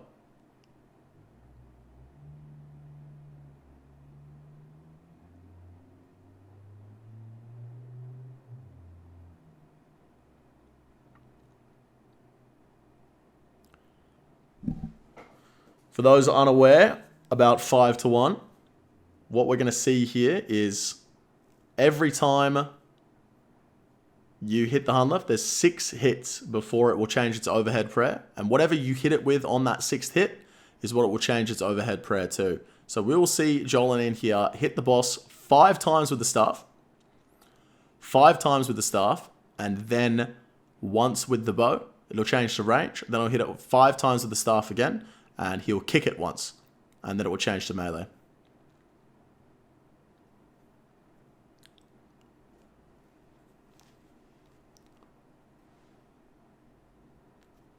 So see the kick come in.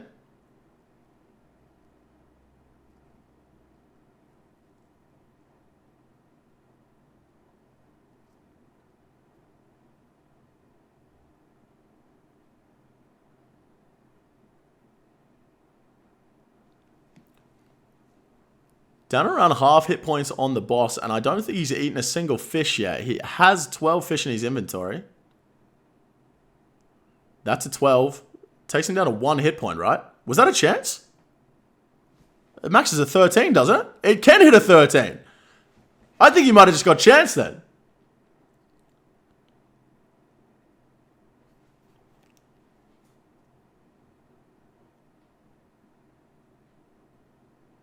Well, as they say, it's not a chance if you survive. You either die or you don't. But Joel and Ian there, risking a death in the Corrupted Gauntlet.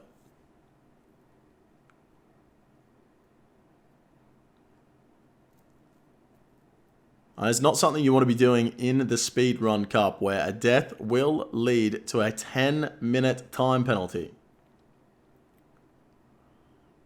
As we saw for Team BDSM.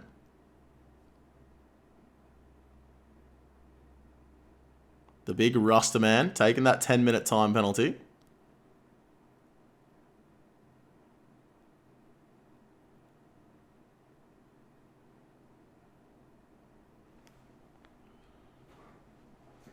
Six fish left in the inventory. 138 damage left on the boss.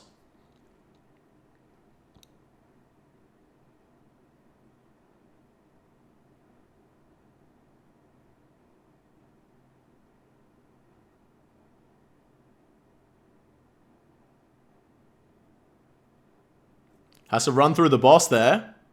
Oh, takes damage from... I think he might have just been chanced there as well. Took a 16 from the tornado and a hit from the boss. Definitely was just chanced there again.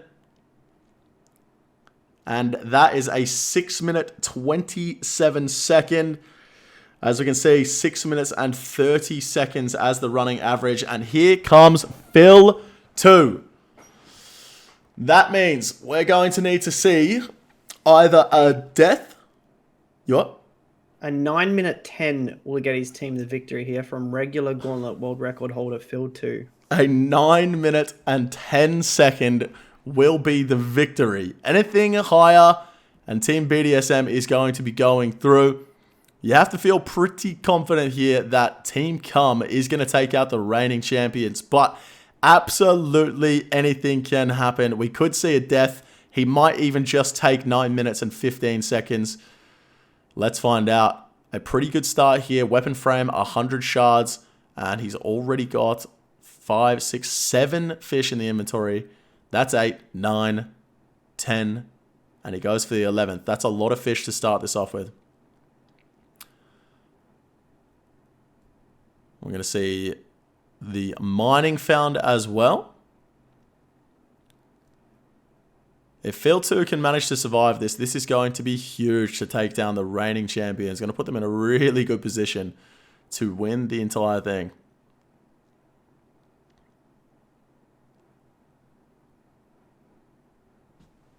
Six minutes left on the prep time.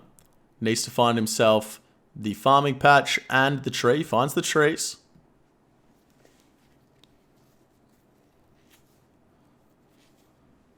Remember, guys, in the chat, Phil has no idea that there was a death on the other team. They didn't know before they went in what time they had to beat. So as far as they're concerned, they have to go in and go as fast as they possibly can. Because if they knew there was a death on the other team, it would be unfair for the team that has to go first. So nobody knows what anyone else's times are when they go into the run. So Phil here is not playing it safe. He's going in, trying to do it as fast as he can. And that's where the risk of death comes in.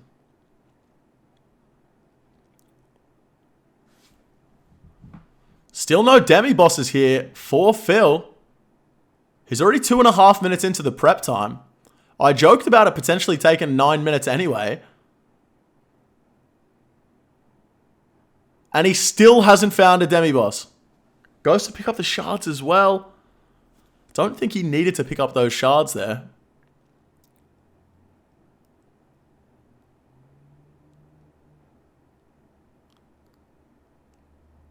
Manages to find himself another herb patch.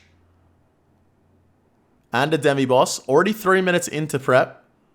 Just finding his first demi-boss now. 3 minutes into prep.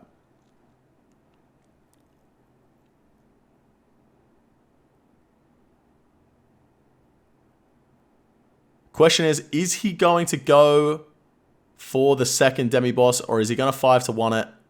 Picks up the corrupted bowstring and just teleports home. So he's not going to go for the second one. He is going to 5-1 here. We'll see a perfected bow. Already has the attuned staff. And he's going to be using the punch for the second one. Waste a few ticks there with the last bit of fish. And in he goes.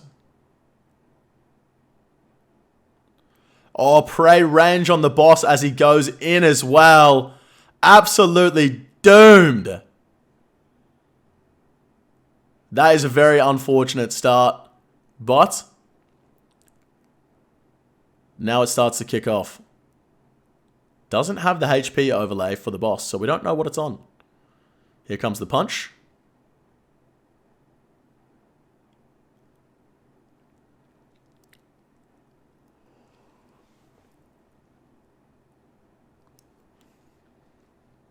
At this point, I think we would have to see a death. We'd have to see a death for Come not to take this one down. So unless we see Phil die here, the reigning champions, Team BDSM, are going to be taken down in round 1.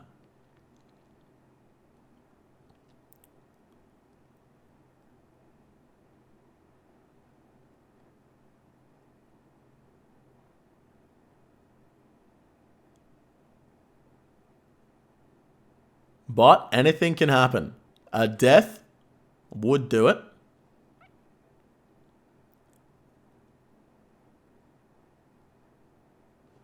Going to go for the tick aid here as well. Gets it off.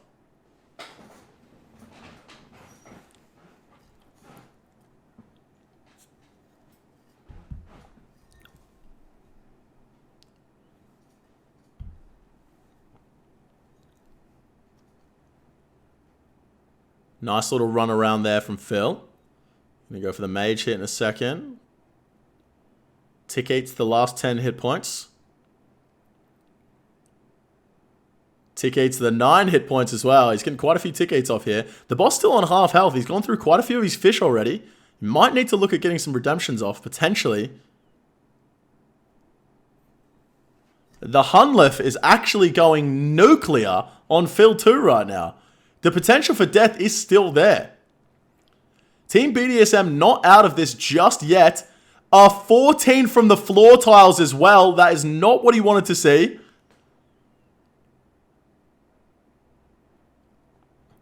That's going to be 2 staff hits as well. A little bit of time wasted. Don't think it matters too much about the time at the moment, though. It's just going to be the deaths, and he is going for that redemption. 14 hit points left on his health bar. Oof. This is going to be close. 4 fish in the inventory, 17 hit points. He is going for the redemptions. He knows that he has to get them off. Oh my god, he was 1 tick away from death there. 1 tick away from dying. A 20 from the floor tiles as well. He's panicking. This could be it. Phil 2 could go down here. Actually chanced. There is still a chance here for Team BDSM.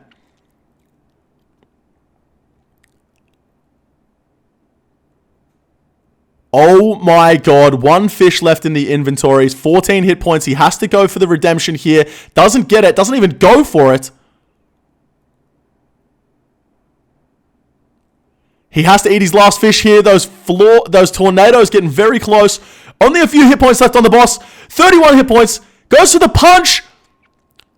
Oh my god, he has no food. 14 hit points. This could be it. He could die. Oh my god. Did he get the kill?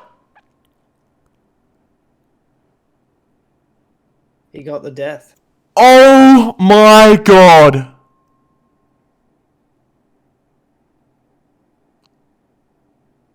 Oh my god. I think I've left... is he going in for another kill? What's going on here? No, that's not how that works, Phil. You've died, mate. I'm sorry. he's going in again. Phil! That's not how it works, mate. No. You're going to have to skip forward in the video because Phil has decided he's gone for another run. I'm sorry, Phil, but you've died here.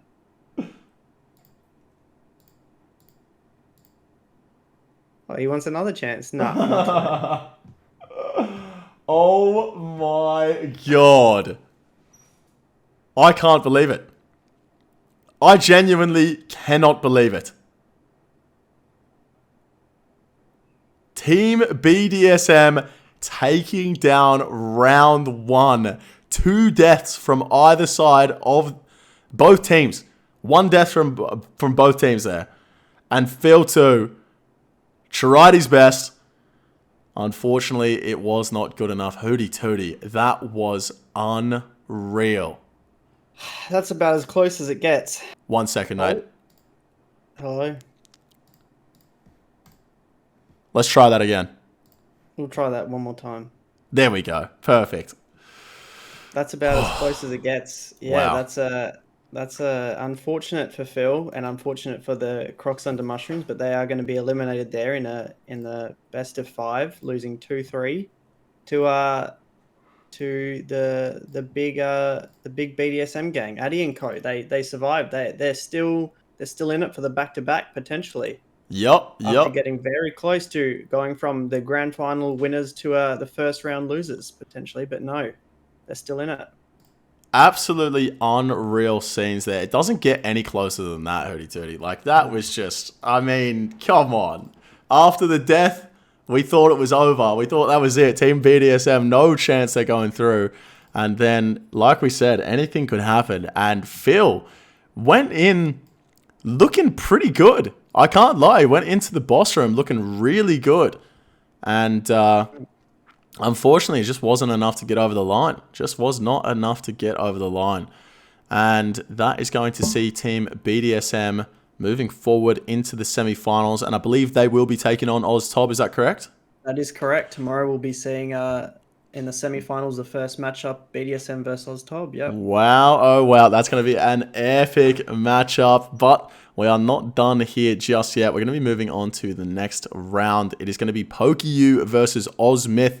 Hootie, I'm going to let you tell the chat about some of the players on these teams because I got to go first. That's fair enough. We've got this is the Clan v Clan matchup we got here. We've got Sanity versus Ozmyth. I can see about 40 odd people in voice call in the Sanity Discord, ready to encourage their team along. It's a strong team on either side. We've got the Anonym and Co, the very talented CMers mostly, and of course Acid House, a very talented Inferno speedrunner, going up against a quite confident and nothing to lose team in Ozmyth. They signed up as that last spot to just sort of fill out the full 8 teams, but don't let that trick you. They're not bad by any means. We've got a very fast solo CMer in Cat with a sub 30, and you know they're quite talented in the old Theatre of Blood. So I think it's going to be a good match. We can get a prediction going for the next one, as we have for all of them.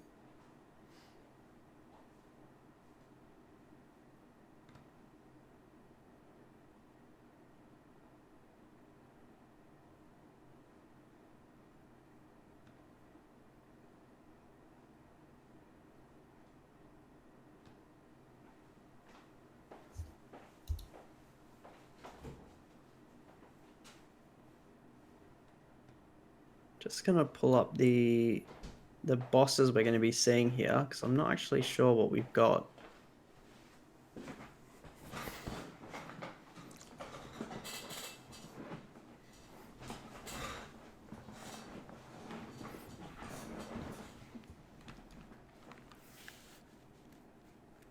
I missed anything exciting?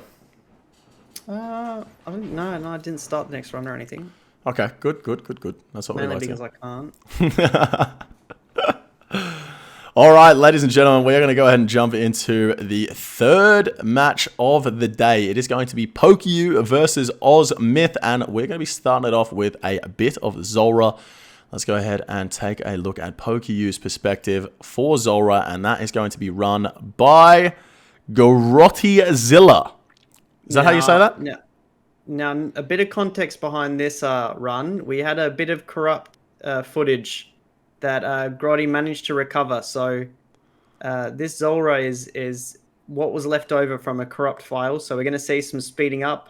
He's not actually killing it that quick. That's just the footage and how it was recovered. So yeah, a bit of an odd viewing, this Zulrah. Damn, this guy is absolutely fucking zooming right now. I've never seen Zulrah killed this quickly. What is happening? This is absolutely unreal. I'm going to struggle to commentate this. I'm not going to lie to you guys, but this is going to be a quick one. Oh, absolutely zooming. He's got the hacks. He's got the hacks, guys. And the first kill there, 1 minute 16 seconds. That felt way quicker. I'll be honest. That didn't feel any longer than 20 seconds. That felt way quicker than 1 minute 16 seconds. Yeah. I can't lie to you. And here goes the zooming footage again. This is so funny. We see the pillar stall here. The accurate T-bow to finish it off as well. That's something we didn't see from many other players so far. The accurate T-bow in the last hit. I'm surprised you caught that. What I mentioned while you were gone, there is currently 49 people in the Sanity Discord in a channel called Speedrun Cup 2 Watch Party, and they're all encouraging their PokeU clanmates along. Oh, that is adorable. That's so good. That's so good. You love to see that from the community. 47 people in Discord together. You'd love to see that. If you're in Team PokeU, you'd have to be feeling pretty happy at the moment. Kill number 2. 1 minute, 12 seconds, 6 milliseconds. And this is absolutely zooming. This is going so fast. We should have done this for every single run, Nick. We would have been able to end the stream in 4 hours. It's not too late. I think the video player has a playback speed up to... Well, while this is zooming through, I'm just going to quickly talk about the rest of the bosses we have coming up for PokeU and Ozmith, because I didn't even look at the boss draft. I'm a terrible host, but we're going to see Zulrah, and then we're going to see Nex, then we're going to see regular top 3s, then we're going to see Vorkath, and then we're going to see CM Cox for 3s. So that is going to be the boss order here. Third kill for Grottyzilla is a 118.0. Looking forward to seeing some more Nex coming up. Have been enjoying Nex quite a bit recently. I know. Scold me in the chat, but I actually enjoy it.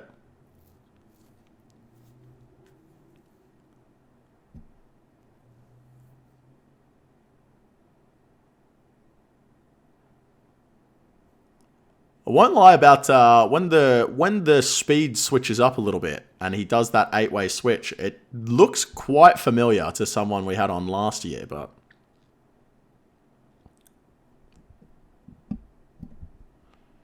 122 for kill number 4.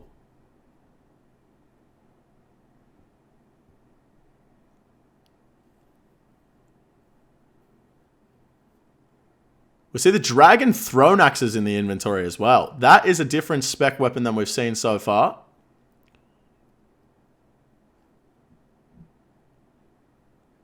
We normally have seen the Dragon Knives. And it was Kirby that was bringing the Dragon Knives along. Just the Dragon Knives. And I would say, being the man that's probably run the most numbers, I think he probably knows what he's talking about. That's a quick kill. That's a 51-second kill. That is the fastest kill we have seen. No, it's not. There was a 48-second before, but as a fucking quick kill. And if you factor in that it was actually twice as fast, that was like a 25.5-second kill.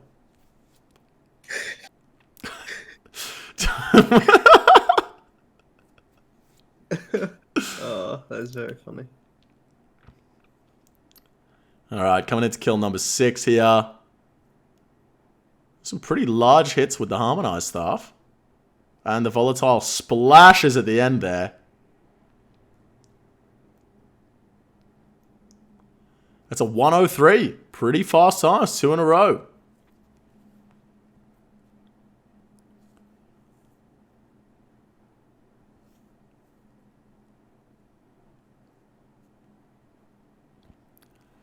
Kill number 6. Lots of splashes here on the melee phase. The volatile splashes as well. See the Pillar Soul, the nice little 39 Venge.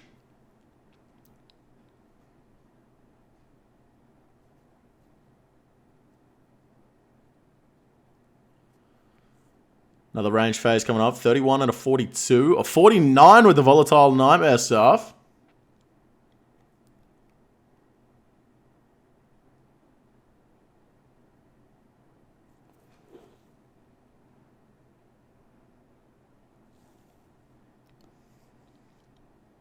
A relatively slow kill here. Even though it seemed fast. It's a 1 minute 25.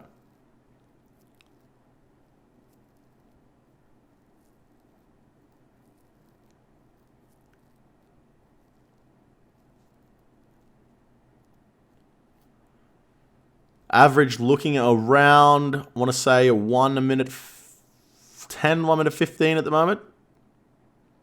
Not too bad. Good pillar stall there. Gets the boss down to 100 hit points before phase 4.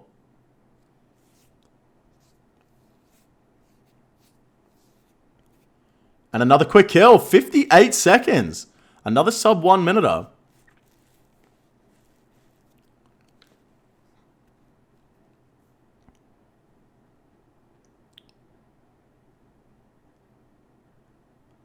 We see the smite going up as well. That's a confident man.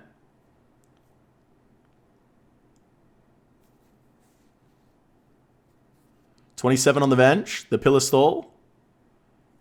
9 into the 0. 0 into the 0. T-Bow not popping off.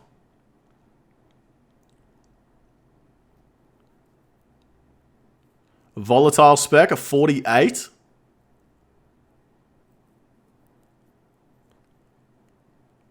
I feel like I'm watching one of those old school PK videos where they would speed up the gameplay and then slow it down when a big hit happens.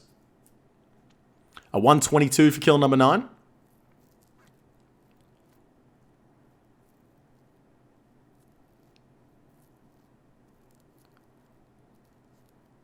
And here comes kill number 10. Gets the best rotation for the last one. Did he miss a hit there? I couldn't tell. It kind of was a little too fast for me. Doesn't look like he did miss a hit.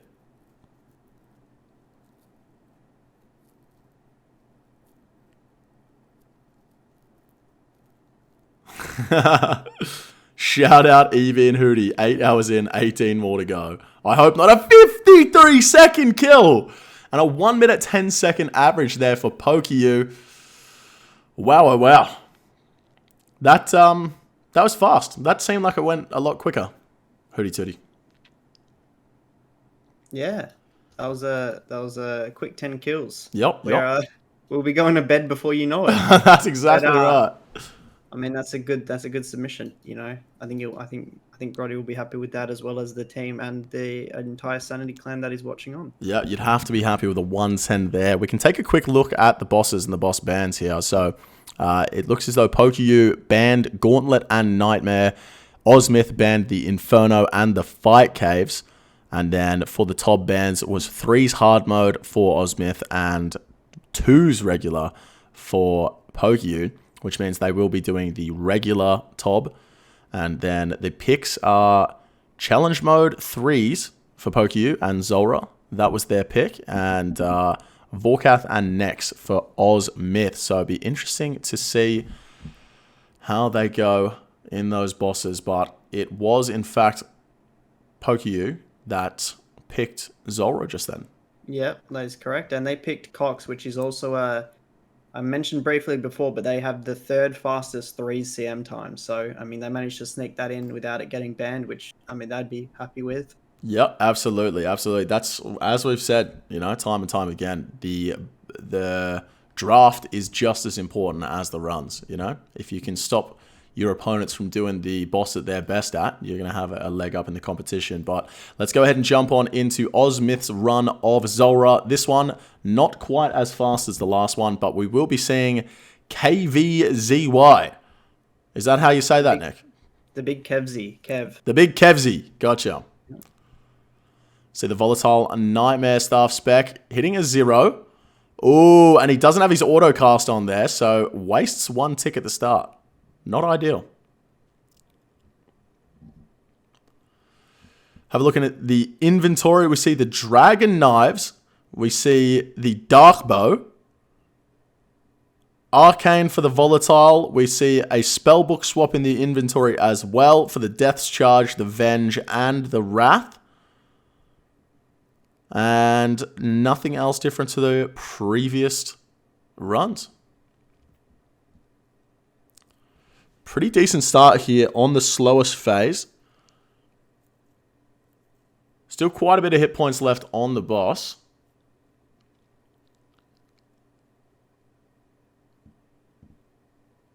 Why the regular recoil? He's actually broke. That's why he entered this competition. He can't afford a suffering, so he's just hoping that he wins so he can buy one. All right, first kill. Pretty quick one there from Kevzy. And that is a 105.4 on the slowest possible phase. So, bad RNG to get the slowest possible phase, but going to be happy with the actual kill time there. Once again, the autocast not on, so is missing a tick on that first hit.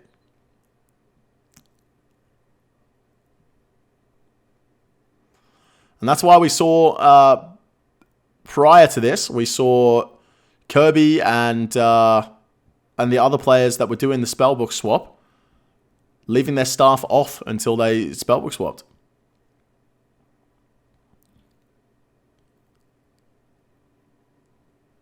Didn't get the death charge off there. Also saw that there was a missed hit with no tome on with the harm. Few early mistakes here from Kevzy.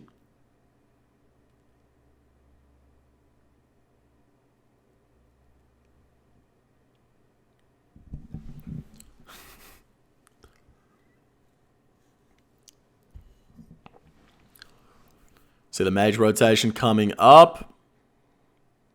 Nice big T-bow into the blowpipe. Should get one more T-bow hit off here. Not going to be enough to kill the boss. He's going to pull up though. He's wearing his volatile, not his harm. He doesn't know. Oh. 2 wasted ticks there, guys. 2. 1.2 seconds. And look at that. That could have cost him. Kev in absolute shambles right now. And as you can see by the screen shake, not happy. That's a 1 minute and 30 second kill.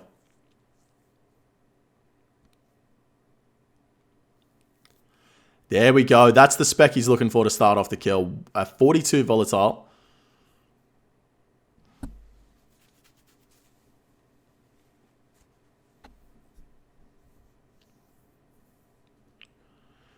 Gets a nice rotation here. We should see the dragon knives coming in.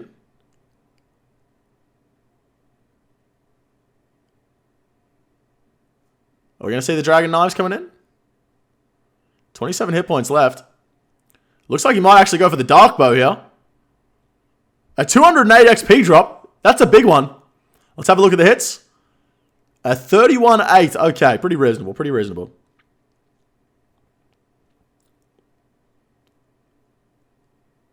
Low on hit points here. Remember, if you do die in a Zulrah kill, that is 3 minutes for a penalty.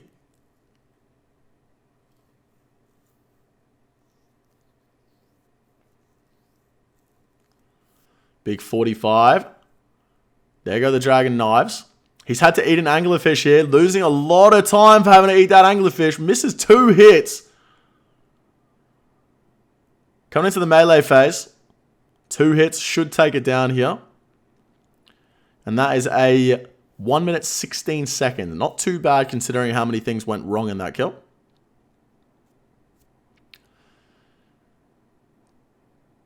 So the thrall into the death charge. And this is something that I was going to bring up before.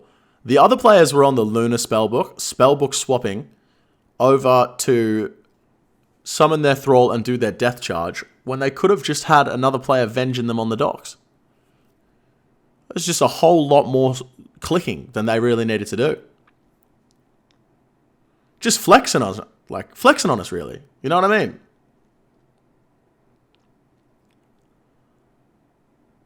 That's a 50. 20 for the Venge as well. I'm going to see the Dark Bow here. And 85. That is not good. That's an 8-8.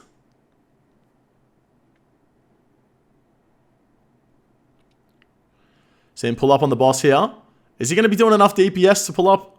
I think he's going to get caught in the smoke.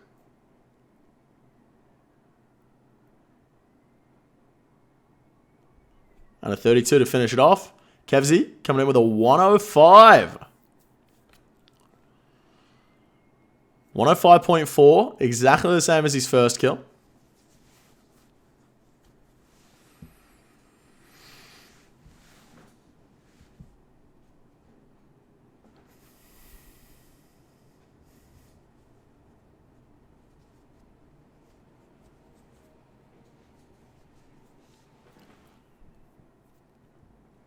Gets a great rotation again. Somehow has lost 100 and something dragon knives from his inventory. Don't know what happened there.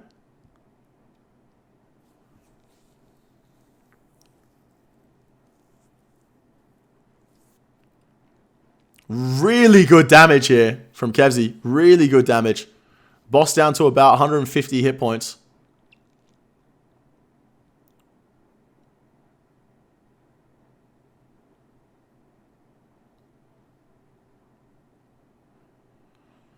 See Kevzy in the chat saying, CBA, Hootie not showing my ping? What ping were you playing on? This man to his closest server is 150 ping. His closest server is 150. Yeah. And this man is an Oblivion Diary completionist. Solo Tob, Solo 53 Inferno, you name it, he's got it. Wow.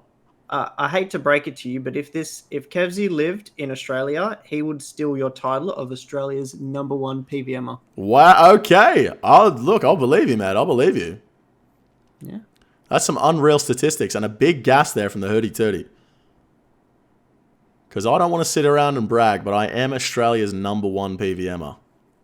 So, a big gas there from the Hurdy Turdy. I was about to flame Kevzy because he said not showing my ping, and I was like, it's a solo boss. He can go to whatever world he wants, but the closest server is 150 ping. Got to put some respect on the man's name. And we're going to see a Dark Bow coming in here. 272 XP drop. That was a 28-23.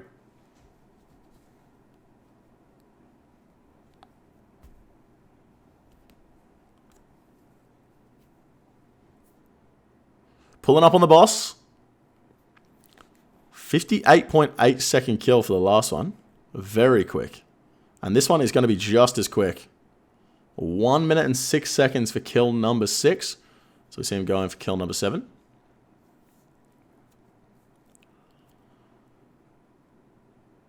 there any quick math whizzes in the chat that can tell us what the average is right now? My guess is around 110.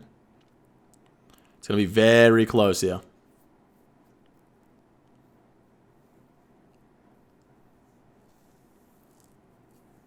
$73 seconds. That sounds about right. Sounds about right.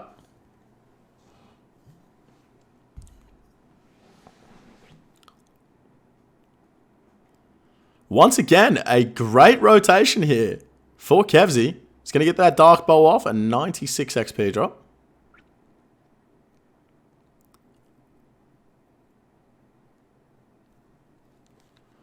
Big hits here. He should be pulling up on the boss.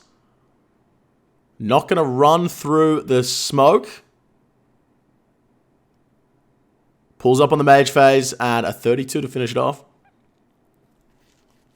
And a 55-second kill. This is looking very, very good for Kevzy and Ozmyth right now to take out that 1 minute and 10-second average from PokeU.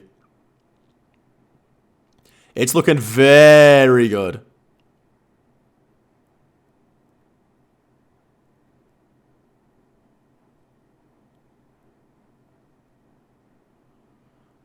Every single kill so far, though, Kevzy has missed 1 tick on entry with that Harmonized Nightmare Staff that he could have saved. And it might not seem like much, but over the length of the kills, that's going to make up 6 seconds. 6 seconds! It's a lot. Not an average, total. So 0.6 of a second total. I have 2 ticks to spare.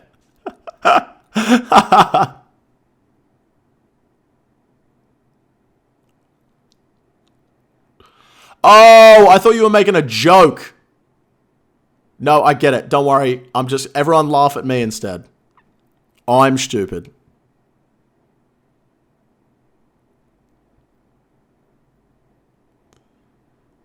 And a 101.8 from Kevzy. Australia's finest. Exactly. Exactly. A 21 volatile.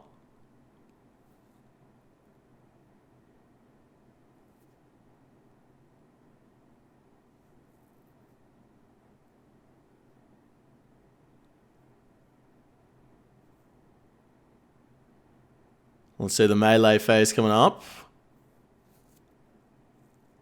2 hits on the melee phase. Not too bad. Into the pillar stall. Looking very good for Kevzy here. In terms of the average, I think there's a good chance he's going to take this on out. Something's going to have to go very wrong for him not to get this one.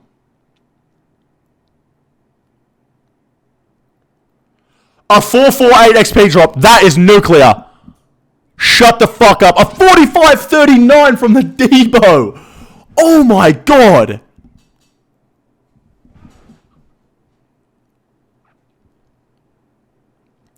Holy shit.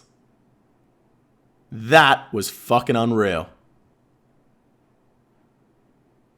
One more big hit here. Unfortunately misses it. And there's that 1 tick. There's that 1 tick, Kevzy. That's what I was talking about.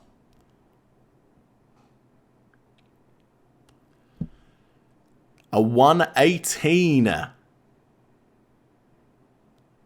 Coming into the last kill.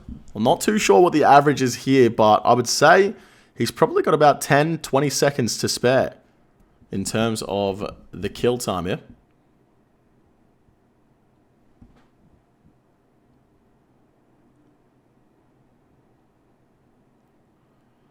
And here we go. The best possible rotation. The fastest possible rotation.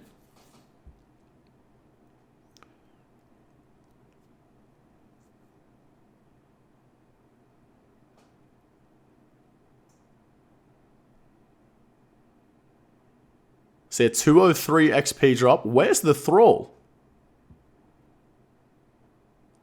Did he forget his thrall at the start? Some big hits here from the harm, though. Making up a lot of time. Coming into the mage phase. 45 into the 35. Run out of swaps. That makes sense. Fair enough. Fair enough. Oh. That was a death. Shut the fuck up, Hootie Tootie. The man has just been wombo comboed, and that is what happens when you don't have your Ring of Recall on. Opting for the Archer's Ring or whatever he was wearing at the time, not the Recall, and constant 12s and 13s from the Snakelings is bound to happen. And yeah, you can go from 100 health to 0 very quick. Pokey, you take the Zulrah. What? Yeah. What? And he was most definitely going to win that. Yeah, I think he needed a 120 something to have lost that and got the 3-minute penalty, which is what it is for a death. Wow. And that's what happens when you save a tick on autocast. This is what I've been saying, Nick. This is what I've been saying. Mm-hmm. All those ticks he could have saved. Unreal. Unfortunately, we can't replay it, guys. We can't replay it. But that was... I said before the kill, something bad's going to have to happen, you know? Something's going to have to go terribly wrong for him to not get the win here. And something went terribly wrong. Yep. That is disappointing for Ozmyth, but PokeU going to take down the first boss. That is Zulrah. We're going to waste no time moving into the next boss, which is going to be next. Let's take a look at PokeU's perspective of next. So we have Grottyzilla running next.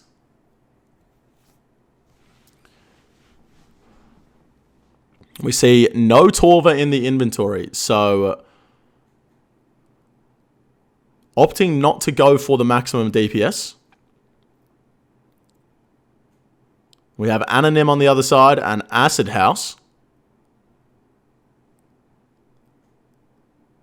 We see the Thralls come up. And that's 2 110s to start off the kill. Opting to go for the spec at the start of the kill. Not saving it for blood phase. Probably going to get their spec back in time. Another 2 110s. The Ruby Bolt roulette is in their favor today. They only need one more Ruby Bolt to finish it and proc next here for Fumus. This is a really good start to next. Acid House with the Inquisitor's Mace in the inventory. A bunch of Guthix restores as well. 5 range pots. 5. Absolutely matching the amount of brews he has. We see Grotty with the Cough. And we see Anonym with the Tank now. And we also see Grotty and Acid House standing in line with the minions so that they can't be targeted by Nexus attacks. And they're going to save a bunch of hit points here. As Fumus is going down, they're going to move a little bit closer to the, I want to say, north side of the next room. Could be wrong. I can't see the compass. But they're going to move over to this spot. And, ooh, they got the reset. Lucky there. Grottyzilla is all over it. Gets the reset. And now we see Grotty running over to the other side. He is most likely going to be the Umbra tank. And he's going to get the reset here. Stood onto the boss, resets it. As soon as we get down to 2,040 hit points, we're going to see Anonym. He is going to be tagging Umbra and then changing to Mage Prayer, I would assume. It's a nice little hit off there.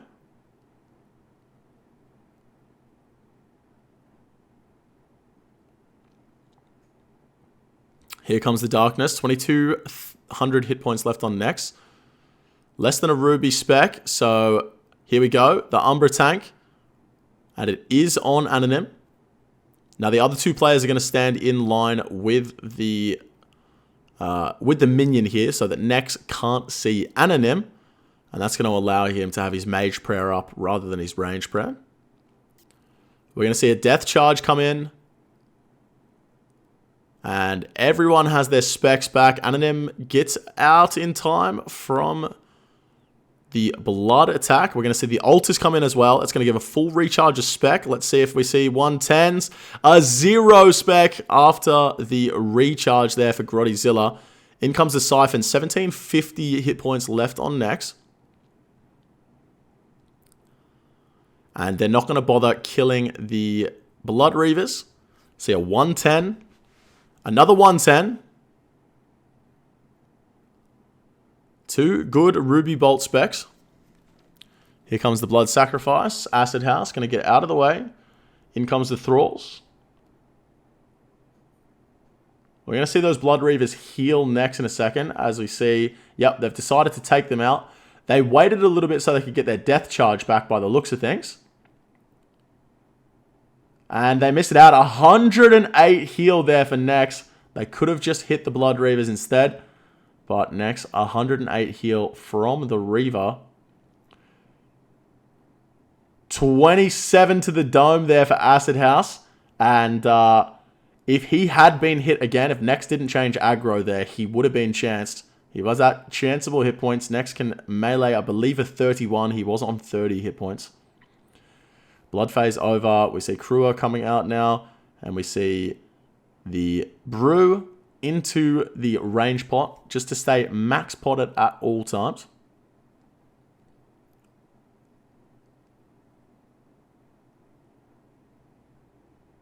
Krua taken out. We're going to see Ice phase come in now. Next, doing a little run. Doing a little dance. And then caught in the ice prison. Both players, Grotty and Acid House, try and free him. Losing a few ticks. Missing a hit potentially. Both players don't need to free. Only one does. See a Slayer Helm in the inventory as well for Anonym. They've gone with the Slayer Helm for the Cough tank.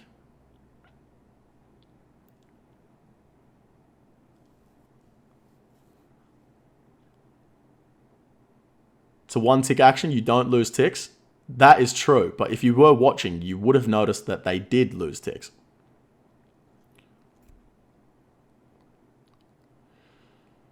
Ice phase, finished up. Now the power of Zaros. 1180. We see specs coming in. That death charge coming in really clutch for the players here, getting that extra spec off.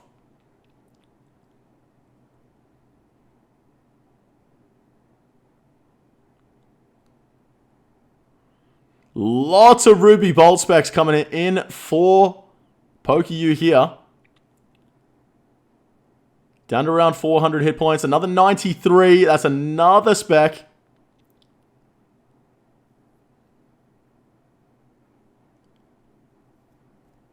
$300 hit points left on the boss. Some big hits coming in here from Acid House.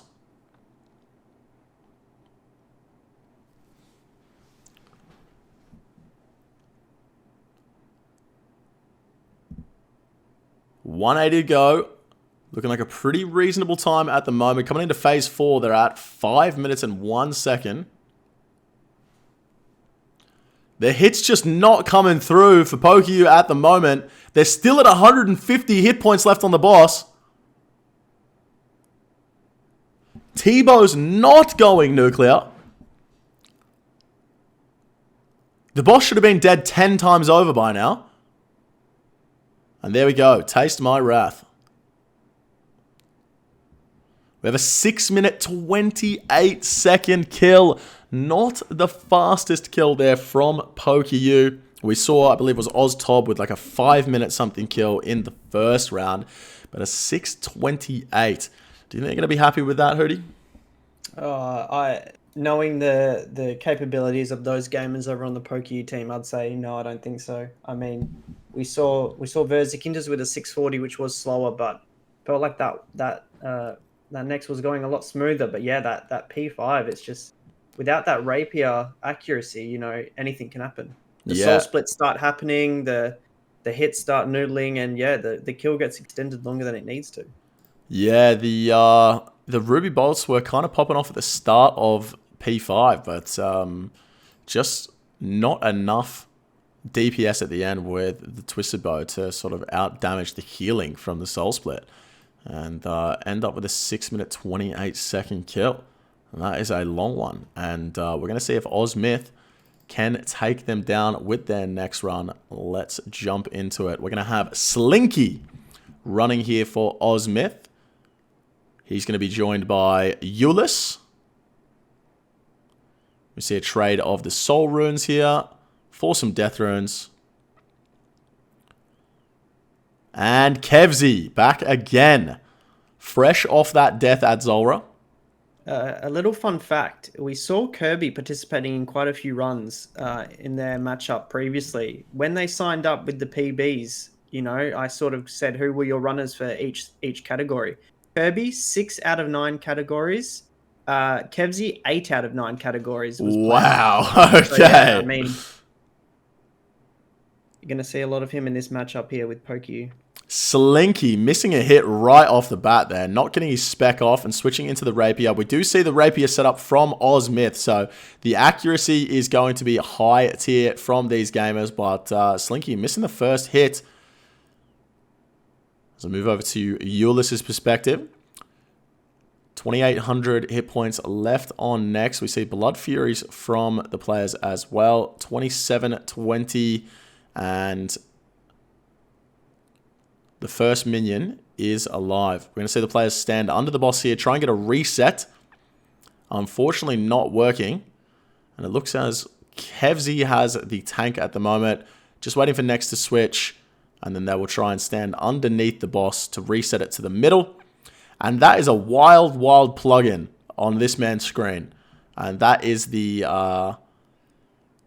that is how far next can attack. That's where you can see where you can get hit by the boss. But they move on into P2. They get a nice, timely reset there in P2 as well. Here comes the boss. They get a stand under in time. Perfect. A radius marker. Yeah, that's exactly what I was trying to say. A radius marker. And there's a couple of 110s. 2 110s. And a third one coming out as well. And that's Umbra. Umbra has come up very quickly. And we're going to see Kevzy on the tank here. As you can see from that radius marker, Nex is unable to attack Kevzy where he stood. But can now. Is there going to be a reset? Is there going to be a reset? That's going to hurt. That's going to be a big hit. 20 on the dome for Kevzy. We saw him die in that last Zulrah kill. Will we see him die here? That is going to be a sacrifice, blood sacrifice for Kevzy as well. Did he get his death charge off there? I'm not sure if he did. 65 special attack still. Probably going to want to wait to get that to 75. Use the spec before he uses the altar. So we might not see him use that spec. Oh my god, some massive hits coming in. Massive hits coming in from Ozmyth here. They're getting a lot of Ruby Bolt proc coming off and making that blood phase very quick. They're going to kill the Reavers here. We see Slinky has used the altar. Goes in for another spec. Does hit the 110. And up comes Cruor. Blood phase is over. Just like that. That was so quick. And this is a very, very pacey kill.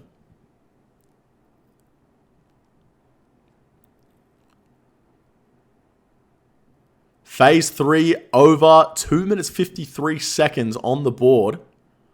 Contain this, says next.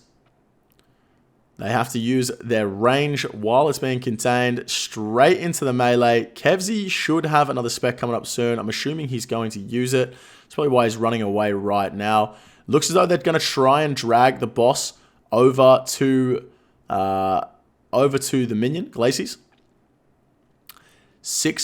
940 HP left on the boss. 680 for the boss to move over to the next one. Ulysses doesn't look like he's going to get his ultra off. Doesn't get his ultra off. And that is not ideal. That is a whole spec that they don't get back. And the spec has a very high chance of hitting a 110 damage. So that's 110 damage that they're going to miss out on, potentially, from that spec not being brought back. Ulysses not being so timely with that ultra. Does miss a few ticks here as well with the freeing of his teammate from the ice prison. Phase 4 going to be over. Let's have a look at the split here. Yeah, 4 minutes and 8 seconds, whereas PokeU was at 5 minutes by the end of Phase 4. So coming into that last phase a lot quicker using the Rapier setup here at Nex. And they've got a 6:28 to beat. And unless they have a minute and a half final phase here, Ozmith very likely to take down this second boss, and that is Nex. In goes the Rapier. 3 zeros from the boys. See the Brewers coming in. 5 ticking the Rapier just so that he can have a max stat hit.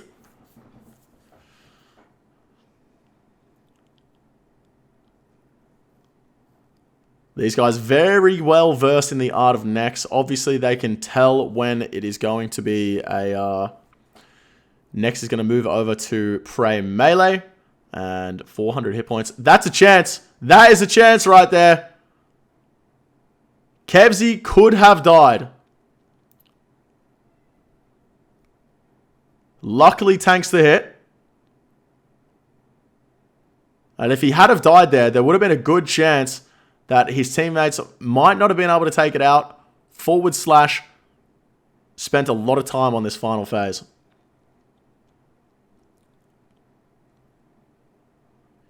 And they have spent a lot of time on this final phase as well. Taste My Wrath next goes down.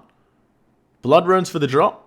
And a 544. So actually pretty close in the end there, considering they went into that final phase at 4 minutes. But Ozmith is going to take down the second boss next with a 45-second deficit. I mean, we've seen both teams win their picks. I don't know if that's the first time today, but yeah, that's interesting to see, and both quite convincingly as well. So it seems like these teams know what they wanted to run coming into this matchup, and it's paying off for sure. Yep, they know what they want to run, and they know what their opponents want to avoid, and they're taking absolute full advantage of that knowledge. Next up, we're going to see the Theatre of Blood 3s. I'm just going to quickly go refill my water bottle before we get into it. Guys, get up, have a stretch, all right? We've been live for 8.5 hours. If you've been sat here watching it the whole time, get up, stretch your legs, get the blood flow going, grab some water, put some fucking deodorant on. You all stink, all right? I'll be back in a moment.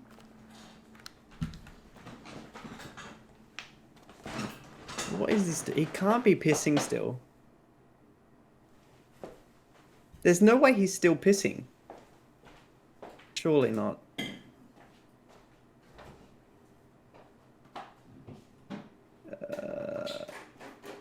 Is everyone having a good time? Has anyone been here since the start and hasn't left yet after 8.5 hours? Or has we got some newcomers in here? Oh, really? I feel like everyone's just saying me now. Alright, I will believe every single one of you. By the way, if you did want to donate to the prize pool, we're at 1.5 bill at the moment. You can donate to the winners of this tournament. If you would like to, you can DM me on Twitter.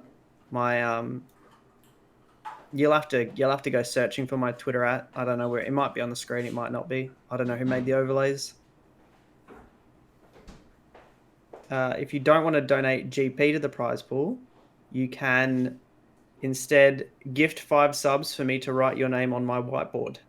If that also tickles your fancy. Is there a participant list? If you do ! teams, you can see a list of the teams. You can also do ! rosters for the exact same thing. The dude's brushing his teeth. I guess, oh shit, it is quite early. Yeah. Can we donate anything else? Amazon gift cards. Is anyone got a feel-in for who's going to win the top here? Are we team PokeU or team Ozmyth in the chat at the moment? Very interested to see who's supporting what. A bit of both. Interesting.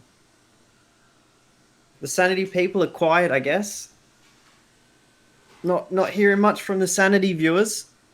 It's because you better all have the stream open, by the way. I don't want any of this watching someone else's stream in Discord. You're taking away our views. Quit that, or we'll copyright strike you and your entire clan. No, we won't. But okay. 5 big gifted subs from the teenagers. I will write your name. Pokimane on whiteboard, please. Okay. I will write not your name, as I just said, but instead Pokimane. How do you spell Pokimane? I never really searched that before.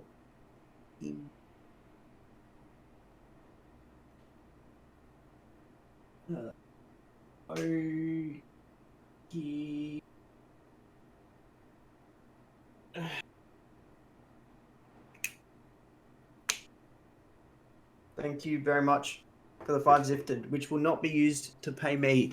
It's all going straight to RuneScape. I'm his slave, and I do what I'm told. Currently chained up in his basement.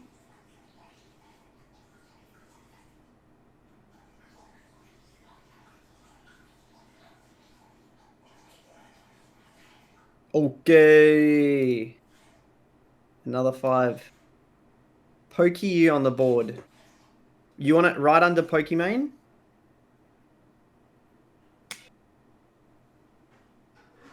PokeU, huh?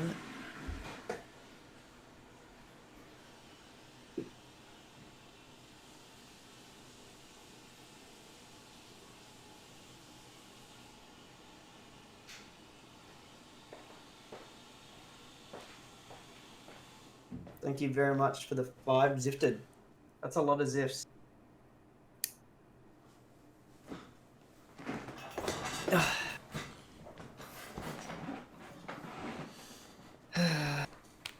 Wrong is Evie's back. Did you do another pot friend?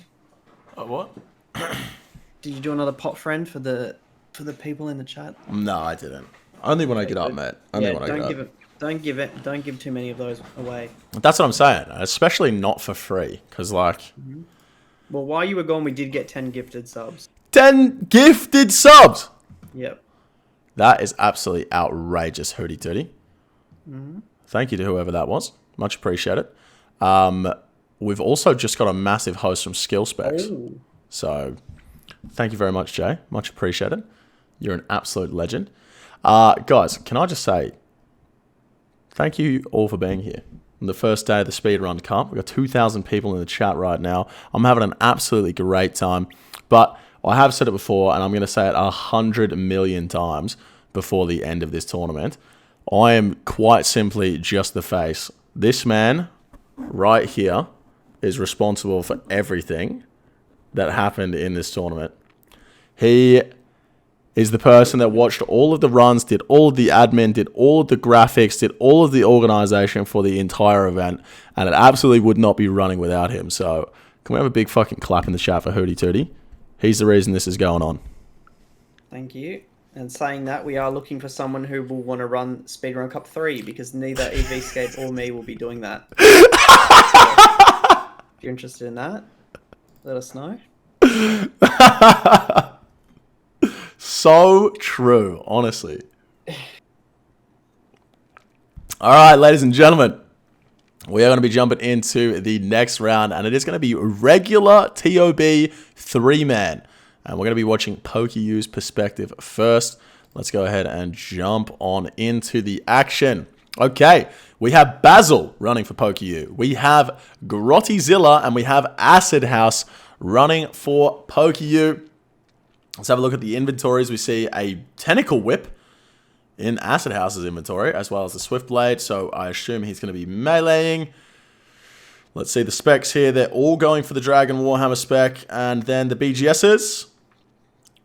The double 73! 2 of them! The double 73. You can't make that shit up. And remember, this is regular top, so there is only one freezer here. See Basil getting a nice little hit in between the freezers. And who is going to be chinning? It looks as though they're going to stack 50s as well here, which is an interesting strat you don't see in the hard mode tops. Oh, they're not stacking 50s. They spawned 50s and then didn't stack them. Must not have had enough time. But we see Grottyzilla over here with the chins, taking out the stack. And a very quick maiden. You're going to see very quick maiden times in this regular top compared to the hard mode top. You see a lot of differences in the inventories as well, because you take a whole lot less damage from a regular top than you do a hard mode top. We're going to see the hits on the first crab there. We're going to see the freezes from Basil. We're most certainly going to be seeing a skip from the boys. And let's say 20% left on the boss. Do they have enough time? Down to 14%. 12%. Another Venge coming in. The prayer comes off here for Basil. Did they get it? They don't get the skip. They missed the skip by 2%. Absolute disaster if you are on PokeU right now, but only costs them around 10 seconds. Only costs them around 10 seconds. But that's a 1 minute and 48 second maiden. And they're currently at 2 minutes and 7 seconds altogether. Hooty tooty. We're at 2 minutes and 7 seconds, yeah, after that. Look, I'll be honest, I don't know what that is. Don't worry about that. We'll forget about it. We'll just pretend that's the entry to bloat. Yeah, that's fine. That's absolutely I think I know what that means. I think it's been 2 minutes since the recording started, but unfortunately for them, it does not start until they enter the maiden room. So gotcha. yeah, 148. 148 going in. And we don't see any Pnex in the inventory either for bloat. I thought we'd be more likely to see Pnex for regular bloat. As we see Grotty entering a little early, but getting a 74.31 on the Chally spec to make up for it. That is absolutely fine. He'll definitely take those. 110,000 water runes in the inventory as well. And 153,000 death runes. What is with all these guys and their massive rune stacks? It makes no sense. They get the bloat down to 36.9% as Basil gets hit by a falling hand here. They're going to be entering with the claws. Probably 2-3 hits after the claws to take bloat down as well. They're waiting. Grotty going to get the first hit here. Acid on the other side. Big spec, 689, down to 23%. 13 from the second hit. Easy 2 down here. And Grotty just runs away before his teammates have even killed bloat. And they're running through as quickly as they possibly can. I imagine he's going to run through and start the Nilo room as quick as possible as well, since he's so far ahead of the rest of his team. He is going to be ranging. Looks as though Basil is going to be maging, and we have Acid House on melee. The Tentacle Whip in the inventory as well. Be interested to see what use that is going to bring, but Full Torva and the Swift Blade going to be the best for the melee in this Nilacast room. Now, in regular Tob, I'm going to try my best to try and explain this. Hooty Tooty, please feel free to butt in at any time. You know way more about it than I do. But there is a cap on how many Nilacasts you can have in the room at any given time. That cap will increase at certain points throughout the room, but the whole idea is to make sure you're always under that cap of Nihilocast that can be in the room so the next wave can spawn and you can get through those waves as quick as possible. And Hootie Tootie didn't butt in, so I'm assuming I'm correct. And that's what we like to see. You pretty much smashed it there, mate. Yeah, good job. Lovely. We're going to see a Scythe on this side from Grotti. We see the Scythe on the other side from Acid House. Unfortunately, misses one of the crabs there.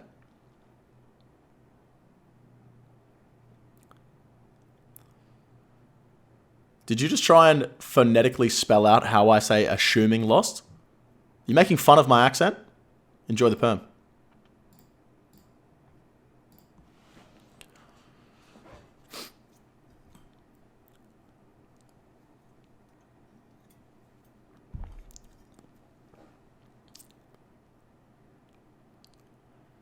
Okay, lots of big crabs in the room at the moment. That is another strategy you will see.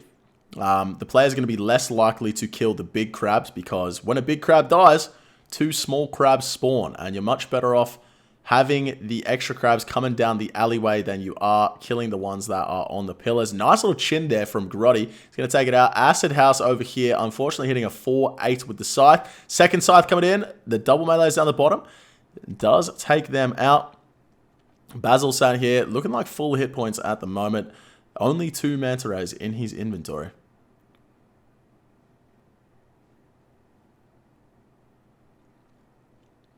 Nice little barrage as well. Finds a good spot to take 2 crabs out at the same time. Acid House on the melee. Are we going to see Acid House use his Scythe? We are. He does get the big swing off there. Kills a big crab and a small crab at the exact same time.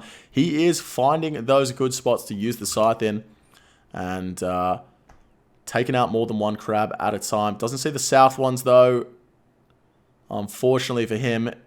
But he is going to take out the big crab as it comes through. Does he get the second Scythe off? He's 1 tick too late. Opted to go for the Scythe on the big crab instead. We did see a chin from Grottyzilla on the North Double Ranger.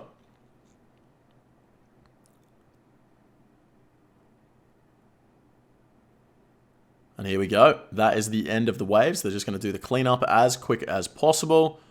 See the Scythe swings coming in here. Now, I'm not sure if we're going to see a BGS from any of the players at the start of Nilo Boss. We will be seeing a BGS from Basil. 50 defense does the Nilo Boss have, and that's 41. That's going to be good enough for them. Take it down to 9 defense. Then we're going to see claws from the rest of them, or potentially even Shelly hits.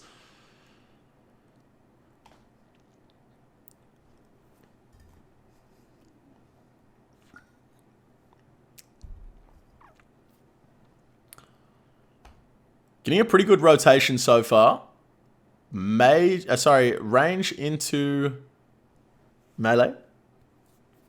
See the players moving as close to the door as they can. This is overall time, not challenge time. So we don't want to spend 45 minutes waiting out the front of the Verzik room for everyone to do their god booking. So we made it overall challenge time. They have to rush in between the rooms as quickly as they possibly can. So moving towards the door to get a little head up on the competition.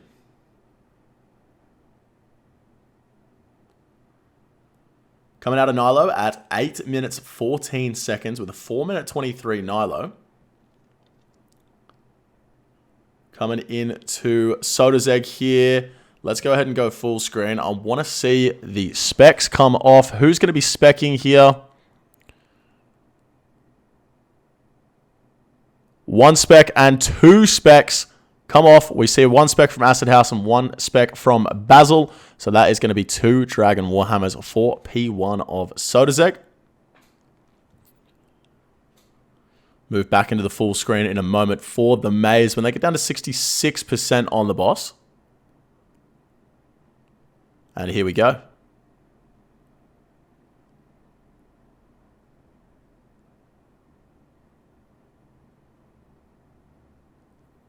Good moves in the maze here. That looked pretty tick perfect to me. I could be wrong, but a very fast maze.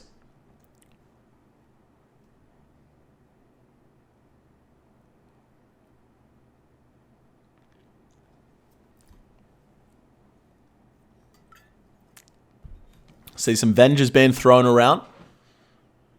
Interesting not to see more Thralls in here. Players opting not to go for the spellbook swaps.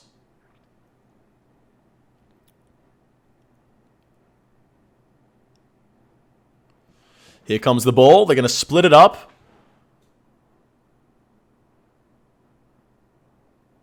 Looks like they all have torches on as well, which is interesting because I don't know if it actually gives you a max hit. Could be wrong once again, but there was some Blood Furies getting around in the hard mode tobs, and I would assume if it gave you a max hit, they would take the torture along in the hard mode tob as well, unless they really need the hit points, so. The torture is going to give you a lot of accuracy, which is very big in a lower scale, especially with the hammers and how dependent you are. You know, you've only got 3 people dragging warhammering, and if you don't hit your hammers on Soat or Zarp or anywhere else, you're going to see a much longer room. So yeah, that accuracy is much needed. There you go, ladies and gentlemen. Australia's #1 PVMer didn't know that a torture has more accuracy than a Fury. How about that?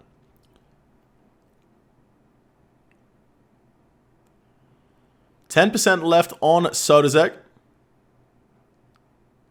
Grotty over here sat on very low hit points, just avoiding standing next to the boss.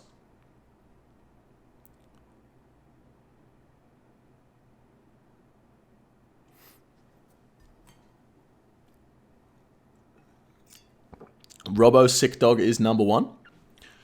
I haven't heard from that man in like 3 years, and that makes me sad.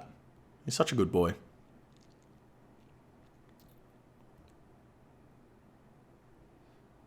Regular Zarpus, a little different to the hard mode Tob Zarpus. As you can see, quite a bit more room in the Zarpus room compared to hard mode. Do we have any floor tags? No, none of these players have the exhumes marked. Not a single one. I can't believe it. I can't believe it.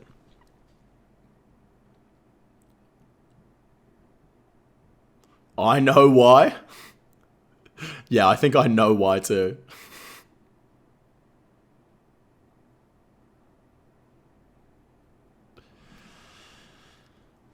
Okay, that should be the last exhumed coming up. No. Oh, I forgot. The 3 scale in regular tobs, the exhumes come out so slow. We're going to be sat here for like 14 minutes.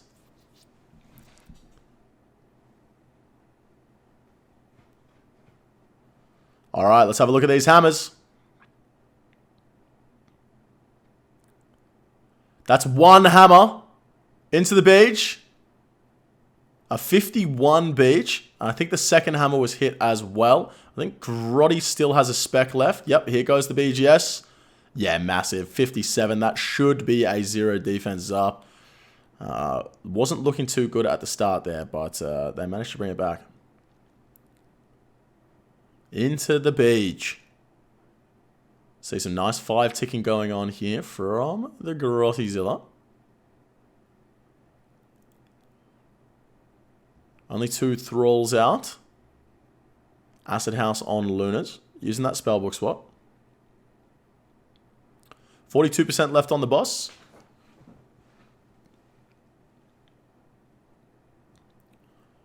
Now, here's the real question. Can these previous cheat client users count to 8 on P3 Zarpus? I need to run around the boss. Will they miss any hits? That is the question. Sorry, alleged. Alleged cheat client users. Alleged. And they don't miss a hit. All 3 of them on the perfect tick.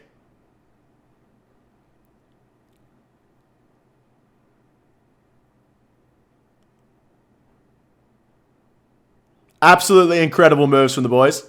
I gotta say, I'm very impressed.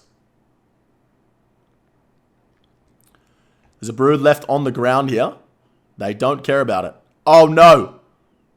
Acid House having to go back for the stamina potion. They'll probably start the boss as soon as he walks in. They do. As soon as he walks through, they start the boss. And here they go. And see specs here from Basil. Just 1. Acid House. Picking up the staff and just tanking a 57. Sheesh. Okay. We should see Basil pick up the staff next. He's got a spec. Just eating. And here he goes. Big spec. 573 XP drop. It's a 149. That's a large one.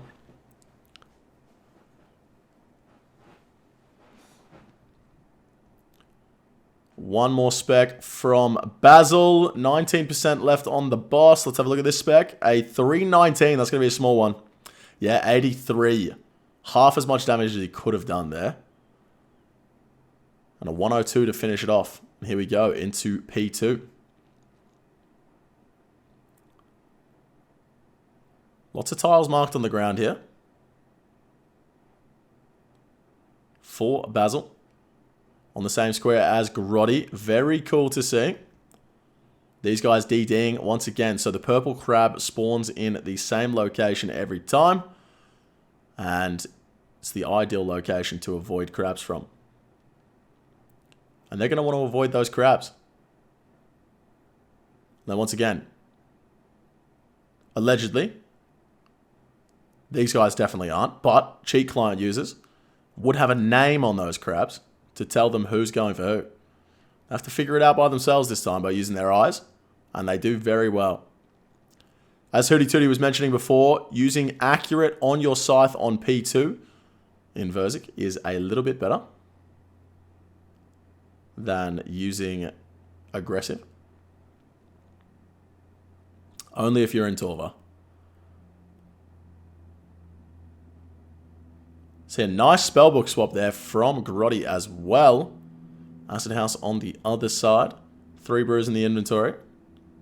2 brews from Grotty.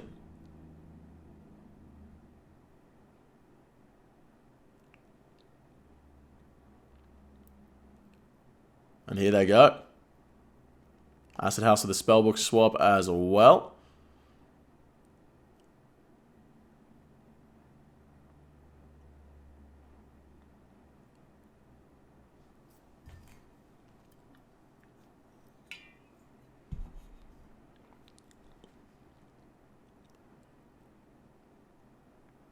%16 left. They are going to be going for the 2 down. 2 whips there. Instead of using the claw scratches, as we saw, 2 whips is supposedly the meta if you're going for the 2 down. And they get it. They get the 2 down. Very nice. We see them changing over to the aggressive stance. That's a melee chance.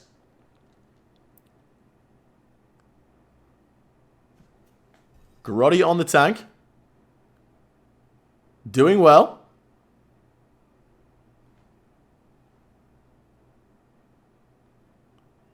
Actually gaming, ladies and gentlemen.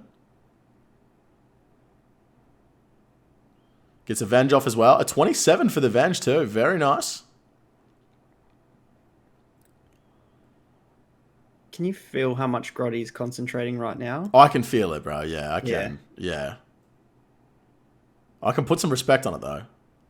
Oh, Is concentrating hard and is getting the job done. As I say, all 3 players on the same tile for webs. We go back to Grotty's perspective in just a moment. 34% coming out of webs, made that 32%. Grotty back on the tank. Concentrating very hard and getting the job done. Very good tanking from the man. Takes a 31. Doesn't have the Venge up, though. Purples come out. Here come yellows.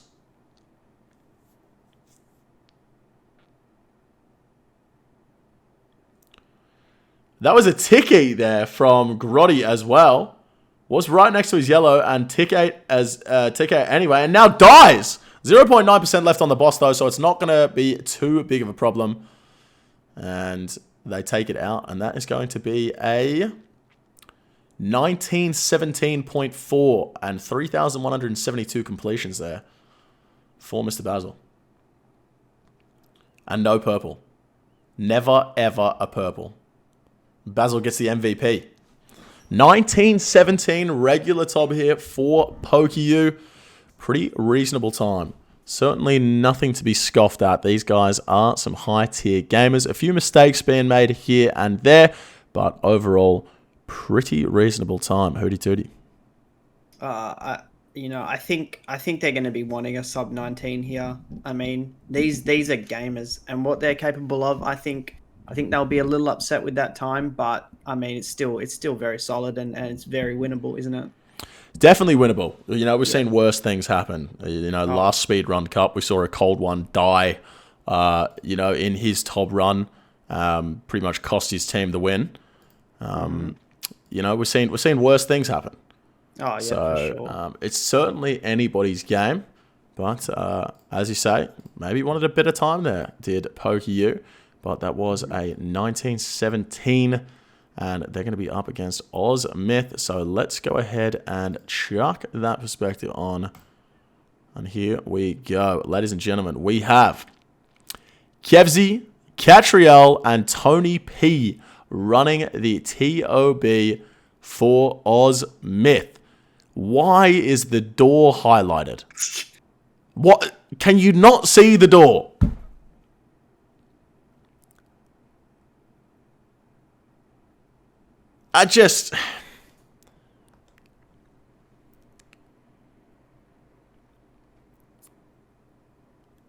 Inventory tags on the barrier. We see Kev here missing one tick on the entry so that his BGS comes slightly after his teammates get their Dragon Warhammers off. And he goes absolutely fucking nuclear with the BGS. A 125 damage here. And he is going to be on the freeze. Let's see the freeze come off. Gets a nice little T-bow hit in as well because he absolutely one-ticked the first crab. Missing no damage here. Are they going to go for the 50 stack? They are most certainly going to go for the 50 stack here. Let's see if they get it. And in goes Kev. Perfect. Absolutely perfect move here from Kev. He's going to get the 50 stack. And we're going to see Tony P going in with the chins. This is a quick maiden. This is a quick maiden, ladies and gentlemen. Absolute gamer moves here from Kev. You've got to be happy to see that if you are OzMyth. And let's see, as they come into 30s, they're most certainly going to be going for a skip here. Back up to 25%. Oh, are they going to be going for a skip? That might be questionable. Not the best spawn. And he does miss fours as well. 25%. They are just going to go for it. There's only a couple of crabs left anyway, so they might as well at this point. And it looks as though Tony P's over here killing a crab. And they completely missed the skip. Unfortunate. Bit of a bad spawn there, but not much you can do about that one. And they end up with a 134 maiden. Not too bad at all. Not too bad at all.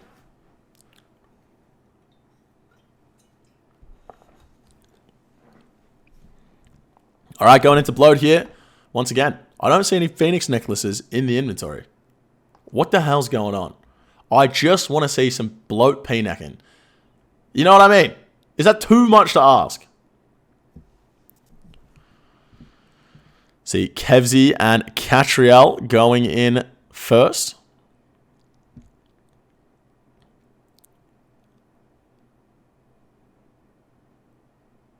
Going in with the claws rather than going in with the Chally specs. Interesting to know the thought process behind that one. 91% from the first hit. Down to 80% from the second one. And we're going to see a Chally at the end here. Let's see it. 344. Go in with the claws. We don't know when 2 is. Cheat client jokes. I love them.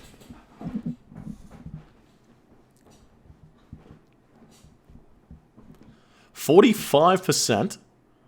Must have been a 73. Completely missed it, guys. My apologies. We should have had a 73 tracker for the entire We should have. Oh my god, there's no way that just happened. Tony P in the cage. He's watching from the sidelines. Tony?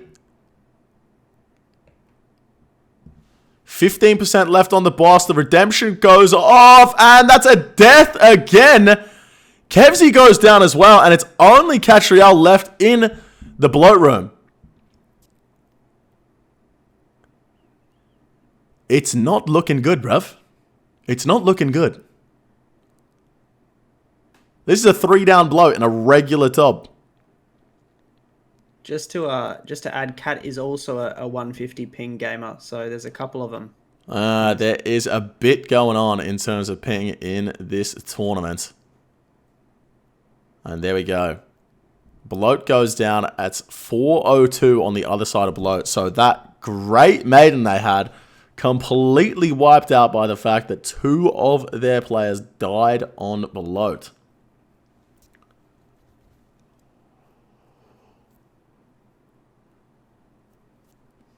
All right, looks as though we're going to be having Cat as the melee. We're going to have Tony P as the ranger, and we're going to have Kevzy as the major.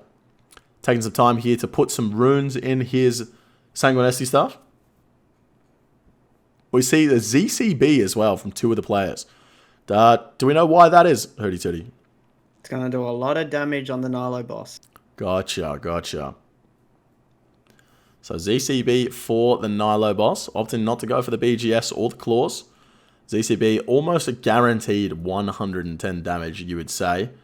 We don't know the exact numbers, but if it's an 89% chance on Vorkath with quite a bit of defense, I would imagine it's quite a bit higher for the Nilo boss.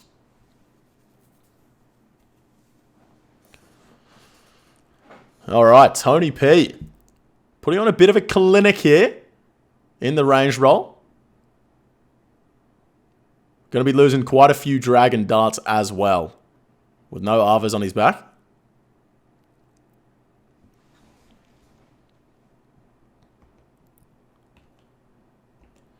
We see Catriel over here playing in 4 frames per second.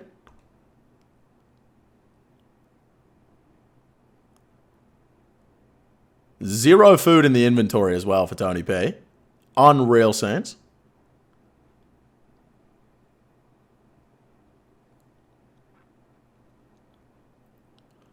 And 0 food for Kev.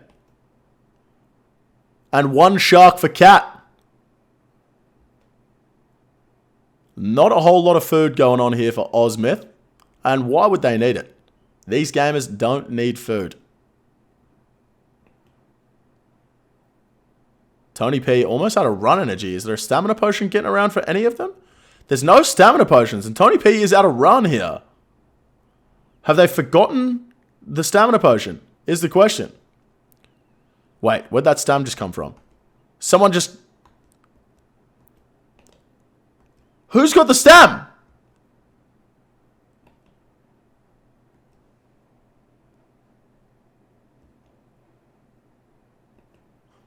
Guys, am I blind? Where the fuck's the stam?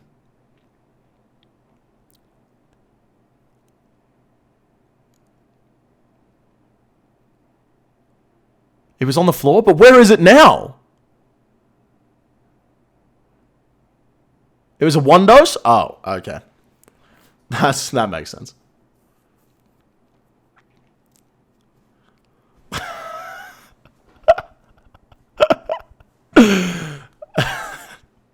Alright, Ozmyth going for the cleanup here in the Nilo room. And let's see these ZCBs pop off. Does everyone have a ZCB?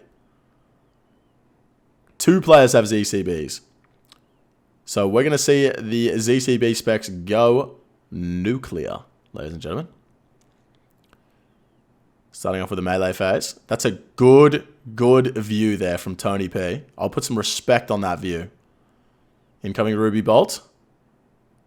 And 110 for both of them. So lots of damage there on the Nilo boss from that ZCB spec. And you got to put some respect on them trying something different. Cat with the Holy Scythe. Got to put some respect on the Holy Scythe as well.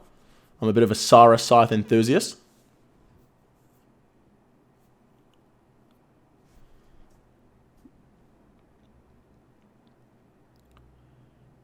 They only have 2 bolts. Yep. That's probably got something to do with the fact that they don't need any more than 2 bolts. I'm not 100% sure though. 831 coming out of Nilicus. What is that emote? A cold spin. That's a fucking sick emote. What the hell? Fuck, who made that? It was me. Alright, let's have a look at the specs here. I missed both of them. Did either of them hit? Looks as though we got a 0 from both of the players going for the specs there.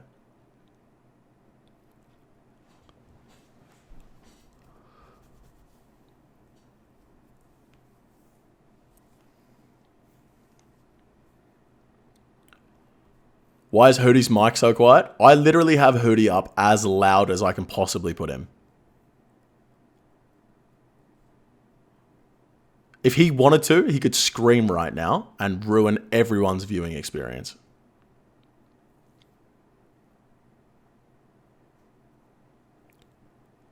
Don't tempt him.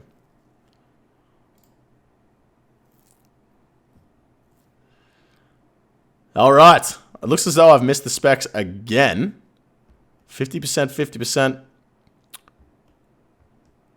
We got one hammer over here from Kevsy.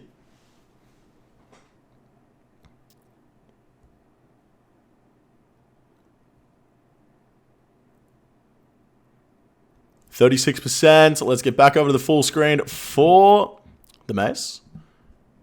And we have Catriel on the inside. Tick perfect maze, ladies and gentlemen. That's how it's done. That's how it's done.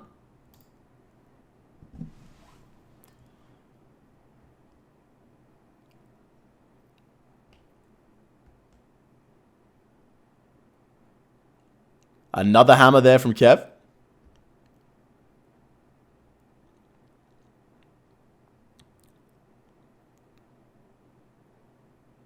And another venge from Cat. Oh, hang on a minute. That's Kev on the floor. And this one is not a shortcut to the chest. It's not a shortcut to the chest. That's going to cost his team some time.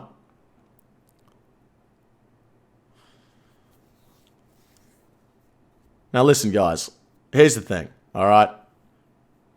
The Speedrun Cup, one of the most prestigious PVM tournaments in old school RuneScape history. Kev's rocked up. He's died at Zulrah. He's almost died at Nex. And now he's died at Soap. Not good enough. Not good enough.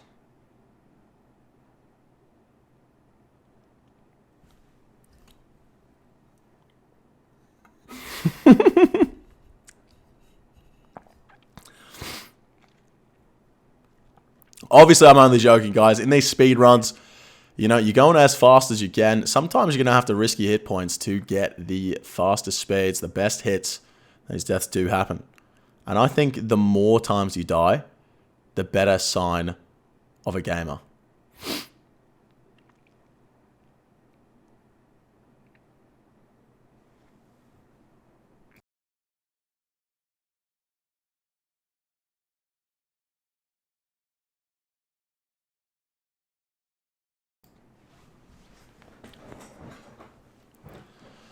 Okay, coming into P2 Zarpus. Let's have a look at those hammers. See if they pop off. No tile markers here from Kev either. That's 3 hammers as well. Let's see the BGSs. I only saw a 61 there. Not too sure what everyone else hit, but I think there's a good chance that we're going to see... Oh, it's only a 3 from Kev. Wait, was it a 3 from Kev? Oh, is it at 0 defense? Let's just go ahead and say it's at 0 defense. Oh, that's a rag tile there from Tony P as well. So nice little bit of 5 ticking going on from everyone.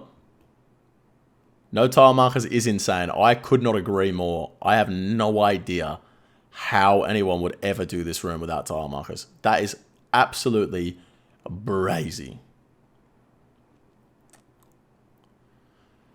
What's that invisible bar on 2 of their screens? That's a great question. I have literally no idea. It's the button click box for CM banking. Huh? So that's where you click if you want to bank and withdraw items at the CM bank, the Cox bank, in a raid for quick banking. But it's such a big bar. Yeah, because there's the deposit and the withdraw buttons next to each other. Right. And that just stays there the whole time. Yeah, I think they were adding a plugin that it only comes up when you're near the bank, but I can't remember if they added it yet. Interesting. See the Charlie's flying in at the end there. Everyone's still on the same tick. Who's picking up the staff? Who's got the staff? Oh, Cat's got the staff. I thought they ran through without the fucking staff. Oh my god.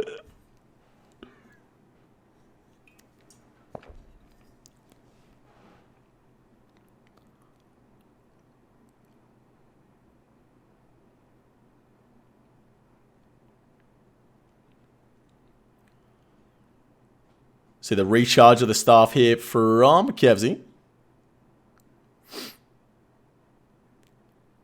Coming out of Zarpas at 13 minutes. I believe that was a little bit quicker than PokeU came out of Zarpas. So they need a 5-minute Verzik. 5 minutes and 17 seconds they have to play with here.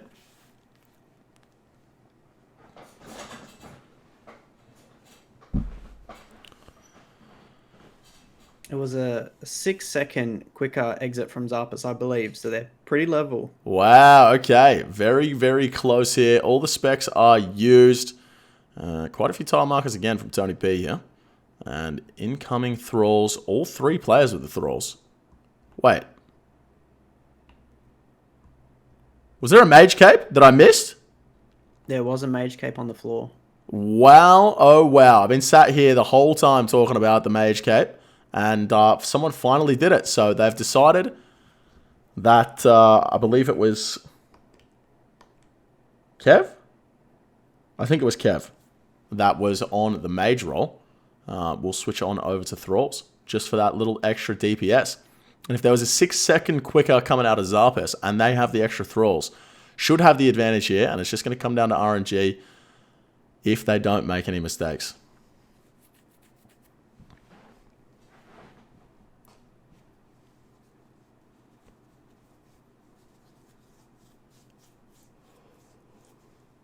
Once again, DDing. Making that purple crab spawn in the same spot. That's 3 crabs that are going to spawn. Looks as though 1 going for Tony P, 1 going for Cat, 2 going for Cat.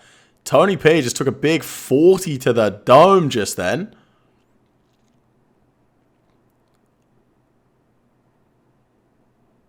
Switching back over to accurates. Oh! That scared the hell out of me. I thought he was taking a cabbage to the head on Mage Prayer with no health. That was scary. That was scary.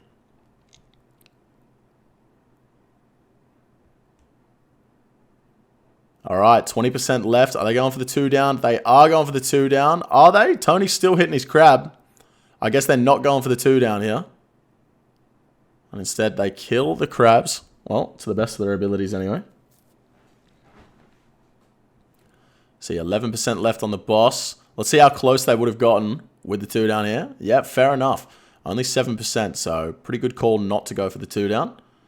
And they are going to go for the 3 instead. And that is a big fly there from Tony P.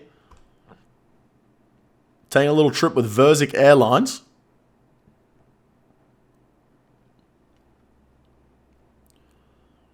And so does Kev right at the end. Who's going to be on the tank here? It's going to be Cat.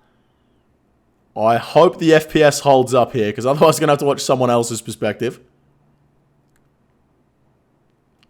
Cat also on 150 ping, I think Hootie Tootie said. So, a tough tank.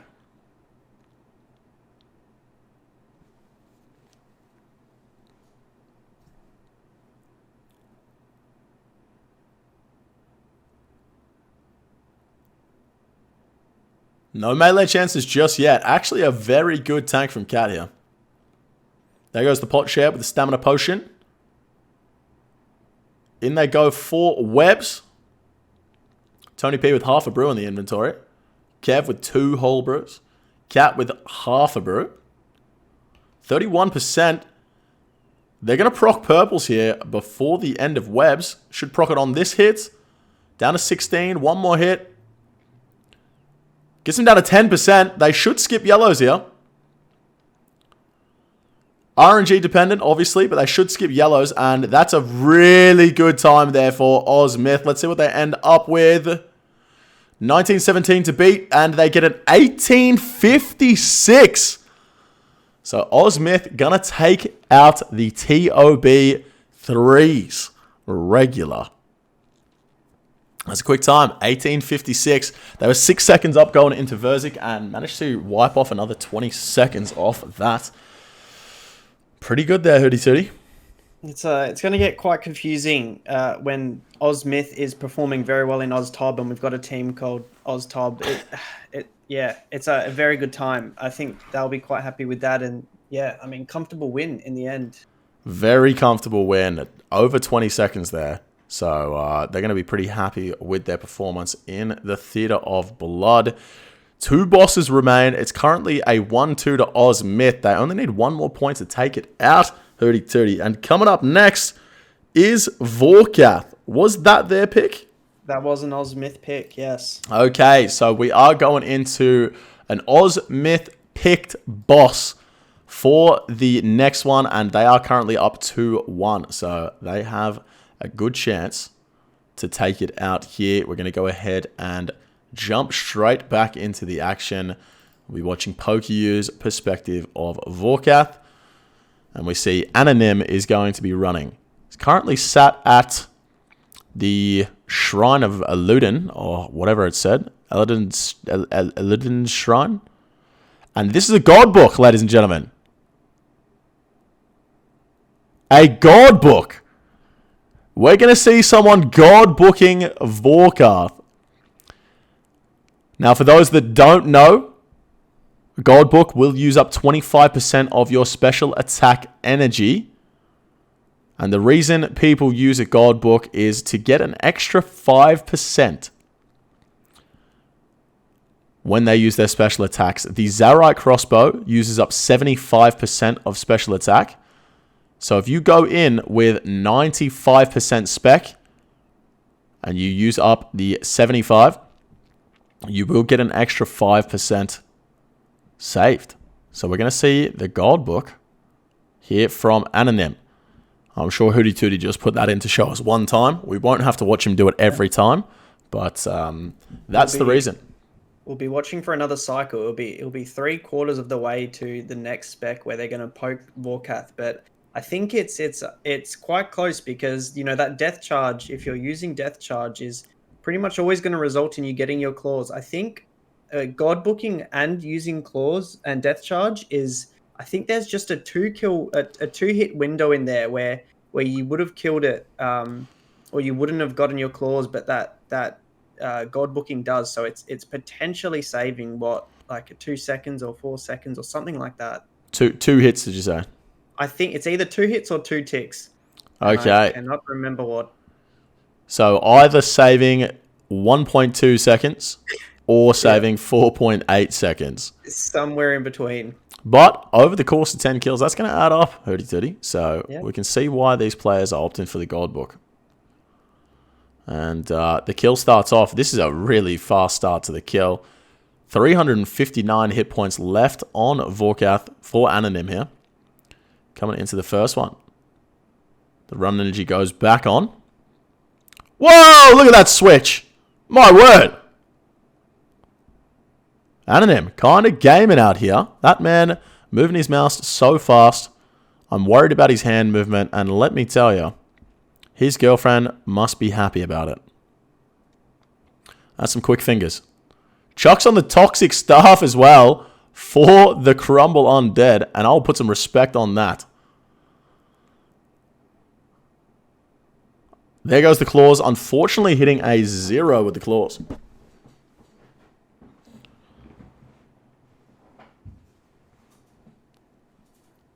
And the first kill, quite a fast one. Looking at a 1 minute 18-second. Okay, not as fast as I thought it was going to be. But here we go.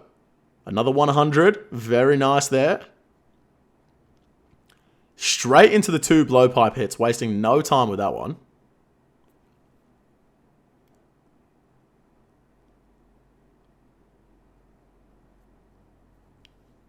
$25 with the crossbow. Straight into acid phase. Accidentally walks on the acid there.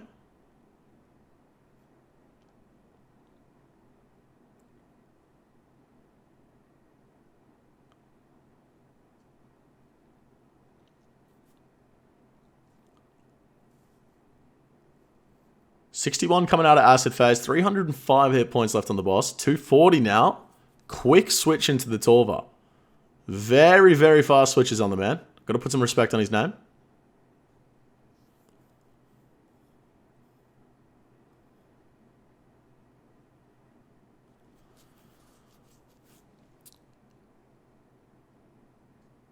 Nice little claw there. 47 damage. 78 left on the boss. One more hit. And we're going to be looking at, once again, around a 1 minute 20-second kill from that one. Oh, exactly the same kill time. Exactly the same kill time. Another 110 to start it off.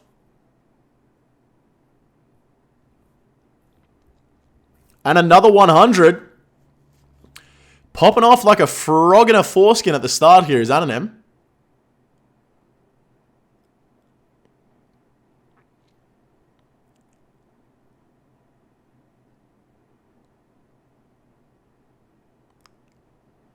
$429 hit points left on the boss. I think he just hit a ruby during the acid phase.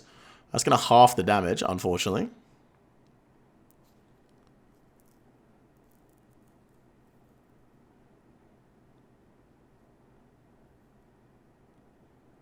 Something we've not spoken about yet with Vorkath is, you know, which special do you want to get first? Do you want to get the frozen special or do you want the acid? And it turns out that getting frozen first is the optimal speedrunning strat because you've got that potential to kill it mid-acid phase later on, right? Right. And, there is the potential, though, with the acid first that you do skip the entire frost special, but that is just a rare occurrence. And yeah, you're going to probably want to get frozen first and then kill it somewhere during acid. Yep, there you go. Hooty Tooty coming in with the knowledge again. As we see, a 113 kill from Anonym. But makes sense. It does make sense that you can kill it during the acid phase. Well, that's what you'd want. And obviously, there is that small chance you're going to kill it before the second phase when the ice comes out. But that does happen quite infrequently.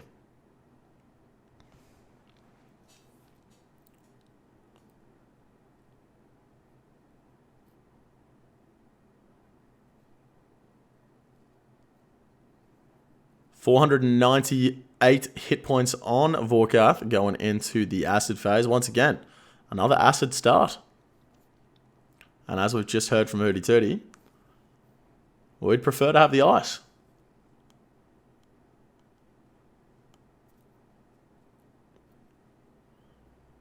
$327 HP left on the boss. Anonym switching into full Torva.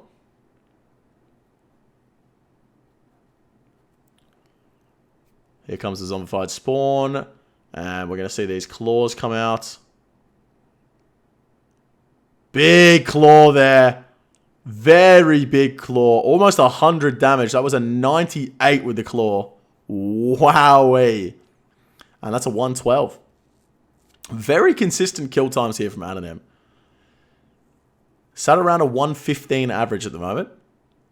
Very consistent kill times. As we come into kill number 5.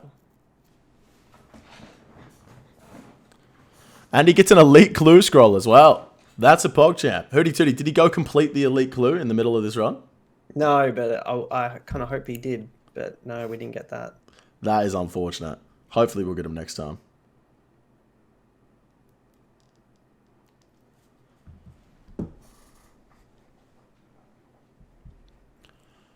All right, pretty good start to the kill here. 332 hit points coming out of Acid again. 40% spec left.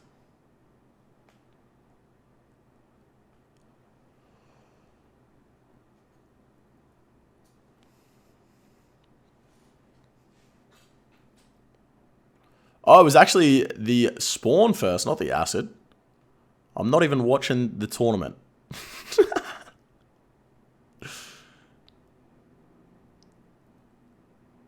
Claw's coming out. We're going to see another big claw. Ooh, I think Piety might have been off for the hit there. Just unfortunate timing with that attack from Vorkath.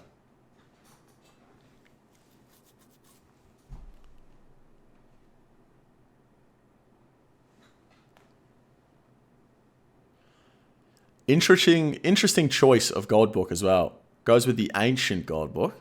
What's your favorite gold book, Hootie? I don't like god booking. It's cringe, personally.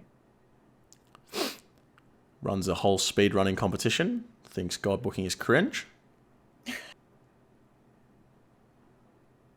As we see a 144 from Anonym. Sat here talking about how consistent his kills were, and he ends up with a 144 there. Bad RNG.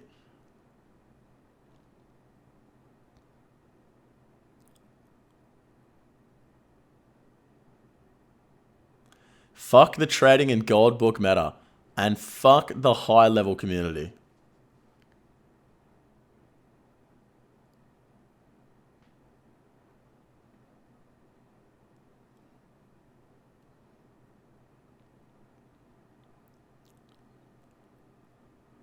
$489 hit points left after the first special from Vorkath. Another slow looking kill here for Anonym. Another slow looking kill.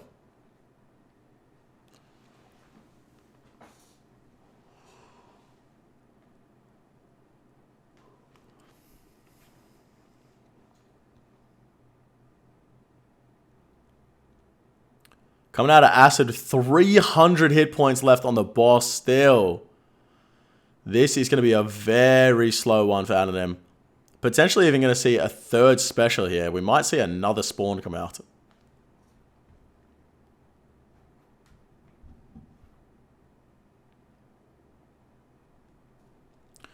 What does a god book do? Sorry, not a speedrunning virgin. Speedrunning virgin. I'll tell you what you are. Permanently banned in my live stream. Enjoy the perm. Do you also want to explain what god booking does? I already did, didn't I? Oh, okay. Yeah, no, you probably did. I feel like I explained it in great detail. Less than 10 minutes ago. Maybe every kill. Okay, yeah, I'll explain at the start of every kill.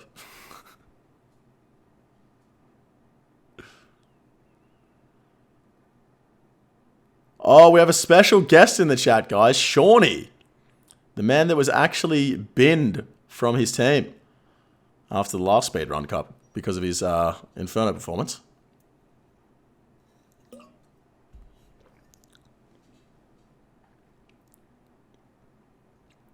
I was not pinned. Were you here for the intro, Shawnee?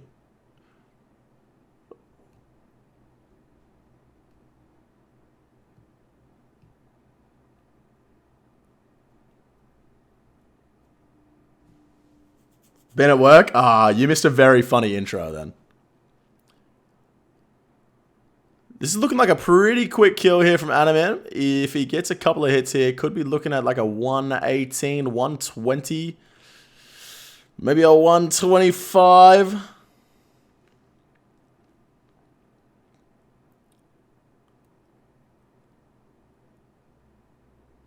And does end up with a 122.2. What the fuck? So far, he's had a 118 into a 118, and now he's had a 122.2 into a 122.2. Consistency is key, guys. Absolute consistency from Anonym here.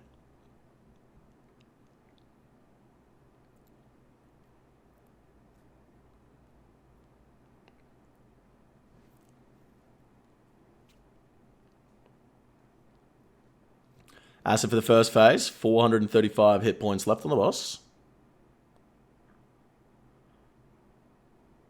That is exactly right, Jinami. That is undeniable proof that RNG does not exist. Same kill time, 2 kills in a row.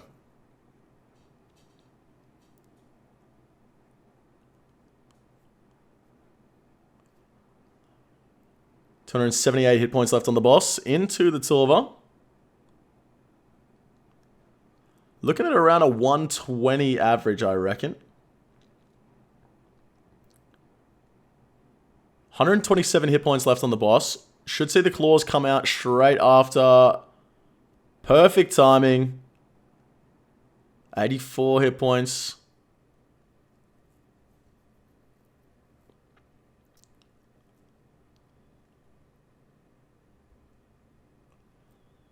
Pretty reasonable kill here. Looking at about a 120. 118.0. That's the third 118 point. What is happening? Are we in like the Matrix or something? Oh, a 0. As Hootie Tootie said, about an 89% accuracy on Vorkath with the ZCB. So you are going to expect to miss 1 in 10.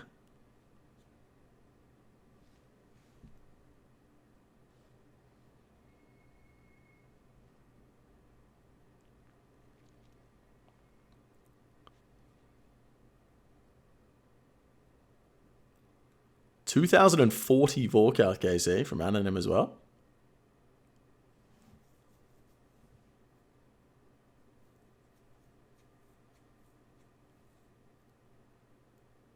Very quick switches. Very quick switches. Ellis, thank you for the Prime. Quick reminder, if you do have a Twitch Prime, feel free to use it here.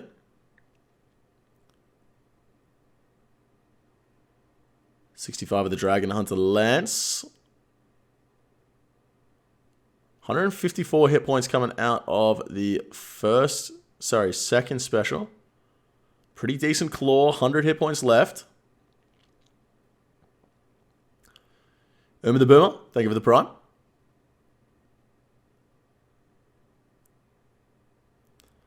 And he takes it down, probably another 120-ish.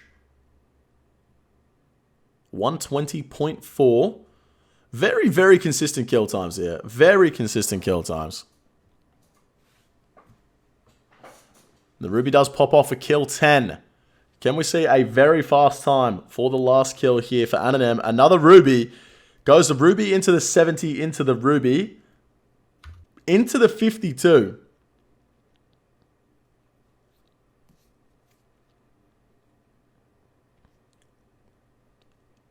Very good damage going into the first acid phase. 340 hit points left on the boss.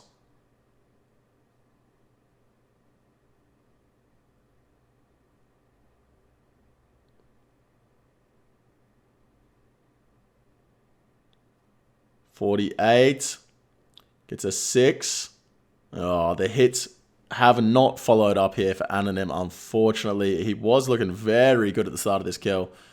But RNG, as it does, has turned around. He's 170 hit points going into the second special.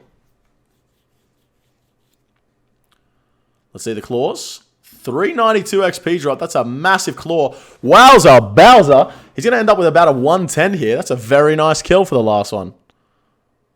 And a 119.98 average here for Anonym at Vorkath.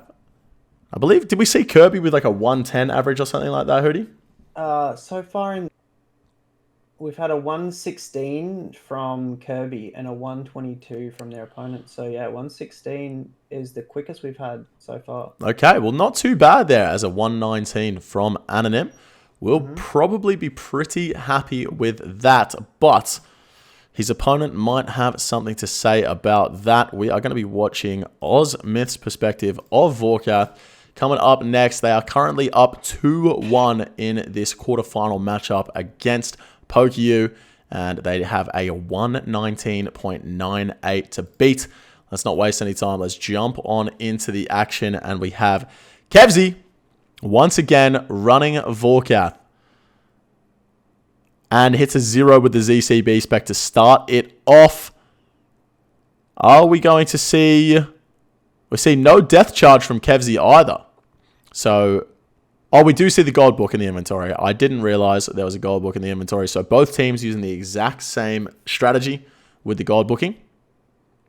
Kevsy got the run on as well. Absolutely no fucks given. Trying to get the steps up. Get a bit of cardio in on a Friday afternoon. 515 hit points coming out of acid phase. Not the best result. Obviously not the worst.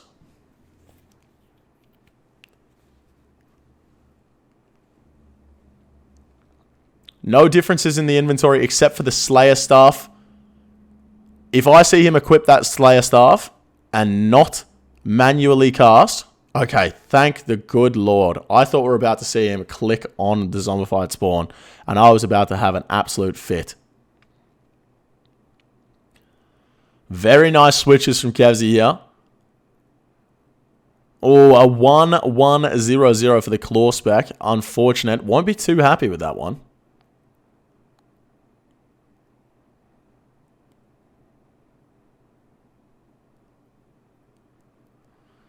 Gets a second acid phase as well. Very unfortunate. Very unfortunately slow kill here.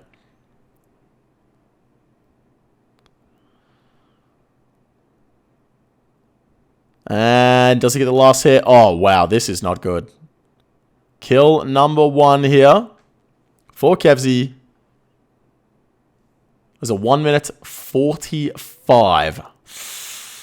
Not ideal. Not ideal. I see a question from the chat. Why is clicking after you equip the staff bad? There's a 1 tick delay if you just click with the staff on the monster. But if you manually cast it, you do it one tick quicker. This is pretty good. This is pretty good here from Kevsy. I'm not going to lie. Definitely making up for the 145 in the first kill here with some fucking nuclear hits. We're down to 240 hit points before the end of the first acid phase.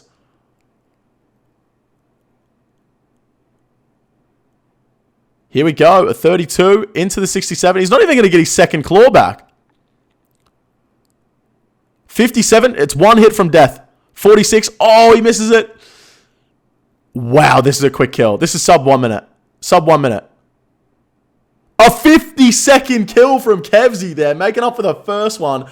Almost 1 minute quicker than his first kill. That is unreal.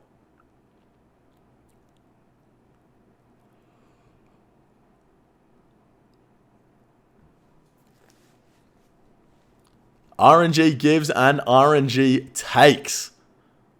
A slow kill for the first one, made up for in the second one. Now sitting on about a 1 minute and 15 second average. 1 minute, 15 seconds? Around there. Oh, 1 minute 18. There's literally a tracker up the top. Hoodie's already ran the numbers for me. What a guy. Okay, into the full strength Torva. How does he have 55% spec here? I am so confused. What have I missed?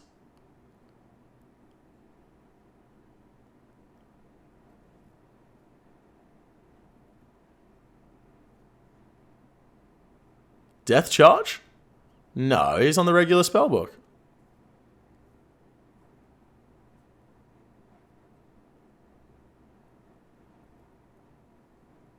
It is a death charge. So wait, he hit the death charge at his house, changed to the regular spellbook. He's on Lunas? Oh. And now he's back on regulars. Believe it or not, spellbook swap on the Luna spellbook allows you to be on the regular spellbook.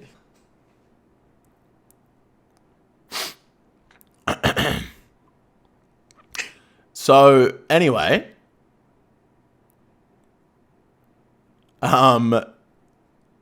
Here's the thing. All right? Makes sense. It makes a lot of sense. You know? We were talking before about, you know, which one's better, gold booking or the death charge. As a young, small child said in an ad for tacos once, ¿Por qué no los dos? You know?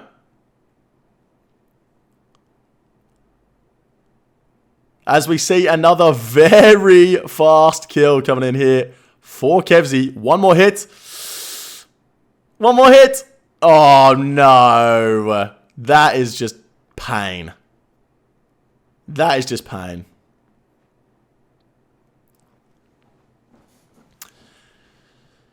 And that's going to be a 104.8 and a Vorkath head. Okay, very nice, very nice. The running average, 1 minute and 13 seconds. Good morning, Sea Engineer. Lovely to see you, my friend.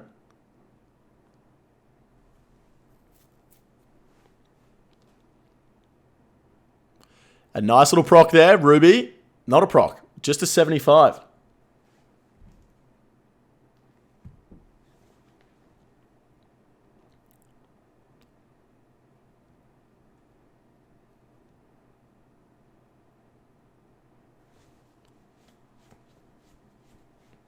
$359 hit points coming out of Acid Phase here on kill number 5. Got a very good average at the moment. And it is looking good for Ozmyth. And I reckon there's about 47 people in a Discord right now watching this live stream that are shaking in their boots.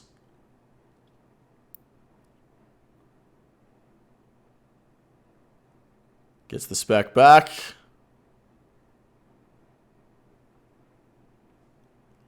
Wow, another quick kill. I think that's around another 104. Oh, 110. 113 average still.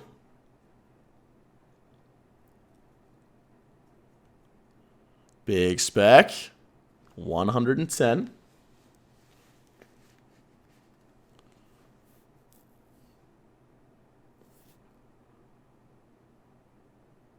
Getting some very nice hits here is Kevzy. Very nice hits.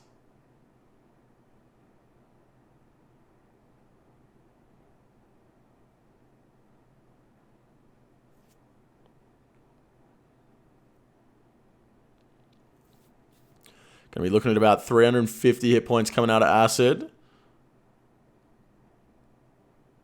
343. Straight into the Torva. Nice switches here from Kev.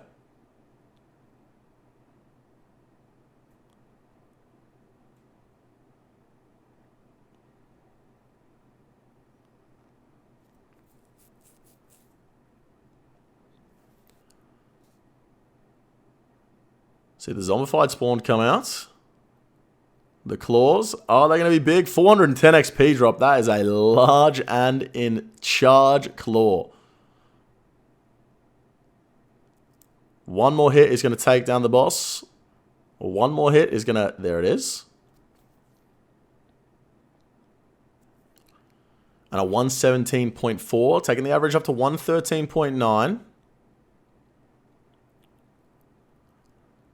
We're going to have to see some seriously slow kills here for Ozmyth if PokeU is going to have any chance to take it to the final boss, which is the Challenge Mode 3s.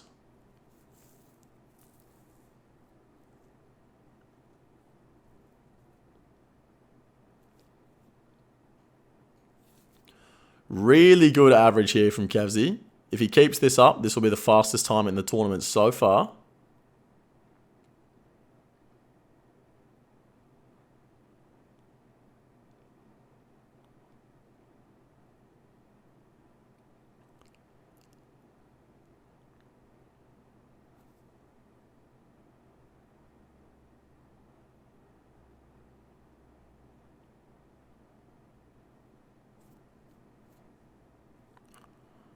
Damn, this guy is so good. He's just sipping tea while fighting the boss, Lumpheo. So true, guys. So true.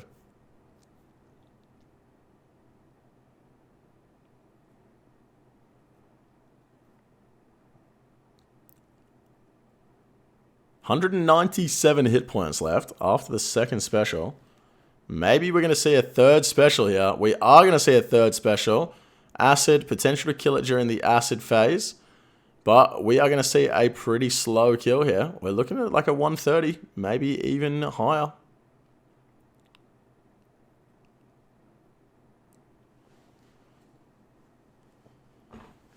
And we see a 139. That is definitely going to bring the average up. 117. It is a lot closer now.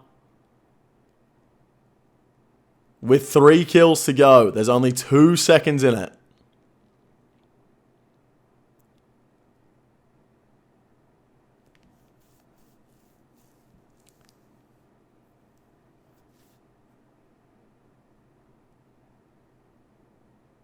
Big hit there. Nice little 75 from Kev coming into the acid phase.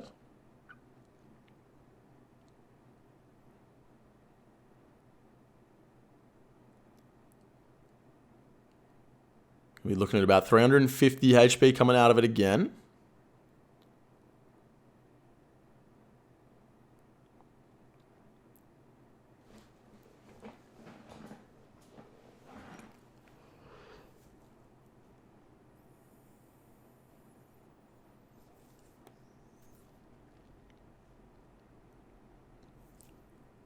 Gets a third special again, guys. Never mind. It's a second special. Forget I said anything. You all have to forgive me. It is 8 o'clock in the morning. I've been up all night.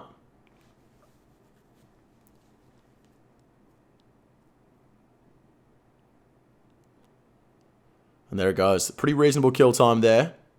Looking at a 117.4. And that's going to keep the average exactly where it is.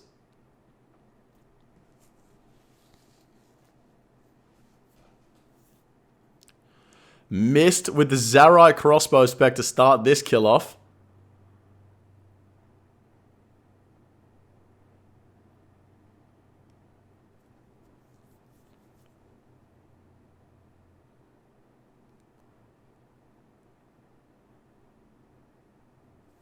Spawn to start with. As Hootie Tootie was saying, that is the ideal scenario.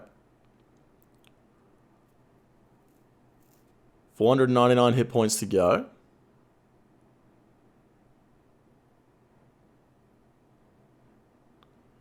We'll be on 200 hit points here if the ZCB had hit. We'll be down to 100 if the ZCB had hit. And we'll be very close.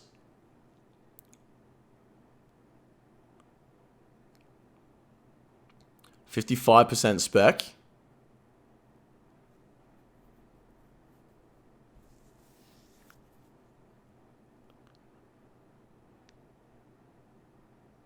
Oh, the claw, a 0. The claw was a 0.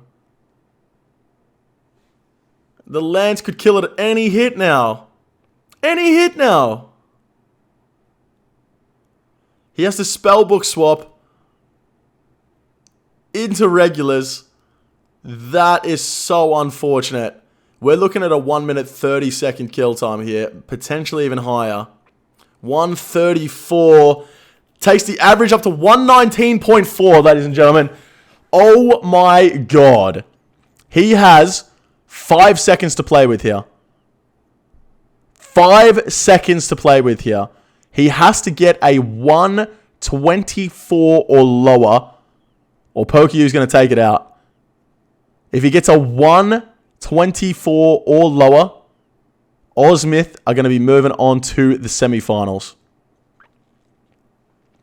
We see 548 hit points at the start of the first acid phase.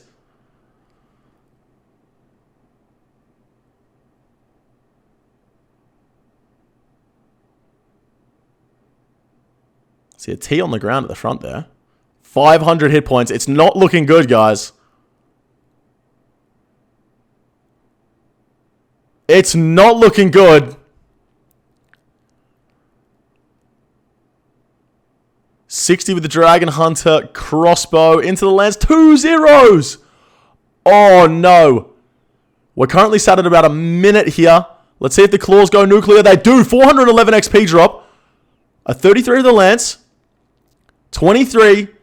He needs some big hits here. He needs some way bigger hits. Shut the fuck up. He needs to kill it here. He has to kill it here. He's got to kill it here. Oh my god, this is going to be so close. This is so close. Fuck off. Fuck off. Shut the fuck way! 0.06 of a second. There was one tick in it. There was one singular tick in the 10 average. One singular tick difference. Oh my god. That is the most outrageous fucking thing I've ever seen in my entire life. One tick across 10 kills was the difference there for Ozmyth, and they're going to take it down 3-1 against PokeU and move on to the semifinals to take on the winner of the next match. Hootie fucking tootie. Mm-hmm. To put it into perspective a little more, Kevzi, Ozmyth finished their 10 Vorkath kills in 799.2 seconds, where PokeU finished in 799.8. 0.6 seconds, one tick. If Anonym saves one tick across the 10 kills, it's a draw. 2 ticks and he wins across 10 kills.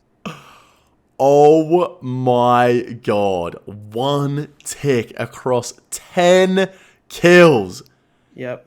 That is absolutely outrageous. We saw 0.2 of a second in the last Speedrun Cup to take us to the decider in the grand final. 0.2 of a second for that one. This is closer by 3 ticks. Yep. 0.06. It's as close as it gets, and I think Ozmyth here have done the upset, and they've taken the victory over PokeU. I mean, fair play to PokeU. They performed well. I mean, they did well. It was just, that one tick there that stops them from getting to the CMs, and yeah. That is just absolutely outrageous, Hootie Tootie, and I can't believe my eyes. Ozmyth going to be moving on to the semifinals to take on the winner of Turbo PVM versus the Dumb as Shit Gang, which is going to be the next battle we see. I am going to take a quick break here, though. Have a little stretch, get some more water. I urge everyone in the chat to do the same. We have been live for 10 hours now, guys. So if you have been sat down watching us the whole time, now's a good time to get up, have a little stretch, get some water, brush your teeth. I don't know. Your breath probably stinks. Just do something. Do something. I will update the matches command to reflect that.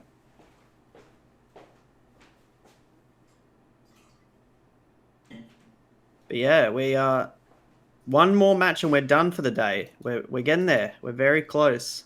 So it's exciting. And then on to the semifinals. So we know three of the teams so far that will be in the semifinals. We've got Ozmyth up against whoever wins this next match. And then in the other side of the bracket, we've got Oztob versus BDSM, which will be a very, very big match with a lot of games in it for sure. I can confirm Ollie is not doing the Inferno if there is an Inferno this round. I can't remember if there is. How do you get on the whiteboard? If you gift 5 subs, I'll write your name on the whiteboard.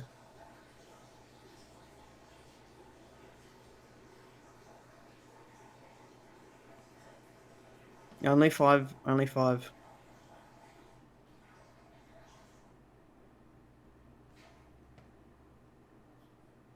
Coxie, you're rich.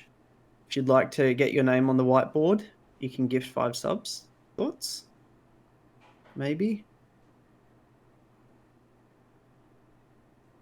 Okay.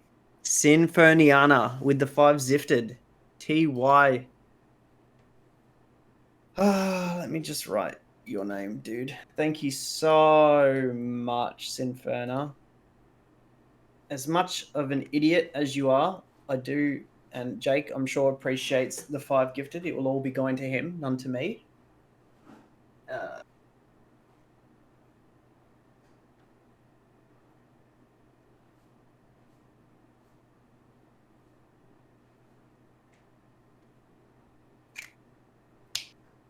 Thank you, Sinferna. Yeah, but we're pogging off so far.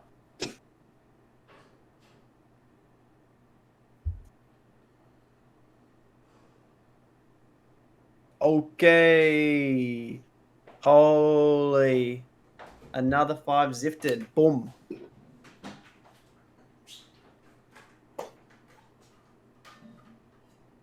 Okay. Hang on. Slow down. I need to write names.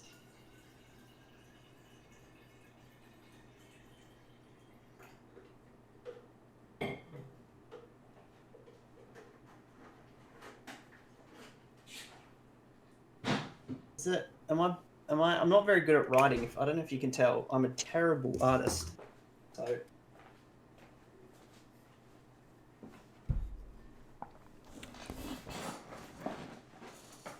Does that work? And then another 5. Oh, Mr.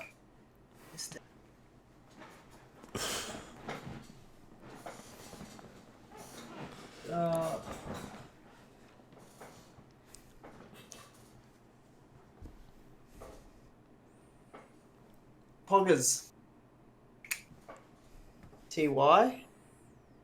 You've all been very generous today. We appreciate it. A lot of time has been spent working on this old tournament, so every zift counts. That is very true. That is very true. Hody Tooty put in an absolute fucking incredible amount of hours to this tournament. And can't thank him enough, honestly. It's been such a great time already. And we're only in the first round. We've got 2 whole live streams to go after this. And I'm looking forward to it. But, that being said, we have been live for 10 hours. It's 8 o'clock in the morning for me. It was 6 o'clock for you, Nick? Yep, that's correct. Sheesh. Very early in the morning. We've been up all night. And I think we waste no more time and go ahead and have a look at the 4th round. And we are going to be seeing... Yes, that's what I was just trying to drag the draft in. Yeah. Is that right? Yeah. Okay. So we have Turbo PVM versus the Dumb as Shit gang. I'm going to let Hootie Tootie run us through this one because he knows all of the players and knows what's what. Yeah, so we've got a Nex first of all, which is, I mean, we've seen anyone can win the Nex. In terms of seeding, Turbo PVM was the highest seeded team, but looking at these bosses, I mean, I honestly can see this going either way, and largely in either team's favor. The Nex, obviously, we've seen, you know, rubies can be rubies, or they might not, and the Inferno will be a big one. I believe that will be we'll get to see Adwam for Turbo PVM versus, I believe Stooge will be doing the Inferno for Dumb as Shit Gang. So that will be a great matchup for sure. And then the duo Tob, I mean, a cold one. And I'm going to say that the team for that will be a cold one and Wreck. So, I mean, lower scale Tobs is a cold one's bread and butter. You know, solos mainly, but duos for sure. Very talented duo Tobber. So I mean, if I was Turbo PVM, I'd be a little scared going into that. And then if we make it to the Gauntlet, then I would say I'd favor the Turbo PVM in terms of Gauntlet for sure. They'd have the edge possibly over there, and then Vorkath again. I mean, we've seen it go down to a tick. It just seems like, you know, you get those good phases, you get those good hits, and you don't waste those ticks, and you can get the win. Now the seeding for this tournament, Hootie did all of the seeding before we started based off PBs and stuff like that. You said that Turbo PVM was the highest seeded. Correct. And that they were the second highest seeded team. OzTob was highest seeded. Okay, gotcha. So we're going to be seeing one of the highest seeded teams probably going up against one of the lower seeded teams. Mm-hmm. But the thing about this competition is there's so many good players. You know, the difference between the highest seeded players and the lowest seeded players is so small. Mm-hmm. Because we have so many talented gamers in this one. And like I said, with the draft, it can just come down to, you know, picking the bosses that your opponents aren't the best at. And we're going to see the twos Tob which is going to be unreal from a cold one, like you said, his bread and butter. And some pretty crazy infernos here. I think, without further ado, we'll go ahead and jump on into it. We're going to see Turbo PVM taking on Nex. Let's have a sniff. All right, so we have Ollie for Turbo PVM here. We have Turbo Smurf and Uma. And let's have a look at the inventories here. We do see the rapier set up, so we are going to see some melee next, which we love to see. That is the best DPS.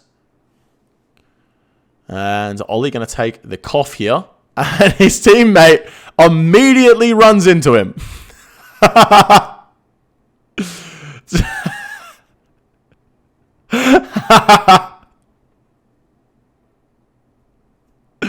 That is so funny. As you see the rapiers come out here, those Zarite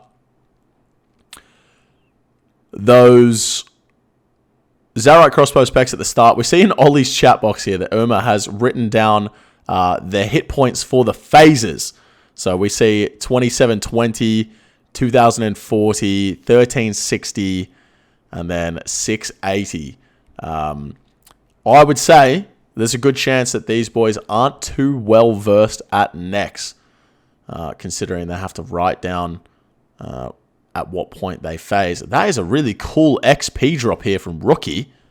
A very cool XP drop. Look at the font. Screw the bloody speedrun. Look at the font of the XP drop. That's PogChamp. Motherfucker's getting XP drops in italics.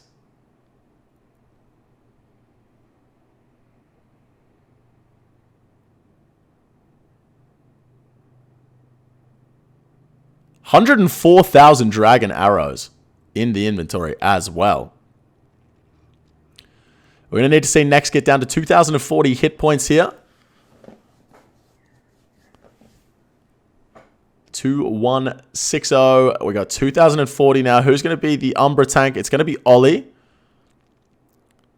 Ollie needs to get a little bit further out of the way there. Beautiful. So that should be only one person tanking Nex now, but the problem is we might see Nex run around the corner. And if Nex runs around the corner, that's not going to be ideal for the rest of the players. But no run. Instant siphon here for Turbo PVM. We're going to see the Zarite crossbow specs come up very soon. No deaths charge there to get that spec back. Turbo Smurf running away. Let's see the special attack here from Uma. Let's see the special attack here from Uma. A 0. That is very unfortunate. We're going to see another special attack coming in. And another 0 from Uma there. 0 out of 2 on blood phase. Pretty average if you ask me. We're going to see Ollie use the altar here. He's got one spec, but he's going to save it for the next phase. It's at almost guaranteed 110. And he doesn't want to waste it with not too many hit points left on the boss. We've got another different font for the XP drops for Ollie as well.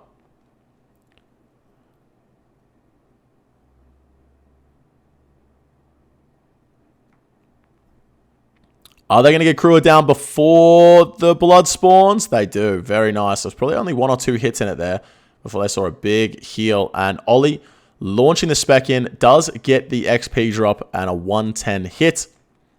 And we're going to see the players switch into their melee setups now. 22 to the dome for Ollie. Oh, this is bad. Rookie's so far away from the boss right now. Ollie would have had to miss 1 or 2 hits there. Very quick switches, though, there from Rookie. Got to put some respect on his name.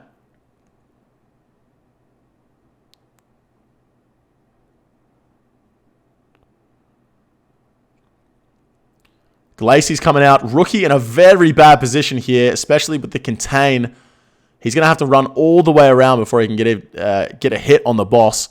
Not the best positioning there from Rookie.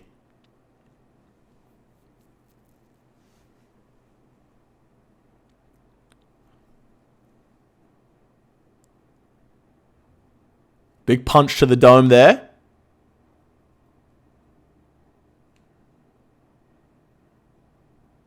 And here we go.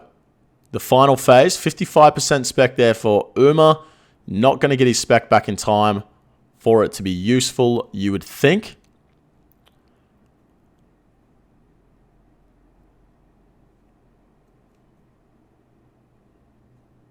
Halfway around on that 65 orb. 800 hit points left. Not going to be worth using the spec after Nex gets down to around 400 hit points. So we actually will see Uma be able to use his special attack here. Potentially see another 110. Here we go. Going to need to see a melee prey from him here. Takes a punch to the dome. Another punch to the dome. I think that was a chance there, actually. Uma chanced by Nex. Let's see the spec. Was worth it. There it is. A 76. 112 hit points left on the boss. Thralls come back out. 33 and taken down. It was actually quite a pacey time on that Zaros phase there. And a 539. They will have to be very happy with a 539 there at Nex to start off this first boss of this match. 539 at Nex, Hootie Tootie. A very, very quick time indeed.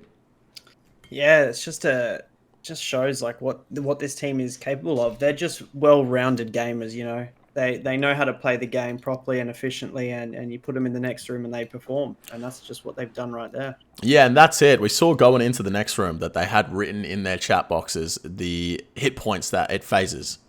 So obviously not well versed at Nex, but still putting on a performance. And obviously, like you said, Nex is a bit of RNG with those Ruby bolts, but you can see after not much Nex experience, they still came in and put on a good performance and managed to get a really good time of 539. Yep. All right, let's go ahead and check out their opponent's run, the Dumb As Shit gang here at Nex Trio. And we're going to be seeing Rek, Azui, and Stoogie running Nex for the Dumb As Shit gang. We see no Torva in the inventory, guys. No Torva. So they immediately miss out on a bunch of DPS there. And they're fully stocked up on brews. Looks like they're doing a 3-kill trip by the looks of this inventory. So look at Sturge.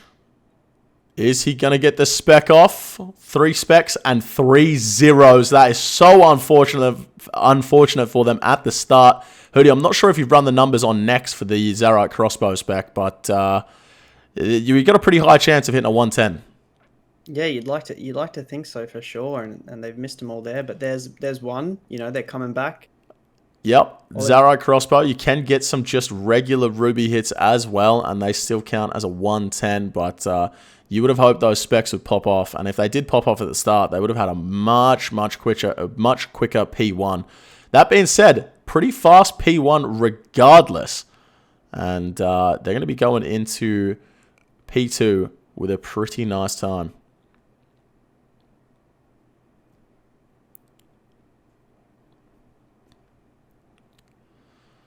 Incoming shadow phase. Got to get a bit of a run here. What the fuck is this?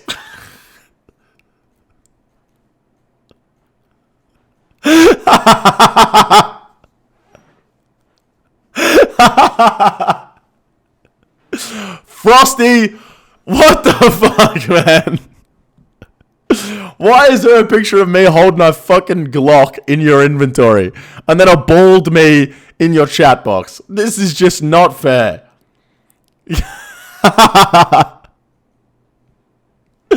Oh, that's good. That is very good. All right, 2,040 hit points is what they need to get the boss down to. It's at currently 2,043. Umbra has been tagged, and it looks as though I can't tell who that is going to be tanking there. But how can you even play with this? How can you even play with that in your inventory? Oh my god.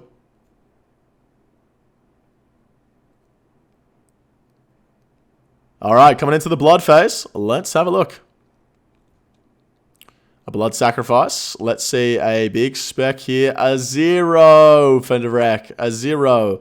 But he gets 1 out of 2, which is not too bad at all. 1,600 hit points. They need to get the boss down to 1,360.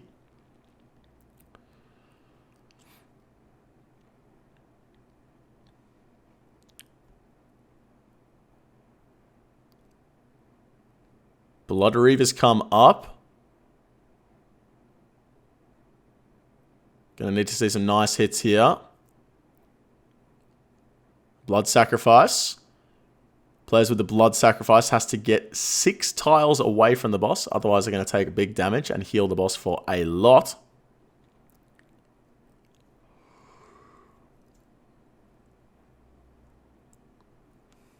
Oh, very unfortunate there to get another Siphon before the 1360. They're currently at 1420 hit points, so very unfortunate for the dumbest shit gang here.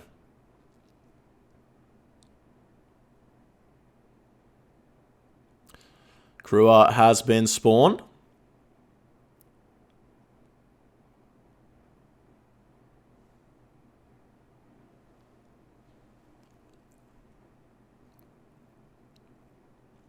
Two minutes and 8 seconds going into phase 2. Let's see what they're doing going into phase 3. Incoming next Siphon. Won't be a problem.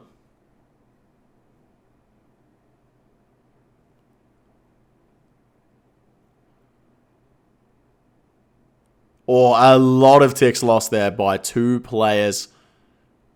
Uma was stuck in the ice prison and 2 players tried to free. This is just... I can't even concentrate, man. Like...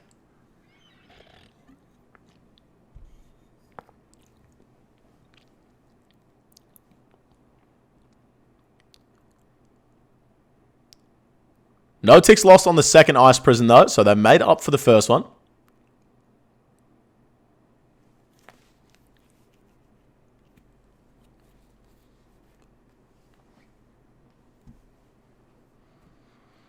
Dragging the boss over to Glacies. Here comes the Contain. 757 hit points.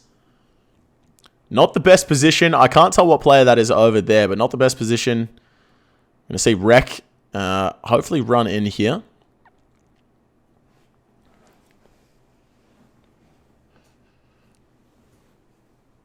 Both players freeing Stoogie there. 680 hit points left on next. That'll go up to 1,160 after Glacies is killed. 500 hit point heal. 1180. No spec here for Wreck. I just saw a spec go in for Stooge there. Hit a 0. Very unfortunate with the Ruby Bolts here. And they've gone into phase 5 at 529. So they're going to have to kill the boss in 10 seconds here to take this one down. They've got 10 seconds to take down this final phase. So you're saying there's a chance.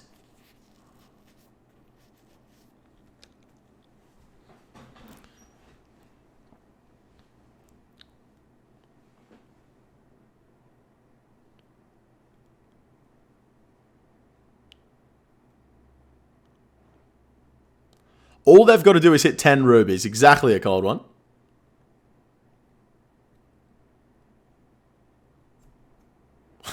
When the boss camps soul split.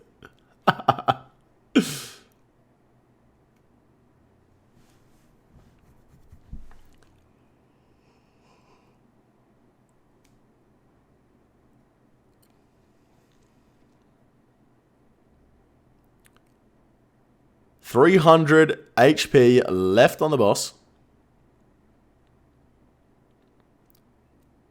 Actually almost ran out of food here, did Sturge. Came in with a pack yak full of brews. Not sure how that's happened. See the claws coming in over there.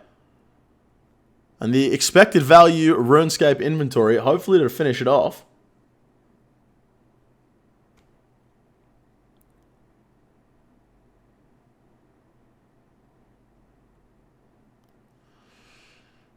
And this last phase is taking a very long time as well. A very long time.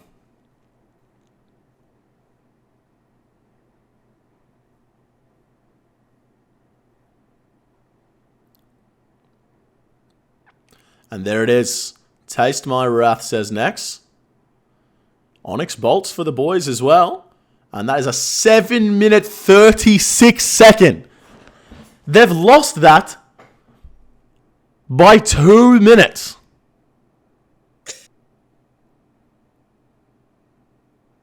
Two whole minutes. That is unfortunate.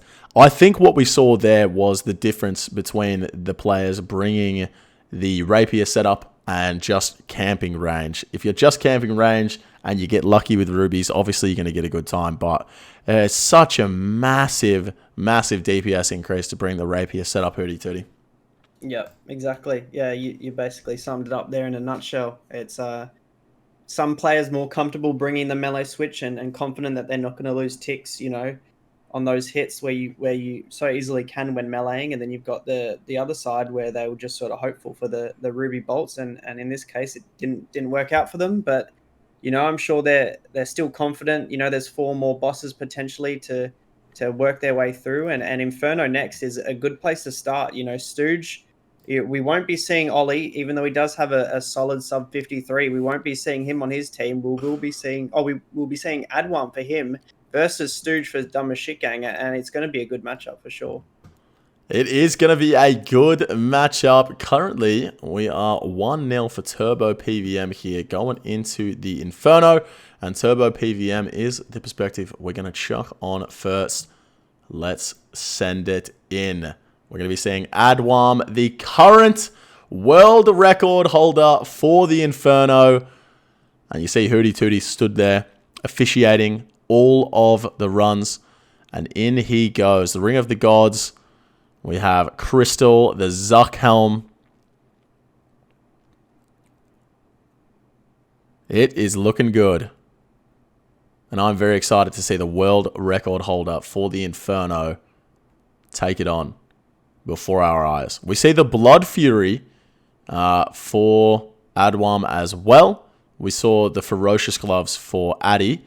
But we also saw the Blood Fury for Jolanin as well. So, differences in strategies in terms of their two-way switch for the melee. But once again, not seeing the Trident come in, guys. Trident would normally come in if you were going to Spellbook swap and go for the Thralls. But having the Blood Barrage at the start is just a lot more consistent, as I've been told. So, more consistent kills, because in this competition, if you die, the other team just has to get the kill. That's all. The other team just has to get the kill and they win. So not dying is super important. And, you know, saving some time in this Inferno run, probably less important than saving time in any other run. So that's why we don't have the Thralls being seen here. Something to look out for here in Adwam's run specifically. You might notice that his cursor leaves his client in the downtime, and no, that's not to do anything malicious. The guy actually just talks in Twitch chats while he was doing this run. I caught him red-handed. You know, I'm watching his run, and I'm a little bored of the Inferno after, you know, 3 runs or whatever in the quarterfinals, and yeah, I caught him red-handed typing in Twitch chats. So that's what's going on there. Way. Yeah. He's that confident and comfortable with the Inferno. He's done it that much that it's just second nature to him. That is unreal. Yeah. That is absolutely unreal. I can't believe you caught Adwam in e-girl streams during his Inferno run.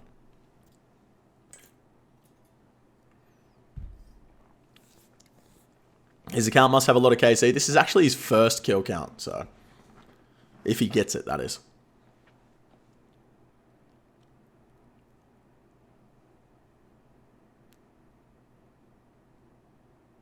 All right, coming into wave 8. The Nibbler wave. See the first melee being spawned here. Now, we've gone over it about 8 hours ago when we watched the first Inferno run, but we'll go over it again. You're going to see the players mostly killing mages first in this run because the mages have the ability to respawn dead NPCs, and that is a big time waste. And then afterwards, you're going to see them kill the blobs because the blobs spawn tiny NPCs, and you need to kill them quickly.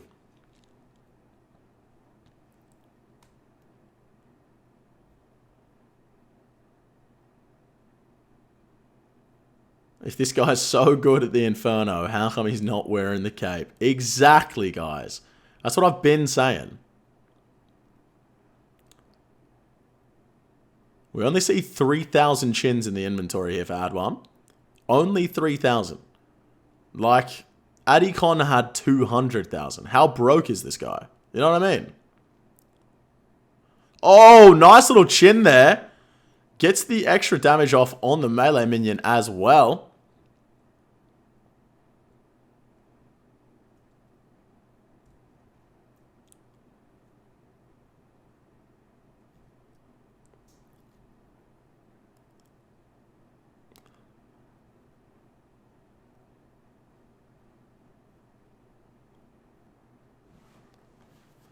Nice chin to start off as well. 3 10s. Sounds like most of my Saturday nights. 3 10s.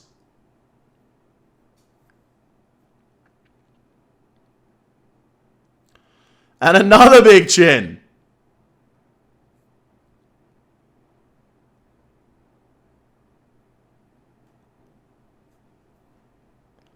We're seeing some pretty nice chins in this Inferno run to start off with.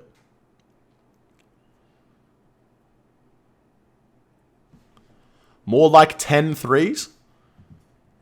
Mate, you couldn't even get 0 threes. Enjoy the perm.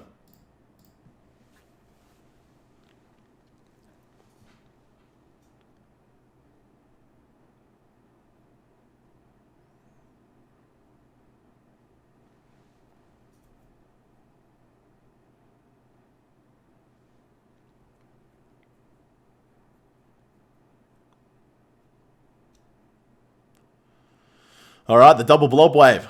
This is the point where I spend most of my time dying in the Inferno. Not sure if you guys are aware, but it took me 167 attempts to get my first Infernal Cape. No, I'm not joking. 167 tries.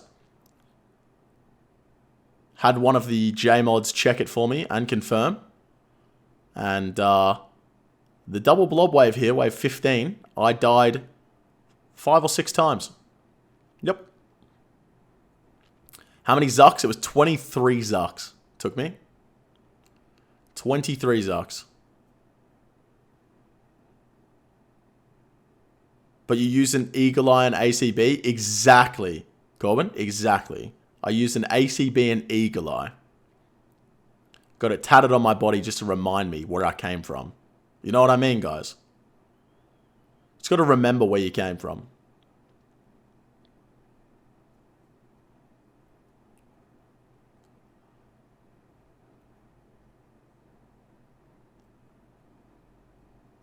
I don't know, Coxie. Probably too many.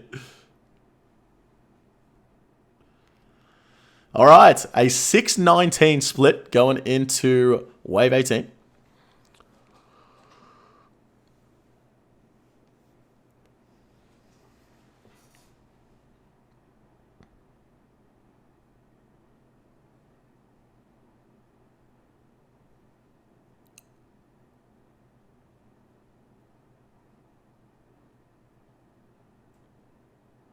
I heard if you press on your tattoo, it makes sounds. That is also true, Mr. EasyScape. That is also true. What happens if they die? If you die in the Inferno run, your opponents just have to complete the run. Doesn't matter what time they get.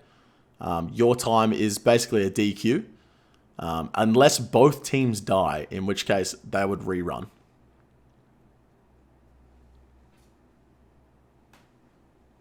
Obviously, just reminding you guys that these the second runner doesn't know what the first runner got, and you never know what the other person got. So you're never in a position where you're playing safe because the other person died. Your first thought is I need to go as quick as possible because the other person has also done the same.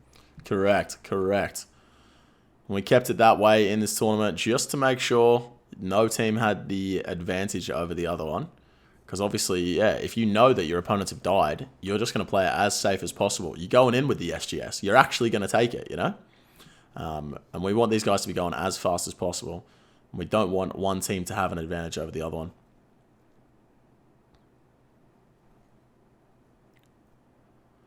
Are you still 1 KC at the Inferno? No. So it took me 167 attempts to get my first Infernal Cape. And then not 2 hours after I had the Infernal Cape, I got a Zuck task. And I gambled the first cape that it took me 167 attempts to get before I went in for the second try. And I got the second cape first try.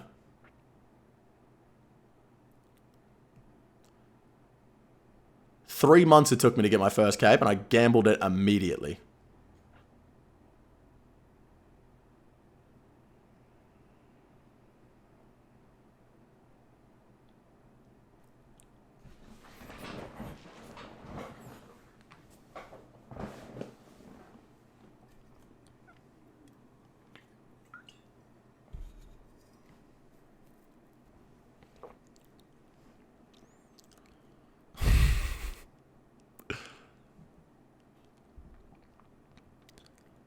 All right, the chin's going in here. 6, 15, 15. There are so many Inferno copy pastes. It's ridiculous. See the Blood Barrage coming in for Adwam now.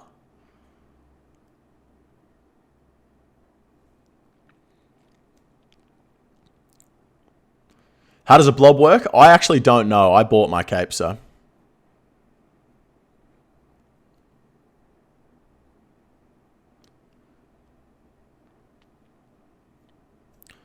Oh, look, the guy in the chat is the one that I bought it from.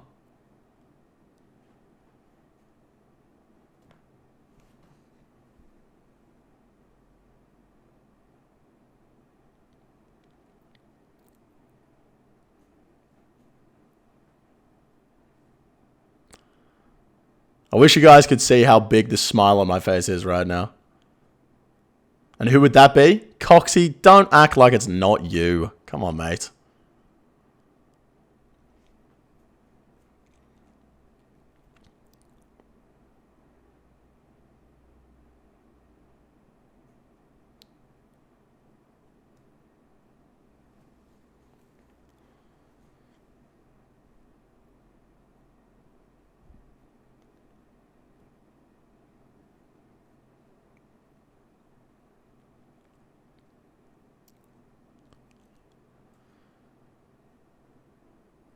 Ten minutes going into wave 25. No wonder it took 167 attempts if Coxie did your cave. Yo, off my boy Coxie. What the hell? That's mad, you know.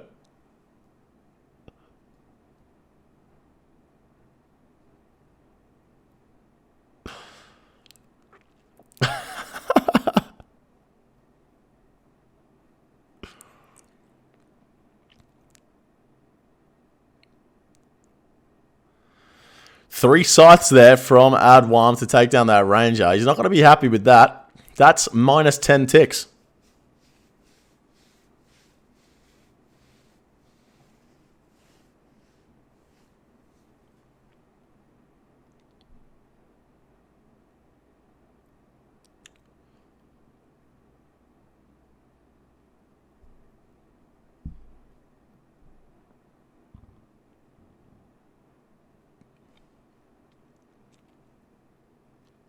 What's the record for the Inferno? Adwam?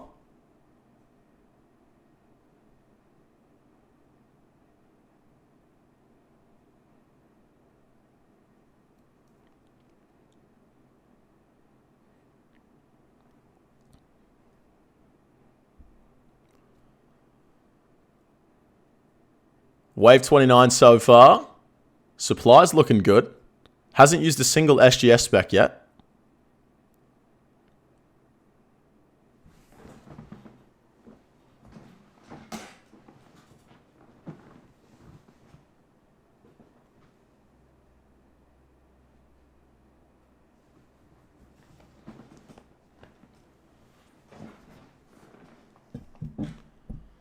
I think he'll be short on Bastion potions. Something tells me that I think he'll just be fine.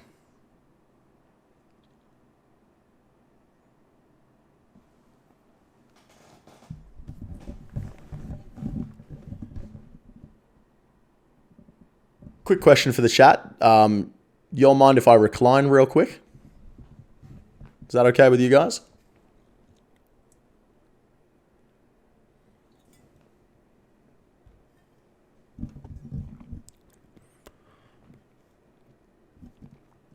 Recline, bro? All right, I will. Thanks. Appreciate you. Appreciate you. I'm turbo chilling right now. Are you reclined, Hootie Tootie? Yeah, relatively. This is what we're rocking with right now. Bit going on. Bit going on in the background.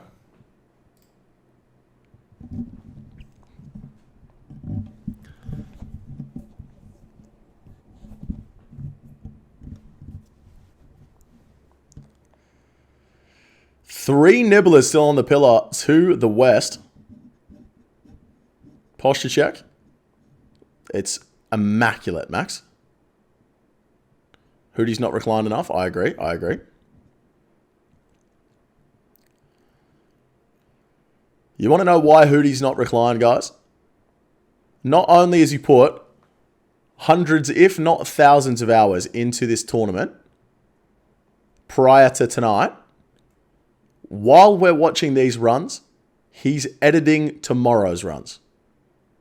That's how much work he's putting in. He's not even taking time to enjoy it himself. He's working right now.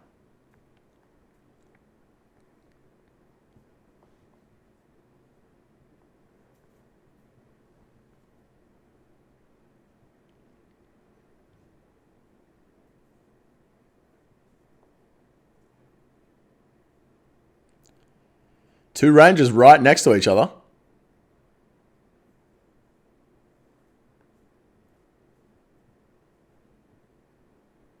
Raise Hootie's pay. For real, for real. You know, 2 weeks ago, I thought Hootie was actually going to get paid nothing.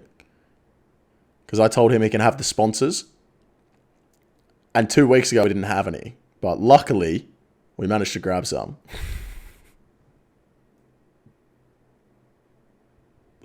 That would have been a disaster.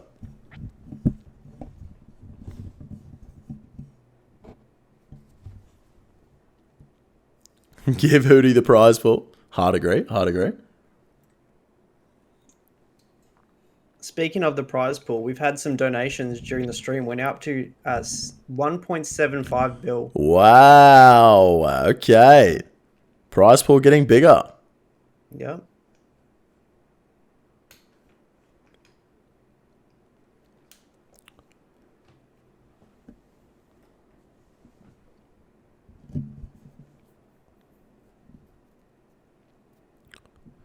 All right, a 15-35 split going into wave 35. Kind of pacing. I don't know if he's actually pacing, but seems like he is.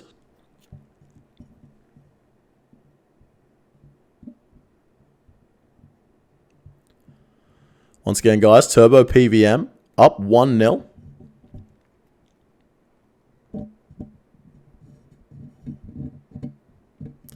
Against the dumbest shit gang.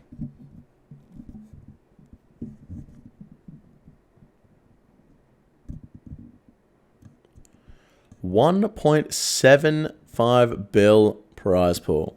That's a big one. That is a big one. If you guys do want to donate to the prize pool of this Speedrun Cup, hit up Hootie_OSRS on Twitter.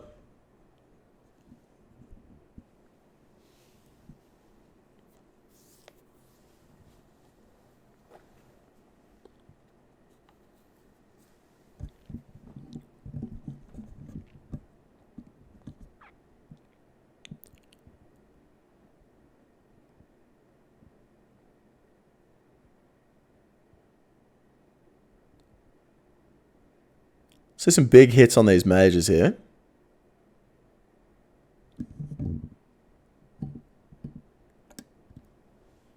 Got the Zuck Slayer helm. What a man.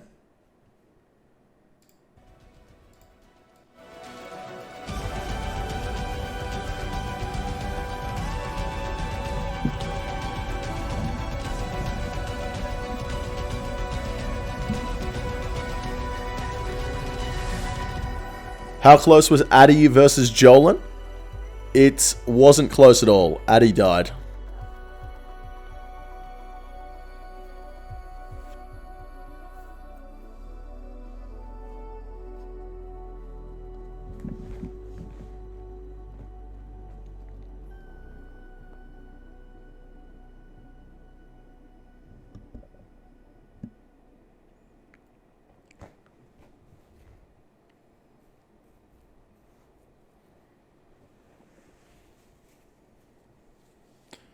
Wasn't Adwan typing in the Twitch chat during this run? He's typing in the Twitch chat right now.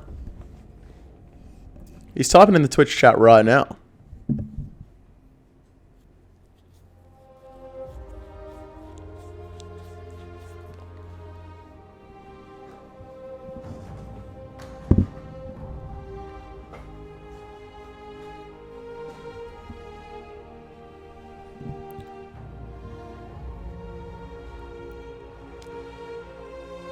The crystal armor is taken in for the prayer bonus and the range defense, I believe. It's also very good ranged armor.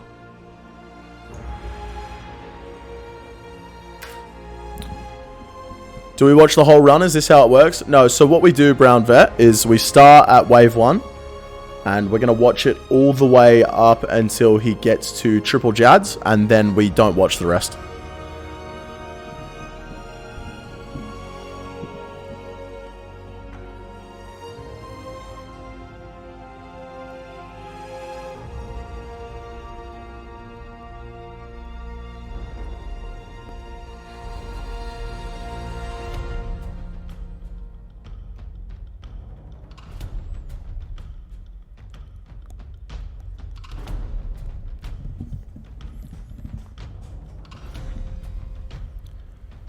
$19.39 coming into wave 43.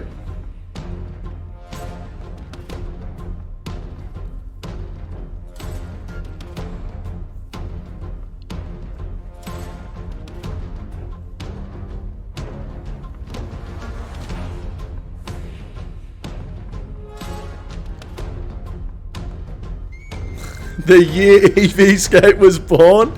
Shut the fuck up.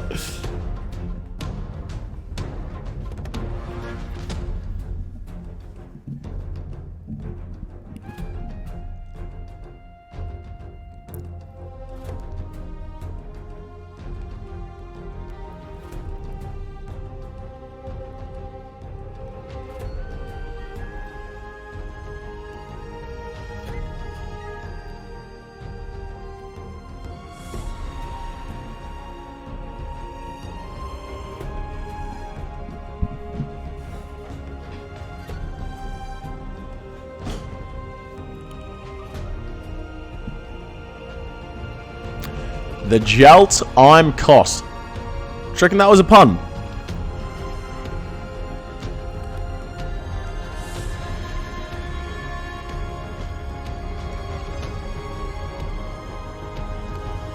West Pillar has been taken down. Wave 45.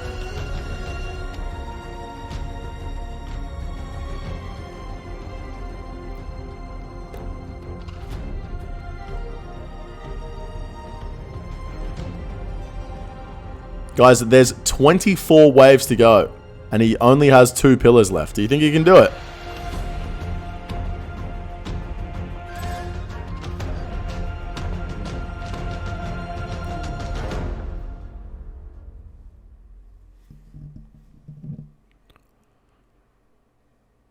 Time to reset and try again? Yeah, I agree. I agree.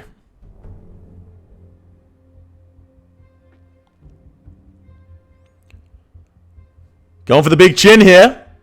Gets a reasonable one. Oh, and the scythe doesn't kill the blob. He takes a punch to the dome as well for 21.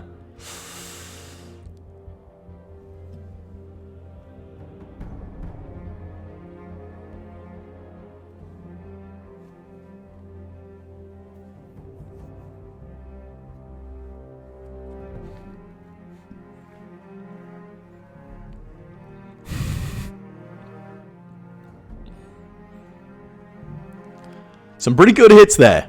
Some pretty good hits there.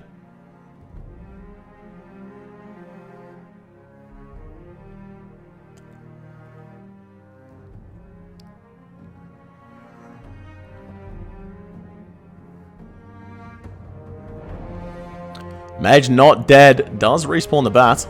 Still not dead. There we go. Morning, game player.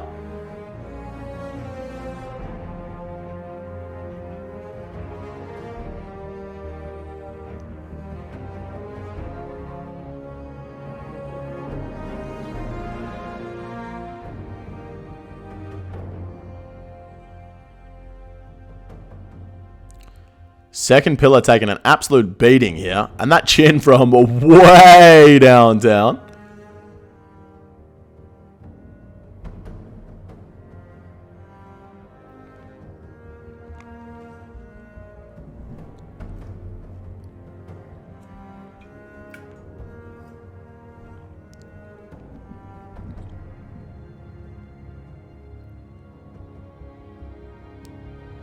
Big hits on the major here. That's an 83. 2 doses of stamina potion left for Adwam here.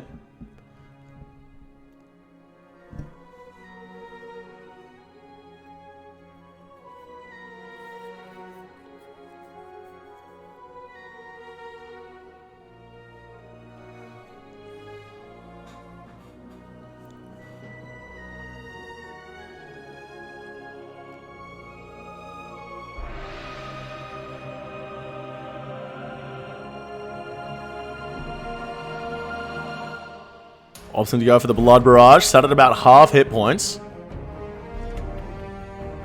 Takes a 16 from the Blob.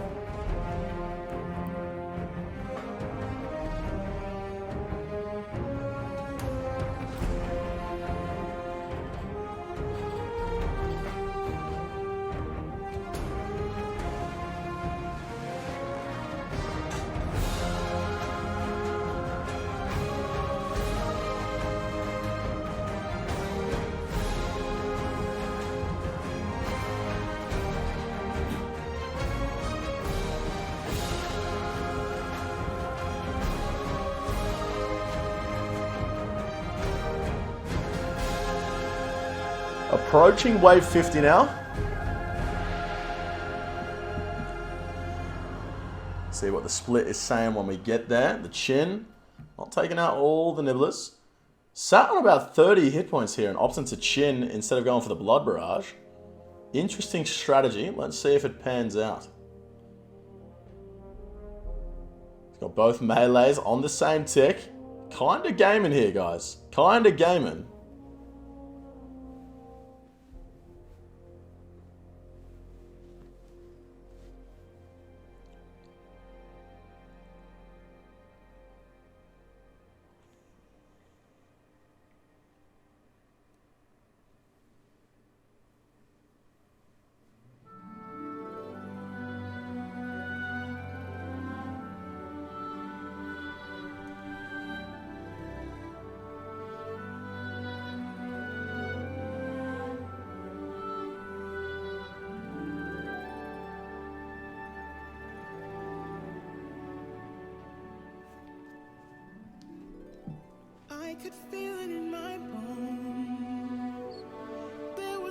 What is going on here?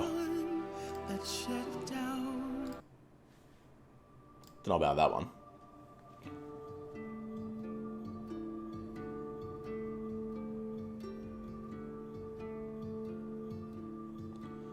All right, wave 50 coming in at 26.45.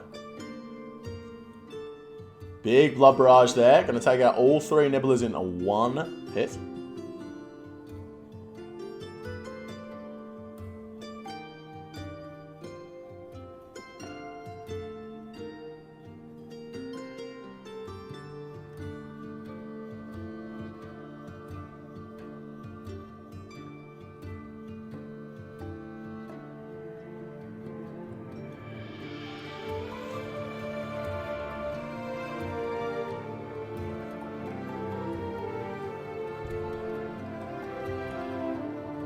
We'll see another Blood Barrage coming in. Misses one of the nibblers there with the original Blood Barrage. We're going to see him off-tick the mage in range here.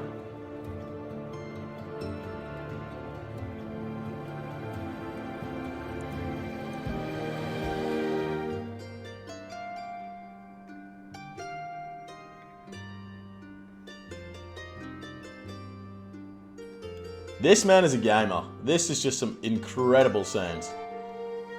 Oh, not the 1-1 scythe.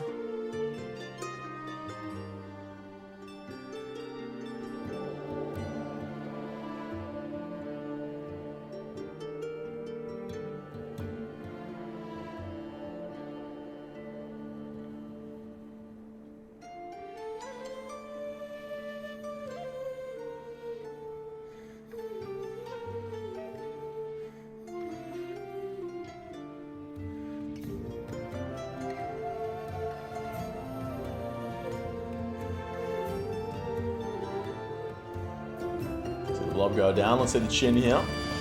It's 201 XP you're looking for. Take them all out with the chin.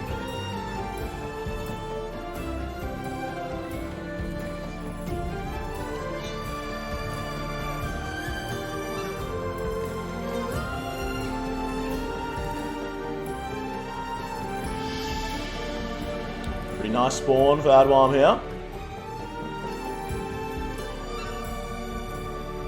Takes out the last nibbler.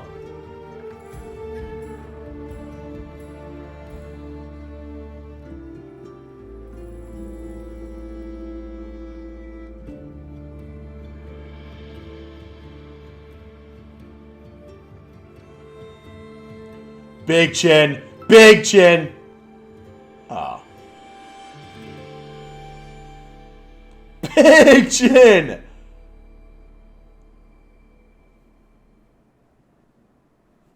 That was some big chins.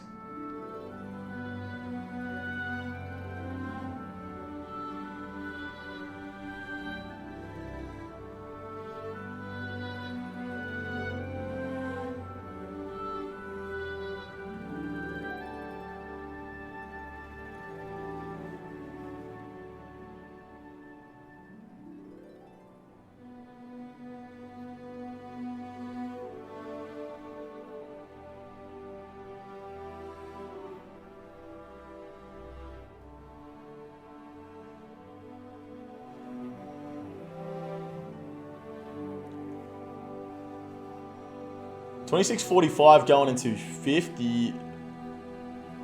Currently sat at 31.12.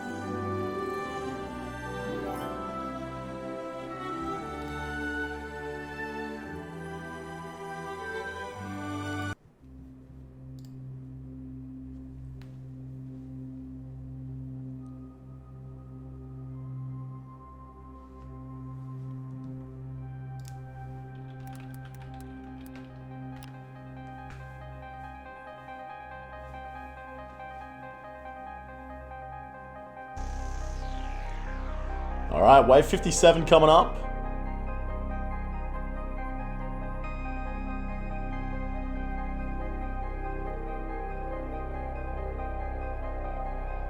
Melee and range. Trapped behind the pillar. Very nice.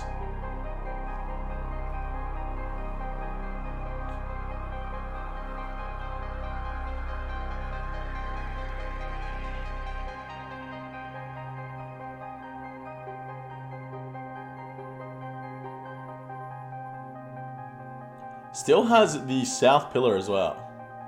North pillar? South pillar.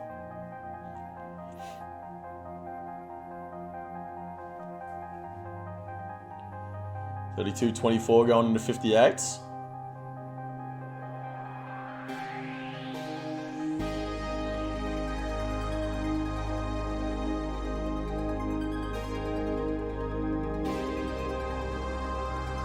The triple off tick, ladies and gentlemen. You see that?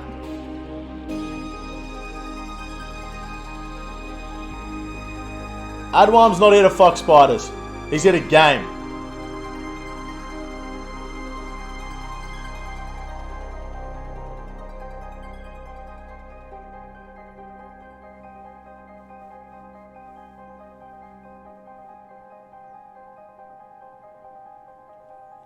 Why would you fuck spiders? Well, I wouldn't expect you to know, mate, because you don't fuck anything, would you? Sorry.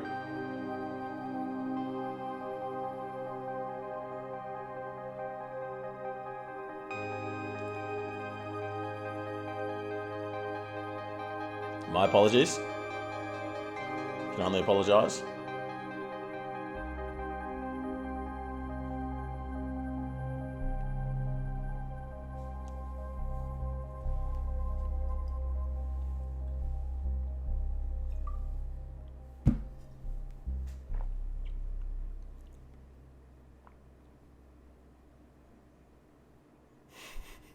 The good pussy.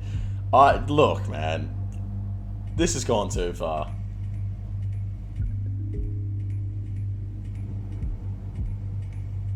I think I saw a chivalry sight there.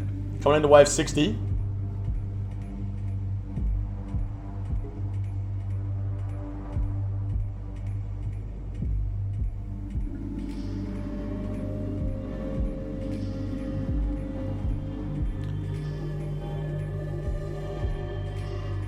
This is the wave where a lot of people will die.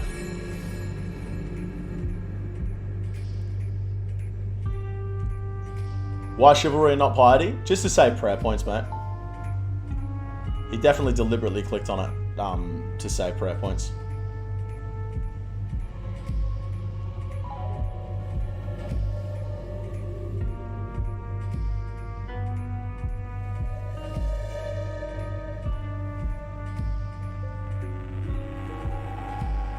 That mage blob does not want to die.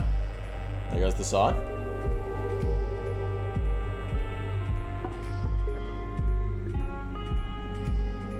Decent blood barrage, 117 XP drop. Reckon that's just about going to be the north pillar down.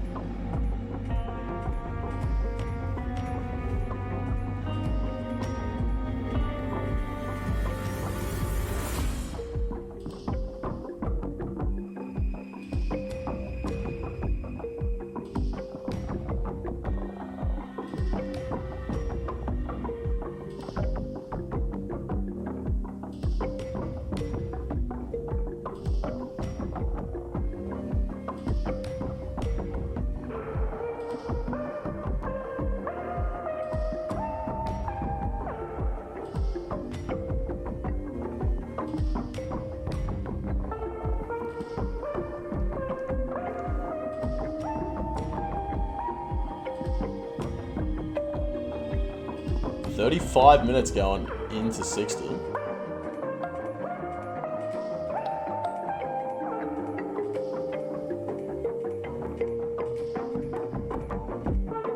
I see another blood barrage. Doesn't quite finish it off.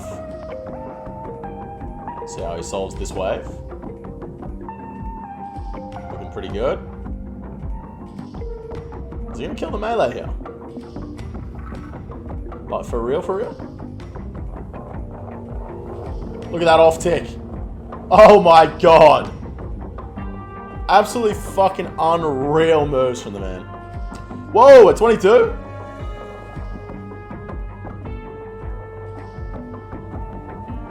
Dude, the chin. Surely. There's got to be a chin there.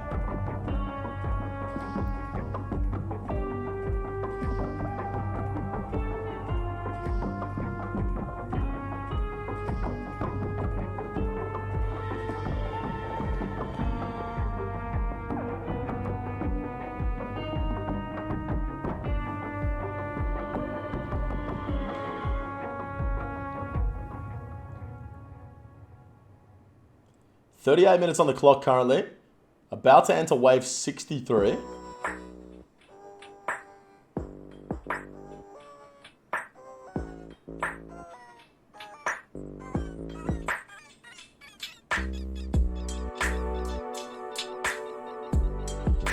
Blowpipe has 1% of its scales left? Nah.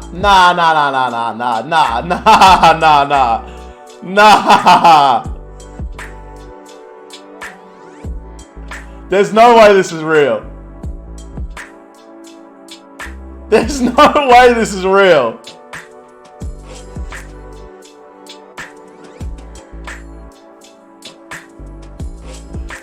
There's no way this is real.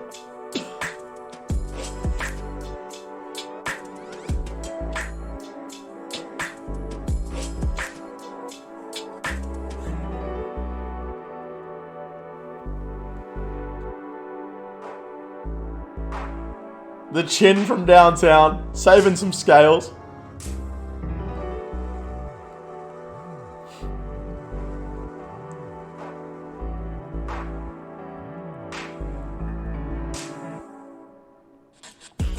Wave 64. 38-35 split.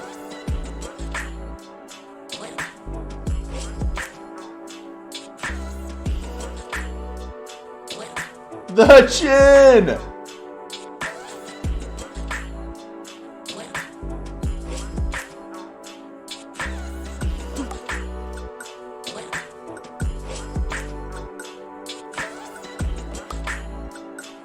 It's at 147 scales.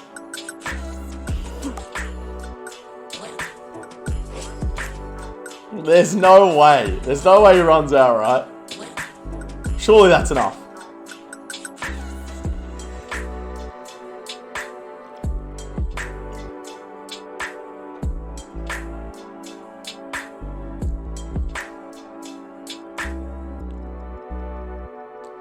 Ooh, fair bit of damage taken there.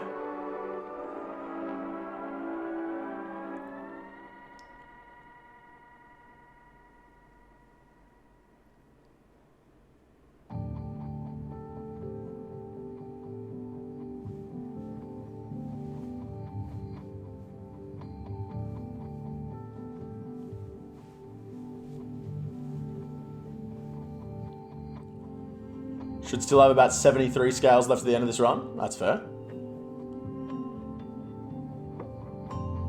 The scythe, no good. No good again. No good again. There it goes.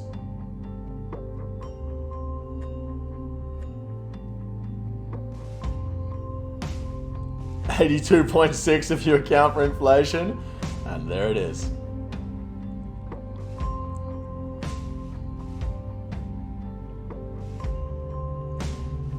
Wave 66, the double mage.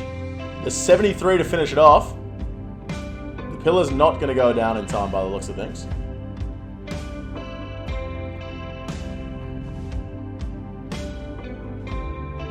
Is the pillar going to go down?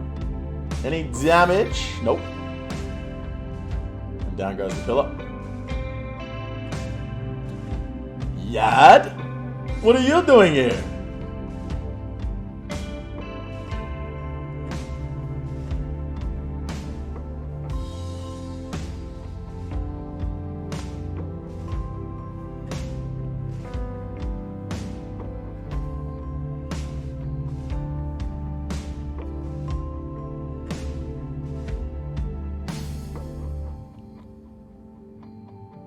Big chin there.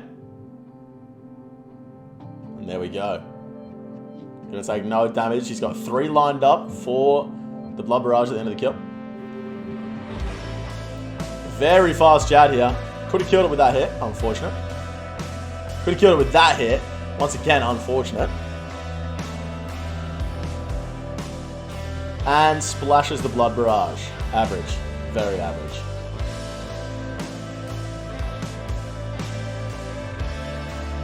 Here we go. Triple Jads.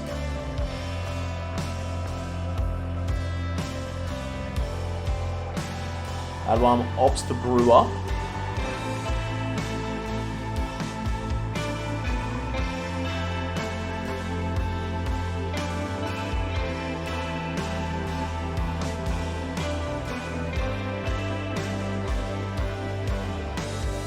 Flicking melee in between the triple jats. Game emerged.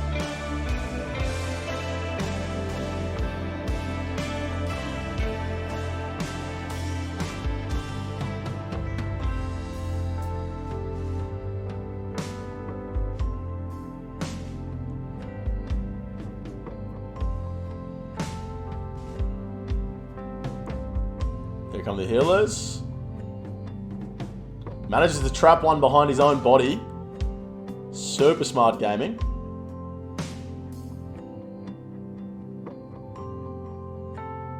Oh, we're 0. There we go.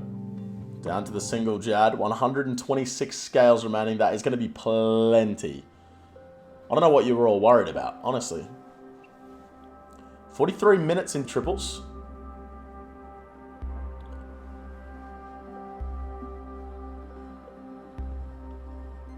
Two hits away here. Can finish it off here. Doesn't finish it off. You see a nice little barrage. Scythes Jad to finish it off. Does he get the blood barrage off? He does. Gets a nice little heal.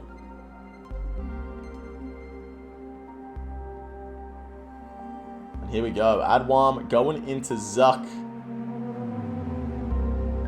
with a 45-07 split. 2 zeros to start the kill.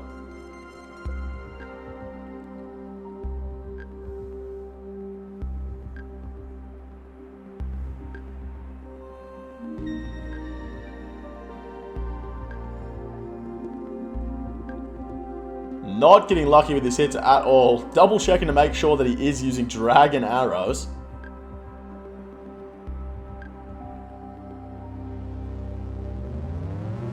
$69 on the boss. Nice.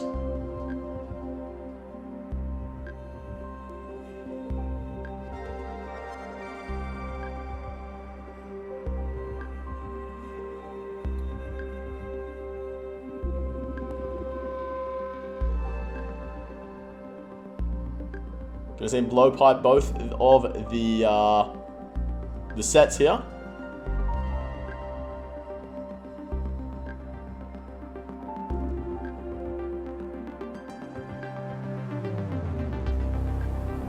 Straight back on the boss with the T-bow. Wait, he's killing the mage? He's playing it really safe here. Just wants to get the KC by the looks of things.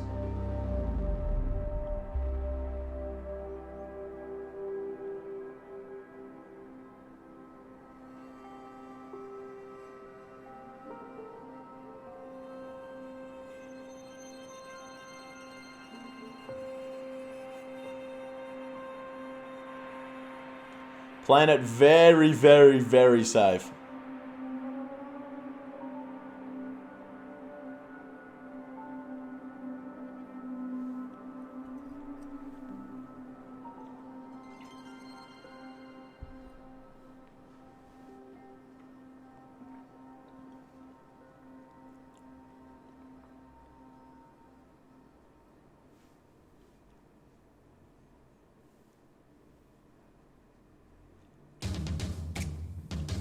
Getting absolutely terrible hits here on Zuck. Awful hits. The boss could be dead by now.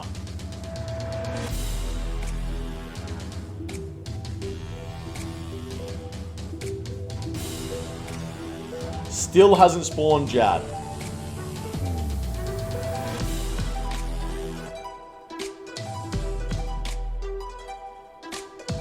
Here comes Jad.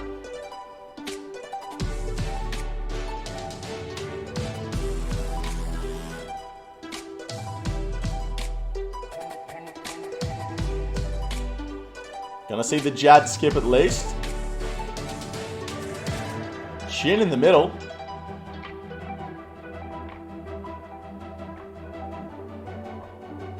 Trying to proc healers at the edge. One more hit here. Doesn't get it. Gonna have to see him wait until the next go around. He hits Jad instead. Definitely not going to be killing it, though. Here we go. Another 0. That's not enough to proc. There we go. Here come the healers.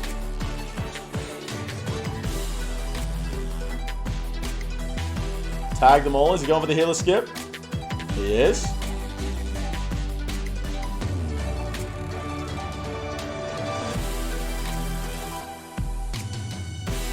The healer skip, ladies and gents.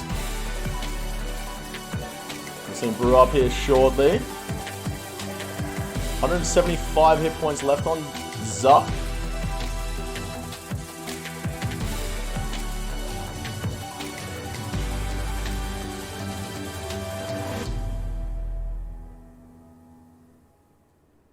Actually starting to hit some with the bow now. And that should be the kill. That's a 68. We see the first healer skip of the tournament. And that is a 49. Gambles the pet. Gets nothing. 49, 28, 20 there. 4 turbo PVM. Adwam in the sub 50.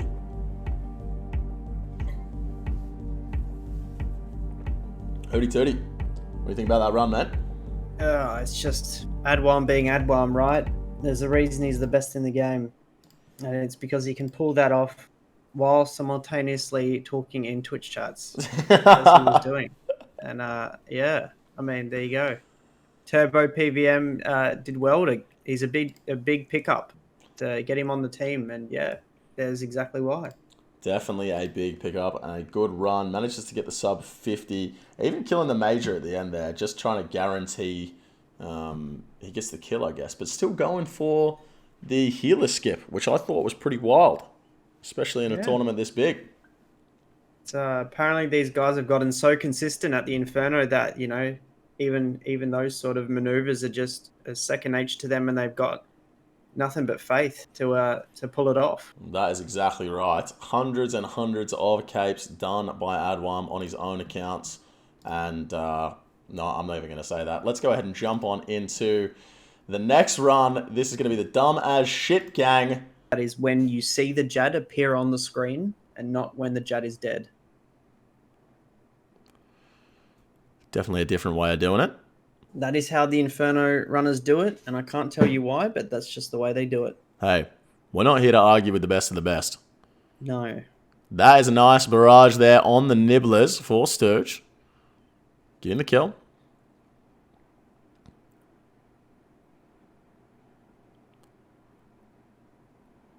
Going for the mage first here. Wave 62.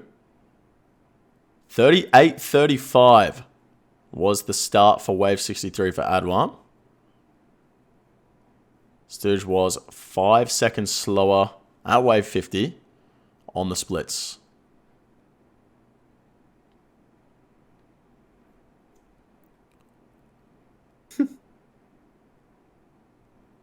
An interesting question from teenagers. Why does he have his skills tab bound to an F key? I guess only Stooge can answer that. Yeah, that's a great question.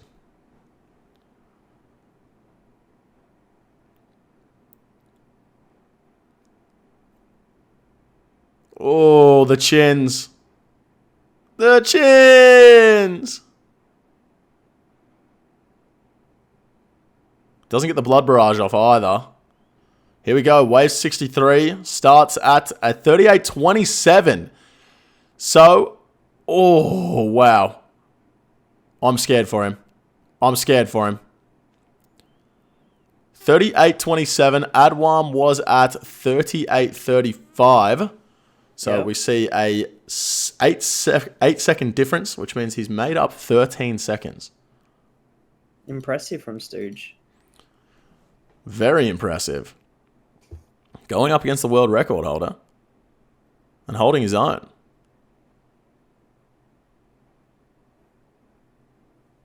Taking out the major there. Surviving this wave pretty nicely.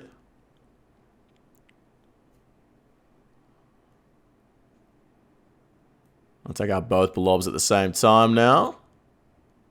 We should see a pretty big chin. Big chins. And there we go. Wave 64. Should be smooth sailing from here, you would assume. Now that the hardest wave in the Inferno is out the way. That's a big T-bow on a melee minion. And he's going to run around and take out the mage first. The footwork there to avoid the melee attack from the mage as well. And get the ranger trapped behind it as well as the melee. That was fucking unreal. That's some really nice footwork.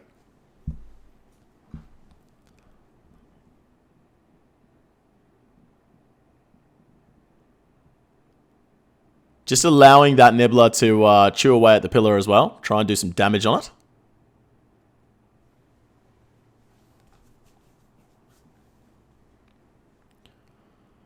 Not the best blood barrage.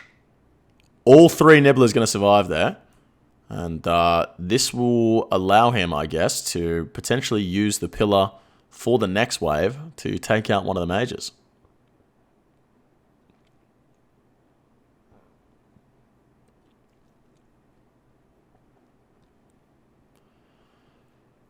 Gonna have to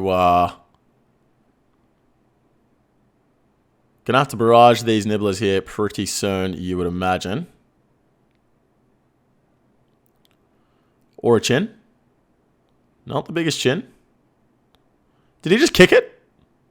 That was a kick. That was definitely a kick.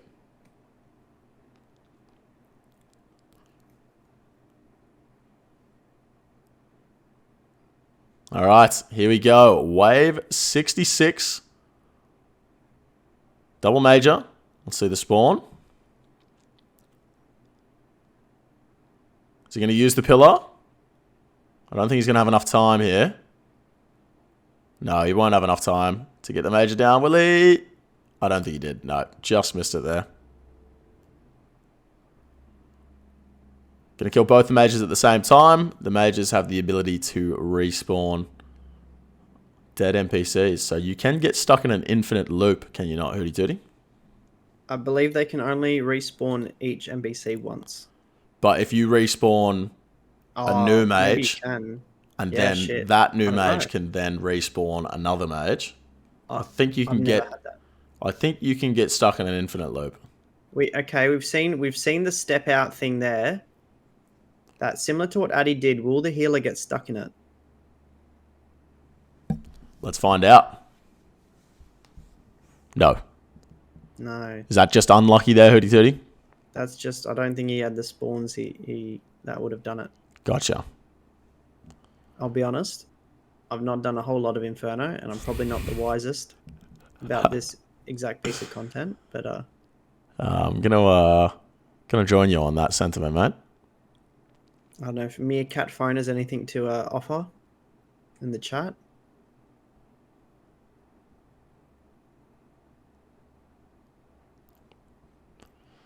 Jad, pretty slow here compared to the other runs we've seen. Goes for the Blood Fury heal rather than the Blood Barrage. I can respect that. That's some gamer moves. And here come triples. Coming into triples at 43.03.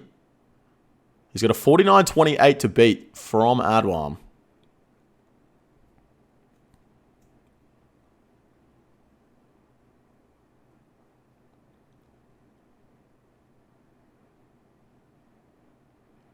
Nice little move there, running through one of the healers, getting it caught in front of the other one. Both healers right there, trapping each other.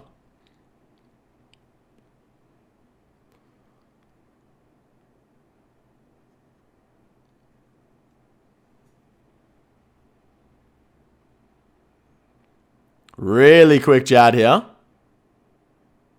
Once again, trapping a healer. Running through. Love to see that. Incredible moves. And this triples is going down pretty quick. I would even hazard to say quicker than a slut on a Sunday morning.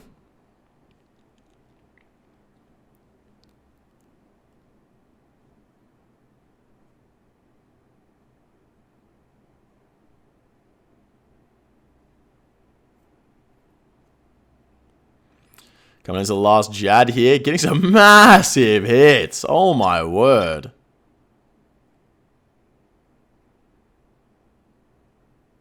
And a really fast triples.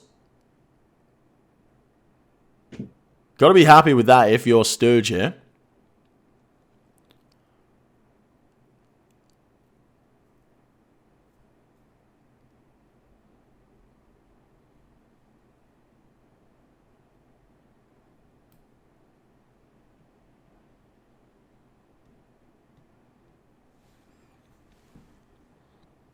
A 2-minute triples. That is above average without thralls. Wait, it's longer than average. No, it's quicker than average. Yeah, sorry. That's what I was thinking. About 2 minutes 20 to 2 minutes 30, I believe. Okay. So he's looking very good here. Needs a 4-minute 30-second Zuck to take down Adwam. And the T-Bow is going fucking nuclear to start off this kill. If he gets some decent hits here, gets it down to 600 hit points, he could get a 0 set, but no, T-Bow not popping off. T-Bow not popping off. Thought we might see the first 0 set, but unfortunately just close. Oh, man. So close. He tags the mage with the T-Bow here. We're seeing every other person tag with the blowpipe. Looks like he's going to kill the mage as well.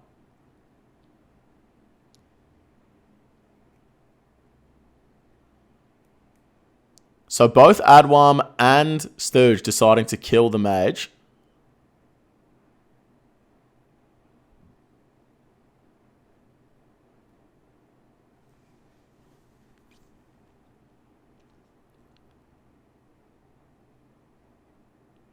See him heal all the way up. The rapid heal flick as well. 737 hit points. 73.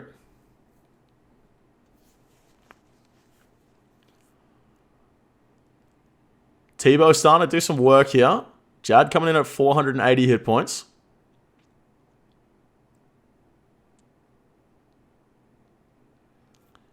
And there it comes. Going to tag Jad with a chin, and we will see a Jad skip here. T-Bow is actually popping off here. He's about to proc healers.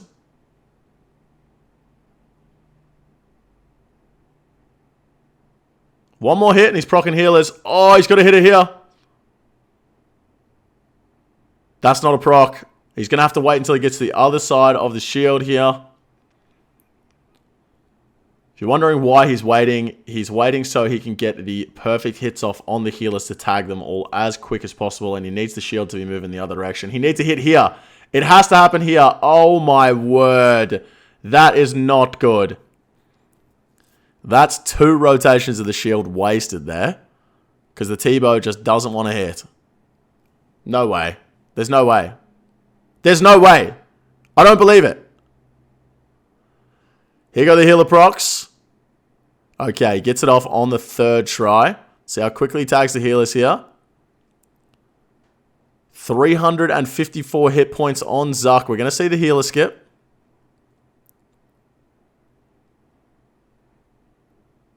Two and a half brews left in the inventory.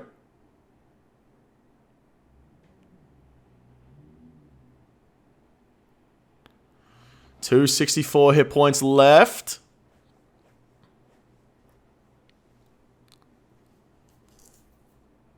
Big T-Bow there, 54.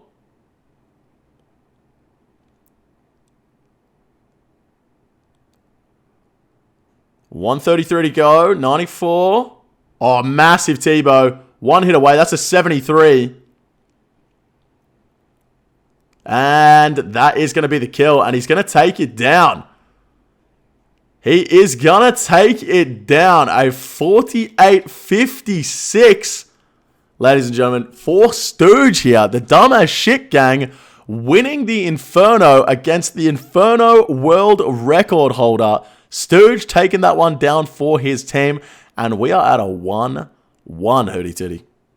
Yeah, I mean, I personally never never lost faith in Stooge. You know, excellent gamer, talented beyond measure, and yeah, he just manages to do what he needed to do. Basically, just business for him. Another day in the office for Just Stooge. There. another day in the office. You know, he's so good at the Inferno, I reckon he could make money doing it. You know what I mean? Oh, he's probably that level, yeah, for sure. Sturge taking it down for the dumbest shit gang. We're going to a 1-1 in the final match of today, the last quarterfinal.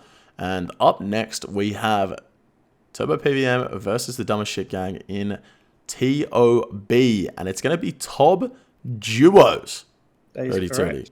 TOB Duos. I'm just looking at the file you sent me, and there's 3 perspectives. So one of them is doubled up. Oh. Just so you didn't go to a black screen. Gotcha. All right, ladies and gentlemen, without further ado, let's go ahead and jump on into TOB Duos. And we're going to be watching Turbo PVM, and it's going to be Uma and Giraffe. Uma and Giraffe, ladies and gentlemen. And let's see the strategies they're going to be going in with here. Trading soul runes. Spellbook swap. We're going to see the emptying of the Sanguinesti staff. We see a Death's Charge. There's an Anglerfish and a Divine Bastion on the ground. A lot of stuff going on in the inventory here. We're going to see a couple of specs. 1 Dragon Warhammer from Uma. 2 Dragon Warhammers from Uma. And we see a 37 from Giraffe into the 18. So around 50, 60 damage there. 55 damage, in fact, with the BGS after 2 hammers.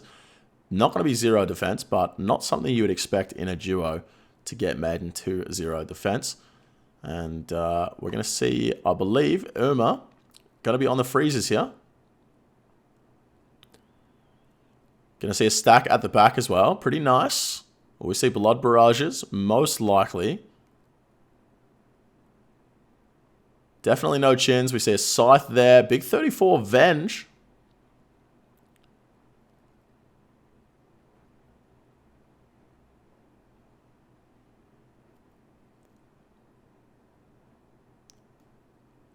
Once again, guys, if they do wipe it in this TOB, the other team just has to complete. Is that correct, Tootie Tootie?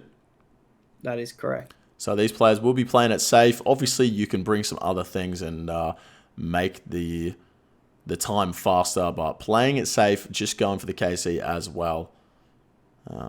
Very important.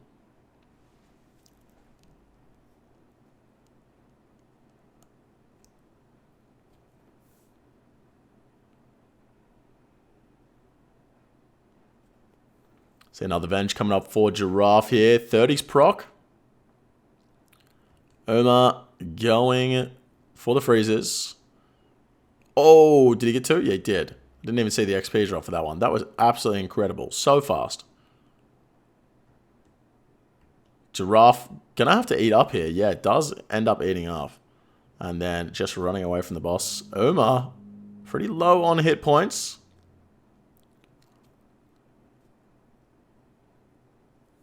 So we see the Blood Fury go on. 5 prayer points left. Gonna have to eat up. Up to 47 hit points again. The Blood Fury. Big Venge there as well. And they are going to take down the Maiden. The P-Neck proc as well. Yep. Very big moves from the gamers. We see a Mage Cape in the inventory as well for Uma. So we're going to be seeing Uma, I'm assuming after Nilo, swapping over to Thralls. With Giraffe already on Lunas. So Venging and Thralling.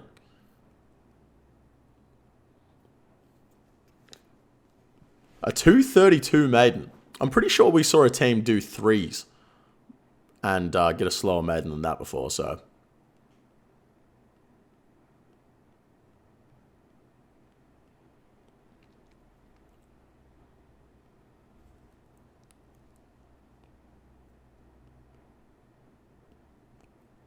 Bloat not going down. Giraffe running in anyway, getting that free hit. 98.8%. Totally worth it.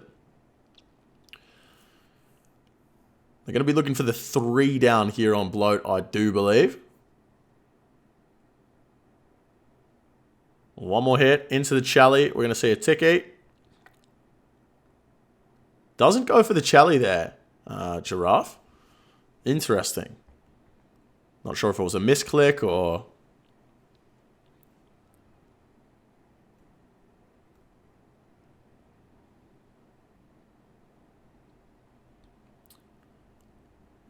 "54% from the first down." He's 20% spec. Let's talking about Giraffe, bro.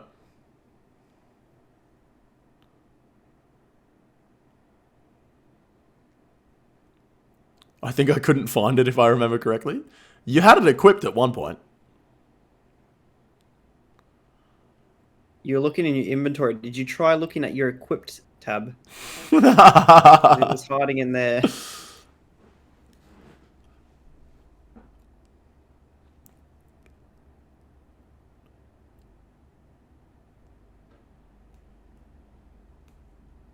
%21% on the second down, so they will be getting a 3 down here.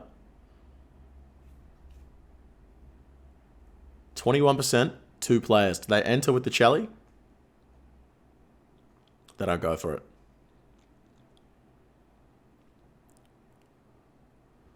We're going to see how big the Chally is going to be here, though, from Giraffe.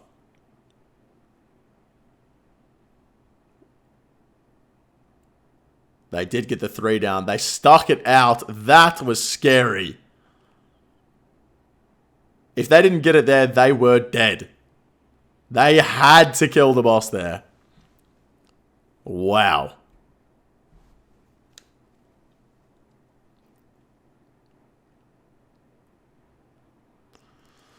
All right, coming into Nilo. I'm not even going to pretend to understand what is going on in a duo Nilo, but we're going to sit back and enjoy it. That's an imbued heart on the ground as well. 38.5 mil. They best hope they don't wipe.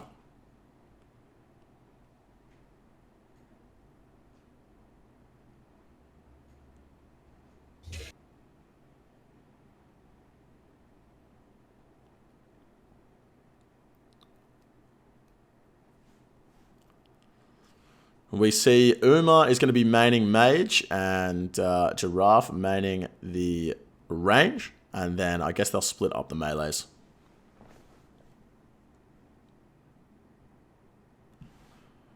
Let's see on Giraffe's perspective if you guys don't mind. We see those chins coming out. Gets most of them. Let's switch back over to the Mage perspective. Should see some barrages. Does get one of the barrages, misses the second one.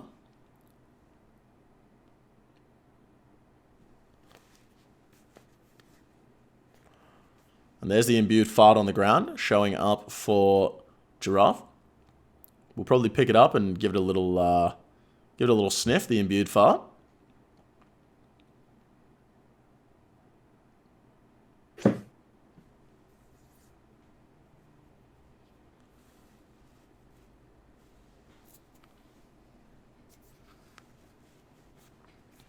Obviously, with the muted streams, unable to tell if they are using the imbued fart plugin or not. Of course, of course. If you're not using the imbued fart plugin, guys, about time you download it.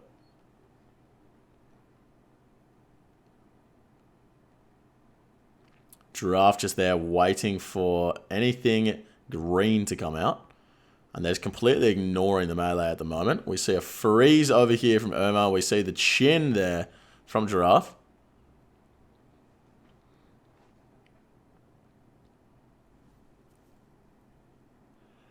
And look, the Dins! The Dinny B! Did I just miss the spec? I think I missed it. I think I missed the Dinny B spec. I'm so disappointed. We're not changing off this perspective. I will not miss the next door spec, if there is one.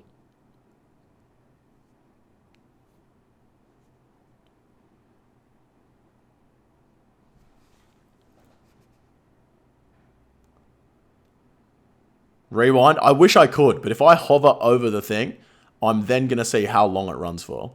I'm not spoiling it for myself, guys. I'm sorry.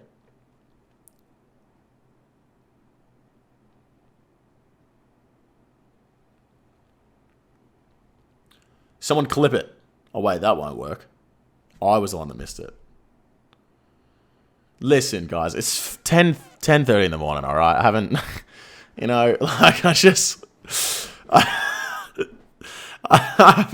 haven't slept yet, you know? Like, it's just, and we're seeing a cleanup here. The boys are done in the duo Nilo.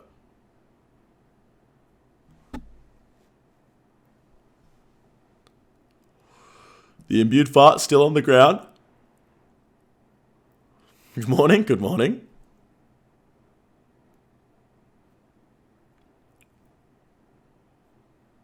The BGS hitting a 19.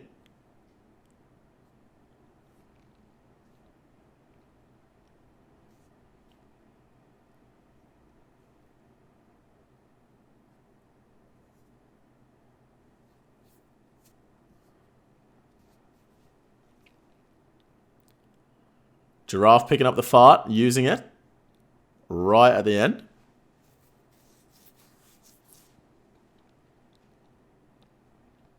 Currently venged and just hoping to be hit and not being hit. A lot of hit points, just begging to be hit as hard as possible. And a 3 off prayer by the mage. Brilliant.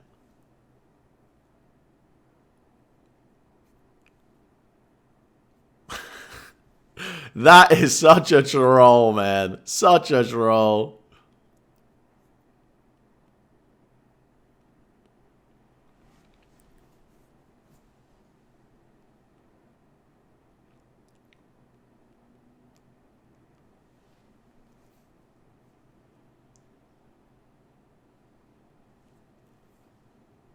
$20% left on the boss. 517 coming out of Bloat. We'll see what they are coming out of Nilo. And they kill the boss before the mage phase. 1103 coming out of Nilo. The Chin Chompers are released.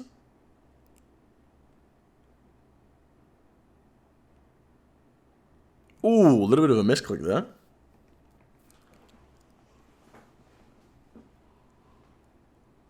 A little bit of the alphabet here from Irma. Has the entire Soda Zeg marked. That is 1 spec. 2 specs. They hit both their hammer specs here on Soda Zeg. We see both players now change spellbooks. We've got Arceus here for Irma and Luna spellbook for Giraffe with the spellbook swap.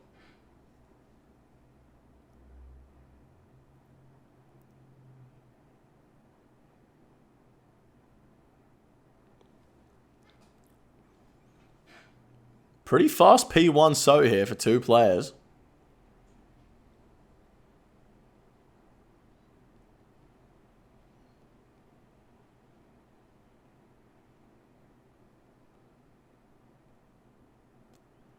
%. Giraffe is chosen for the maze.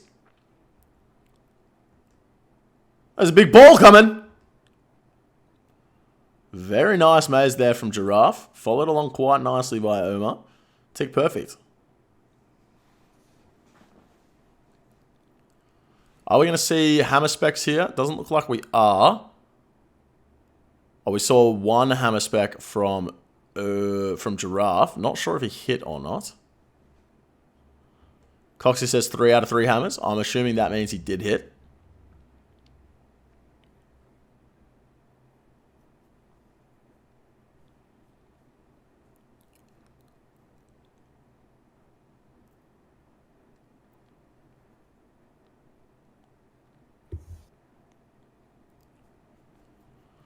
%. About to go into the maze again. Here we go. Nice little skip there from Uma. They've got the hit points. They might as well save a lot of time there. You'd love to see that.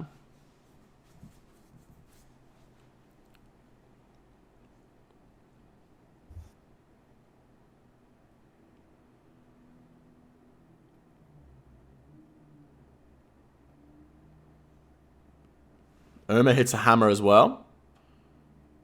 No spec back for Giraffe. I'm going to split the ball. 35 damage apiece.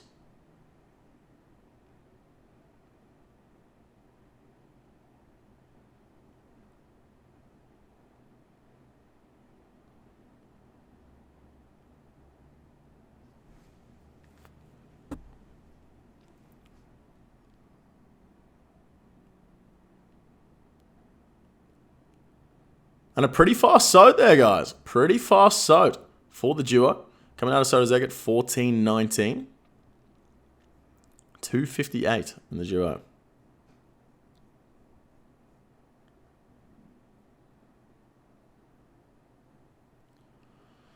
And let's see how this Zarpus goes.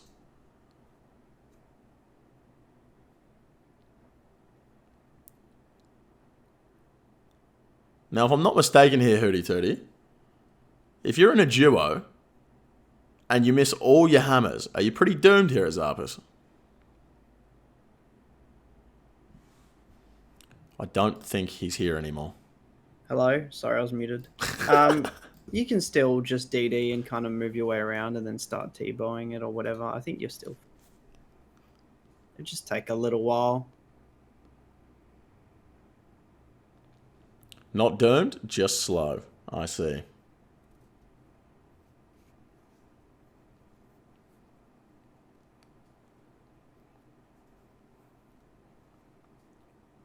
With how strong Uma is, I think they'll hit at least one hammer though.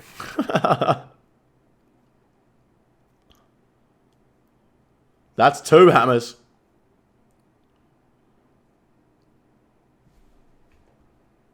And a 4 with the BGS from Giraffe. 3 hammers and a 4 with the BGS. And they are going to be DDing here.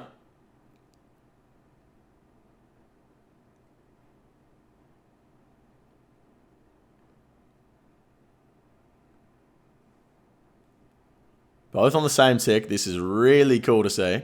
The imbued fart in the middle again.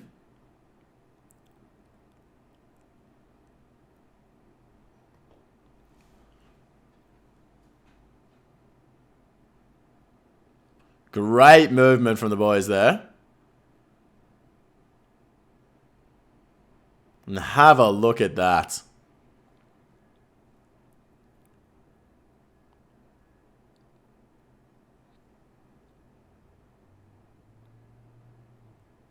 Neither player missing a hit so far.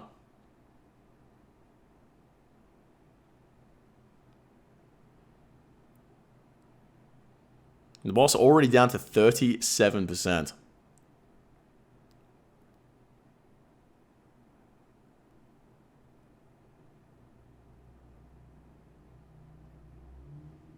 Unreal movements here, guys. This is so cool to watch. Just a couple of synchronized gamers. We see the whip coming out. Unfortunately, Giraffe missing a couple ticks there, I believe. Could be wrong.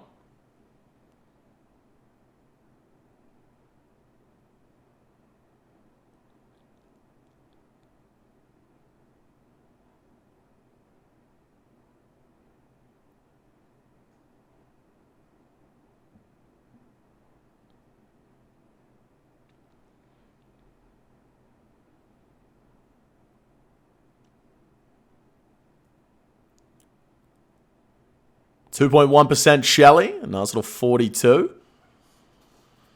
Mushroom Potato stays on the ground. The Blood Runes go back in the Sanguinesti stuff. And I believe they'll come back out in here.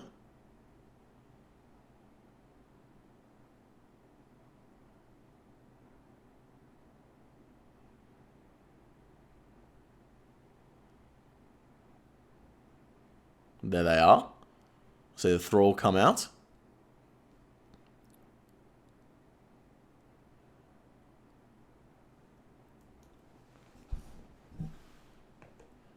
Uma with the specs. Gonna wait until 75% spec here. So they can get 2 off. And then Giraffe going to get 2 specs off as well. Currently it's 68% on the boss.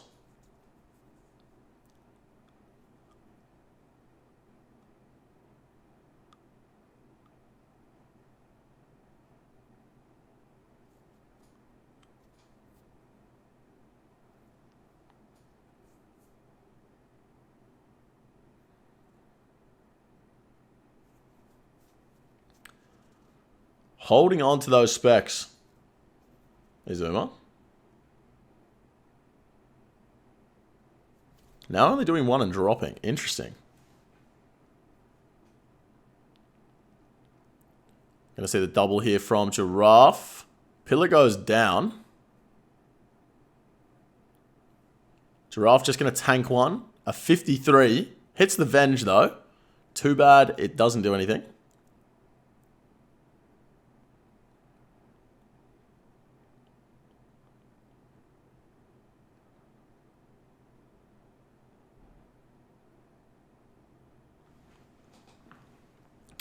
Uma with the staff again. 8.9% left on the boss. Spec's coming up. Spec coming up for Giraffe, but he probably will just hold on to that one. 4.9% left on the boss. And they should take it out here. Big swings. Think big. Oh, no. Oh. Giraffe drinks a dose of brew out of fear there. So the death charge come up. We see the soul runes on the ground. Traded between players. 0 damage there from that grab from Giraffe. This man's putting on a bit of a clinic here. I can't lie, guys. I can't lie. Got 1 brew in the inventory there for Uma. 3 doses for Mr. Giraffe.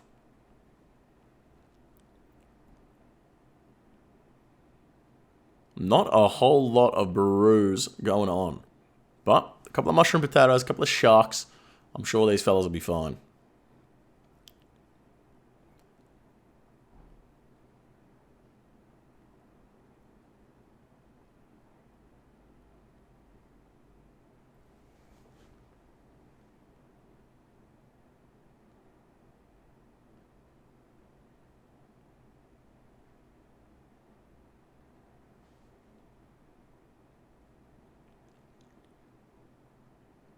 Everything's going to be on YouTube, Reba. Including me saying that.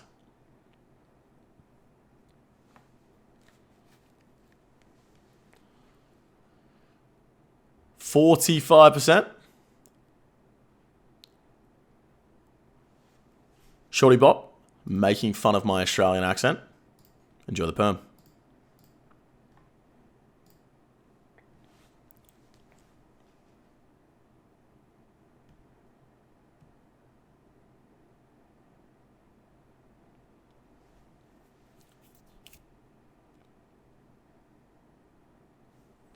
All right, we see the red crabs coming up.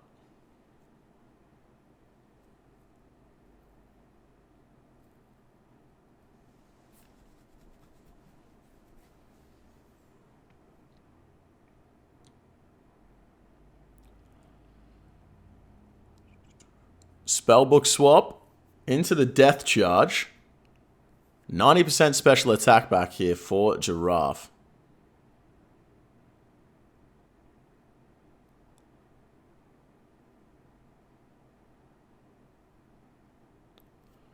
%20 left. There goes another death charge. He's about to get the death charge to go off with 100% spec.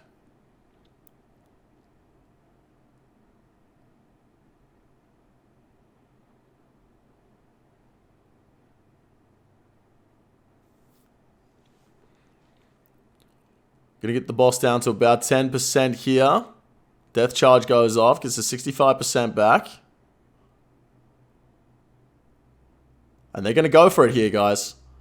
They're going to go for it. 3.3% left. They're definitely going to get the down here. Ooh, bounce chance. Very nice gaming, guys. Very nice gaming.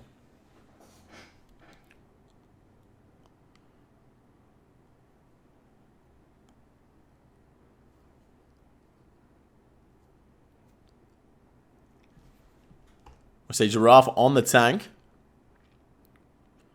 Stampot dropped in the middle.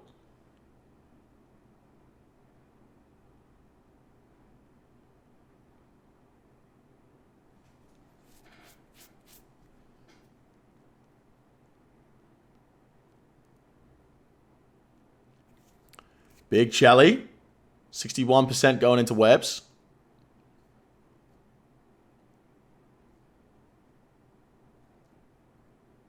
These guys are so in sync, even their thralls are attacking on the same tick.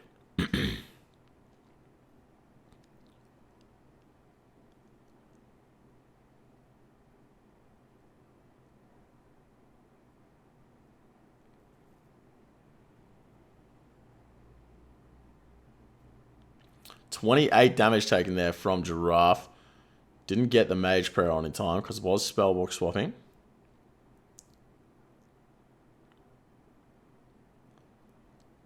Big Chelly. 25% left on the boss. So the players eat up here. Get ready for the final phase. We're going to see those purples come out. And here we go. That's a melee. And we're going to see a Pog tank.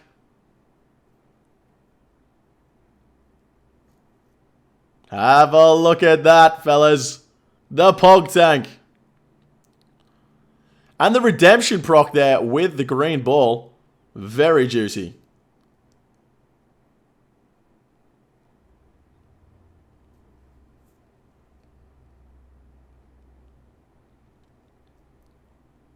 .1%. That's another melee. And Uma takes it down with the last hit. Giraffe. Very low hit points, but gets the job done. And these guys are going to take it down with a 26-01. And no purple. 26-01. For Turbo PVM there. In the duo TOB. Currently 1-1 here. Turbo PVM versus the Dumb As Shit Gang. And we are about to see a specialist in the field, Hootie Tootie. A specialist in the low scale TOB field. Exactly that. Mr. Chungus. Mr. A Cold One. Yep. Very capable gamer. And Wreck by his side. The only problem I see here is in the last Speedrun Cup, a Cold One actually got his team wiped in TOB, so...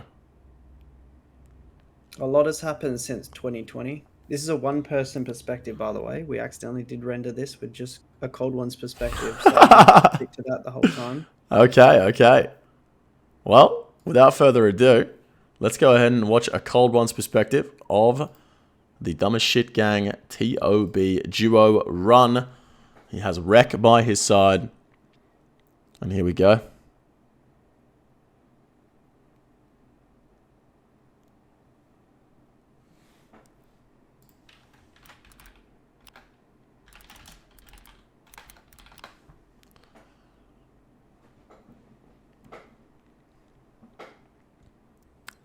All right.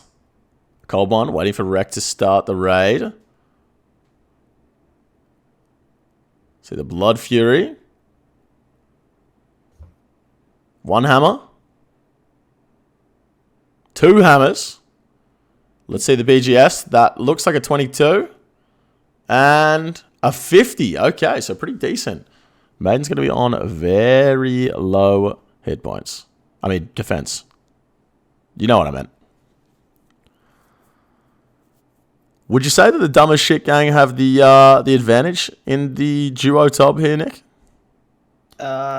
Would you say they're better? I definitely think the other team is probably the stronger duo team, but this is like one of Dumbest Shit Gang's best scales and best pieces of content. So I mean, they're going to really want to be taking this one. And that time that we just saw, I mean, I can see a Cold One and Wreck beating it for sure. So yeah, just focus up and do what they can and hit their hammers and hopefully get a better time. All right, let's go ahead and And watch them get into it. 54% left on Maiden. No Kodai in the inventory for a cold one here. Is he going to miss twos there? He is. He misses twos. Boss back up to 53%.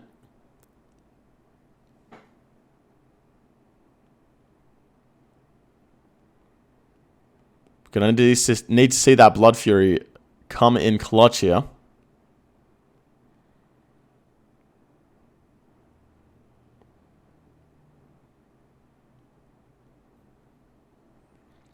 See 30's coming up.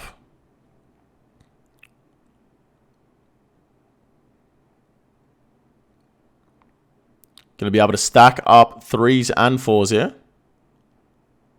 Maybe get a cheeky little Blood Barrage off. Not gonna bother.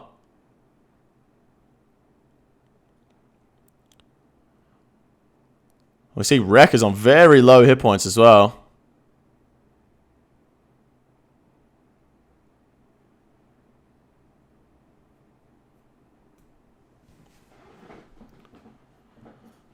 Big claw spec coming in from Wreck at the end. 23 damage taken from a gold one there. It's going to allow Wreck to tank the next one.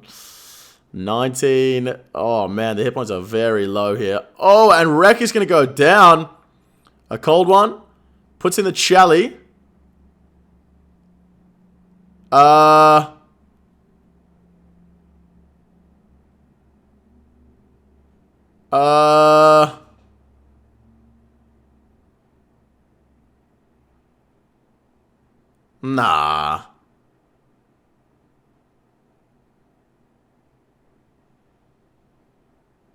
Nah.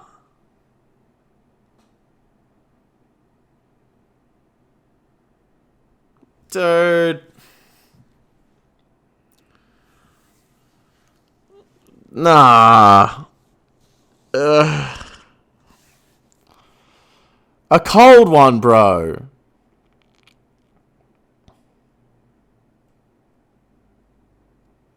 Yo, these guys really are the dumbest shit gang, huh? Like, he had a fucking anglerfish in his inventory still. It is unfortunate, and when Maiden's hitting that hard and you're there alone, there's not a whole lot you can do. You could eat the anglerfish in your inventory. Yeah, but then it's just gonna kill you. I mean, he might have survived it. We'll never know. That's another win for Turbo PVM. Oh man, that is just disappointing. You hate to see it. Very unfortunate for the dumbest shit gang there in their toes top. I was looking forward to seeing that. I was so excited. I was really looking forward to it. Very, very unfortunate. But we are going to move on. It's currently 2-1 for Turbo PVM. And we're coming into the Gauntlet. Nick, who's got the advantage in the Gauntlet here?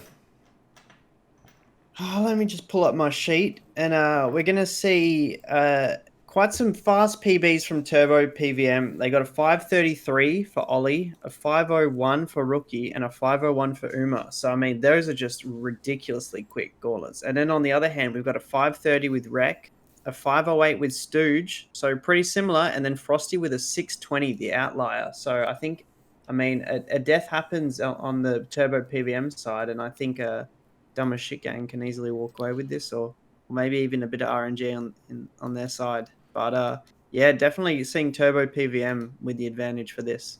Yep, there you go. So Turbo PVM currently up 2-1 and going into the Gauntlet with the better PBs, going in as the favorites, and they were one of the highest seeded teams in this competition. Ollie going to be the first up for the Turbo PVM team. We see he spawns in with Fish and a Corrupted Wolf straight away. And he's going to be taking the Wolf down for, I think it is a guaranteed weapon frame. And quite a few shards as well.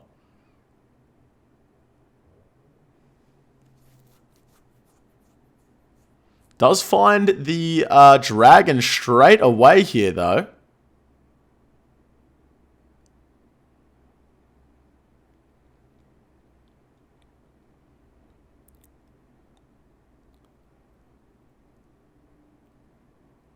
Finds another fishing spot. 2.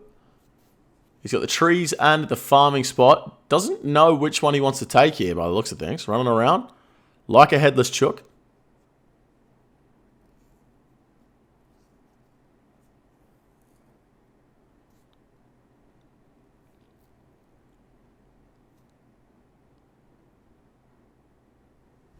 Okay. Gonna see a bit of bark coming off these trees. 173 shards in the inventory as well. He just chopped his pestle and mortar. Oh, he already crushed some. Never mind. Thought he forgot to crush his shards there. No vengeance. Does take a 10. Wait, what happened to his venge? Did he not venge before he went in?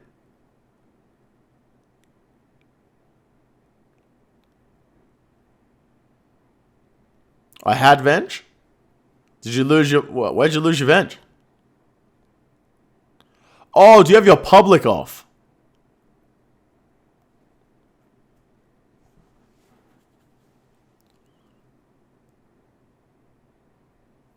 Yeah? Okay, that makes sense. That makes sense. Alright, he is going to go ahead and pick up the corrupted ore here. And then he's just going to be looking for probably one more fishing spot. He does find it.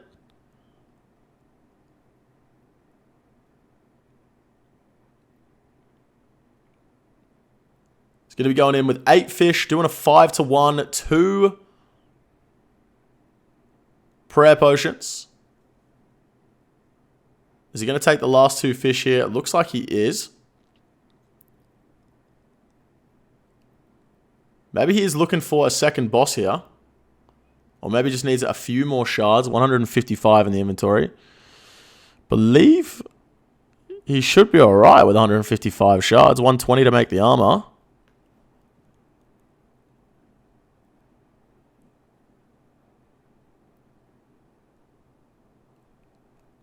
Couple more fish. Teleporting back home. Going to be going into the boss with 12 fish.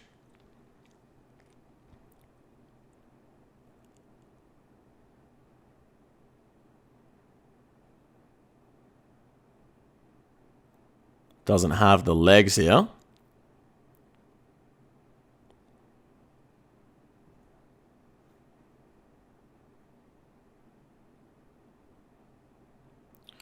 And here we go.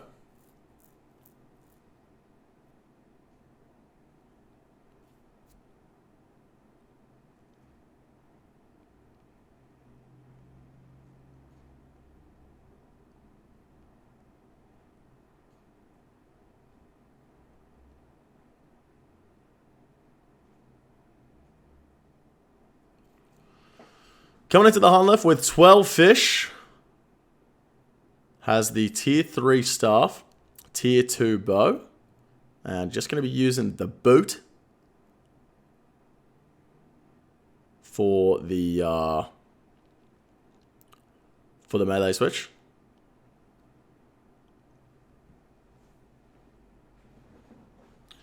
Morning, Theo.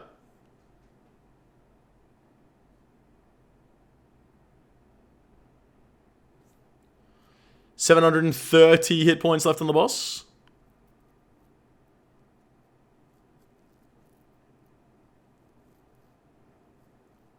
He has a tier 3 staff too. Yep, that is literally what I said.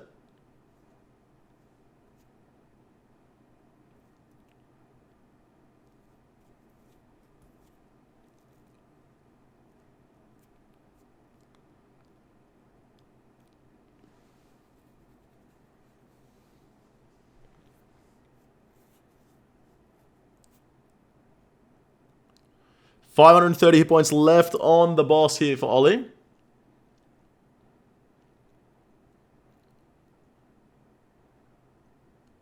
Bow comes off. Has to eat a fish here. Decides to eat 2.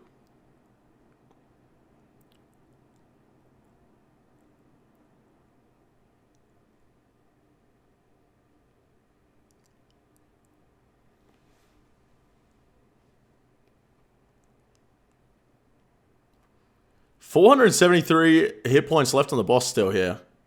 Getting pretty unlucky with RNG is Ollie.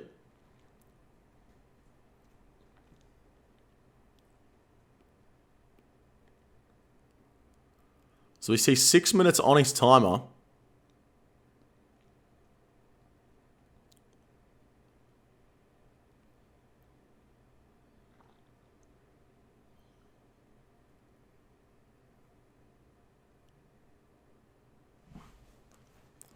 At the current rate, looks like he is going to go over 7 minutes here. Still 320 hit points left on the boss. Getting some really cringe RNG.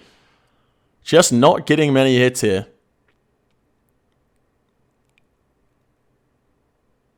Going to go for the ticket here.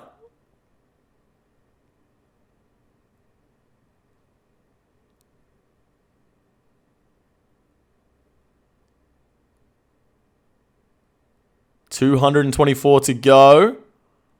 4 fish left in the inventory.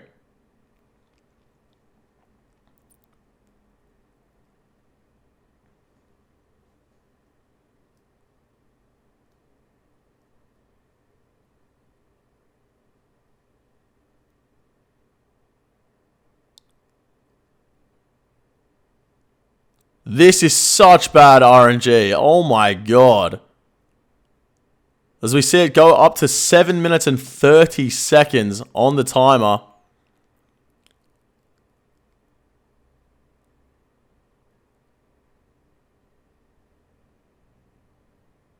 A 39. And there we go.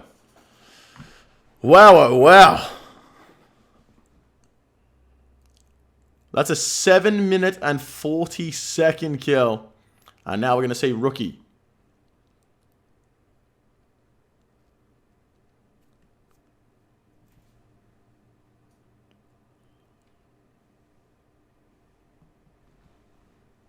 Seven-minute, 40-second kill time there for Ollie. Very unfortunate RNG going into the Hunlef.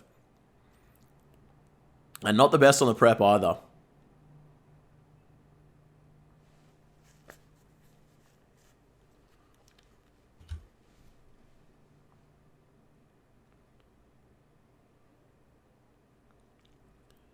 Weapon frame all ready for Rookie. 90 shards. Finds a mining spot.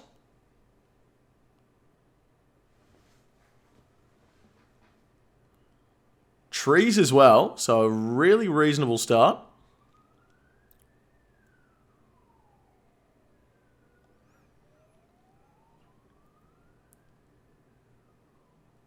Going to go ahead and make a couple of vials and goes with the bow to start with.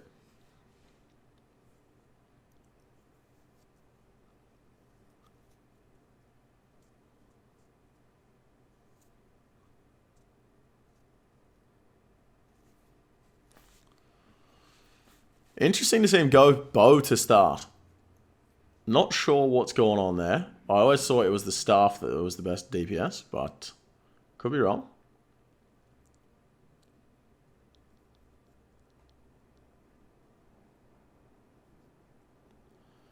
See him pick up a couple more fish here on the hunt for a demi-boss. Does find a demi-boss.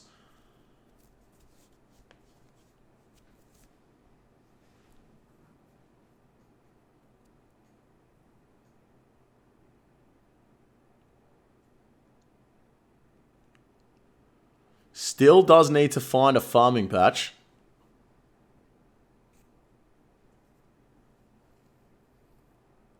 Depends what the boss is praying.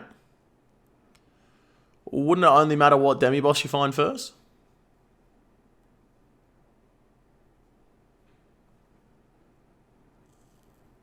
It's like you can make a staff and then make a bow later. If you're going to be doing 5 to 1, you're going to be making 1 tier 3. So if the boss is praying magic, you're probably going to start the fight with a tier 3 bow. I mean, this is if you're resetting, I'm assuming. Right, but you won't know what boss you like demi-boss you're going to get. The best outcome is, I mean, you're going to hope you don't get that other one, right? Yeah. Just, I don't know. Okay, 99 hit points, 9 fish, and a dream here for Rookie. Gonna be doing the 5-to-1 method. 2-minute 57-second prep time. Gotta be pretty happy with that.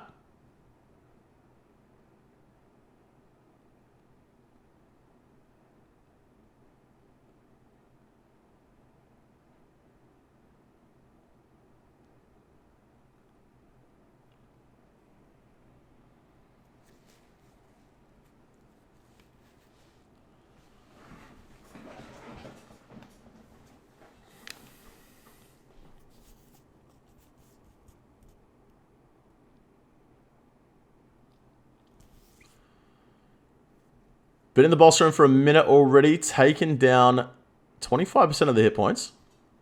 At this rate, he's going to get a 7-minute kill.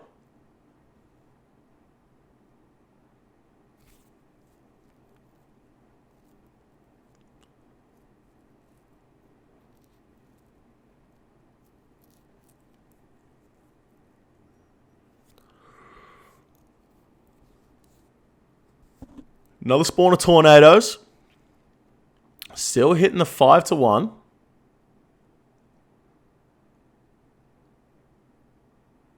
Still 9 fish in the inventory.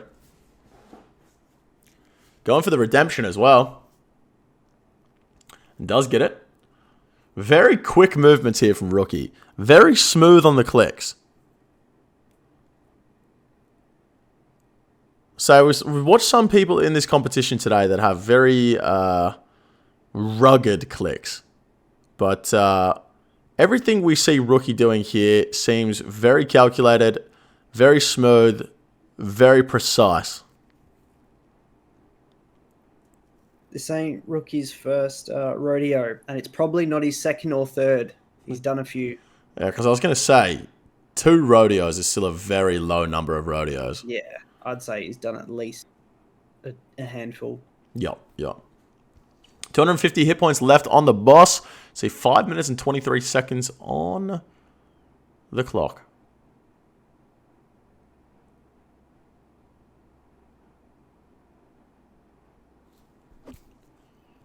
Running around like a headless chook.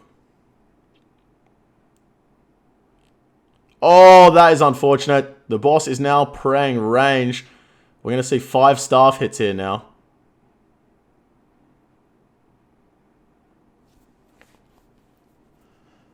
Miscalculated his 5-to-1 here. Does get the redemption off. He doesn't have any prayer pots left. There's no way. That did not just happen. That did not just happen.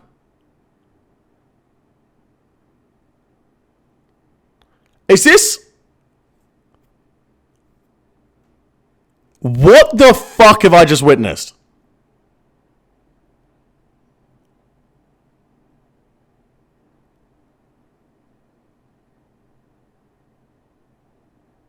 What have I just witnessed?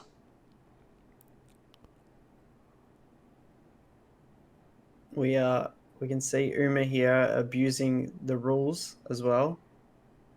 Just going on from that was an interesting thought. There was the rest of his team was in voice when that happened, saying, you know, oh, like surely he's got it. Oh, he's only got 1 dose of prayer pot. He can't redemption. And as they said that, he redemptions. And yeah, very. That's a rookie mistake. That is just not something you want to say in the gauntlet of the Speedrun Cup. The dude had 6 fish left in his inventory and was still going for the redemptions with 250 hit points left on the boss. Obviously just trying to save some ticks, not waste time eating, but that is a mistake you cannot be making at this stage of the Speedrun Cup. And I know it might sound harsh, guys, but these are the best of the best, you know? You expect the best of the best from them. And that is a mistake you do not want to be seeing made by some of the best speedrunners in the competition.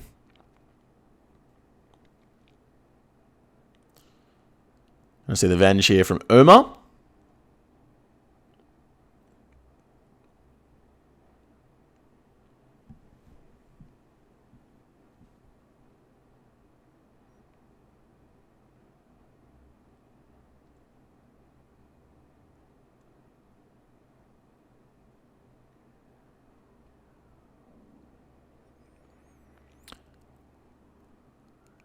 Gets the paddlefish as a drop here from the demi-boss.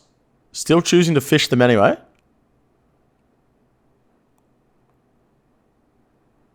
Just looking for a mini-boss now.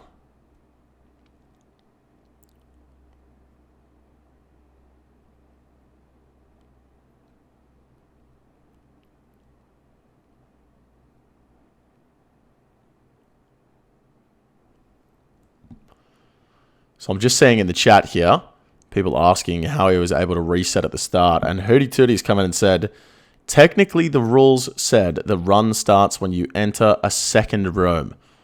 So Uma taking full advantage of that and trying to get a spawn as close as possible to a door, I believe. Yeah. Similar things where if you had started a Zulrah kill, and you know when you've got the dialogue still and you haven't started the Zulrah kill until you technically move or do an action, you were allowed to teleport out without using a kill. Right. You could resign at the first person in a TOB before you entered Maiden. And just stuff like that, yeah, and the Uma taking advantage of that rule. Yeah, and there you go. Don't hate the player, hate the game, guys. Simple as that. Taking every advantage he can get. We've got a 2-minute 49-second prep time here from Uma as well. Very fast. Great movement on the sticks as well. The footwork.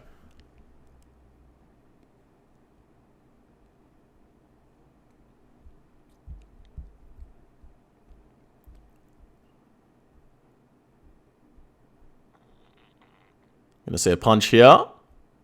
Back into the bow.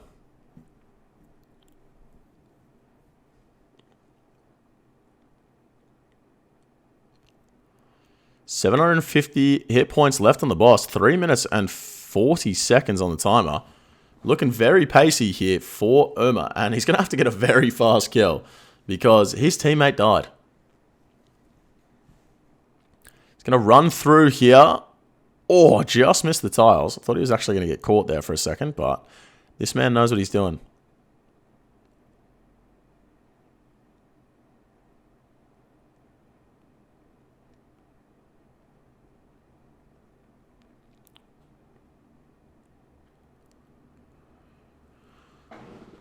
$500 hit points left on the boss. Still looking very good. 10 or so fish in the inventory. 2 prayer potions.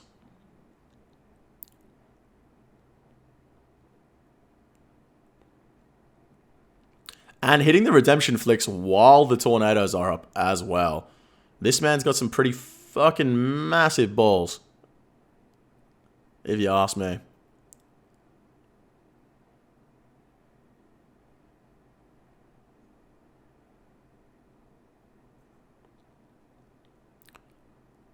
Nice little run through the tornado there as well.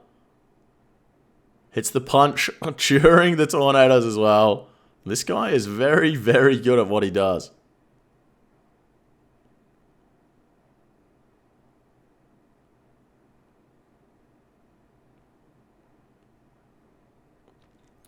Hits another redemption. 1 dose of prayer potion left. So he can get 1 more redemption off. And hopefully won't make the same mistake as his teammate.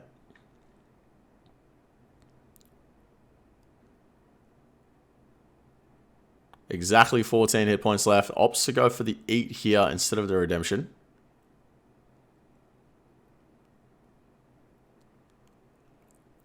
One more hit here. That's all he needs. One more hit. That's all he needs.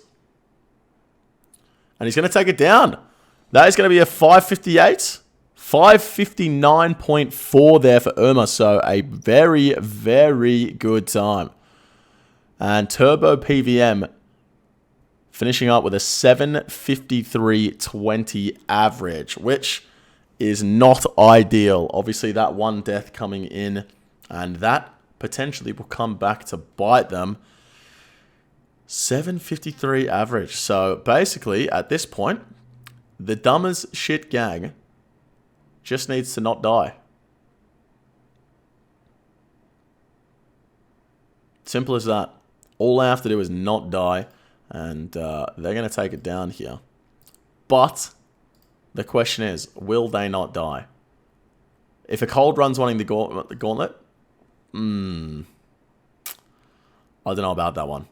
Don't know about that one. But we're not going to beat around the bush. It's currently 2-1 for Turbo PVM. Let's go ahead and jump on into the dumbest shit gang's runs for the corrupted gauntlet. And we're going to see Stooge kicking it off here. A fun little fact about being deathless, we've seen 3 teams now so far do their 3 runs, and every single team has had at least 1 death. Wow, there you go. There you go. Corrupted Gauntlet Brick Wall, as we like to call it. Sturge, very talented gamer. Coming in, finding himself some rocks straight away. Finds a farming patch. Doesn't have an overlay either for any of the things in the Corrupted Gauntlet. So you have to absolutely respect that. Playing blind.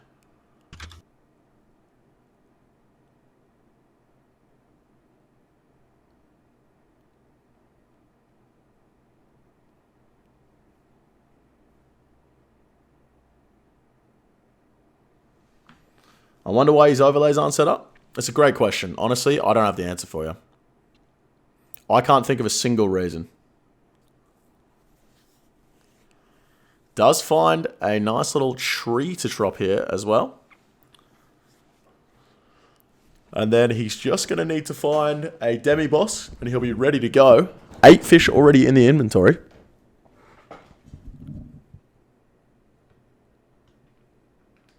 Almost completely set up for the boss already. Going to get another 2. 10 fish. 11 fish in the inventory. Just needs that demi-boss now. And he's ready to rumble. 1 minute and 36 seconds in the prep. Going to see the bow being made.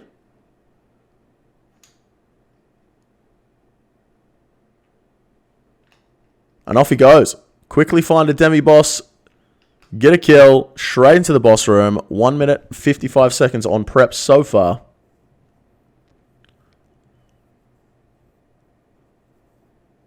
How quickly is he going to find a demi-boss is the question. Not very quickly.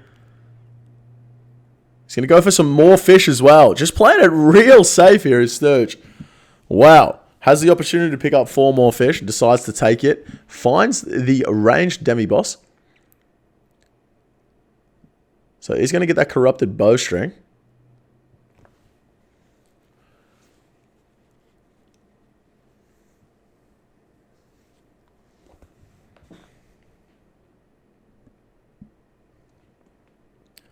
And there he goes. Another weapon frame, 143. What is he looking for? Is he going for a second demi-boss? Because he is ready to go. Like, he can go straight into the boss room right this second. What is he looking around for? I am getting very sleepy. Thank you for asking. He is going for the second demi-boss. Not going to go for the 5-1. And he does find the dragon. Hits a 0 on him.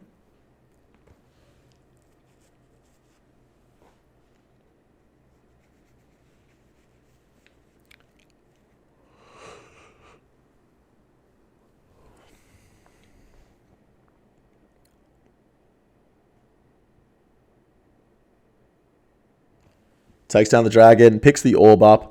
So wasted quite a bit of time here on prep going for that second tier 3 weapon. Was it worth it?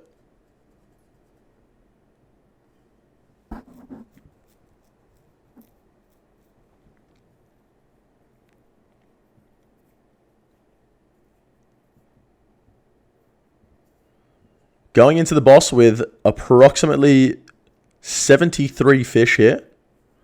Completely set up.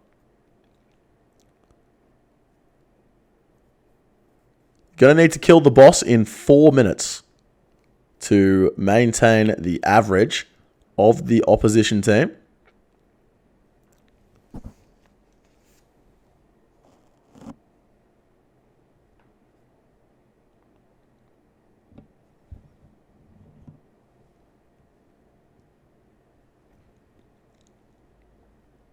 Hits not coming in at the start here for Big Sturge.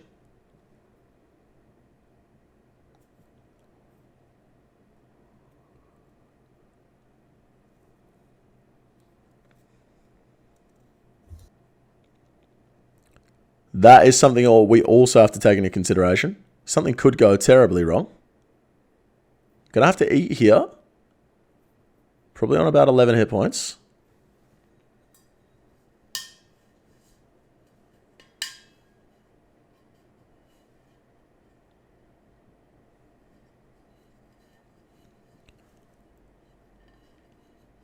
Why wasn't I invited, says Billy Goat? Well, this is one for everyone in the chat.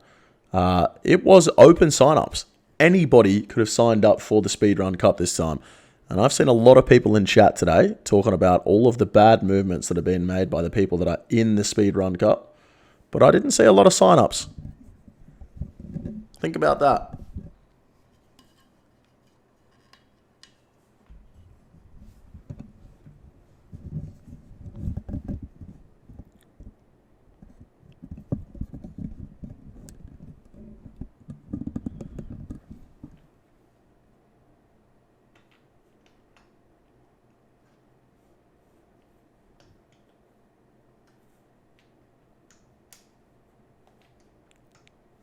$416 hit points left on the Corrupted Hunlef.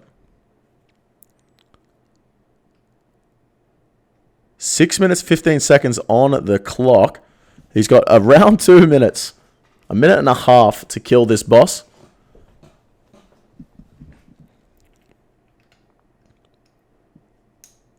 I will be shocked and somewhat appalled if at the end of this there is a win by Turbo PVM without a death from the Dumbest Shit gang. If they just end up slower than the death, I'll be shocked and somewhat appalled.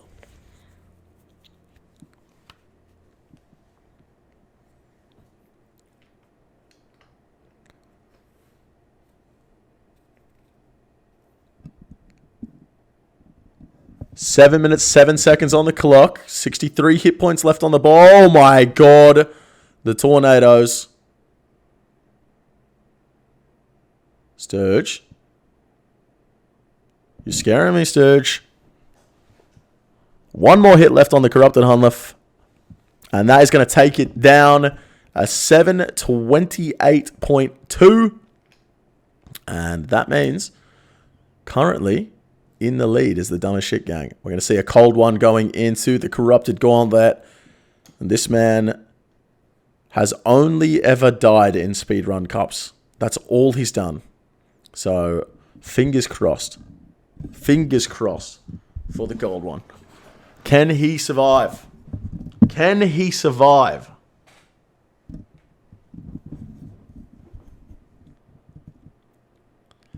Gets 4 paddlefish from the first drop. 93 shards.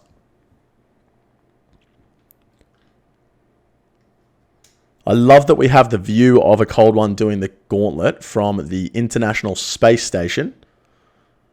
This man has his client so far away from his face. How could he possibly even see what's going on?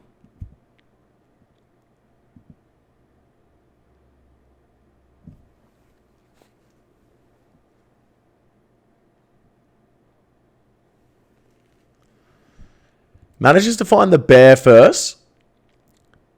Is he going to use the halberd is the question.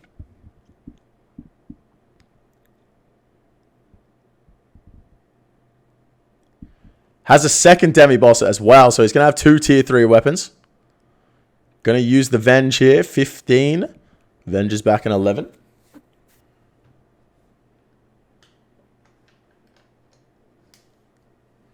Doesn't have any armor yet. Has not found any place to mine, chop, or harvest.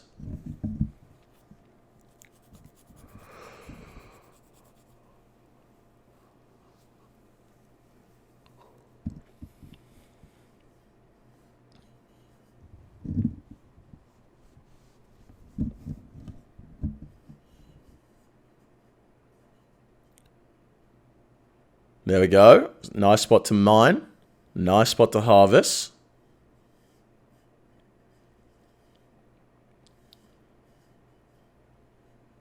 Lacking severely on inventory spaces, though.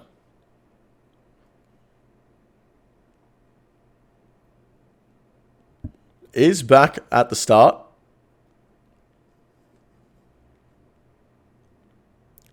Makes the staff. Makes the halberd. Opens up some inventory space. And there we go. Finds a tree to chop. Doesn't have enough. Does have enough. Just gets the perfect amount of shards there from that last chop of the tree.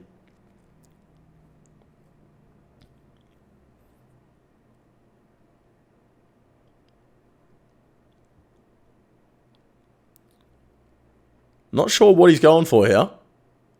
Oh, he's looking for more fish. Just going for the KC. Currently already spent 3 minutes on the prep time. And he does find more fish.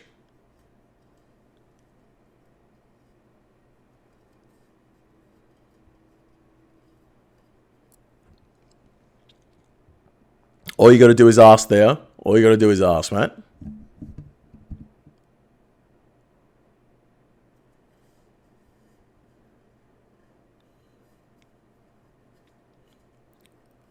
Looking very good. Absolutely stacked on fish.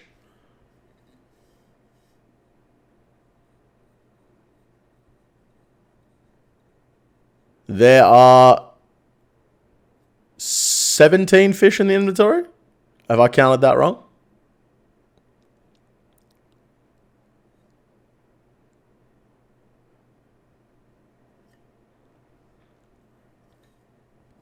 Surely he can't die here.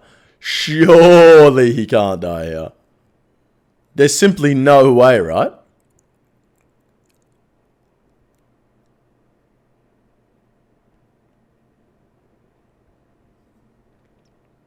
Oh my god. A cold one.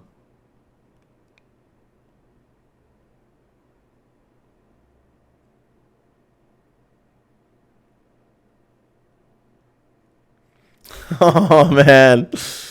Monkasteer is not wrong.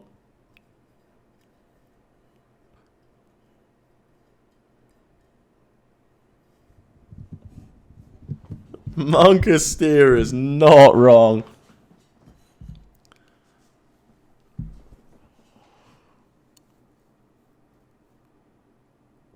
He's going for the Works Walk.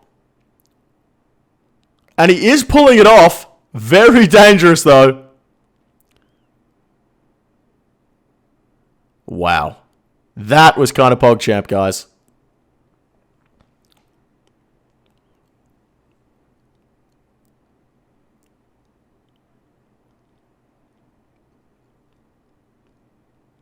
$500 hit points left on the boss. Gone through a lot of his food. And he is just taking it easy. Not going for redemption flicks. Just actually eating the paddlefish.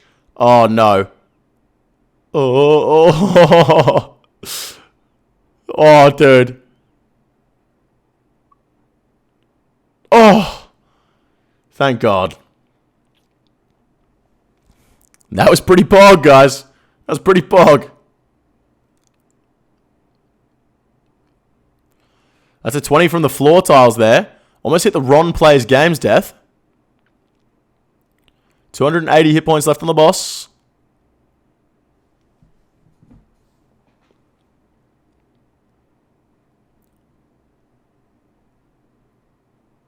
Oh my god, the Works Walk. He can't do it anymore. Has to move because of the floor tiles.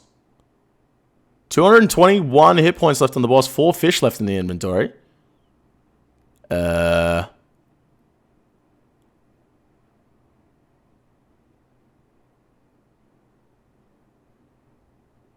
Not getting the best RNG on the hits. 114 to go. 37.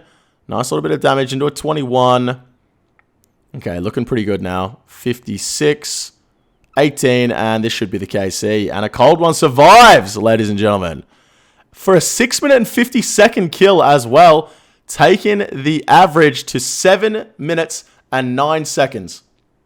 And that means here, Wreck has to get a sub 9 minute kill. Sub 9, and they've got the win. He dies, they lose.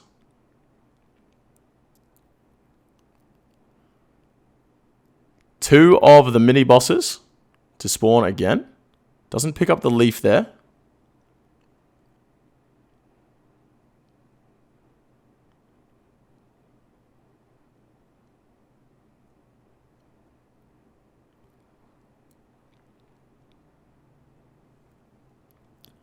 All right, let's see the first drop. Weapon frame, 3 paddlefish, only 57 shards. Leaves the paddlefish on the ground.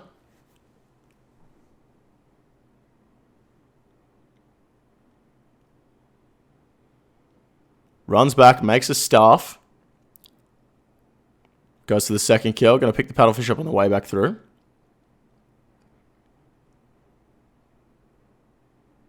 Another 3 paddlefish. And he does find a demi-boss straight away. If he can get his tier 1 armor pretty soon, he could be pretty fast into the boss. Only needs to find a farming patch. Can kill that second demi-boss for a second weapon as well.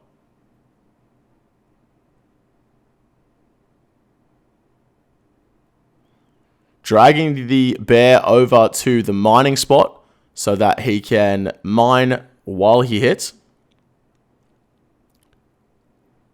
Or just not hit at all. 2 splashes, 2 zeros.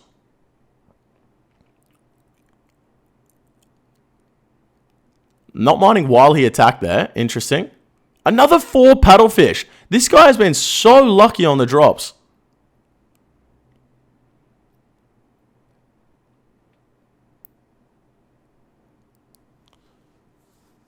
Just needs to find himself a farming patch now. 2 minute 10 on the prep.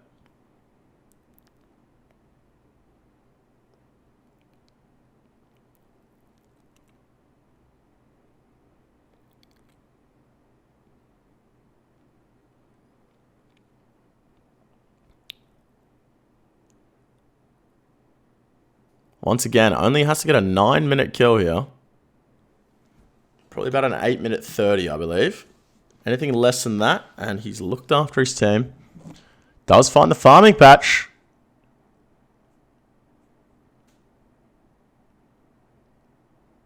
What? What?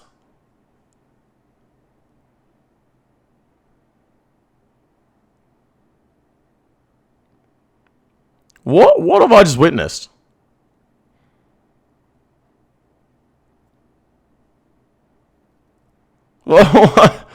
What's just happened there? Can anyone...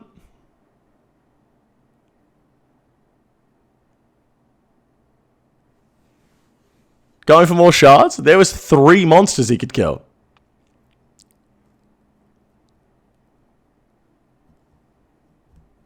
That's the dumbest shit, gang, guys. That's the DASG. The DASG.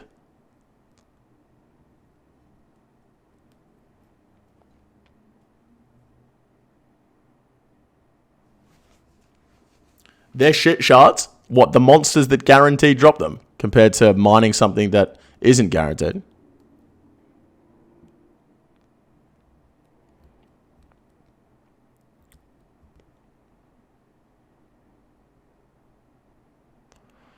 Alright, we have a tier 3...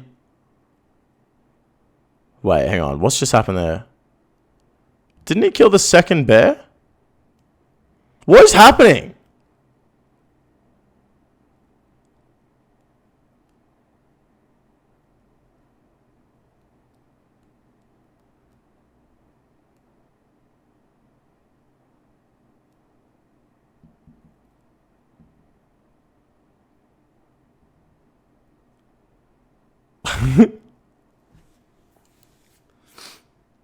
I'm so confused, dude.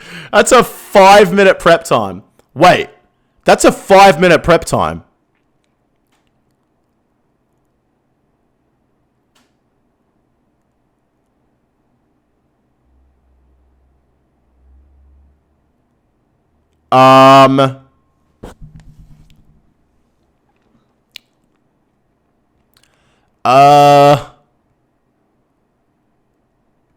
Okay.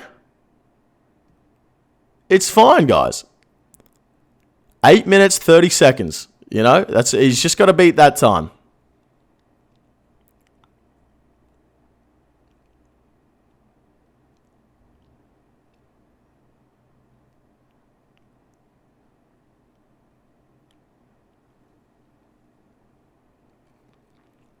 No way he gets a 4-minute kill with 2 tier 3s.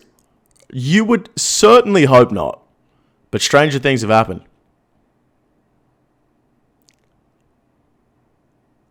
What a great television show. Okay.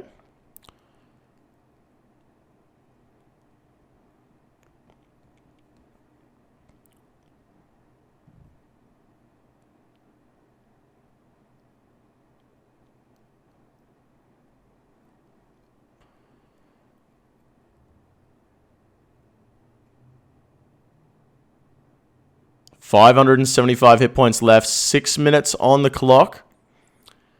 Has about 2.5 minutes to finish the boss off here.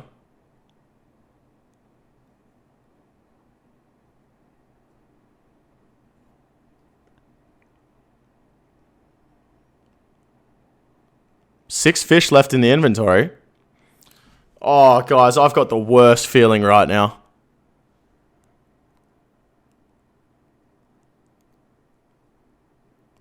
Oh! Okay. 525.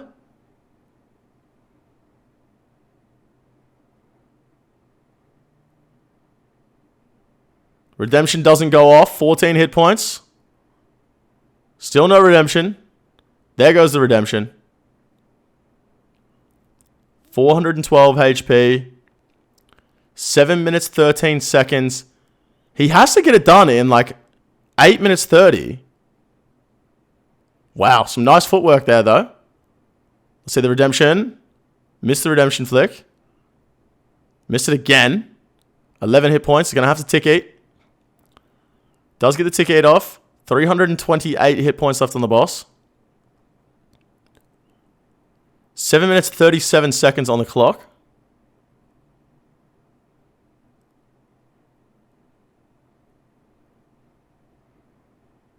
Gonna take some tornado damage here, won't he? No, he won't. Yep, he will.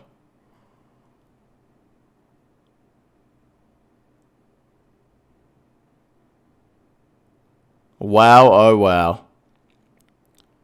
Pain. Pain for the dumbest shit gang. A death, and that takes them to an 8 minute, 6 second average over the 3 kills. Actually ended up quite close there. 2 turbo PVM with a 7 minute 53 second.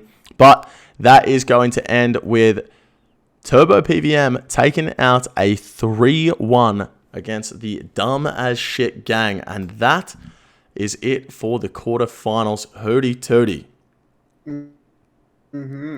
Indeed. So, just to run through the... did you send me a bracket for the end of the day?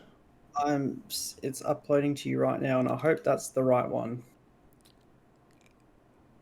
I've either sent you the full bracket or the bracket for the end of that day.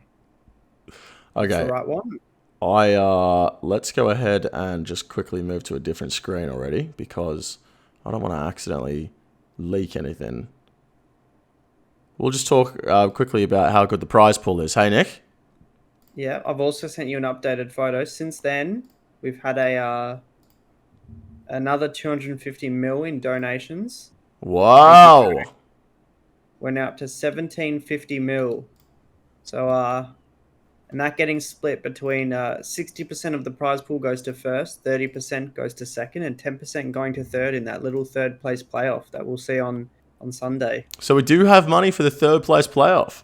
Yeah, a little incentive for them to just keep, having a little bit of fun. Okay. Well, that is what we like to hear, and I'm going to be able to just quickly do this. And look at this, guys. Through the magic of editing. Wait, hang on a minute. Yep, there it is. Through the magic of editing, have a look at this. Hey! The prize pool. 1.75 bill. Absolutely outrageous scenes. And looking forward to giving out that prize money. Thank you again to everyone that has donated. But we will just quickly have a look at the bracket for the end of day one. Let's go ahead and transition over to that one. Ladies and gentlemen, we had OzTob taking out the Verzik Inters in a 3-1. The grudge match from the last Speedrun Cup, Hootie Tootie. They came up against each other in the third place playoff last year. And OzTob taking it out in a 3-1 this time around. Yeah, they'll be quite happy with that. But the excitement and the celebrations don't last long because they've got a very tough challenge up against BDSM in the semi-finals, and they won't be taking that match lightly. That is exactly right. Yeah, BDSM taking down Team Cum and moving on to the semi-finals, coming up against OzTob. OzTob, the highest seeded team in the Speedrun Cup 2. BDSM, the reigning champions from last year, with a few changes to their team. And that is going to be a matchup that I am very much looking forward to seeing. I believe they actually versed each other in the semis last year, did they not? Sure. I don't remember. I'm pretty sure they did verse each other in the semis last year, and BDSM did take the victory, or CBT as they were called back then, took out the victory in the semi-final last year. OzTob's just living the last Speedrun Cup over again, it seems. That's exactly right. A little bit of a Groundhog Day for them, so it seems.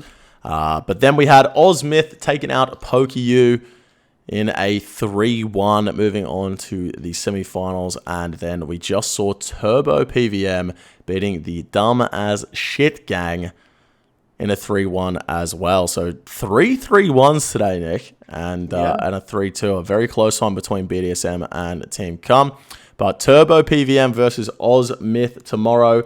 Anything exciting you're looking forward to between those two? I mean, I think ultimately Ozmyth are just going to be happy to have made it this far. I don't know what their expectations were coming into this, and I know they had a lot of fun in the first round for sure with their Vorkath, and that was good, and I think they'll just be happy to have gotten here, and we'll see what they can do up against Turbo PVM, who we didn't really get to see too much of, really, did we, in this we didn't get to see how they competed against another duo Tob, because unfortunately that ended in a death, and we did see it. We did see a strong run by Adwan, which was ultimately defeated by Stooge. But I think Turbo PVM have more to offer, and I think likewise with Ozmyth. But yeah, we'll have to see how that one ends up playing out.